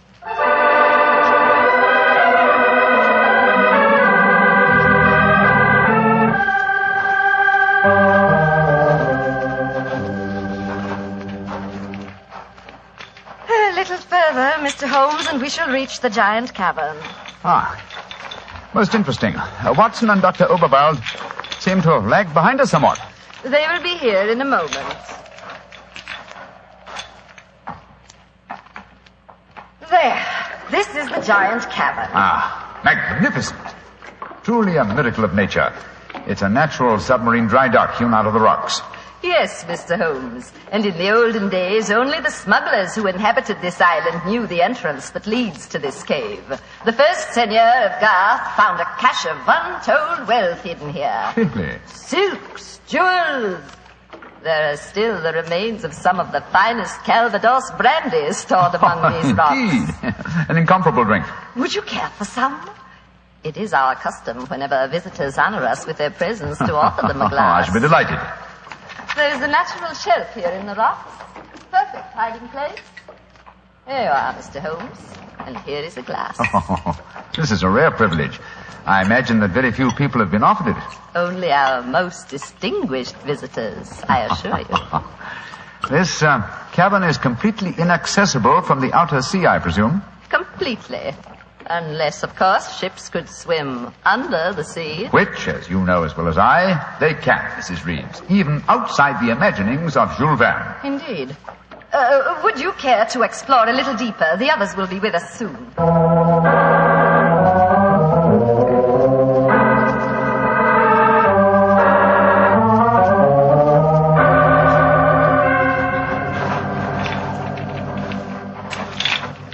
Dr. Oberwald, the others seem to be some way ahead of us. Yes, they do, don't they, Doctor? Holmes! Holmes! Where are you? Dear me, I'm afraid we cannot follow them. What do you mean? The next cavern is already cut off by the rising tide. Great Scott, you mean that they're cut off? I am afraid so. But do not worry here, Doctor. In a few hours, the tide will recede. They are in no danger. Just, shall I say, temporarily marooned.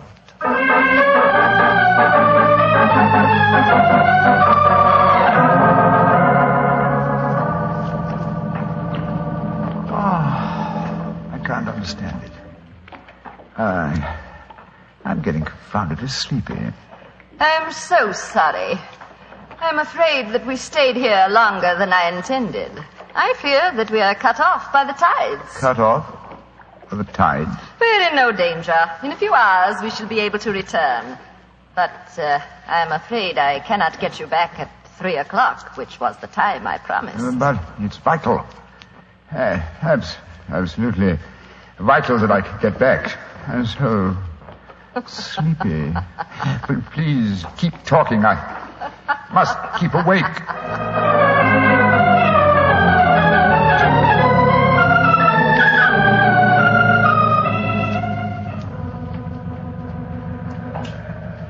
Dr. Oberl, I must get to Sherlock Holmes at once. I am sorry, Herr Doctor, but we are not able to control the forces of nature.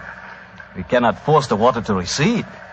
Your friend is in no danger. No, but he's got a most important test that he must make by 3 o'clock. I am afraid that will be impossible. I've got to do something. I should have come to these blasted caves in the first place. I don't know what on earth I ought to do. By Jove, that note that Holmes gave me, he told me to open it if... where did I put it? Ah, here it is. A note from Mr. Sherlock Holmes, eh? Vital that you make medical test. Great Scott, Dr. Overall, it's absolutely necessary for me to return to the castle at once. Indeed. A note from Mr. Sherlock Holmes, and now it is most important that you return to the castle. No, my fine English friend.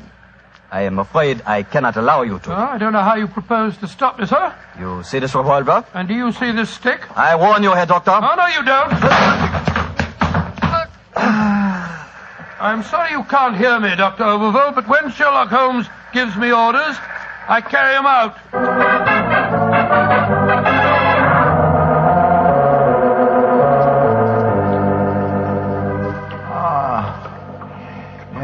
Mrs. Reeves, are we still trapped by the tide? Well, what time is it? 5 o'clock. I'm afraid that you will be a trifle late for your important appointment. What a pity. You deliberately trapped me here. You drugged the brandy and kept me a prisoner. Did I? Now, why should I do that, Mr. Holmes? Because you're greedy for power. That's obvious in your domination of that pleasant though weak young man who is now Senior of Garth. I'm sure your beliefs would find support in certain ideologies now arising in Germany. Your choice of a German doctor as an accomplice in your plans would support that theory. And what might my plans be? I should say that you're determined to give Garth as a submarine base to Germany. With this island in their power, they could control the channel. Very interesting. And I suppose, as well as being a spy, I'm responsible for Mrs. Horn's murder? You and Dr. Oberwald between you? She was too strong for you. You had to get her out of the way. You probably made subtle attempts on her life at first, the origin of which you did not realize, but which caused her eventually to send for me. My arrival forced your hand, and so you and Dr. Oberwald resorted to the quite unsubtle expedient of poisoning her. All pure supposition, Mr. Holmes. The only law on this island is Christopher Horn. Do you suppose he'll believe you? No, I suppose he won't. You've outwitted me, Mrs. Reeves. I walked into your trap just as you intended me to. Then in that case, you may collect your pound of butter tonight and return to the mainland tomorrow. Mrs. Reeves, how much longer do we have to wait for the tide before we can make our way back to the castle? We can leave now. We could have left at any time. There's another secret entrance that is above the tide level. I merely had to make you overstay the hour of your test. I could not risk Christopher's seeing definite proof. Come now. I shall lead you back. You fool.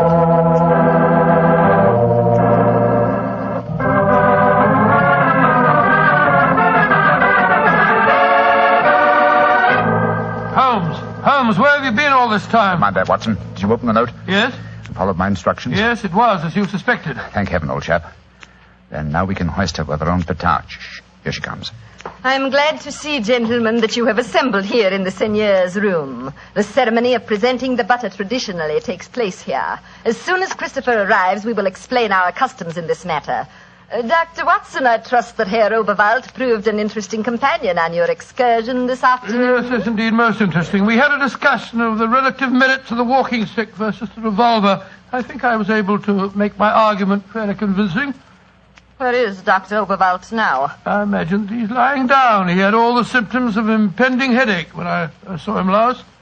Why are you smiling, Mr. Holmes? What's been going on? I'm afraid, Mrs. Reeves, that your plans have misfired rather badly. As soon as Mr. Horn arrives, I expect you will be under arrest for murder and high treason.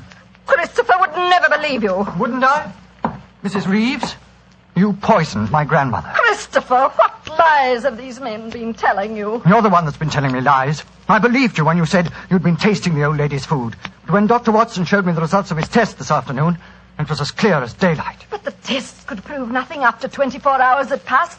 You said so yourself, Mr. Holmes. A deliberate lie, Mrs. Reeves. I'm afraid that I invented that mythical 24-hour test. I knew that as soon as I mentioned it, you would attempt to prevent my carrying it out. So I was delighted when you fell into my trap. You thought that you were shanghaiing me, whereas in reality I was shanghaiing you. My job is to prove your guilt to the senor.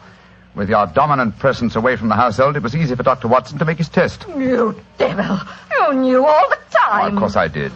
But I had to deceive you. I'm glad my performance was sufficiently convincing. By the way, Mrs. Reeves, the drugged brandy was dreadfully clumsy. You didn't drink it home? Why, of course I didn't. But it was very unflattering to me that Mrs. Reeves thought I might. Mrs. Reeves, you realize what this means, don't you? I'm going to ask these gentlemen to take you and Dr. Oberwald back to the mainland with them tomorrow. And stand trial in a British court? Never. I was born on the island of Garth. I have lived here all my life, and I shall die. Reevy, what are you up to? Stop her. She's going out on the balcony. One day, Garth will belong to Germany. One day, the whole world will belong to Germany. Goodbye, you meddling fool. Goodbye. Great Scott, she's gone. It must be a couple of 100 feet to the rocks below. What a dreadful thing. I still can't believe she was a murderess and a traitor. Now, it's shocking. A shabby finish to a shabby business. Mr. Horn, I suggest that we make sure Dr. Oberwald does not escape justice, and that we then perform the ritual presentation of the butter. Yes, Mr. Holmes. The island of Garth will still pay tribute to England, and I think it always will.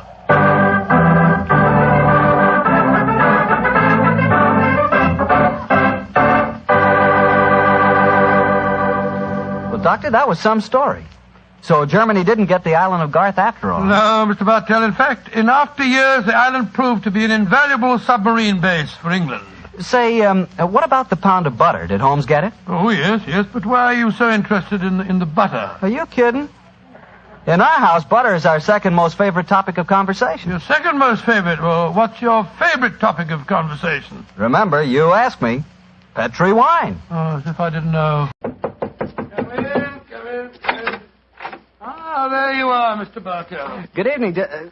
Oh, excuse me, Dr. Watson. I didn't know that you had company. Shut the door, my boy, and come in and join us.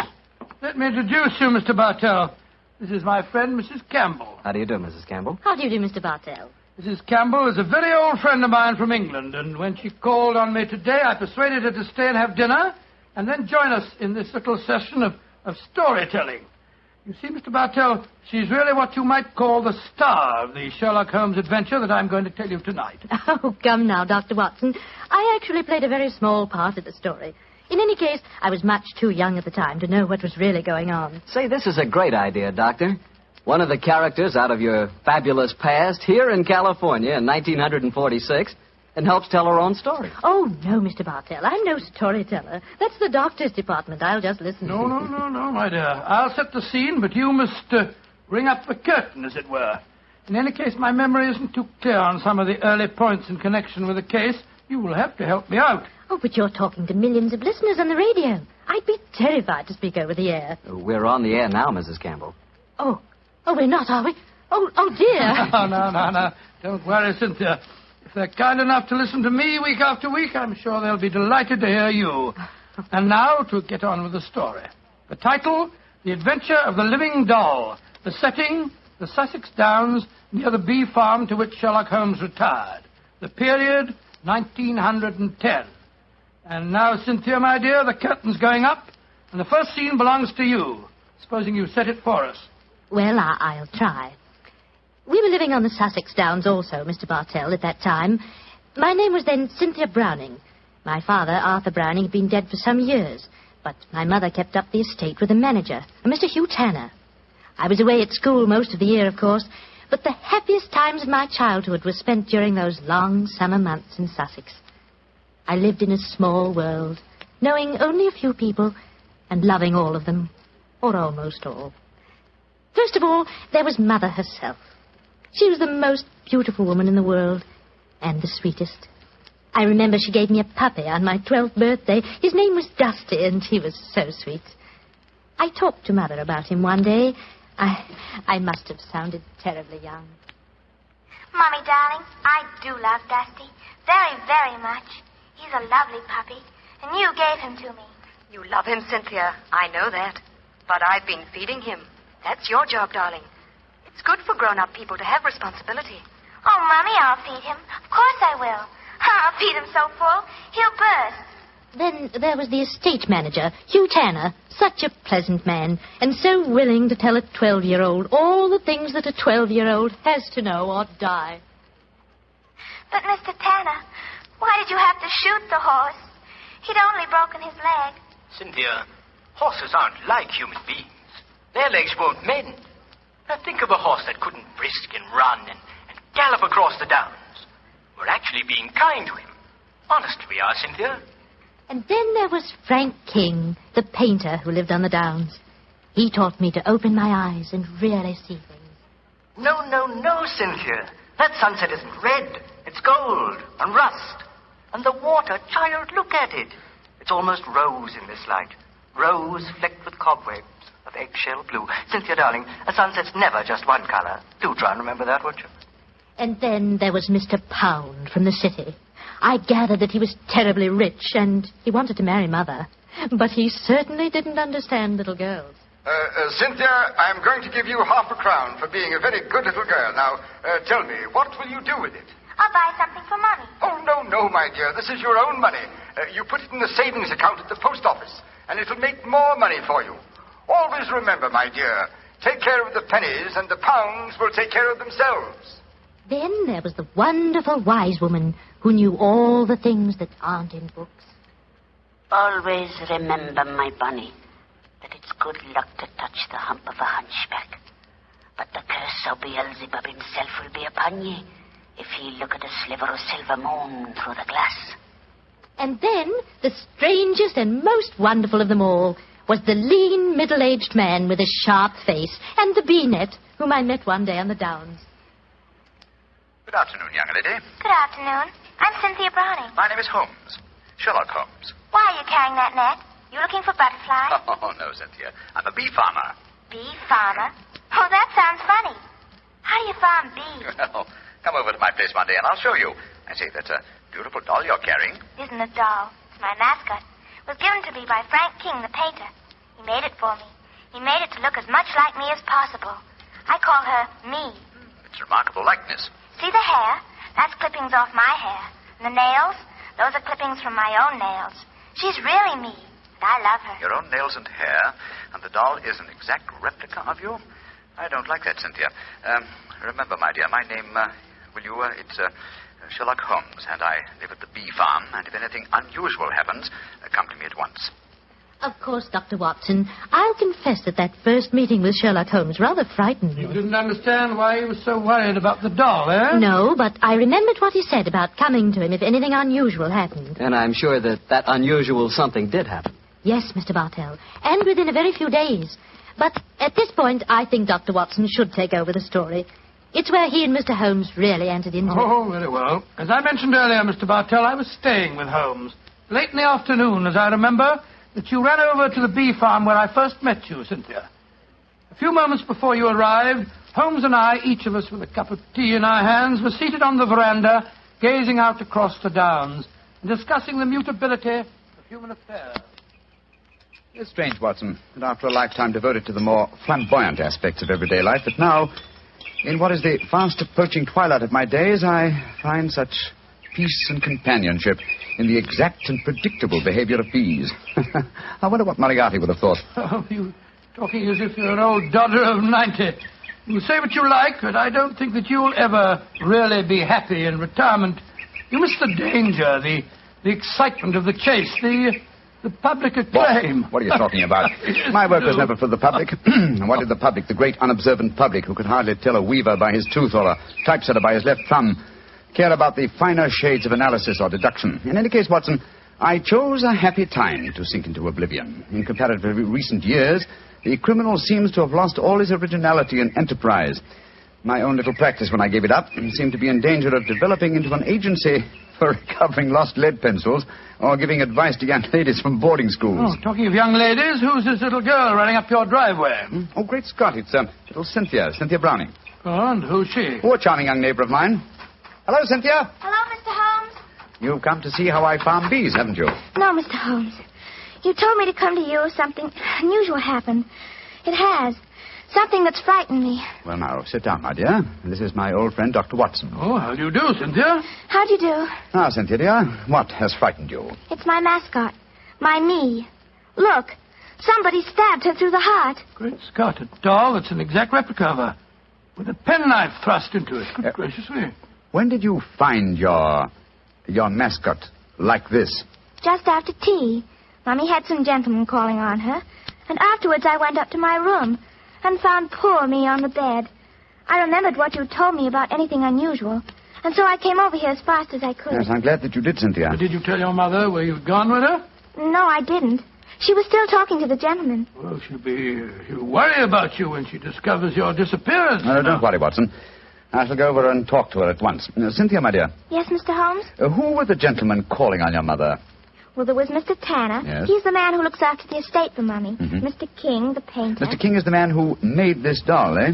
Now, who else was there? Mr. Pound. He's a businessman from London that's staying with Mummy. And they were all present in your house when you found the mascot lying on the bed. Yes, Mr. Holmes. Watson, old chap. Yes, sir? I'm going over to see Cynthia's mother at once. I want Cynthia to stay here with you. Guard her, old chap, as you would your life.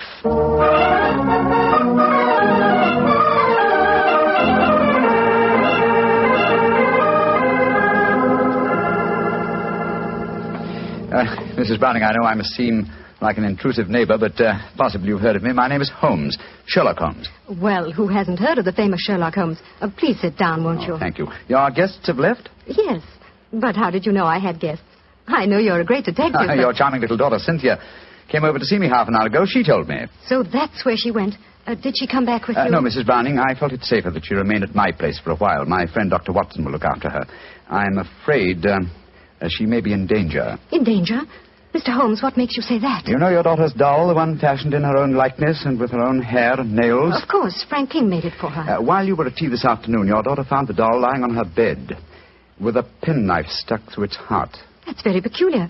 But I don't see that she should be in any danger because of it, Mr. Holmes. Mrs. Browning, certain practitioners of magic believe that if a doll-like effigy is made of a human being and the effigy is then mutilated, that a similar fate will befall the living original. But, Mr. Holmes, that's black magic. You can't possibly believe in it. Not in the results of stabbing a doll, Mrs. Browning, but well, it's possible that someone is trying to kill your daughter. To kill Cynthia? Oh, no. It may be more than a possibility, I'm afraid.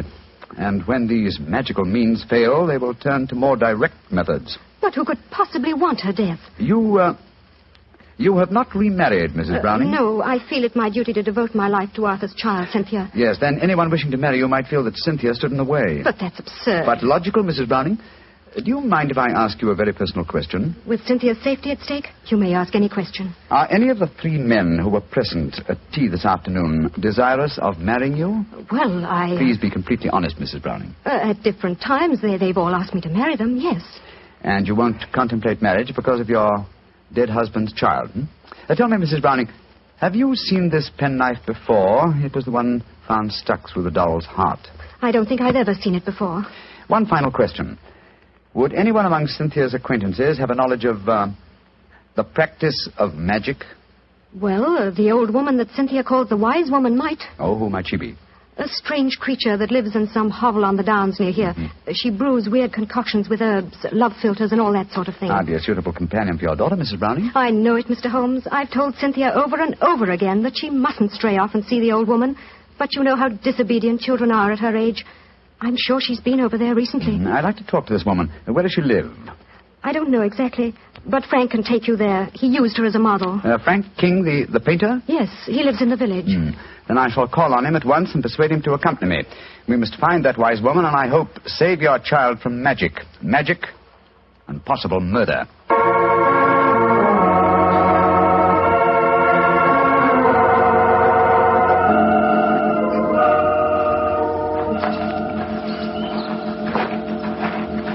Much further, Mr. King? Only a few more yards, Mr. Holmes.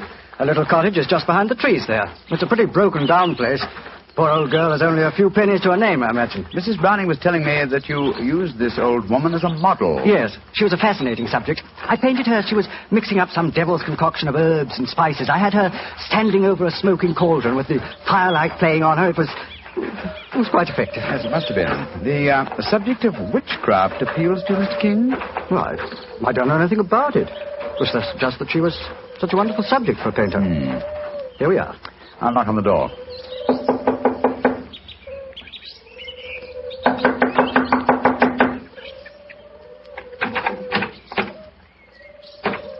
I think we'll take the liberty of going in, shall we? I don't see why not.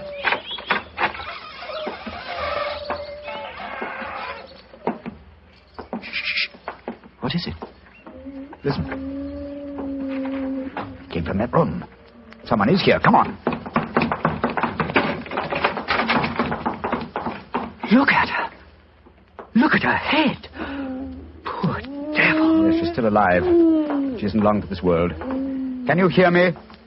Here, let me lift you up a little. Can you understand what I'm saying? Tell me, who was it that did this to you? She's too far gone to speak. Got a piece of paper and a pencil? Yes. Wait a minute. Here you are. Thanks. Now, can you write the name of the man who did this to you? She's pushing the pencil away. I don't suppose she knows how to write. She's trying to show you something, Mr. Holmes. She's trying to crawl over to the wall. Yes. Here, let me help you. Must be a hiding place of some kind. Look. She's taking a brick out of the wall. What is it? Great Scott! Money.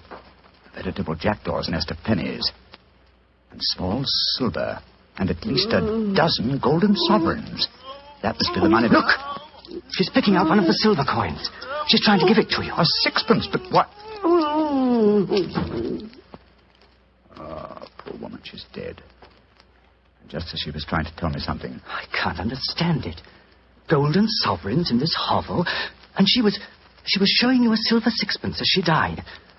Mr. Holmes, what are you going to do? First, check on the young girl's safety.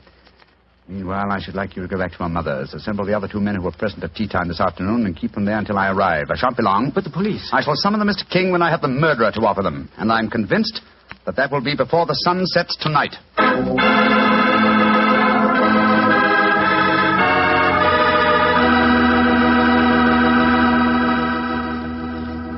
We'll hear the rest of Dr. Watson's story in just a second. Time enough for me to mention another wonderful Petri wine. Petri California Muscatel. If you like that subtle muscat flavor, who doesn't, you really like Petri Muscatel. Petri Muscatel is a clear golden wine that is just as much a hit with the ladies as Petri Port is with the men. But I don't mean by that only the ladies like Petri Muscatel. In fact, if you want to be sure to please everybody, get both Petri Port and Petri Muscatel. In other words, don't buy one, buy two. But do be sure you always buy Petri. Now back to Dr. Watson and his guest tonight, Mrs. Campbell, who played a most important part in the story herself. Oh, not nearly as important a part as that played by Mr. Holmes and Dr. Watson.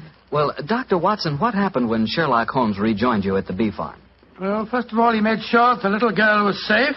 Then he told me of finding the dead woman and of his theories as to the killing.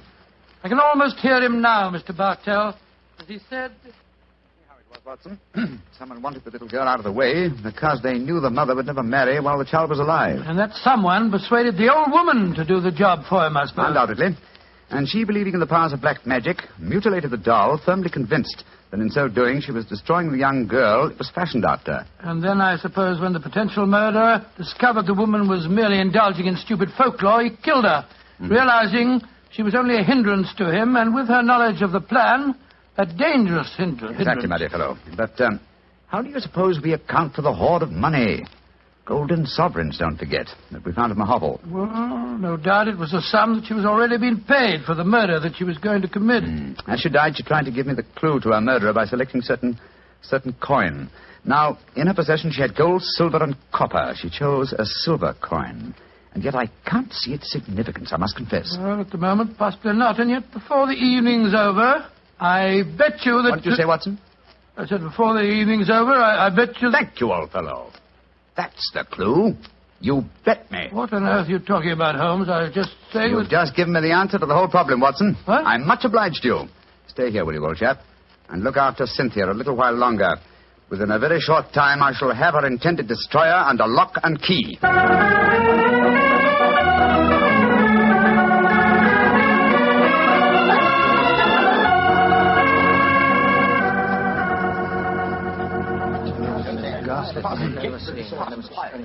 Mr. Holmes, I'm glad you've come. I've had the greatest difficulty in persuading these three gentlemen that their presence was necessary. Within a few minutes, Mrs. Browning, two of them will be entirely free to leave if they want to. Mr. Holmes, I think it'd be a good idea to tell everyone what happened. Yes, Mr. Pound, I think it'd be a good idea to tell everyone what happened. Yes, how do you do, Mr. Pound? How do you do, Mr. Holmes? Look here. If there's some scandal down here... Oh, there is, Mr. Pound. Then I want my name kept out of it. You hear? I have a seat on the London Stock Exchange. Oh, very comfortable for you. Yes. And the other gentleman, by the process of elimination, must be Mr. Hugh Tanner, the manager of your estate, Mrs. Browning. Yes, I'm Hugh Tanner. And now, Mr. Holmes, supposing you tell us what this is all about. I'm a straightforward man, and all this mystery is rather aggravating. Something has happened. Something that concerns us all. What is it?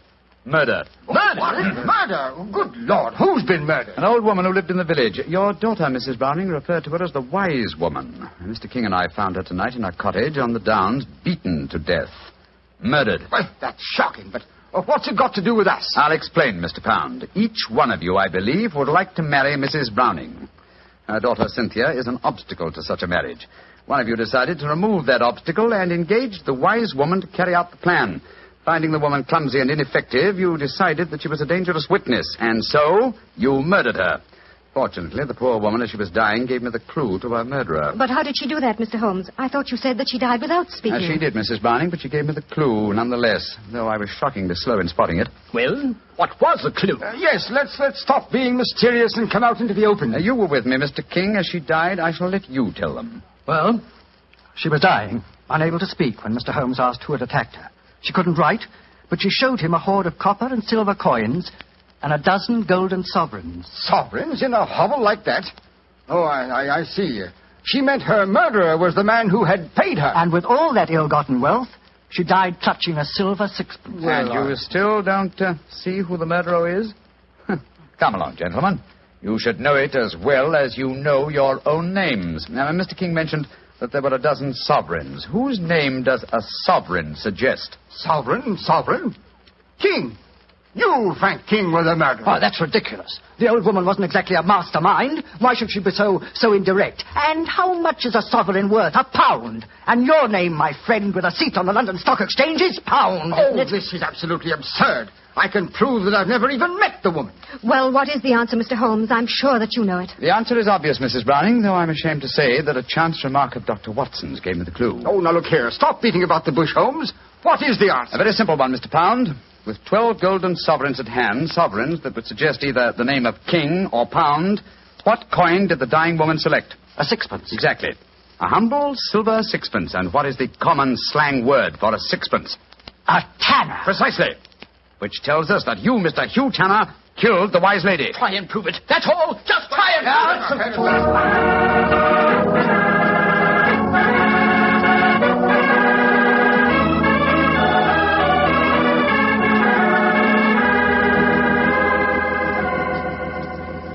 Holmes, what happened? I found the murderer, old chap, thanks to you. What do you mean, thanks to me? Well, I was thinking of a sixpence, the coin the dead woman clutched in her hand, as a sixpence. When you said, I bet you, I thought of the much-used expression, bet you Tanner. That gave me the clue to the whole business. The dying woman was obviously trying to indicate that Hugh Tanner was her murderer. He confessed, you say, before the police arrived. Yes, after Frank King, the artist, had started to give him something of the thrashing he deserved. Oh, I take no particular pride in the case, Watson. Without your chance remark, I might easily have overlooked this obvious clue that the dying woman gave me. As I've said before, old chap, I should not attempt to emerge from my retirement. Yes. It's obvious that my reflexes are shockingly slow. Rubbish. The police would never have solved it. Oh, my dear Watson, when you compare me with the police, I realize that my retirement should be permanent. By the way, where is Cynthia? Well, I arranged with your housekeeper for her to have an early supper. Some kippers, a poached egg or two, a piece of that treacle tart we had last night, and a pot of tea. Oh, for a 12-year-old girl, my dear Watson, this is an occasion when I might accuse you of being a potential murderer. Oh, come now, Holmes, you know perfectly well. Here she comes now. Hello, Cynthia. Did you enjoy your supper? It was lovely. Thank you, Mr. Holmes. Is everything all right? Can I go home now? Yes, Cynthia. Everything's all right. Tell me, my dear, did you ask Mr. King to make that mascot for you? Yes, Mr. Holmes. The wise woman told me it would bring me luck. Oh, yes, I thought so. Mr. Holmes, will everything be just like before? No, not quite, Cynthia.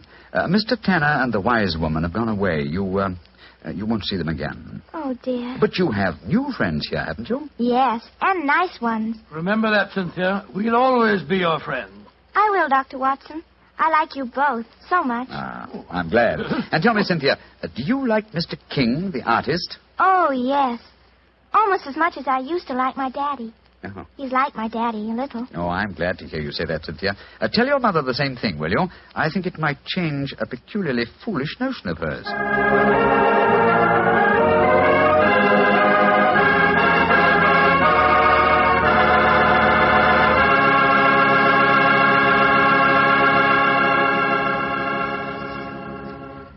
Well, Dr. Watson and Mrs. Campbell, that was a really different kind of story. I'm sure glad you were here tonight, Mrs. Campbell.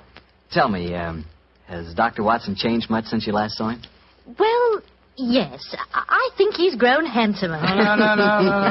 And what about Mrs. Campbell, Doctor? Has she changed? Well, she is more grown up than the last time I saw her, but she hasn't changed much in one respect. What's that, Doctor? Your appetite, my dear. Oh. I remember how Holmes was amazed at the amount you ate when you were a child, but you certainly ate just as hearty a dinner this evening. Well, that was your fault, Doctor. Your dinner was too good. Oh, Cynthia, don't talk about the wine. Well, why shouldn't I talk about the wine? It was wonderful. Sure it was. It was Petri wine, that's why. You see? Now you got him started. And Mrs. Campbell, Petri wine is always good wine. Oh, there you are, Mr. Bartell. Good evening, Doctor. Say, where are the puppies this evening? Mr. Bartell, don't you think it's about time you began to refer to them as the dogs? They're almost a year old, you know. I stand corrected. Where are the dogs this evening? Well, they had another furious battle with a dead seal on the beach today. My housekeeper, Mrs. West, is giving them a much-needed bath. They certainly have an aversion to seals, don't they? Well, Doctor, are you all ready with tonight's new Sherlock Holmes adventure? Yes, my boy, and as yesterday was St. Patrick's Day, I decided to tell you a story that took place in Ireland a few years before the turn of the century. I imagine that you've heard of kissing the Blarney stone, haven't you? Oh, yes, Doctor, though I've never understood exactly what it meant. Well, let me explain it to you, because the ceremony plays a very important part in the story tonight. Blarney Castle is an imposing 15th century ruin a few miles outside the town of Cork. The castle is many stories high, and in the foremost tower, the famous Blarney stone is situated. What's supposed to be the point in kissing it, Doctor? The stone is considered a powerful talisman, and the legend runs that whoever kisses it is endowed with eloquence for life. Say, Doctor, if I ever get over to Ireland, I'll certainly kiss that stone. But you're such a storyteller yourself, Doctor. I bet you've kissed it, huh? No, Mr. Bartell. I'm afraid I never had quite enough courage. Courage? Why does it need courage, Doctor? Well, because the Blarney stone is set in a most inaccessible position on the outside wall. To kiss it, it is customary to lower the candidate for eloquence over the rampart, head foremost, with a friend hanging on to his heels. From the top of a castle? It does sound dangerous, Doctor. It was, my boy, so much so that in recent years a great row of iron spikes was put round the parapet to prevent an accident. Though, of course, at the time tonight's story took place, there was no such guard. And I have a feeling that an accident did take place, Doctor? No, Mr. Bartell, let me tell you the story from the beginning. Sherlock Holmes and I were staying in the city of Cork, where the great man had just solved a singular affair which the local press had referred to as the Leprechaun Murders. A few days before our departure for England, we paid a visit to Blarney Castle. I must confess that I had a certain desire to test the miraculous powers attributed to the Blarney Stone, I very soon changed my mind, however, as Holmes and I stood there, high on the turrets of Blarney Castle, and watched a terrified initiate being hauled up by his ankles and yelling at the top of his voice. Pull me up! Pull me up quickly! I think I'm going to faint! Great Scott, I had no idea that kissing the Blarney Stone was such a hazardous proceeding, huh? Yes. It would seem that eloquence could be more easily obtained than by hanging suspended by one's ankles from a battlement with 100-foot drop below and kissing a piece of stone. Oh, I'll never do that again. Oh, I'll never. I must say, I don't blame the fellow. And yet, my dear chap, on our way over here, you expressed a sneaking desire to kiss the stone yourself. I'll be very happy to hold your ankles if you want to try the experiment. No, thank you. After witnessing the ceremony, I've changed my mind. Then I suggest we make our way back downstairs. I don't think there's much more to be seen up here. Well, by the way, Holmes, do you know the origin of the superstition regarding the Blarney Stone? Yes, I do, old chap. The stone was, the story of the stone dates back to the middle of the 15th century. A certain Cormac MacCarthy, called the Strong, a descendant of the ancient kings of Munster and builder of this castle, chanced one day to save an old woman from drowning. In her gratitude, she offered Cormac a golden tongue, which would have the power to influence men and women, friends and foes, as he willed. She told him to mount the battlement, kiss a certain stone in the wall 5 feet below the gallery running round the top. He followed her directions and obtained all the fluent persuasiveness she had promised. And I suppose the story spread and the Blarney Stone has been a magnet to pilgrims ever since. Yeah, a pleasant legend. Holmes. Yes, old chap? Tomorrow's St. Patrick's Day. I bet there'll be quite a bit of excitement in the village tonight. Don't you think it'd be rather fun to pay a visit to one of the local inns? Splendid idea, old chap. Our rather arduous work here in Ireland is concluded, and I think we're more than entitled to a little gaiety.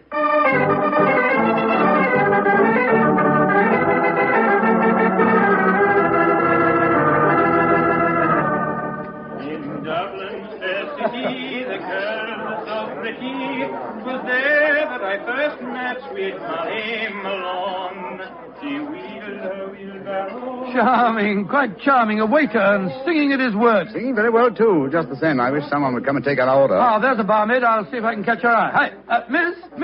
Would you gentlemen be after wanting something? Yes, my dear. My friend and I would like a little refreshment, and what would you suggest? What would I suggest, Your Honor? Oh, begorra. There's but one drink a gentleman like yourself should be after pouring down you, and that's the cream of Connemara. Whiskey that'll soften your heart and make you glow with a good feeling, so that the little people will be after visiting you. It sounds delightful. Bring 2 glasses, will you? Yes, Your Honor. Yes, Your Honor. I must say I never heard an English barmaid go into such rhapsodies over a nip of whiskey. No, the Irish are distinctly more colourful in their speech. It's an interesting fact, though, Watson, that the Irish are curiously unrewarding in the criminal world. England, Scotland, America, Australia have all produced classics of crime, but the Irish murders, almost without exception, have been purely physical, affairs of hot blood. You say that rather regretfully, Holmes. No, my dear chap, no. I say, Watson, look at this rather florid-looking gentleman coming towards our table. It looks to me as if he's a little under the weather. You fellas have got to have a drink with me. Oh, thank you, sir, thank you, but we've just ordered one. Well, you've got to have it with me. I went to the races at Cork today and made a killing. I'm going to buy all the drinks here tonight. I'm afraid that... Nothing to be afraid of. I'll sit down with you for a moment. My name's Hankin, Geoffrey Hankin. What's yours? Mine is Holmes, and this is my friend, Dr. Watson. How do you do, sir? How do you do? Your Honors, that'll be 1 and 6. Here, I'm paying for these. Here, £1 and you can keep the change. Oh, blessings on you, Your Honor. Oh, well, if you insist on paying for our drinks, Mr. Hankin, here's your very good health. Yes, indeed. You're both English, aren't you? Yes, sir.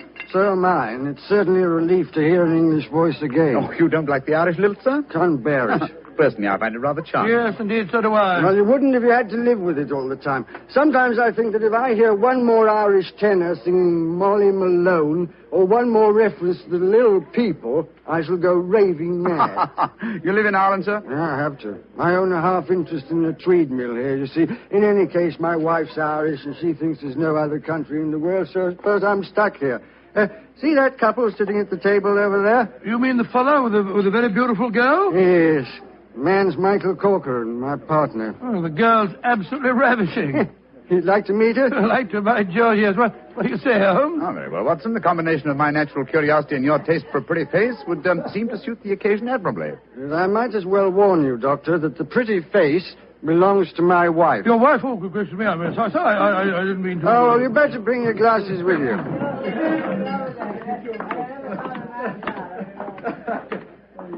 Molly, my dear, I want you to meet two English friends of mine, Mr. Holmes and Dr. Watson. How do you do? How do you do, Mr. Holmes, Dr. Watson? Won't you sit down and join us? And this is my partner, Michael Corcoran. How do you do, Mr. Corcoran? How do you do, sir? I'm glad to meet you. Please be seated, gentlemen. Are you visiting here in Cork, Mr. Yes, Holmes? Mrs. Hankin, but we're returning to England in a few days. You've been to Blarney Castle, I hope. Oh, yes, we were there this afternoon. And did either of you have the courage to kiss the Blarney Stone? No, we didn't. I'm afraid it's an athletic feat that's beyond me. It's a lot of rubbish, that's what it is. Kissing a slab of stone. Have you the courage to do it, Geoffrey? Well, of course I have, but I don't want to make a fool of myself. Where's the barmaid? Kathleen. I'll make a wager, Geoffrey, that you haven't the courage to kiss the stone. How much will you bet, Michael? I'll wager a £10 note on it. It's a bet, and you fellas witnessed it. I'll kiss the Blarney Stone at noon tomorrow, and you'll be £10 the poorer, Michael. And I suggest that Mr. Holmes and Dr. Watson be present as well. They can act as referees. Geoffrey, dear, don't get so excited. Well, I don't like it when Michael suggests I don't have courage. You want some more drink, Mr. Henkin? Yes, all of us want some. No more for me, thank you, Mr. No more for And me, I thank you. think you've had enough, Geoffrey. Don't tell me when I've had enough, Molly. In Dublin's fair city, the girls Oh, no, are so not that pretty. filthy song. Firstly, Mr. Hankin, I find the traditional Irish melodies quite beautiful. And I find them revolting. Stop! Geoffrey, quiet. Would Your Honor be wanting me to sing another song? My honor would like you to shut up that filthy caterwaul. Really, sir, really. I call Geoffrey. that... Sean, please go on with your singing. In Dublin's fair city. You heard me, you great bog-trotting gossoon. I said shut up, and I meant shut up! Geoffrey, I'm leaving here at once. Michael, please to take me home. It'll be my pleasure, Molly. You're an ugly man, Mr. Henkin. Knocking down poor Sean when he was singing just like a bird. Oh, the devil with him, and all of you. No Irishman will be after forgiving you for this night's work. No, not the little people of old Ireland either. You've made more enemies, Mr. Henkin, than you'll ever see. But you'll be knowing they're there. Fiddlesticks, you can't frighten me with your stupid Irish superstition. Well, bless my soul, that was a charming little party, I must say. Englishmen like Hankin are a disgrace to their country. Fortunately, they're not representative, though.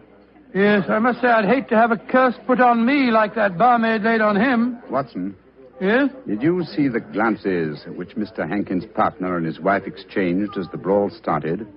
There was more menace to him in those glances than in all the threats of all the little people in Ireland. Yeah.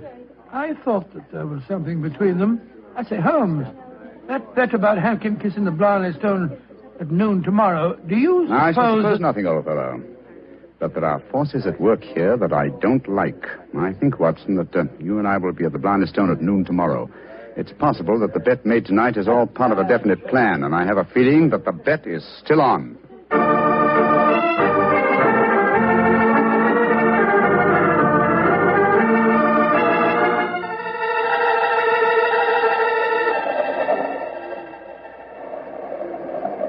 Quite windy up here today, old fellow, at the top of the tower, isn't it? Yes, it's just past noon. I wonder if that man Hankin is going to keep to the terms of his bet. We shall soon learn. In the meanwhile, are you sure that you wouldn't like to change your mind and kiss the Blarney Stone yourself? I'm quite sure, thank you. Ah, here they come now. Yes. Hankin and his partner, Mr. Corcoran. The bet is on, Watson. Good day to you, gentlemen. Oh, hello. It's my friends from last night. Well, I see you're going through with the bet, son. Oh, yes. Geoffrey set his mind on the £10 of mine. Your wife didn't accompany you, Mr. Hankin? No, she didn't. I'm afraid I'm rather in disgrace for my behavior last night. Molly made me go round and see that waiter fellow that I hit. I offered him money, but he wouldn't take it. Did you offer him an apology? Apologize? To a waiter? I should say not. Well, come on, let's get this stupid farce over with. Are you sure your nerves can stand it, Geoffrey? There's a drop of 100 feet or more below you. Oh, don't worry about me, Michael. Just hold on to my ankles tightly and don't let go. I'll climb onto the parapet. There we are. Now hold on to my feet, Michael, and lower me gently. I'm holding you, Geoffrey. Then lower away. Right you are, Geoffrey. Great Scott, I wouldn't do that for £100. Sliding head first down a vertical wall. That's enough, Michael. I can reach the stone. Oh, his boots! They're slipping through my fingers. I can't hold him. Let me help you. I'm slipping. Pull me. Hold on to him. Hold on to him. Oh, he's gone. I just couldn't hold him. Great heavens. No man could survive that drop. Mr. Corcoran, you deliberately let your partner slip to his death. This is murder. But I don't understand. I'm a strong man, but he just vanished out of my hands like a greased pig. Let me see your hands, Mr. Corcoran. This is dreadful. Dreadful. There's grease on your hands. Grease. And with a faint trace of boot blacking. Good Lord, Holmes, that It means, that... Watson, that someone, knowing that Hankin was going to kiss the Blarney stone, smeared his boots with grease so that he would slip out of the grasp of whoever was holding him. As clever a method of indirect long-distance murder as ever I've encountered.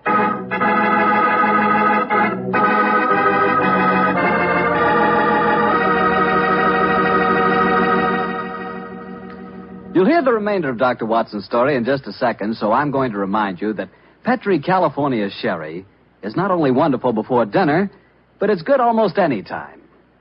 If you had to choose just one wine for almost any occasion, that wine would be Petri Sherry. Petri Sherry is a perfect wine to serve in the afternoon or in the evening. It's good before dinner, yes, but it's swell after dinner, too. In fact, with a bottle of Petri Sherry on your shelf, you've got practically a small-sized wine cellar. So get a bottle of Petri Sherry soon.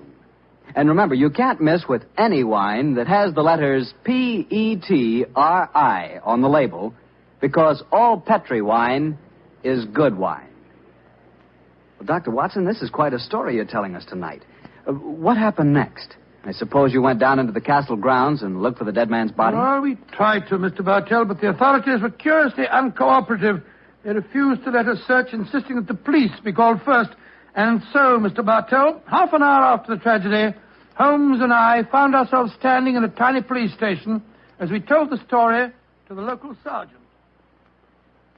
Sure, the saints be praised, Mr. Holmes. 'Tis a terrible story you've told me. Tomorrow I'll be after arresting Sean O'Flaherty. Sean O'Flaherty? He's the waiter at the inn, the one who sings. That he is, and he sings like a breath of spring.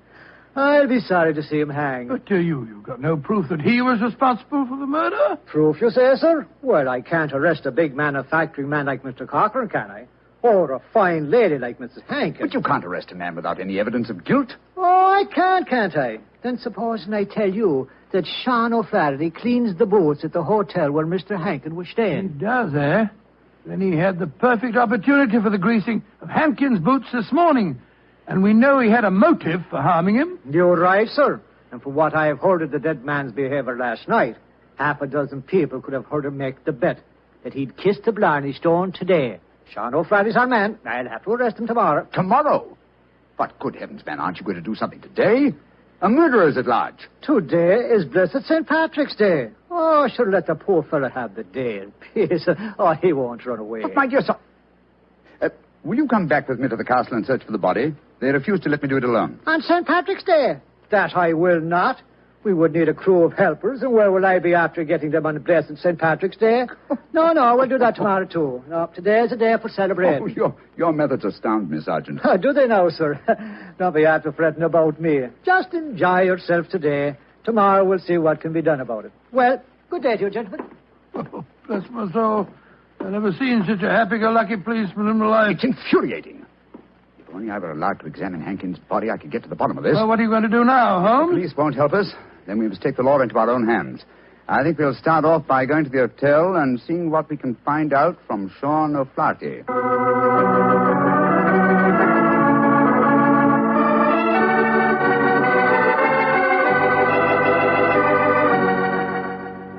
As I was going to Ballinure a day, I well remember for to view the lads and lasses on the 5th day of November with a murring do a day and a murring a do a daddy. Oh, your honors would be after speaking to me, Sean O'Flaherty, perhaps? Yes, Sean. Did you know that Mr. Hankin, the man who struck you last night, was dead? Dead? Well, if ever a man deserved to be beneath the sod, 'twas Geoffrey Hankin himself. A mean, ugly man. The saints be praised that he's gone. How did he die, sir? He was murdered. Murdered? Well, bedad, I'm not surprised to hear it. Who murdered him, sir? At the moment, the police seem to think that you are the culprit. Myself? Well, how would I be after murdering the man, sir, when I don't even know how he died? He died when he fell from the top of Blarney Castle as he was trying to kiss the stone. He fell because Mr. Corcoran, his partner, couldn't hold on to his feet. His boots had been greased. And we know that you have been cleaning his boots, Sean. That I have, sir. I cleaned them this very morning. But I put no grease on them, if that's what you'd be after suggesting. I'm suggesting nothing. I'm trying to establish a few facts. Do you know Kathleen, the barmaid? Oh, and why shouldn't I know her, sir? She's to be me wife before the winter sets in. She pronounced a curse on the dead man last night, just after he had knocked you down. It's possible that she may... Here she comes, huh? Sean, my darling, what are the fine gentlemen doing here? Oh, Kathleen. They've come to ask me questions about the death of Mr. Hankin. He fell off Blarney Castle today and got himself murdered, they say. The saints be praised. But what has that to do with you, my darling? Well, the gentlemen tell me that the village police think that I might have greased his boots so that he slipped to his death. The village police is as stupid as my father's big sow. If Mr. Henkin fell to his death today because his boots were greased, I can tell you who did it. Indeed, who? The little people. I warned Mr. Henkin last night that the little people would be after him. He insulted the Irish. Oh, come, my dear. You don't seriously expect us to believe in the little people? And why not, Your Honor? We have them here. Oh, there'll be those that say the fairies all be dead, but I know different. I've seen them. When I was a slip of a girl, close to where I lived, there was a rat. That's a fort, you know. And the rat was a fairy's fort. We never dared touch it with a spade or cut down a tree growing on it or carry away a stone. We'd put our ear to the ground at night and we could hear the fairy music rising up from under the ground. Ah, they're gentle people. Most of the time. But they'd grease the boots of a man like Mr. Henkin if they didn't like them. That they would, Your Honor. Holmes, I'm certain that we're wasting our time here. I fear so, Watson. You get the whole thing turned on the greasing of those boots. If only I could have the boots in my hands. If only I could make laboratory tests. But until that dolt of a police... But of course! I have it, Watson. You have what, Holmes? The answer, I hope. Get hold of Mrs. Hankin and Mr. Corcoran. Have them meet me in the Blarney Stone Tower in half an hour. And you, where are you going? To the police station to try and convince the sergeant that even though it's St. Patrick's Day, it's his duty to help me trap a murderer.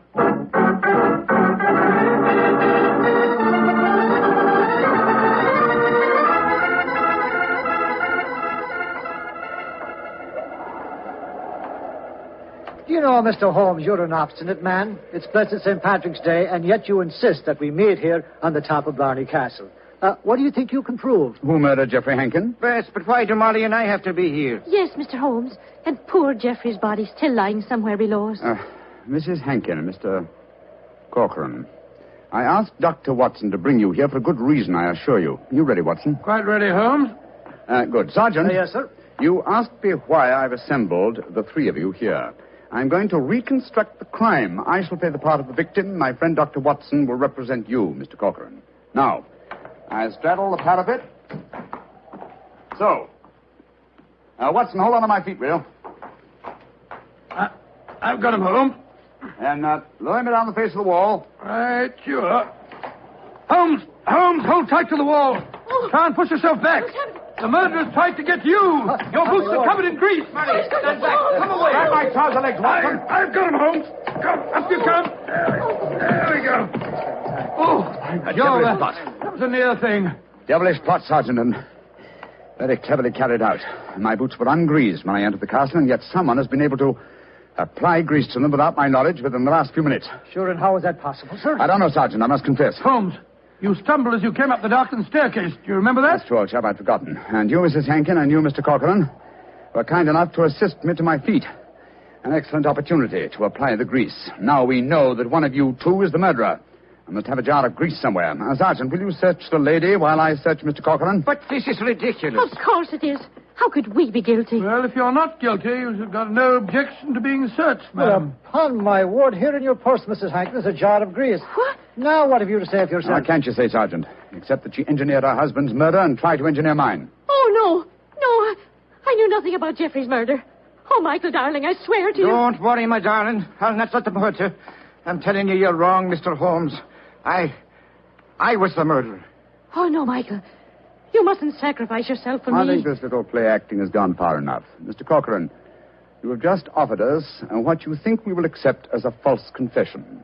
But I've established the one thing I wish to know, that you love your late partner's wife and she you. I'm proud to admit that, Mr. Holmes. And now that she's a widow, I can say it in the open. But what are you implying? That you murdered your partner. But the grease on your own boots, sir. I just found a jar of it in Mrs. Hankin's handbag. Oh, that, my dear Sergeant, was all part of my little plan. As to the grease on my boots, I confess I placed it there myself. just as I planted the jar of grease in your bag, Mrs. But why, Campbell. Holmes? A fraud accomplished two ends. It forced you, Mr. Corcoran, into a betrayal of your love. But what was more important, it proved from what Dr. Watson's natural reactions were that a man holding the greased boots could not fail to realize that fact at once.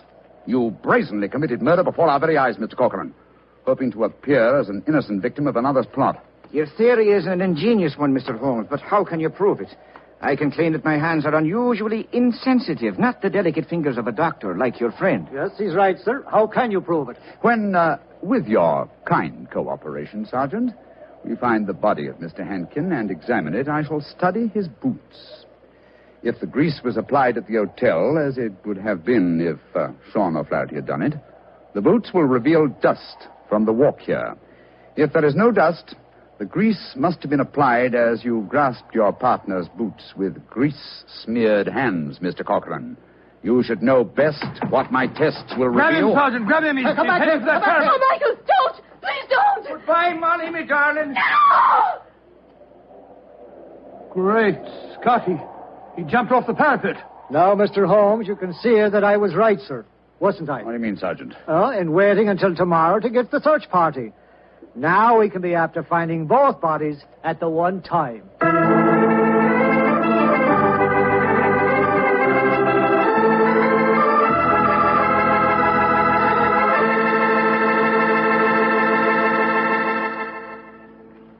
Well, Doctor, that was really an unusual story. Even now I get a bit of a shudder when I think of that afternoon at the castle. I don't blame you.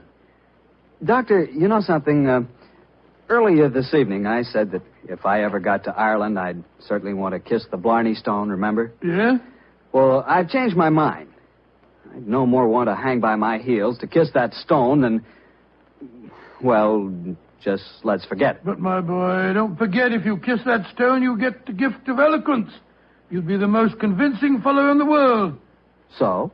So, well, whenever you talked about Petri wine, you'd really do people a favor because they wouldn't be able to resist trying it. Oh, talking about Petri wine isn't important, Doctor. The best way to determine just how good Petri wine really is to taste it. And now let's look in on our old friend, Dr. Watson. I'm sure he's expecting us. Good evening, Doctor. Good evening, Mr. Bartell. Draw up your usual chair. Now get on with tonight's new Sherlock Holmes adventure. Well, how did the story begin, Doctor? It was one day in the autumn of 1887, I remember. Holmes and I were seated on either side of the fire in our Baker Street lodgings. The great man, his eyes half closed, his long, thin fingers pressed together, lay back in his chair, filling the room with large blue clouds of tobacco smoke, and discoursing on one of his favorite subjects, Professor Moriarty. I can almost hear him now, Mr. Bartell, as he said... Crime, Watson. He's the organizer of half that is evil and nearly all that is undetected in this great metropolis. Oh, surely that's an exaggeration, No, it isn't, Holmes. my dear fellow. He has a brain of the first order, and his agents are numerous and splendidly organized. He himself sits motionless like a spider in the center of his web. But that web has 1,000 radiations, and he knows every quiver of each one of them. It's fortunate for me that there's only one Moriarty. If every criminal were equally astute, I'd be in bankruptcy within the year. I don't think you need to worry about bankruptcy, Holmes. As I came in just now, I picked these letters up from the whole table and slipped them into my pocket. Here you are. Oh, thanks, old chap. They didn't look like bills to me.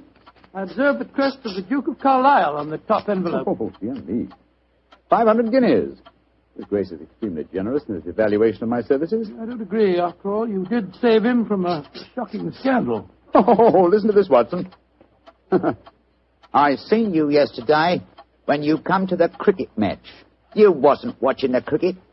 If you value your life, keep your filthy long nose to yourself. And it's signed Joe the Butcher. Long nose. Who on earth, Joe the Butcher? A minor criminal that I was instrumental in sending to prison for a short term. He flatters himself, though. I was watching the cricket. No idea that Joe was back in practice again. I must keep an eye on him. No. Letter on Carlton Hotel stationery. Now, I say, this is interesting. Very interesting. Oh, what's it say, Holmes? Dear Mr. Holmes, I've been informed that you are a man of ability and discretion. My life is in grave danger, and I need your help. Upon receipt of this letter, come to my hotel at once. I shall be expecting you.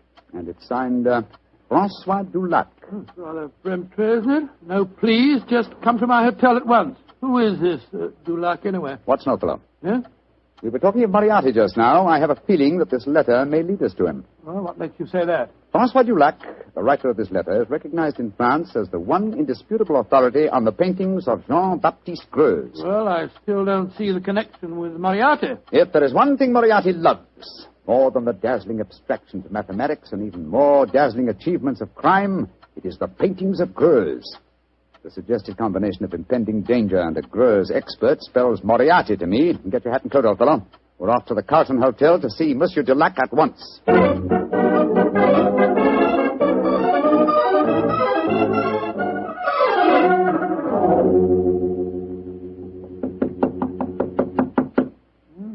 is room 212, all right, but there's no answer. I'll knock again.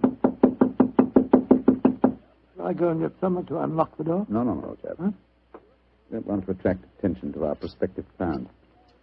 Hotel locks shouldn't be very hard to pick. Here. The skeleton key should do the trick quite easily.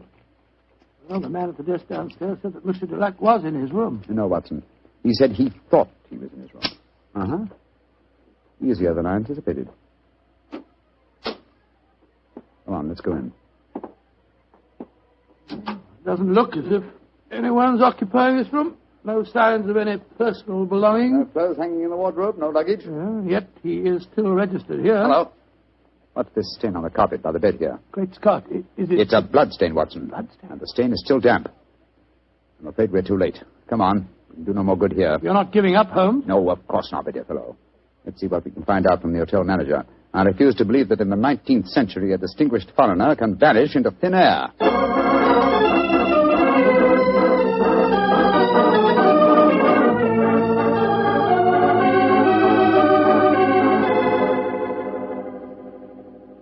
Yes, Monsieur Dulac did have a visitor early on today, Mr. Holmes. Do you remember his name? I think it was Perkins or Parsons, but I'm not sure. Can you describe his appearance? I think so, Mr. Holmes. He was a very tall gentleman, tall and thin, with deep-sunk eyes. Clean-shaven? Oh, yes, sir. He had a high forehead and a funny way of moving his head from side to side. Oh, yes. Right, Joe Holmes, that's almost an exact description of Moriarty. Exactly, Watson. Have you seen Monsieur Dulac since this Mr. Perkins or Parsons called on him? No, I haven't, sir. But his visitor came back only an hour ago. He had some men with him. They carried some large packages out of the hotel. Packages? But not luggage, eh? No, packages, Mr. Holmes. Has Monsieur Dulac received any other visitors since he arrived here? None that had been here to see him, sir. But I understand that Sir Henry Davenant has been most anxious to get in touch with him. Sir Henry Davenant? Thank you. I'm extremely obliged to you. Come on, Watson. Always proud to be of service to Mr. Sherlock Holmes. The plot begins to clear, Watson. Well, what makes you say that, huh? Sir Henry Davenant is a millionaire whose art collection is world famous. A year ago, the papers were full of his latest acquisition, the gem of his collection, Jean-Baptiste Greuze painting, Young Girl with a Gazelle. And now it would appear that for some reason Moriarty wishes to prevent a meeting between Sir Harry Davenant and Monsieur Dulac, a Greuze expert. Now, do you see why the plot begins to clear? Vaguely, but what are you going to do? Davenant has said to be something of a hermit. He won't have anything to do with officials, interviewers, and people like that.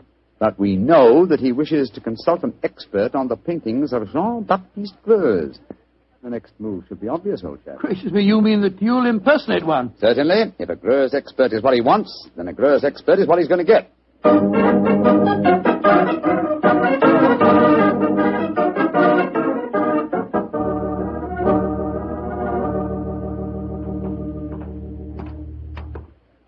Holmes, I must say your disguise is amazingly effective. Monsieur, you do me the great honor. If I appear convincing to the astute Dr. Watson, how can I fail to convince Sir Henry Davenant? Oh, my dear fellow, it's marvelous. Appallingly good. Yeah. Here we are, sir. Sir Henry's house. Well, let's hope for the best, old fellow. I don't know exactly what a French art expert looks like, but I could certainly believe that you were one. I only hope that I can be equally convincing in the role of a patron of the arts. You certainly look your part, old chap. Good afternoon. Can I help you? My name is Vernet. André Vernet. I am most anxious to make the acquaintance of Sir Henry Davenant. I'm afraid that Sir Henry is extremely difficult to see, sir. I can tell him you're here, but he very rarely gives interviews. That is a great disappointment to me. Perhaps you would just go and tell him I am a pupil and a disciple of the great François Dulac. I will do what I can, sir. Come in, won't you, gentlemen?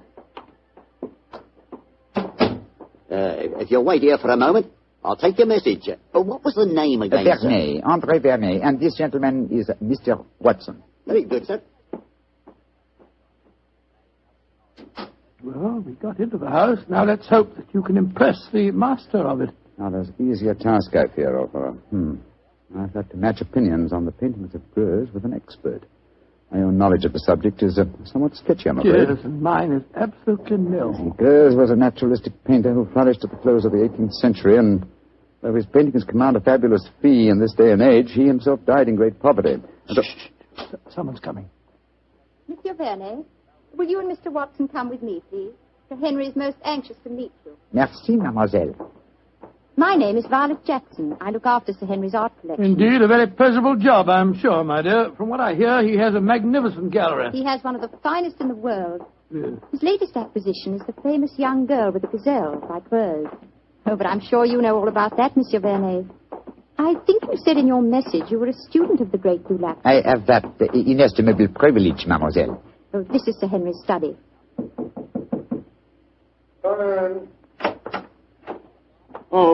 Thank you, Violet. You may go. Yes, Sir Henry. You're Bernie, I'm sure, and this is Mr. Watson? That's right, Sir Henry. Mr. Vernet is staying with me. I see. Well, sit down, won't you? Look, Bernie, you're a friend of Dulac's, aren't you? I think I may claim that honor, monsieur. Then why in thunder can't I get in touch with him? He's staying at the Carlton Hotel, isn't he? He was, or has been staying there, monsieur. Oui. I've left half a dozen messages for him, asking him to come and see me, and he hasn't answered one of them. I can't understand it. It's most important that I see him. Monsieur is in some trouble, perhaps? Perhaps. Now, you fellows are familiar with the painting by Greuze, the young lady with the Gazelle, aren't you? Oh, yes, Sir Henry. Yes, indeed. Oh, you are, eh? What do you think of it? Well, one of the greatest works, in my humble opinion, monsieur. Of course, I have only seen a reproduction, but it seemed to me to have a freshness of vigor of the flesh tints, a great firmness and brilliance of line. You are indeed fortunate to own it, monsieur. Don't know about fortunate. It cost me £40,000. I still say you are most fortunate, monsieur. Would you grant me the honor of to examine the original? Well, I don't know whether I ought to. I've had to guard it very carefully ever since this... Well, but perhaps in your case I can make an exception. You received threats regarding the painting, Sir Henry? Yes, I have, Mr. Watson. And they've worried me so much that I've even thought of engaging the services of a private detective. Oh, indeed, monsieur. How very interesting. The Duke of Carlisle strongly recommended a fellow by the name of Sherlock Holmes. I was seriously thinking of going to him. Instead of which? He has come to you, Sir Henry. In fact, it will save us all a lot of time, I'm sure. Well, what kind of horseplay is this, sir? Who the devil are you? My name is Sherlock Holmes. Then why do you come here masquerading as a French art expert? Because I'd heard of your aversion to giving interviews, and I wanted to see you urgently. I felt that in the character of a supposed Greuze expert, I was most likely to gain immediate admission. Well, then, your friend here? Dr. Watson, my colleague. Well, it's all turned out for the best, Sir Henry. You wanted to consult Mr. Holmes, and he was most anxious to see you. Yes. Well, I'm glad you fellows are here. You see, I'm devilish worried about that Greuze of mine. Oh, why, Sir Henry? Well, I bought it at an auction. There was another man bidding against me all the time, and when it was finally knocked down in my name, he became most insulting. He seemed unable to bear not owning the picture himself. He told me bluntly that I wouldn't enjoy it long. Well, I didn't think much about it at the time, but lately I've been receiving postcards repeating the threat.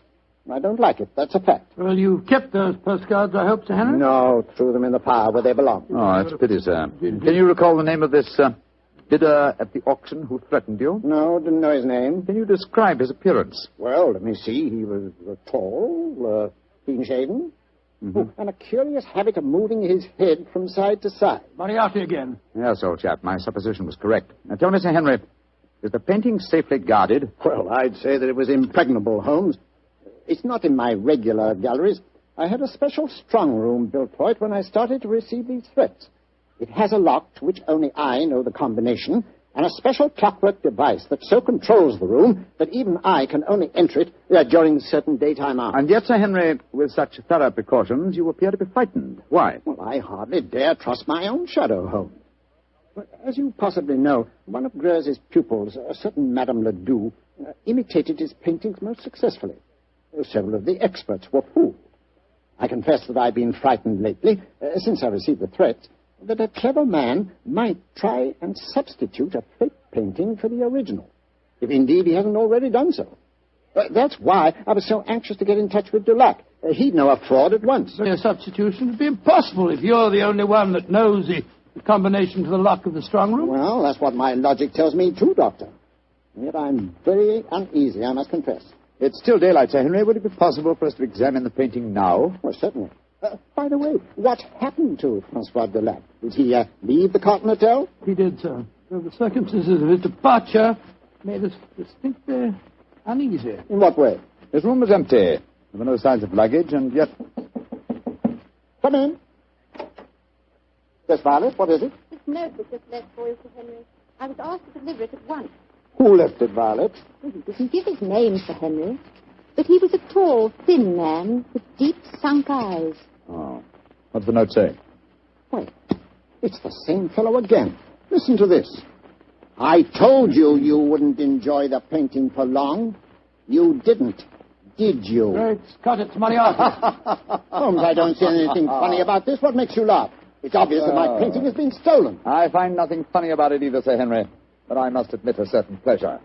Once again, I'm crossing swords with an adversary who was more than worthy of my steel.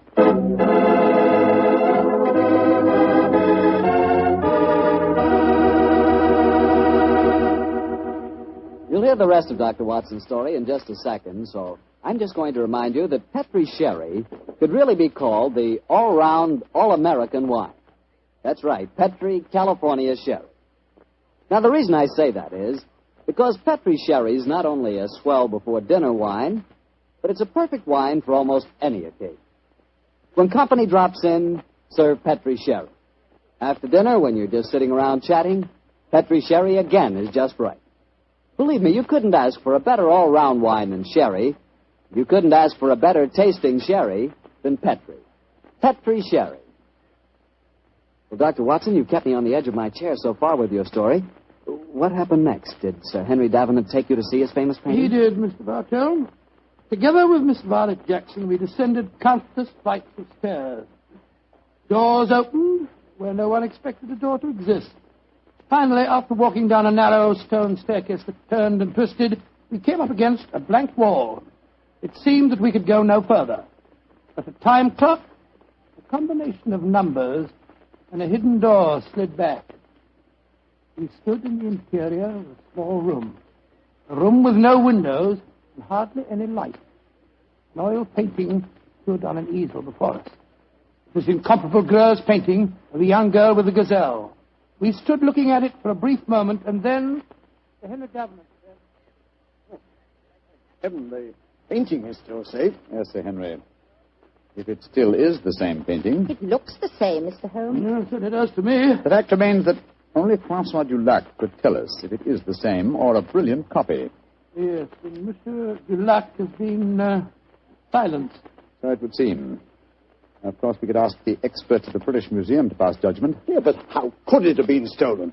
It'd be impossible to smuggle it out of here and replace it with a copy. There's only one way of being absolutely certain. With your permission, Sir Henry, I should like to make a test. You're going to take a sample of the paint, Mr. Holmes? Yes, that should give us certain proof. Well, very well. Yeah, you'd better do it, Violet. But be careful. Remember, the painting cost me £40,000. A minute fragment of paint will be sufficient for the test, won't it, Mr. Holmes? Yes, indeed. With my fingernails, Sir Henry, I'll scratch off a tiny sample. Yes, I think it's a dash fine bit of work, whoever painted it. There you are, Mr. Holmes. Is that enough paint Splendid, for Miss you? Jackson, splendid. Thank you. Please put it on this envelope for me, will you? That's it. And now, Sir Henry, I shall return to Baker Street and analyze this paint. Within an hour, I shall be able to tell you whether the painting is worth £40,000 or a plug farthing.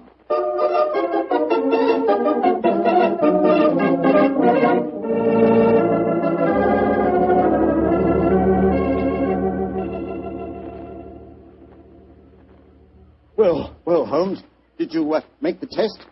I did, Sir Henry. And?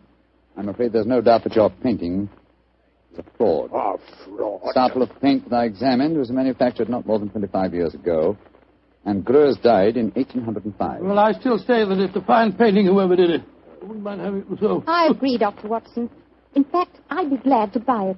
It's a brilliant copy, and more than likely it was done by Madame Ledoux. You're remarkably quiet, Sir Henry. £40,000. 40,000! No, sir. Put that knife down. Holmes, help me grab him. Don't worry, gentlemen. I'm not about to commit suicide in despair, if that's what you're thinking. Now, why are you grasping that knife, sir? Because I have work to do in my strong room. I'm going to use this knife to slash that lying canvas into 40,000 pieces.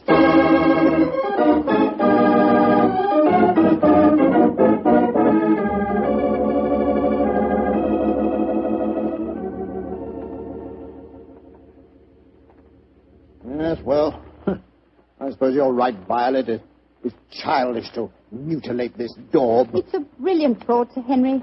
I'd like to have it. I'll buy it from you gladly. Buy it from me? Huh. You can have it. Go and make arrangements to have the wretched thing taken away at once. I don't want any frauds in my collection. Yes, Sir Henry, and thank you. Now, Mr. Sherlock Holmes, I'll pay you any fee you name if you can tell me how the original painting was stolen. Well, Sir Henry, the how must here precede the who. And the how, I must confess, seems impossible. Yes, I agree. This is the sealed metal room. The only entrance is through the door. That has a combination that only you know, Sir Henry. Perfectly true. It's impossible for anyone to enter this room without my being present. Or I would have sworn it was. Let's examine these walls, Watson. Might be a secret panel. Ventilator. No method of entrance here. Huh. Well, you'll find no flaws, I'm sure. This room is built like a giant safe. And the time lock on the door is equally solid. Is the time lock working now? Yes. It started 5 minutes ago when we opened the door. But don't worry. It's perfectly safe with the door open. But when the door's closed, it couldn't be reopened again, I take it, Sir Henry. Not until the morning, Doctor, no. I had the lock specially designed. Very ingenious. This presents as pretty a problem as ever I've tackled, Sir Henry. A large painting stolen and a fake one substituted in a sealed room to which only you have access.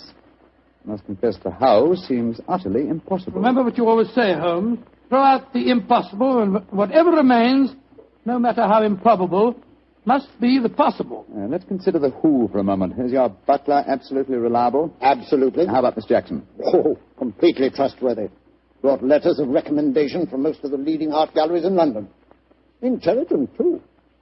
And serious-minded. She's made a deep study of mathematics as well as her knowledge of painting. Mathematics? How do you know that, Sir Henry? Well, she had a book with her the other day.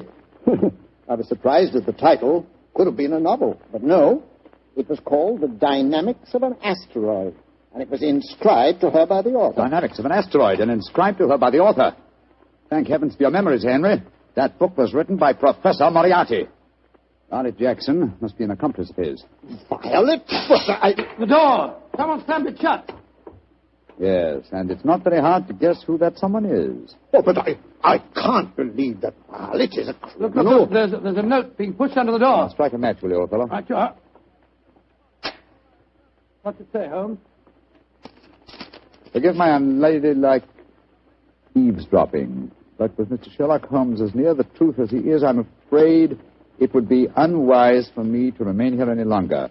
On the other hand, you are in no danger of smothering in the strong room, but your imprisonment should delay my pursuit till morning. Violet Jackson. She's escaped us, Holmes. Don't worry, Watson. Miss Jackson's failure to procure the painting for Moriarty will land her in a far worse dilemma than anything we could subject her to. Moriarty has never tolerated failure on the part of his minions. A brilliant plot, old fellow, a brilliant plot. Moriarty is at the zenith of his powers. How fortunate that we were able to foil him. What do you mean, foil him? My painting's been stolen. Your painting's, Henry? Oh, no. It's here in this room. What on earth are you talking about, Holmes? You reminded me of my own dictum, Watson.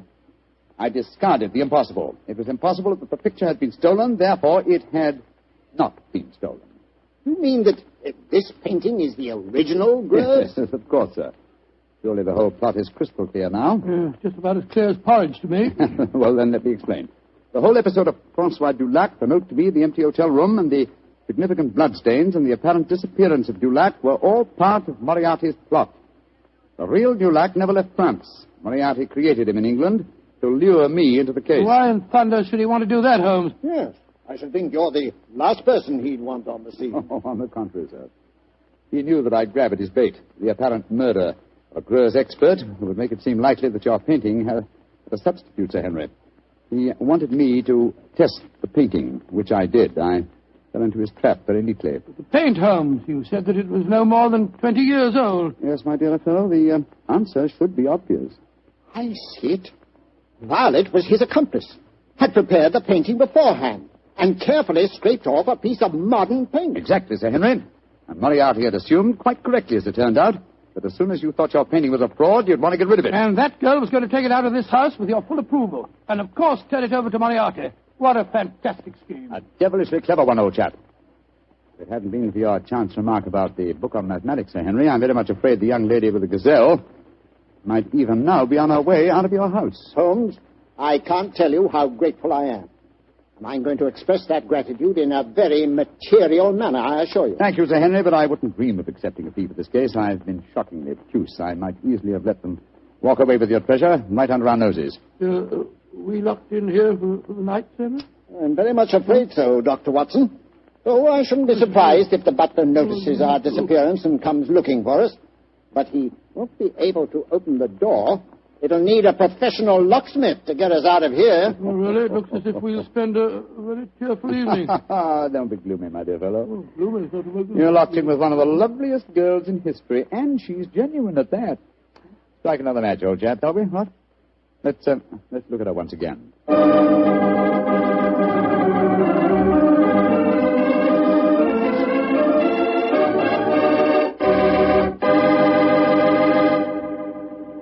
Doctor, that was not only a swell story, but I really learned something. Oh, good, Mr. Bartell. And just what did you learn? Well, this fellow Greuze, the painter... Yeah? I know this must sound stupid to you, but until you mentioned his name, I'd never heard of him before.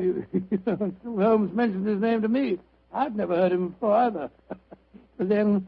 we'll never learn about the good things in this world unless somebody tells us. Exactly. That's the way I feel about Petri wine. Oh, no, wait a minute. Now, here's the way I look at it. There are thousands of people who know about Petri wine and love it, right? Yes, but even though it's a wonderful wine, there must be some people who don't know about it. So I tell them about it. And now I'm sure our good friend and host, Dr. Watson, is waiting, so let's go in and join him. Good evening, Doctor. Good evening, Mr. Bartell. Here. Down, Monty. Down there. Dogs seem very chipper tonight. Yes, tonight, yes, but they've been in disgrace most of the day, Mr. Bartell. Oh?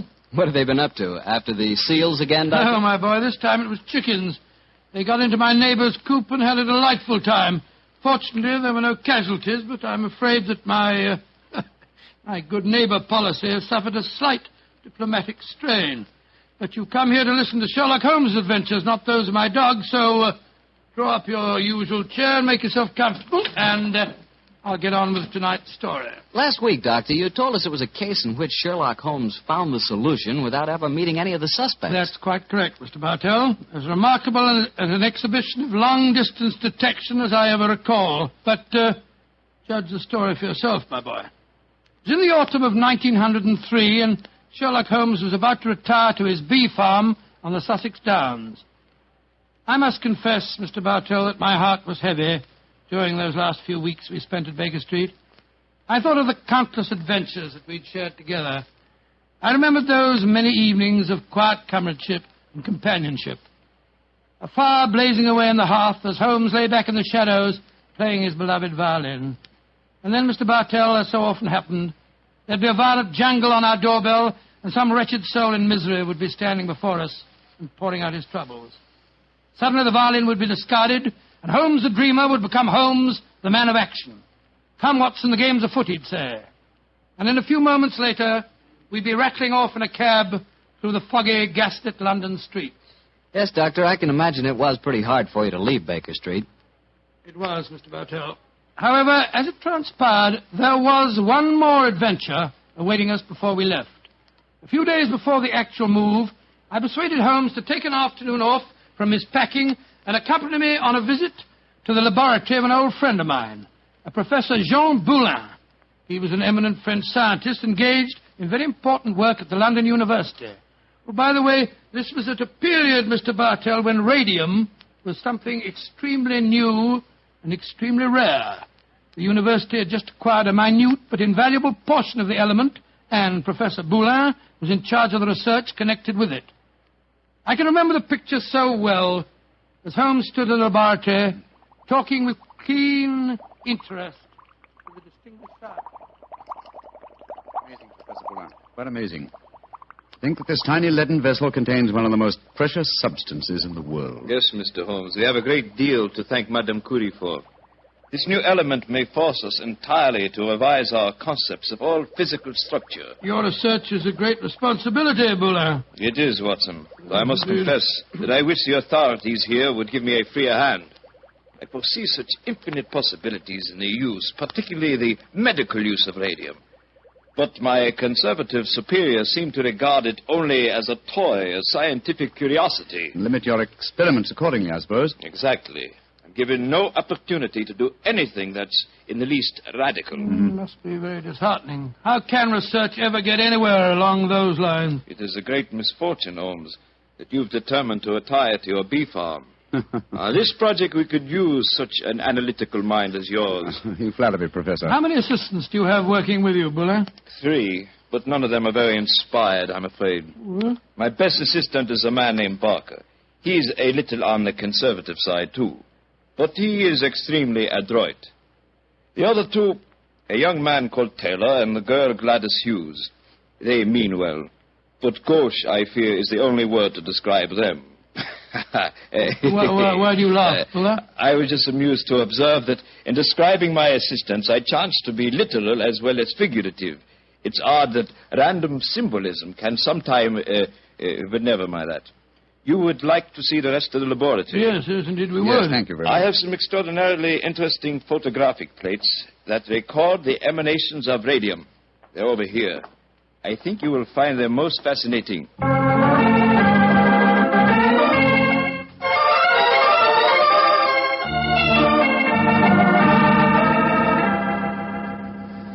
Baker Street, particularly when our rooms are full of packing cases, seems rather drab after the scientific stimulations of Professor Boulin's laboratory, doesn't it, old chap? Yes, it seemed drab even if we hadn't been to see him.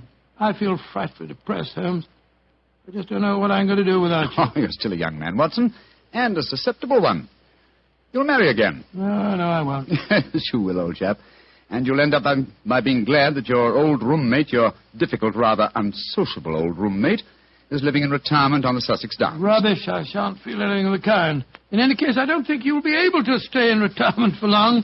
Your mind is much too alert to be satisfied by being a sort of midwife to a bunch of beastly bees. Oh, dear Watson.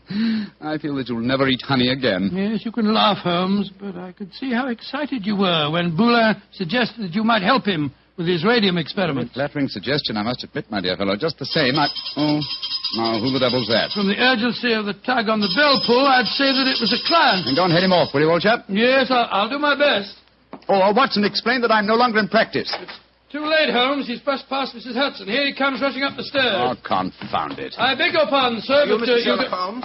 No, I am not Sherlock. Then you must be Mr. Holmes. That is my name, sir. But may I ask what accounts for your rather whirlwind entrance? My housekeeper, Mrs. Hudson... I haven't any time to consider etiquette. My sister Gladys Hughes has vanished. Vanished into thin air. You've got to find her for me, Mr. Holmes. I'll pay you any fee you name, but you've got to find her. Mr. Hughes, I'm extremely sorry that your sister has vanished, but I'm afraid that I can do nothing to help you. I'm retiring. I'm giving up my practice. If you won't help me, I'll go to someone who will. That's exactly what I mean, sir. I suggest that you go to the police, or if you insist on a private investigator, I can strongly recommend Mr. Martin Hewitt. Yes. His address is 39 Pont Street, Knightsbridge. Good day to you. Good day, Mr. Hughes. 36 Pont Street, Knightsbridge. Mr. Martin Hewitt. Yes, I can understand his concern, but his manners leave a great deal to be desired. Holmes. Gladys Hughes, his missing sister. That was the name of one of Professor Boulin's assistants, wasn't it? True, old fellow, but it's probably only a coincidence. What? Both Christian and surnames are extremely common ones. Well, I have a feeling that it may not be a coincidence. Oh, come now, my dear fellow. Don't you try and embroil me in a fresh adventure. I've retired and I'm leaving for Sussex in a few days. And if any more clients come wrenching at my doorbell, I shall ignore them.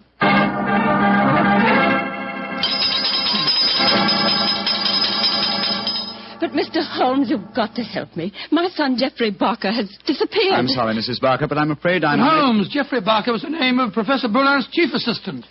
Watson, please believe me when I say that I am not to be inveigled into any further...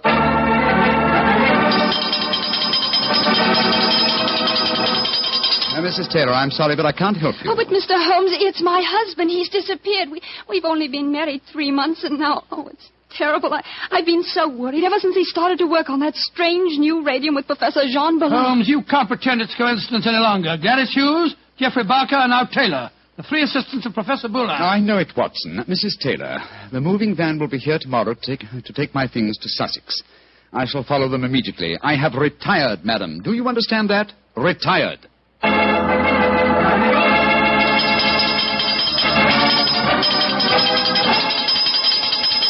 Yes, another telegram for you, Holmes. That'll be the 4th today. Why won't Scotland Yard leave me alone? Well, it's a pretty strange business. 3 people engaged in research of this new element radium have all disappeared within 48 hours. Scotland Yard needs your help. Let them earn their salaries, my dear Watson. I've helped them for the last time. Well, let's see how they've couched their latest diffusion. Oh, this isn't from Scotland Yard. It's from my brother, Mycroft. Mycroft? What's he going to say? Listen to this. Now Professor Boulin has disappeared. Great Scott. And the radium with him. Surely the pattern is obvious, Sherlock. Radium must be found, could solve the problem for you, but I'm too lazy. Consider what a flashy case for you to retire on. Regards, Mycroft. The old devil. Holmes, this is shocking.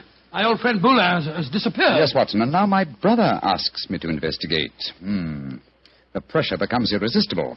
Very well. I bow to fate and postpone my retirement for a few hours. Good man, Holmes. You know you'll never really retire. Let me see. As Mycroft says, there's an obvious pattern in this case. Our first step, of course, will be to interview all the doctors who treat patients without charge. Why? Well, surely that's obvious. Well, it isn't at all obvious to me. I don't know why you always leave me in the dark. Well, what makes you laugh? Being left in the dark. It's just like the old times, isn't it, Holmes? Come on, old fellow, let's go. The game's afoot.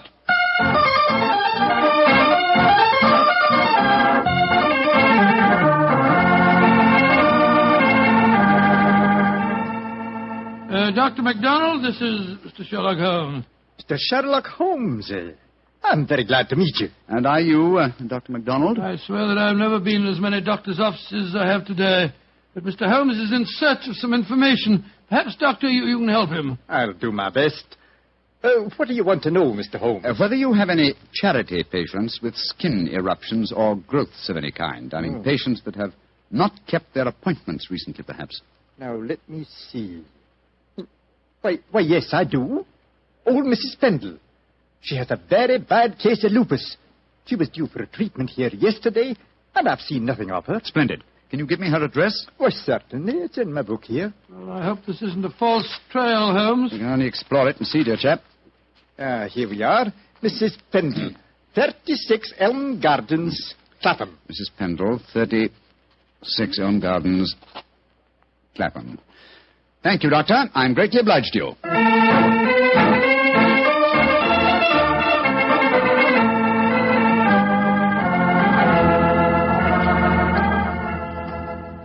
Getting restless, Watson? Yes, I am a little. We've been waiting outside Mrs. Pendle's house for over an hour. Why don't we knock on the door and see if she's at home? Oh, no, my dear chap. We mustn't frighten her. I hope that she's going to lead us to our quarry. You see... Shh. Front door's opening. A woman's coming out. Yes, it's Mrs. Pendle, beyond doubt. Look at that bandage around the upper part of her face. Yeah, hello, she's turning down the street. We're going to follow her, I suppose. Naturally, but let's give her a start, shall we? We don't want her to spot us. Well, while we're waiting, perhaps you'll clear up 1 or 2 points for me. I'm still very much in the dark. With pleasure, old chap. What puzzles you? Well, one of the things that Come on.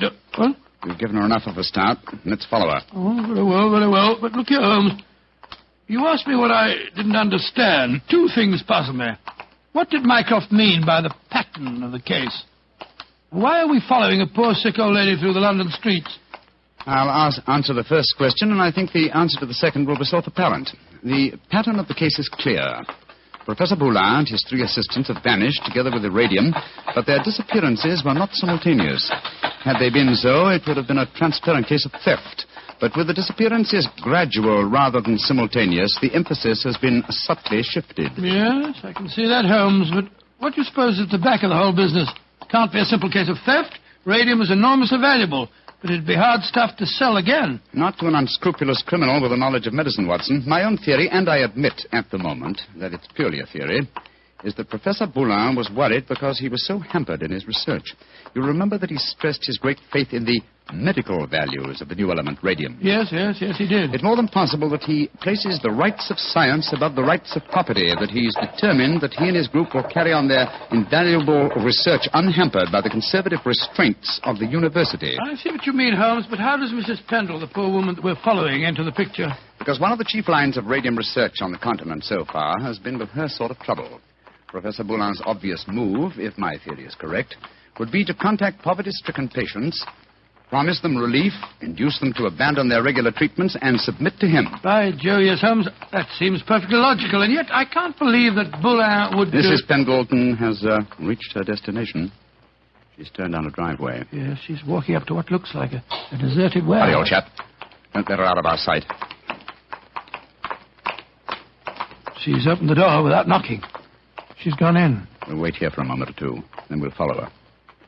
I have a feeling that your old friend, Professor Boulin, is not far away, Watson. Yes, you're probably right. But I hope we can do something to protect him from the consequences of what he's done. It might easily mean the finish of a brilliant career. I'll do everything in my power, but you know as well as I do... Shh, look. Mrs. Pendle's coming out again. Yes, and she's in trouble. Come on. Mrs. Pendle, what's wrong? I don't know how you know my name or who you be, but you ask me what's wrong. They tell me to come here to this address, and I find a doctor who'd help my face. I comes here, and what do I find? What did you find, madam? A corpse, sir. That's what I find. A dead man lying there in a great pool of his own blood.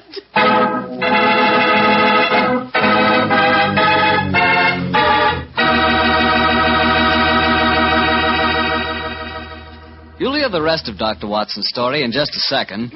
So I'm just going to remind you that there's one wine which everyone likes and which is good on any occasion. Petri California Sherry. You want a swell wine to serve before dinner? The perfect answer is Petri Sherry. If you want a wine that's delicious after dinner, or later in the evening when you're just talking things over with your friends, again you want Petri Sherry. And if you want a wonderful wine to serve at cocktail time, naturally you want Petri Sherry. Sherry is a wine that's good at any time. And Petri, well, Petri is the wine that's good all the time. Well, Dr. Watson, so following the tracks of old Mrs. Pendle led you to a corpse, huh? Yes, Mr. Bartell. Of course, Sherlock Holmes and I went at once into the broken-down warehouse to examine the scene of the tragedy. Slumped over a desk in a darkened, shabby room, a flickering candle giving a macabre lighting to the scene, was the body of a man. I think I knew its identity even before Holmes turned to me and said... Professor Boulin. All right, Watson. Poor devil. Murdered, of course. Yes, but examine him for yourself, will you? Yes. Yes, there's no doubt about it. This wound couldn't have been self-inflicted. The right auricle of the heart has been pierced. How long ago would you estimate death took place? Not more than a couple of hours ago, I should say. Not hard to reconstruct the killing. The murderer came up from behind Boulin as he sat here, crooked an arm around his throat. Yes. See the finger marks on the right-hand side of the neck? Here? Then stabbed him in the chest. And then withdrew the weapon and disappeared. Leaving no traces, confound it. A dusty room is an ideal place for recording footprints, but there are half a dozen different prints here, including Mrs. Pendle's. Hello. Here's the print of a smaller woman's shoe. Well, must be that of Gladys Hughes, his assistant. Undoubtedly, but that really proves nothing except that she was here with him. In fact, that we were convinced of anyway. Question is... Come on. Let's go outside and talk to Mrs. Pendle again. Poor old Boulin. What a shocking way to die. And what a great loss to science. I suppose the murderer must have stolen the radium. We found no trace of it in there. Undoubtedly, the possession of the radium was the motive for the murder. Mrs. Pendle. The poor man is dead, ain't he, sir? I'm afraid so, madam. I knew it. I never should have come here. I never should have left Dr. MacDonald. Mrs. Pendle, let me ask you a question. I can't be answering no questions, sir. I don't know nothing about how the poor soul got himself murdered. What would a poor woman like me know about such things? No, my good woman. My friend isn't suggesting at all that you know anything about the murder. Then what do you want to know, sir? Who told you to come to this address today, Mrs. Pendle? A young lady. Nice young lady she was, too. She met me coming out of Dr. MacDonald's yesterday and told me that if I come here today, I'd find a doctor who could cure me. Yeah, that was obviously Miss Hughes. Holmes, I believe that your theory was right. Come on, Mrs. Pendle. We'll escort you to the nearest police station where you can report the murder. Yes, sir. And then, Watson, we must keep on the track of the radium. That, perhaps, is more important than any life. Well, how are we going to do that? We haven't a clue to go on. Remember that Professor Boulin's 3 assistants are still missing. We must go to the homes of each of them and see what can be found out. Mr. Hughes, you must realize by now that your sister's disappearance is part of something vastly more significant than you think. I must ask you in the My first... sister didn't disappear, Mr. What do you mean, sir? You came to us and said that you had. Oh, it was all a mistake, gentlemen. She came back today. She'd just been down to the seaside for a short rest, and she'd forgotten to let me know. I'm sorry to have bothered you. May I see your sister at once, please? I'm sorry, Mr. Holmes, but she's out just now. I don't know where she's gone or what time she'll be back. Mrs. Barker, I've come to you about your son's disappearance. I'm afraid that... Oh, but my son didn't disappear, Mr. Holmes. It was all a misunderstanding. He came home today. Then may we speak to him, please, Mrs. Barker? Oh, I'm afraid that's impossible. You see, he just... Mrs. Taylor, I want to talk to you about your husband's disappearance. Oh, that. He came home this afternoon, Mr. Holmes. At first I was so suspicious, but when he explained, well, I'm sure you know how it is in the first few months of marriage. Those little tips.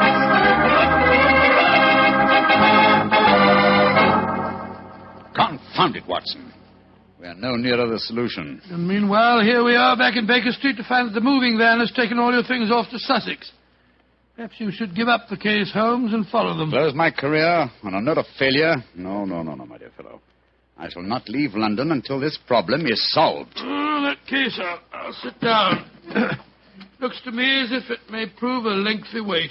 I've rarely felt more frustrated, Watson. All 3 vanished technicians home safely with plausible stories, or at least plausible alibis. And poor Boulin murdered, the radium stolen. Well, I must say it makes no sense to me. Well, it must make sense. The pattern was well enough to find in the beginning. It's just a question of finding the right key. In a way, it's clear enough what's happened. One of the 3 assistants, placing the financial value of radium above its value to science, murdered Boulin to obtain the prize. The other 2, fearing that their complicity in the original plot would involve them as accomplices in murder, ran home and established an alibi. And the murderer did the same thing, for it's obvious one of the 3 must be the killer and the thief. Yes, the question is, which one of the 3 is the culprit? If only poor Boulin were alive, he could help us. My dear chap, if Boulin were alive, there would be no murderer. Oh, of course it wouldn't. Now, let's see. Boulin gave us a few bare facts about his 3 assistants. I wonder... But, of course, Watson! I have the answer. The case is solved. What do you mean, Holmes? How can it be solved? You haven't done enough investigation. If it comes to that, you haven't even seen any of your 3 suspects. That isn't necessary. Oh, you know who did it? Yes, Watson, and so should you. But we know nothing to set them apart from each other, except that one of them's a girl. We know more than that, my dear fellow. Think hard. Well, Boulin told us that Geoffrey Barker was an excellent technician, while the other 2 were somewhat clumsy. We know even more than that. Well, just if I know what, Holmes. I shan't even need to stay in London and follow the case through to its logical conclusion. A telegraph to Mycroft and another to Scotland Yard to take care of it, yes. And I can be in Sussex before the moving van, after all. Oh, you mean you're going now, before the case is solved? But it is solved, my dear fellow. All that remains to be done is some purely routine work. What's the time? Look, it's 3 o'clock. Splendid. If we hurry, we can catch the 3:45 express from Waterloo. We? Yes, I was counting on you spending a few days down there with me, old chap. I hope you can spare the time. I should hate to make so drastic a change without my good old friend Watson at my side. Oh, of course. I'm delighted, but what, my dear boy? The case of the disappearing scientists. Wait until we get to Sussex, shall we? As soon as I get an answer to my telegrams, I'll explain the whole thing to you. And now let's hurry, shall we? Our train leaves in 40 minutes.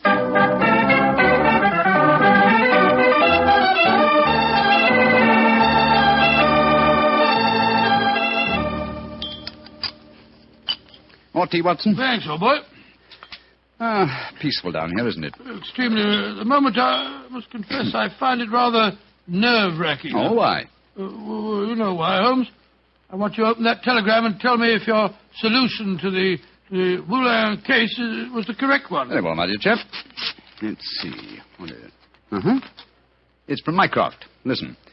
Murderer arrested and radium recovered. Well done, Sherlock, though you took longer than I expected. Regards, Mycroft. Congratulations, Holmes. And now perhaps you'll condescend to tell me how you solved it. Don't be angry with me, old chap. I only wanted to make sure that my solution was correct. You remember the nature of the fatal wound on Boulin's body? Of course. He'd been stabbed through the right auricle of the heart. From behind, proving that the murderer was clearly right-handed. Oh, what does that signify? Almost everybody's right-handed. Oh, no, not in this case. If you recall, Professor Boulin said that Geoffrey Barker was adroit, while his other two assistants were gauche. Then he laughed because he said his remark was true both literally and figuratively. I still don't see what you're talking about. Oh, come now, Watson, come. Think of the origin of the word adroit. Ardois. Droit is the French word for right.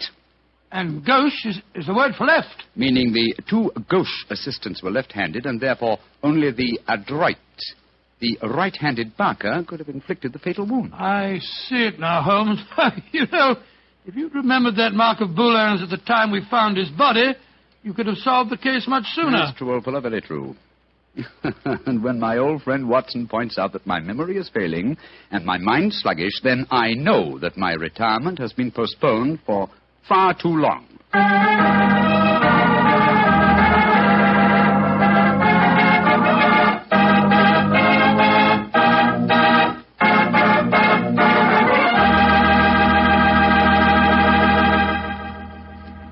Well, so Holmes really went through with his idea of becoming a bee farmer. Yes, of course.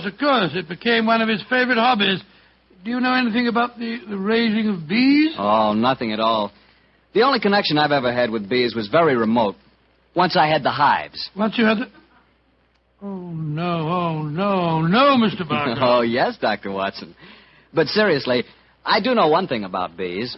Even when you know all about them, you're apt to get stung. That's true enough. So I'll make my hobby Petri wine. You know, you can't miss when you buy Petri wine, because Petri wine is always good wine. Come in. Good evening, Doctor. Good evening, Mr. Bartell. You'll forgive me if I don't get up, won't you, my boy? Of course, Doctor.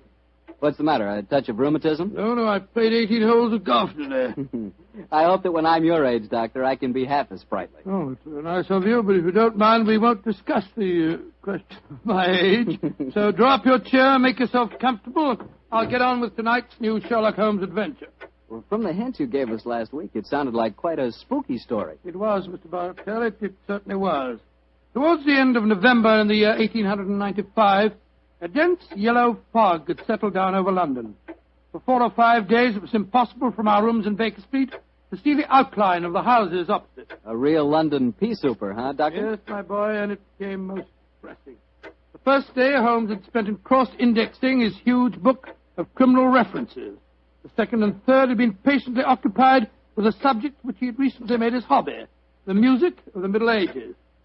But when on the fourth day, on pushing back our chairs after breakfast, we saw the greasy, heavy brown swirl still drifting past us and condensing in oily drops upon the window panes, Sherlock Holmes' impatient and active nature could endure this drab existence no longer.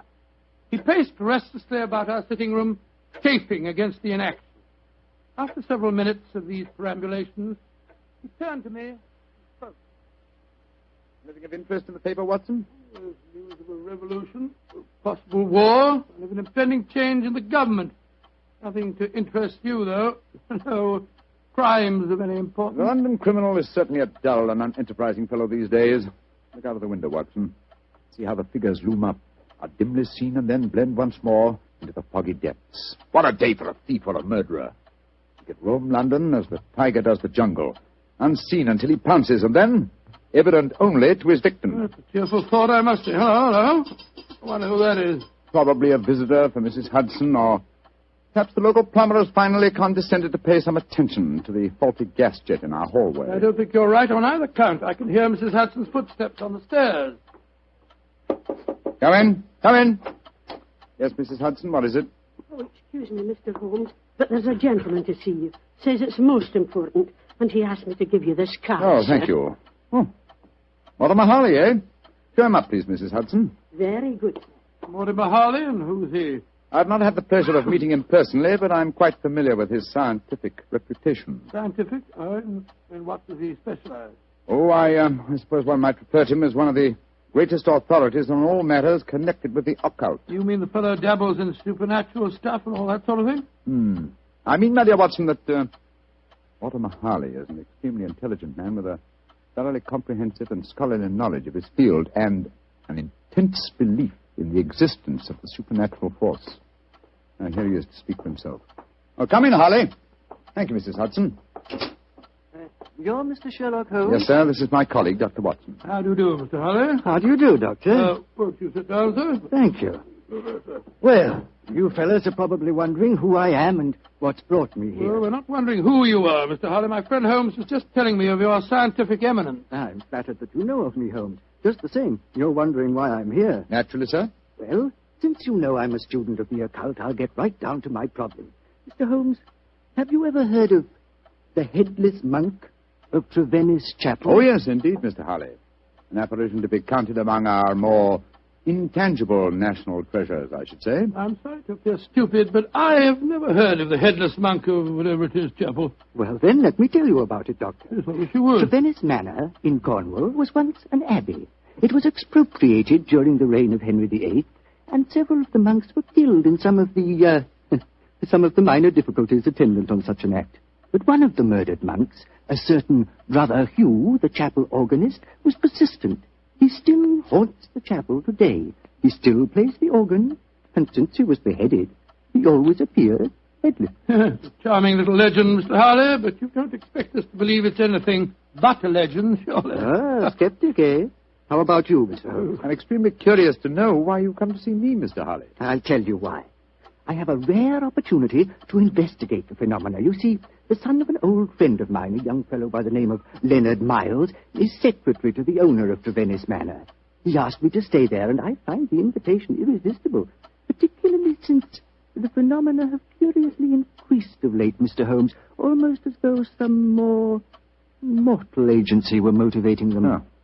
Now I see why you've come to me, Mr. Harley. I knew you would, Holmes. You see, I'm like my good friend and fellow investigator, Carnacki. I believe in being prepared to meet phenomena on either the natural or the supernatural plane. If the phenomena are real, then they fall legitimately in my field. Whereas if, as I'm sure you suspect, they are being contrived by human forces, then you think that's more in my department, eh, Harley? Exactly. Well, what do you say, Holmes? A little trip to Cornwall would be a nice few days. We'd probably escape the fog down there. Oh, the place is with the weather, Watson. What? I'm much more concerned with the fog that surrounds the appearances of the Headless Monk of Trevennis Chapel. And Mr. Harley, I accept your invitation with pleasure. There's still time to catch the Cornish Express. We can be at Trevennis Manor before the moon is up.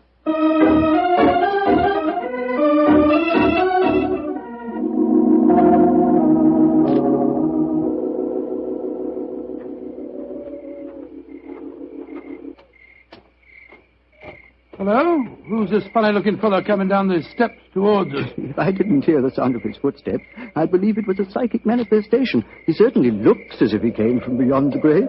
Who be ye, gentlemen? Where be ye going? Well, supposing you tell us who you are first, my good man. Who be I? I be David Pendragon, sir. That's who I be. Stable hand here at the manor. And I ask you gentlemen again where you be going. We're staying at the manor, and we're just going to take a look at the chapel. Oh, don't ye do that, sir. People that go in there don't often come out the way they go in, sir. Don't ye do it, gentlemen. What are you talking about, my good fellow? I be talking about the ghoulies and the ghosties and the organ music that comes out of the nowheres. You heard it? Of course I heard it, sir. Just like I seen the poor monk walking around without his head on. Take us into the chapel, will you? And show us where you saw the figure. Aye, that I will not, sir. Not for all the gold in Port Call will I go back and chance seeing the poor lost soul wandering about without his head on. You gentlemen know what's good for ye. You'll not go in there either. Mark my words. Don't ye go in that chapel. Extraordinary chap. Seems really frightened of the place. Yes, but it's more than blind superstition that accounts for his reluctance. Let's go in, shall we? Well, I suppose it's all right.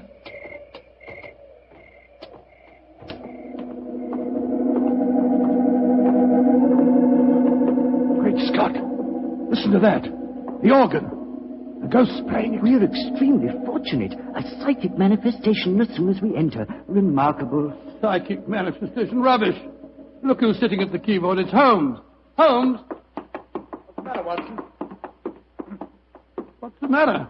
You frightened us to death, didn't he, Holly? Well, speaking for myself, Doctor, it disappointed me. I thought it was a genuine phenomenon. What do you think you're doing, Holmes? I thought you were still behind us. I'm sorry if I frightened you, Watson. I was curious about this organ. I slipped in by the side door ahead of you and tested the instrument. It's in astonishingly good condition for a disused chapel, don't you think, Harley? Yes, I do, Holmes. One might reasonably presume that someone tends it with great care. In fact, I would go further and say... What are you doing in here? We are guests at the Manor House, and we decided to pay a visit to the chapel before we paid our respects to our host. Oh. My father is your host. I'm Dorothy Brownlee. How do you do, Dorothy? My name is Holmes, and these gentlemen are Dr. Watson and Mr. Harley. How do you do, Dr. Watson? Mr. Harley. I heard the organ music, and I was terribly frightened. You've heard of the legend, I suppose. You mean about the headless monk and the ghostly organ and music, Miss Barber? Yes, Doctor. And it's more than a legend, I assure you. That's why I rushed over here as soon as I heard it. It must have frightened all the servants within hearing distance. Why were you playing the organ? I was curious to see whether it was in good repair. Obviously it is, Mr. Holmes. Well, my father and his secretary, Mr. Miles, are expecting you, I know. Let's walk over to the house, shall we? I'm sure you've seen enough of the chapel for tonight.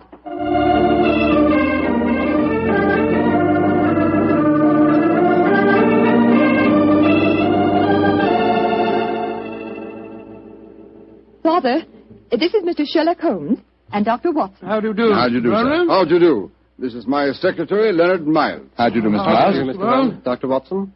I'm afraid Mr. Brownlee is rather angry with me. I hadn't told him that you were an expert on psychic phenomena, Mr. Harley. I fail to see why the knowledge of that fact should make you angry, Mr. Brownlee. I don't want you ferreting about into this so-called ghost business. There's been enough trouble in the neighborhood already. It's almost impossible to keep servants, and these Cornish people are incredibly superstitious. You haven't seen the ghost yourself, Mr. Brownlee? Oh, of course not. There isn't any ghost, I tell you. You heard the mysterious organ playing? No, I haven't.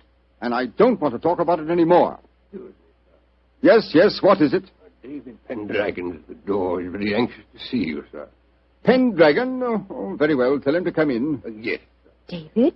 What does he want, I wonder? Pendragon, that's the fellow we met outside the chapel, isn't it? Yes. Quite a colourful character. Oh, he's a superstitious old fool, if you ask me. But he is a good groom. Yes, Pendragon, what is it? Begging your pardon, sir, but there be trouble at the chapel again tonight. I says to myself, David, 'tis your duty to go to the master, I says. Never mind. What's the trouble? As the moon was hanging low tonight, sir, I hears the organ a-playing. But that was Mr. Holmes, my good man. Aye, that's what he thinks, maybe. But what I says to myself is, what made him play the organ? Then this very night, I saw the Headless monk. With my own eyes, I saw that poor soul with his head off, wandering in the moonlight. I saw that, sir, with my own eyes, I did. Oh, get out of here, you blithering old fool. And I'm warning you. If I hear any more nonsense about this ghost, you'll lose your job, you understand? Now, come along, be off with you. Aye, sir, begging your pardon, sir. Come on, I'll give you chaps a drink. Mr. Brownlee seems absolutely rabid on the subject of the ghost, eh? Yes. Suspiciously so. What about he's trying to hide? Whatever it is, I don't think he'll be successful. In your profession, Holmes, you know that murder will out. It's true in my profession also. Try to suppress them as you may, gentlemen. Ghosts will out.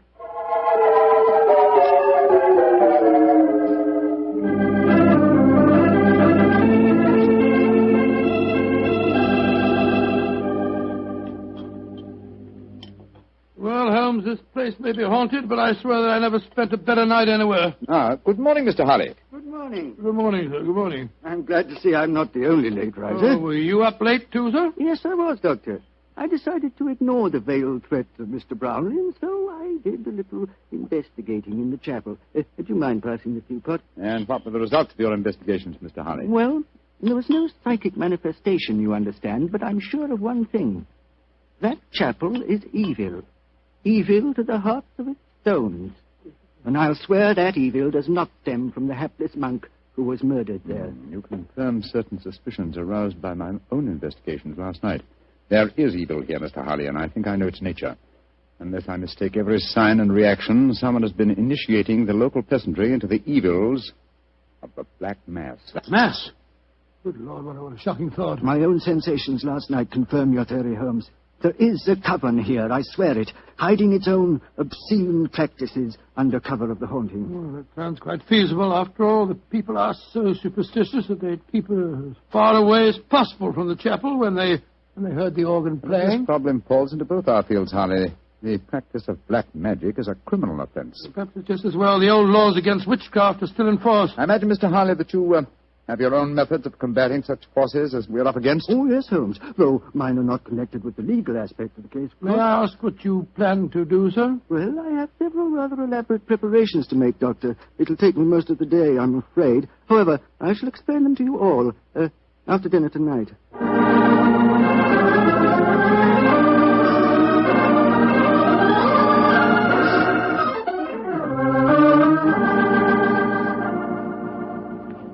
It's very pleasant to sit here after a good dinner with a superb brandy at one's elbow and listen to the piano being so charmingly played. You're very kind, Doctor. Want to play something more, Miss Brownlee? I'd love to. Are you enjoying your stay down here? Oh, Mr. very Holmes? much, thank you. Both Mr. Harley and I have found the local folklore extremely interesting. I say, you fellows haven't been investigating the haunted chapel business again, have you? Now, look here. If you have, I shall be very angry. It's abusing my hospitality. I told you distinctly I didn't want any more talk of ghosts. We are not talking of ghosts, my dear Mr. Brownlee. I have something even more important that I must fight now. It's possibly a little hard to imagine me as a crusader. Me, the stooped little man, beside the four of you, as toweringly tall a quartet of men as I have ever faced. And yet, I am your St. George. What on earth are you talking about, sir? I'll tell you in secrecy. This mustn't reach the ears of the peasantry. I refer to myself as St. George because I go to wipe out an evil that lives in your midst. A living, modern dragon. Please, Mr. Harley. It sounds dreadfully frightening. And to rid you all of this fiend, I must cleanse the chapel, purify it, exorcise it, remove its residue of psychic evil. That, gentlemen, is my mission tonight.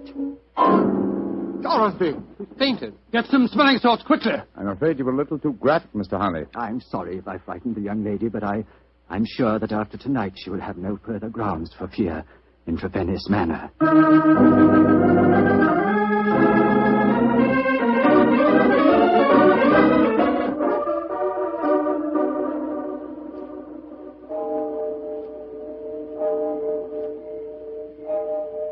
Holmes. Yes, old chap? Did you hear anything? Nothing but the owls and the clock striking midnight. I'm getting awfully jumpy. What do you suppose Harley's up to? I can imagine his procedure. Midnight, the crucial hour, I suppose, in his endeavors. I wish him luck. My own plans are not nearly as clear, unfortunately. I sense a guiding force here, but I lack the clues. There is something, Holmes. Listen. Great heavens! It's the organ in the chapel. And Harley's in there alone. Not alone. Listen to the organ. Pealing forth its madness. Come on, Watson. Something has gone horribly wrong.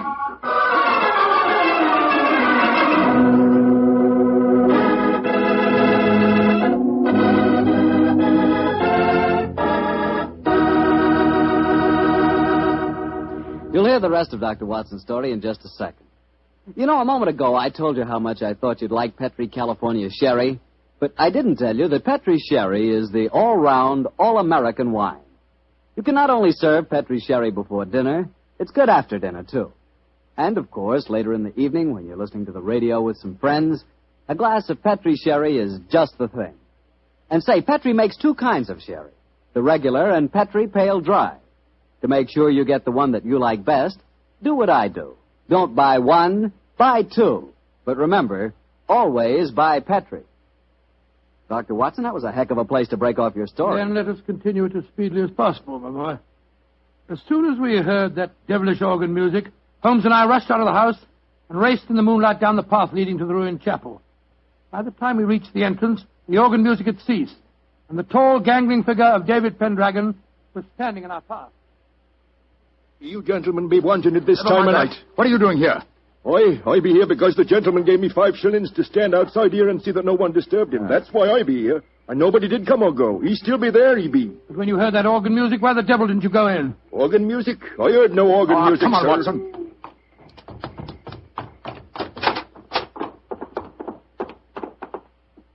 Great heavens.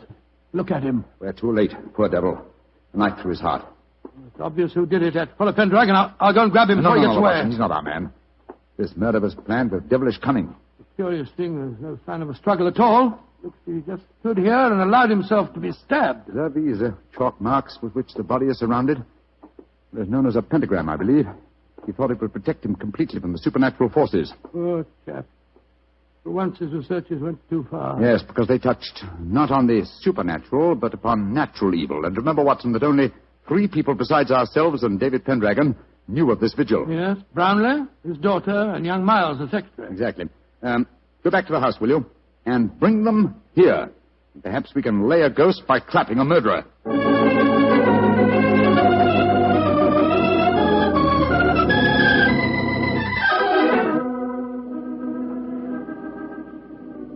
And that's all I know, Mr. Holmes. Well, you've not established much so far, Holmes. The 3 of them all swear they were asleep and that they didn't hear the organ. Yes, then you can't prove otherwise. I think I can prove that one of you was not only awake, but also murdered, Mortimer Harley. But why should any of us want the poor man dead, In your Mr. Holmes? case, young lady, I confess that I find it hard to conceive a motive. Implying that Mr. Brownlee and I might have one? Well, Mr. Miles, you must admit that you're responsible for Mr. Harley coming here. And you, Mr. Brownlee, must admit that you did everything in your power to prevent the dead man from carrying out his investigations. Why? What were you trying to hide? Nothing. It's just that I wanted to sell the manor house. All this talk about ghosts was giving the place a bad name. And if it had gone on, I'd never have disposed of the property. Well, speculation can get us nowhere. Let's get down to facts. Is there any other entrance to this chapel besides the 2 doors? None. Oh, there was an old smuggler's cave which came out near the organ lot, but Father had it bricked up some years ago. I had to. The tourists kept crawling in. Go and examine it, will you, Watson, old chap? All right, you are, Holmes. If you don't mind my saying so, Mr. Holmes, it seems obvious who did this murder. You told us David Pendragon admitted that no one went in or out as he stood guard. He must have done it himself. Oh, the man's half-witted. And superstitious. He might have killed Mr. Harley because he was attempting to interfere with a ghost. And then played the organ to celebrate the occasion? I think you overestimate David Pendragon's capabilities, Miss Brownlee. Mr. Miles. Yes, Mr. Holmes. Pendragon is waiting outside. Would you be kind enough to ask him to come here for a moment, please? Certainly. What did you find out, Watson? Well, it's easy to see where it was bricked up, but it's a solid wall now. No one could get in that way. But if no one came in or out, who else could have killed Harley except Pendragon? The ghost, or rather the person disguised as a ghost. The dead man expected a psychic manifestation. When he saw the supposed ghost coming towards him, he offered no resistance.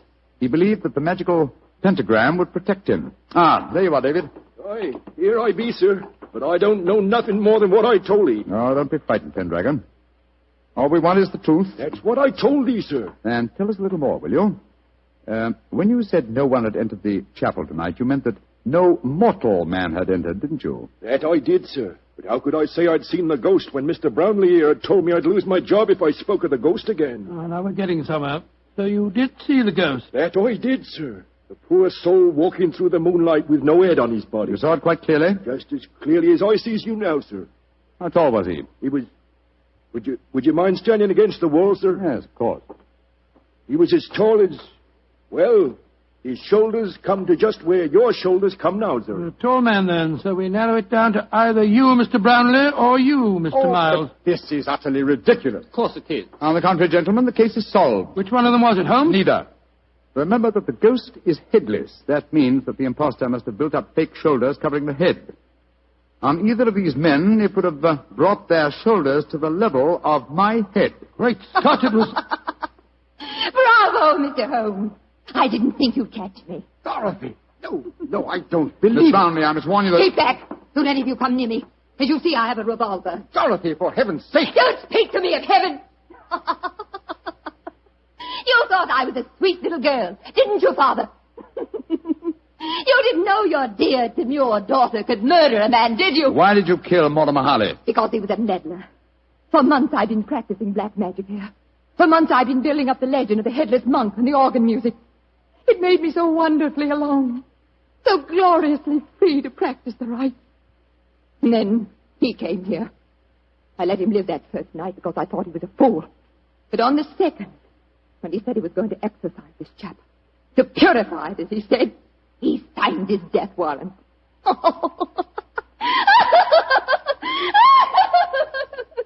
you could have seen awful face as I plunged the knife into him. Dorothy! He bled so beautifully. Holmes, she's mad as a hatter. What are we going to do? Barney, give me that revolver. And let you take me to prison or an asylum? No, you'll never catch me. She's backing up the stairs leading to the organ loft. Dorothy, come back! Don't try and follow me. Look out! The railing's behind you. And turn my head. Oh, no, Mr. Holmes,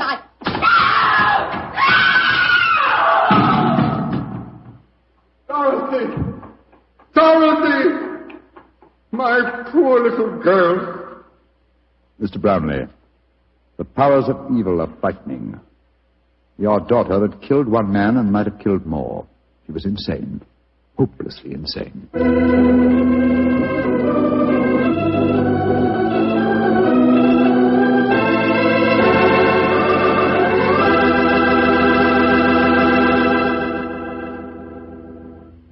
Well, Doctor, that was quite an exciting story.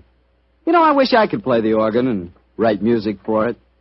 There's nothing like music to really express a thought. Yes, I can just imagine the kind of music you'd write. Probably catchy little ditties such as, "The Petri family took the time to bring you such good wine. So when you eat and when you drink, remember Petri wine." Oh, no, Doctor. Is that the way I affect you? And now for our weekly visit with the good Dr. Watson. Let's see if he's expecting us. Come in. Ah, good evening, Doctor. Good evening, Mr. Campbell. It's about time you got here. Draw up a chair and make yourself comfortable. Oh, thanks. Well, you have the old black dispatch box out again, I see. I suppose you've been going over your notes on tonight's adventure. That's right, my boy. And this may interest you. Mrs. Watson figured prominently in the story. She did?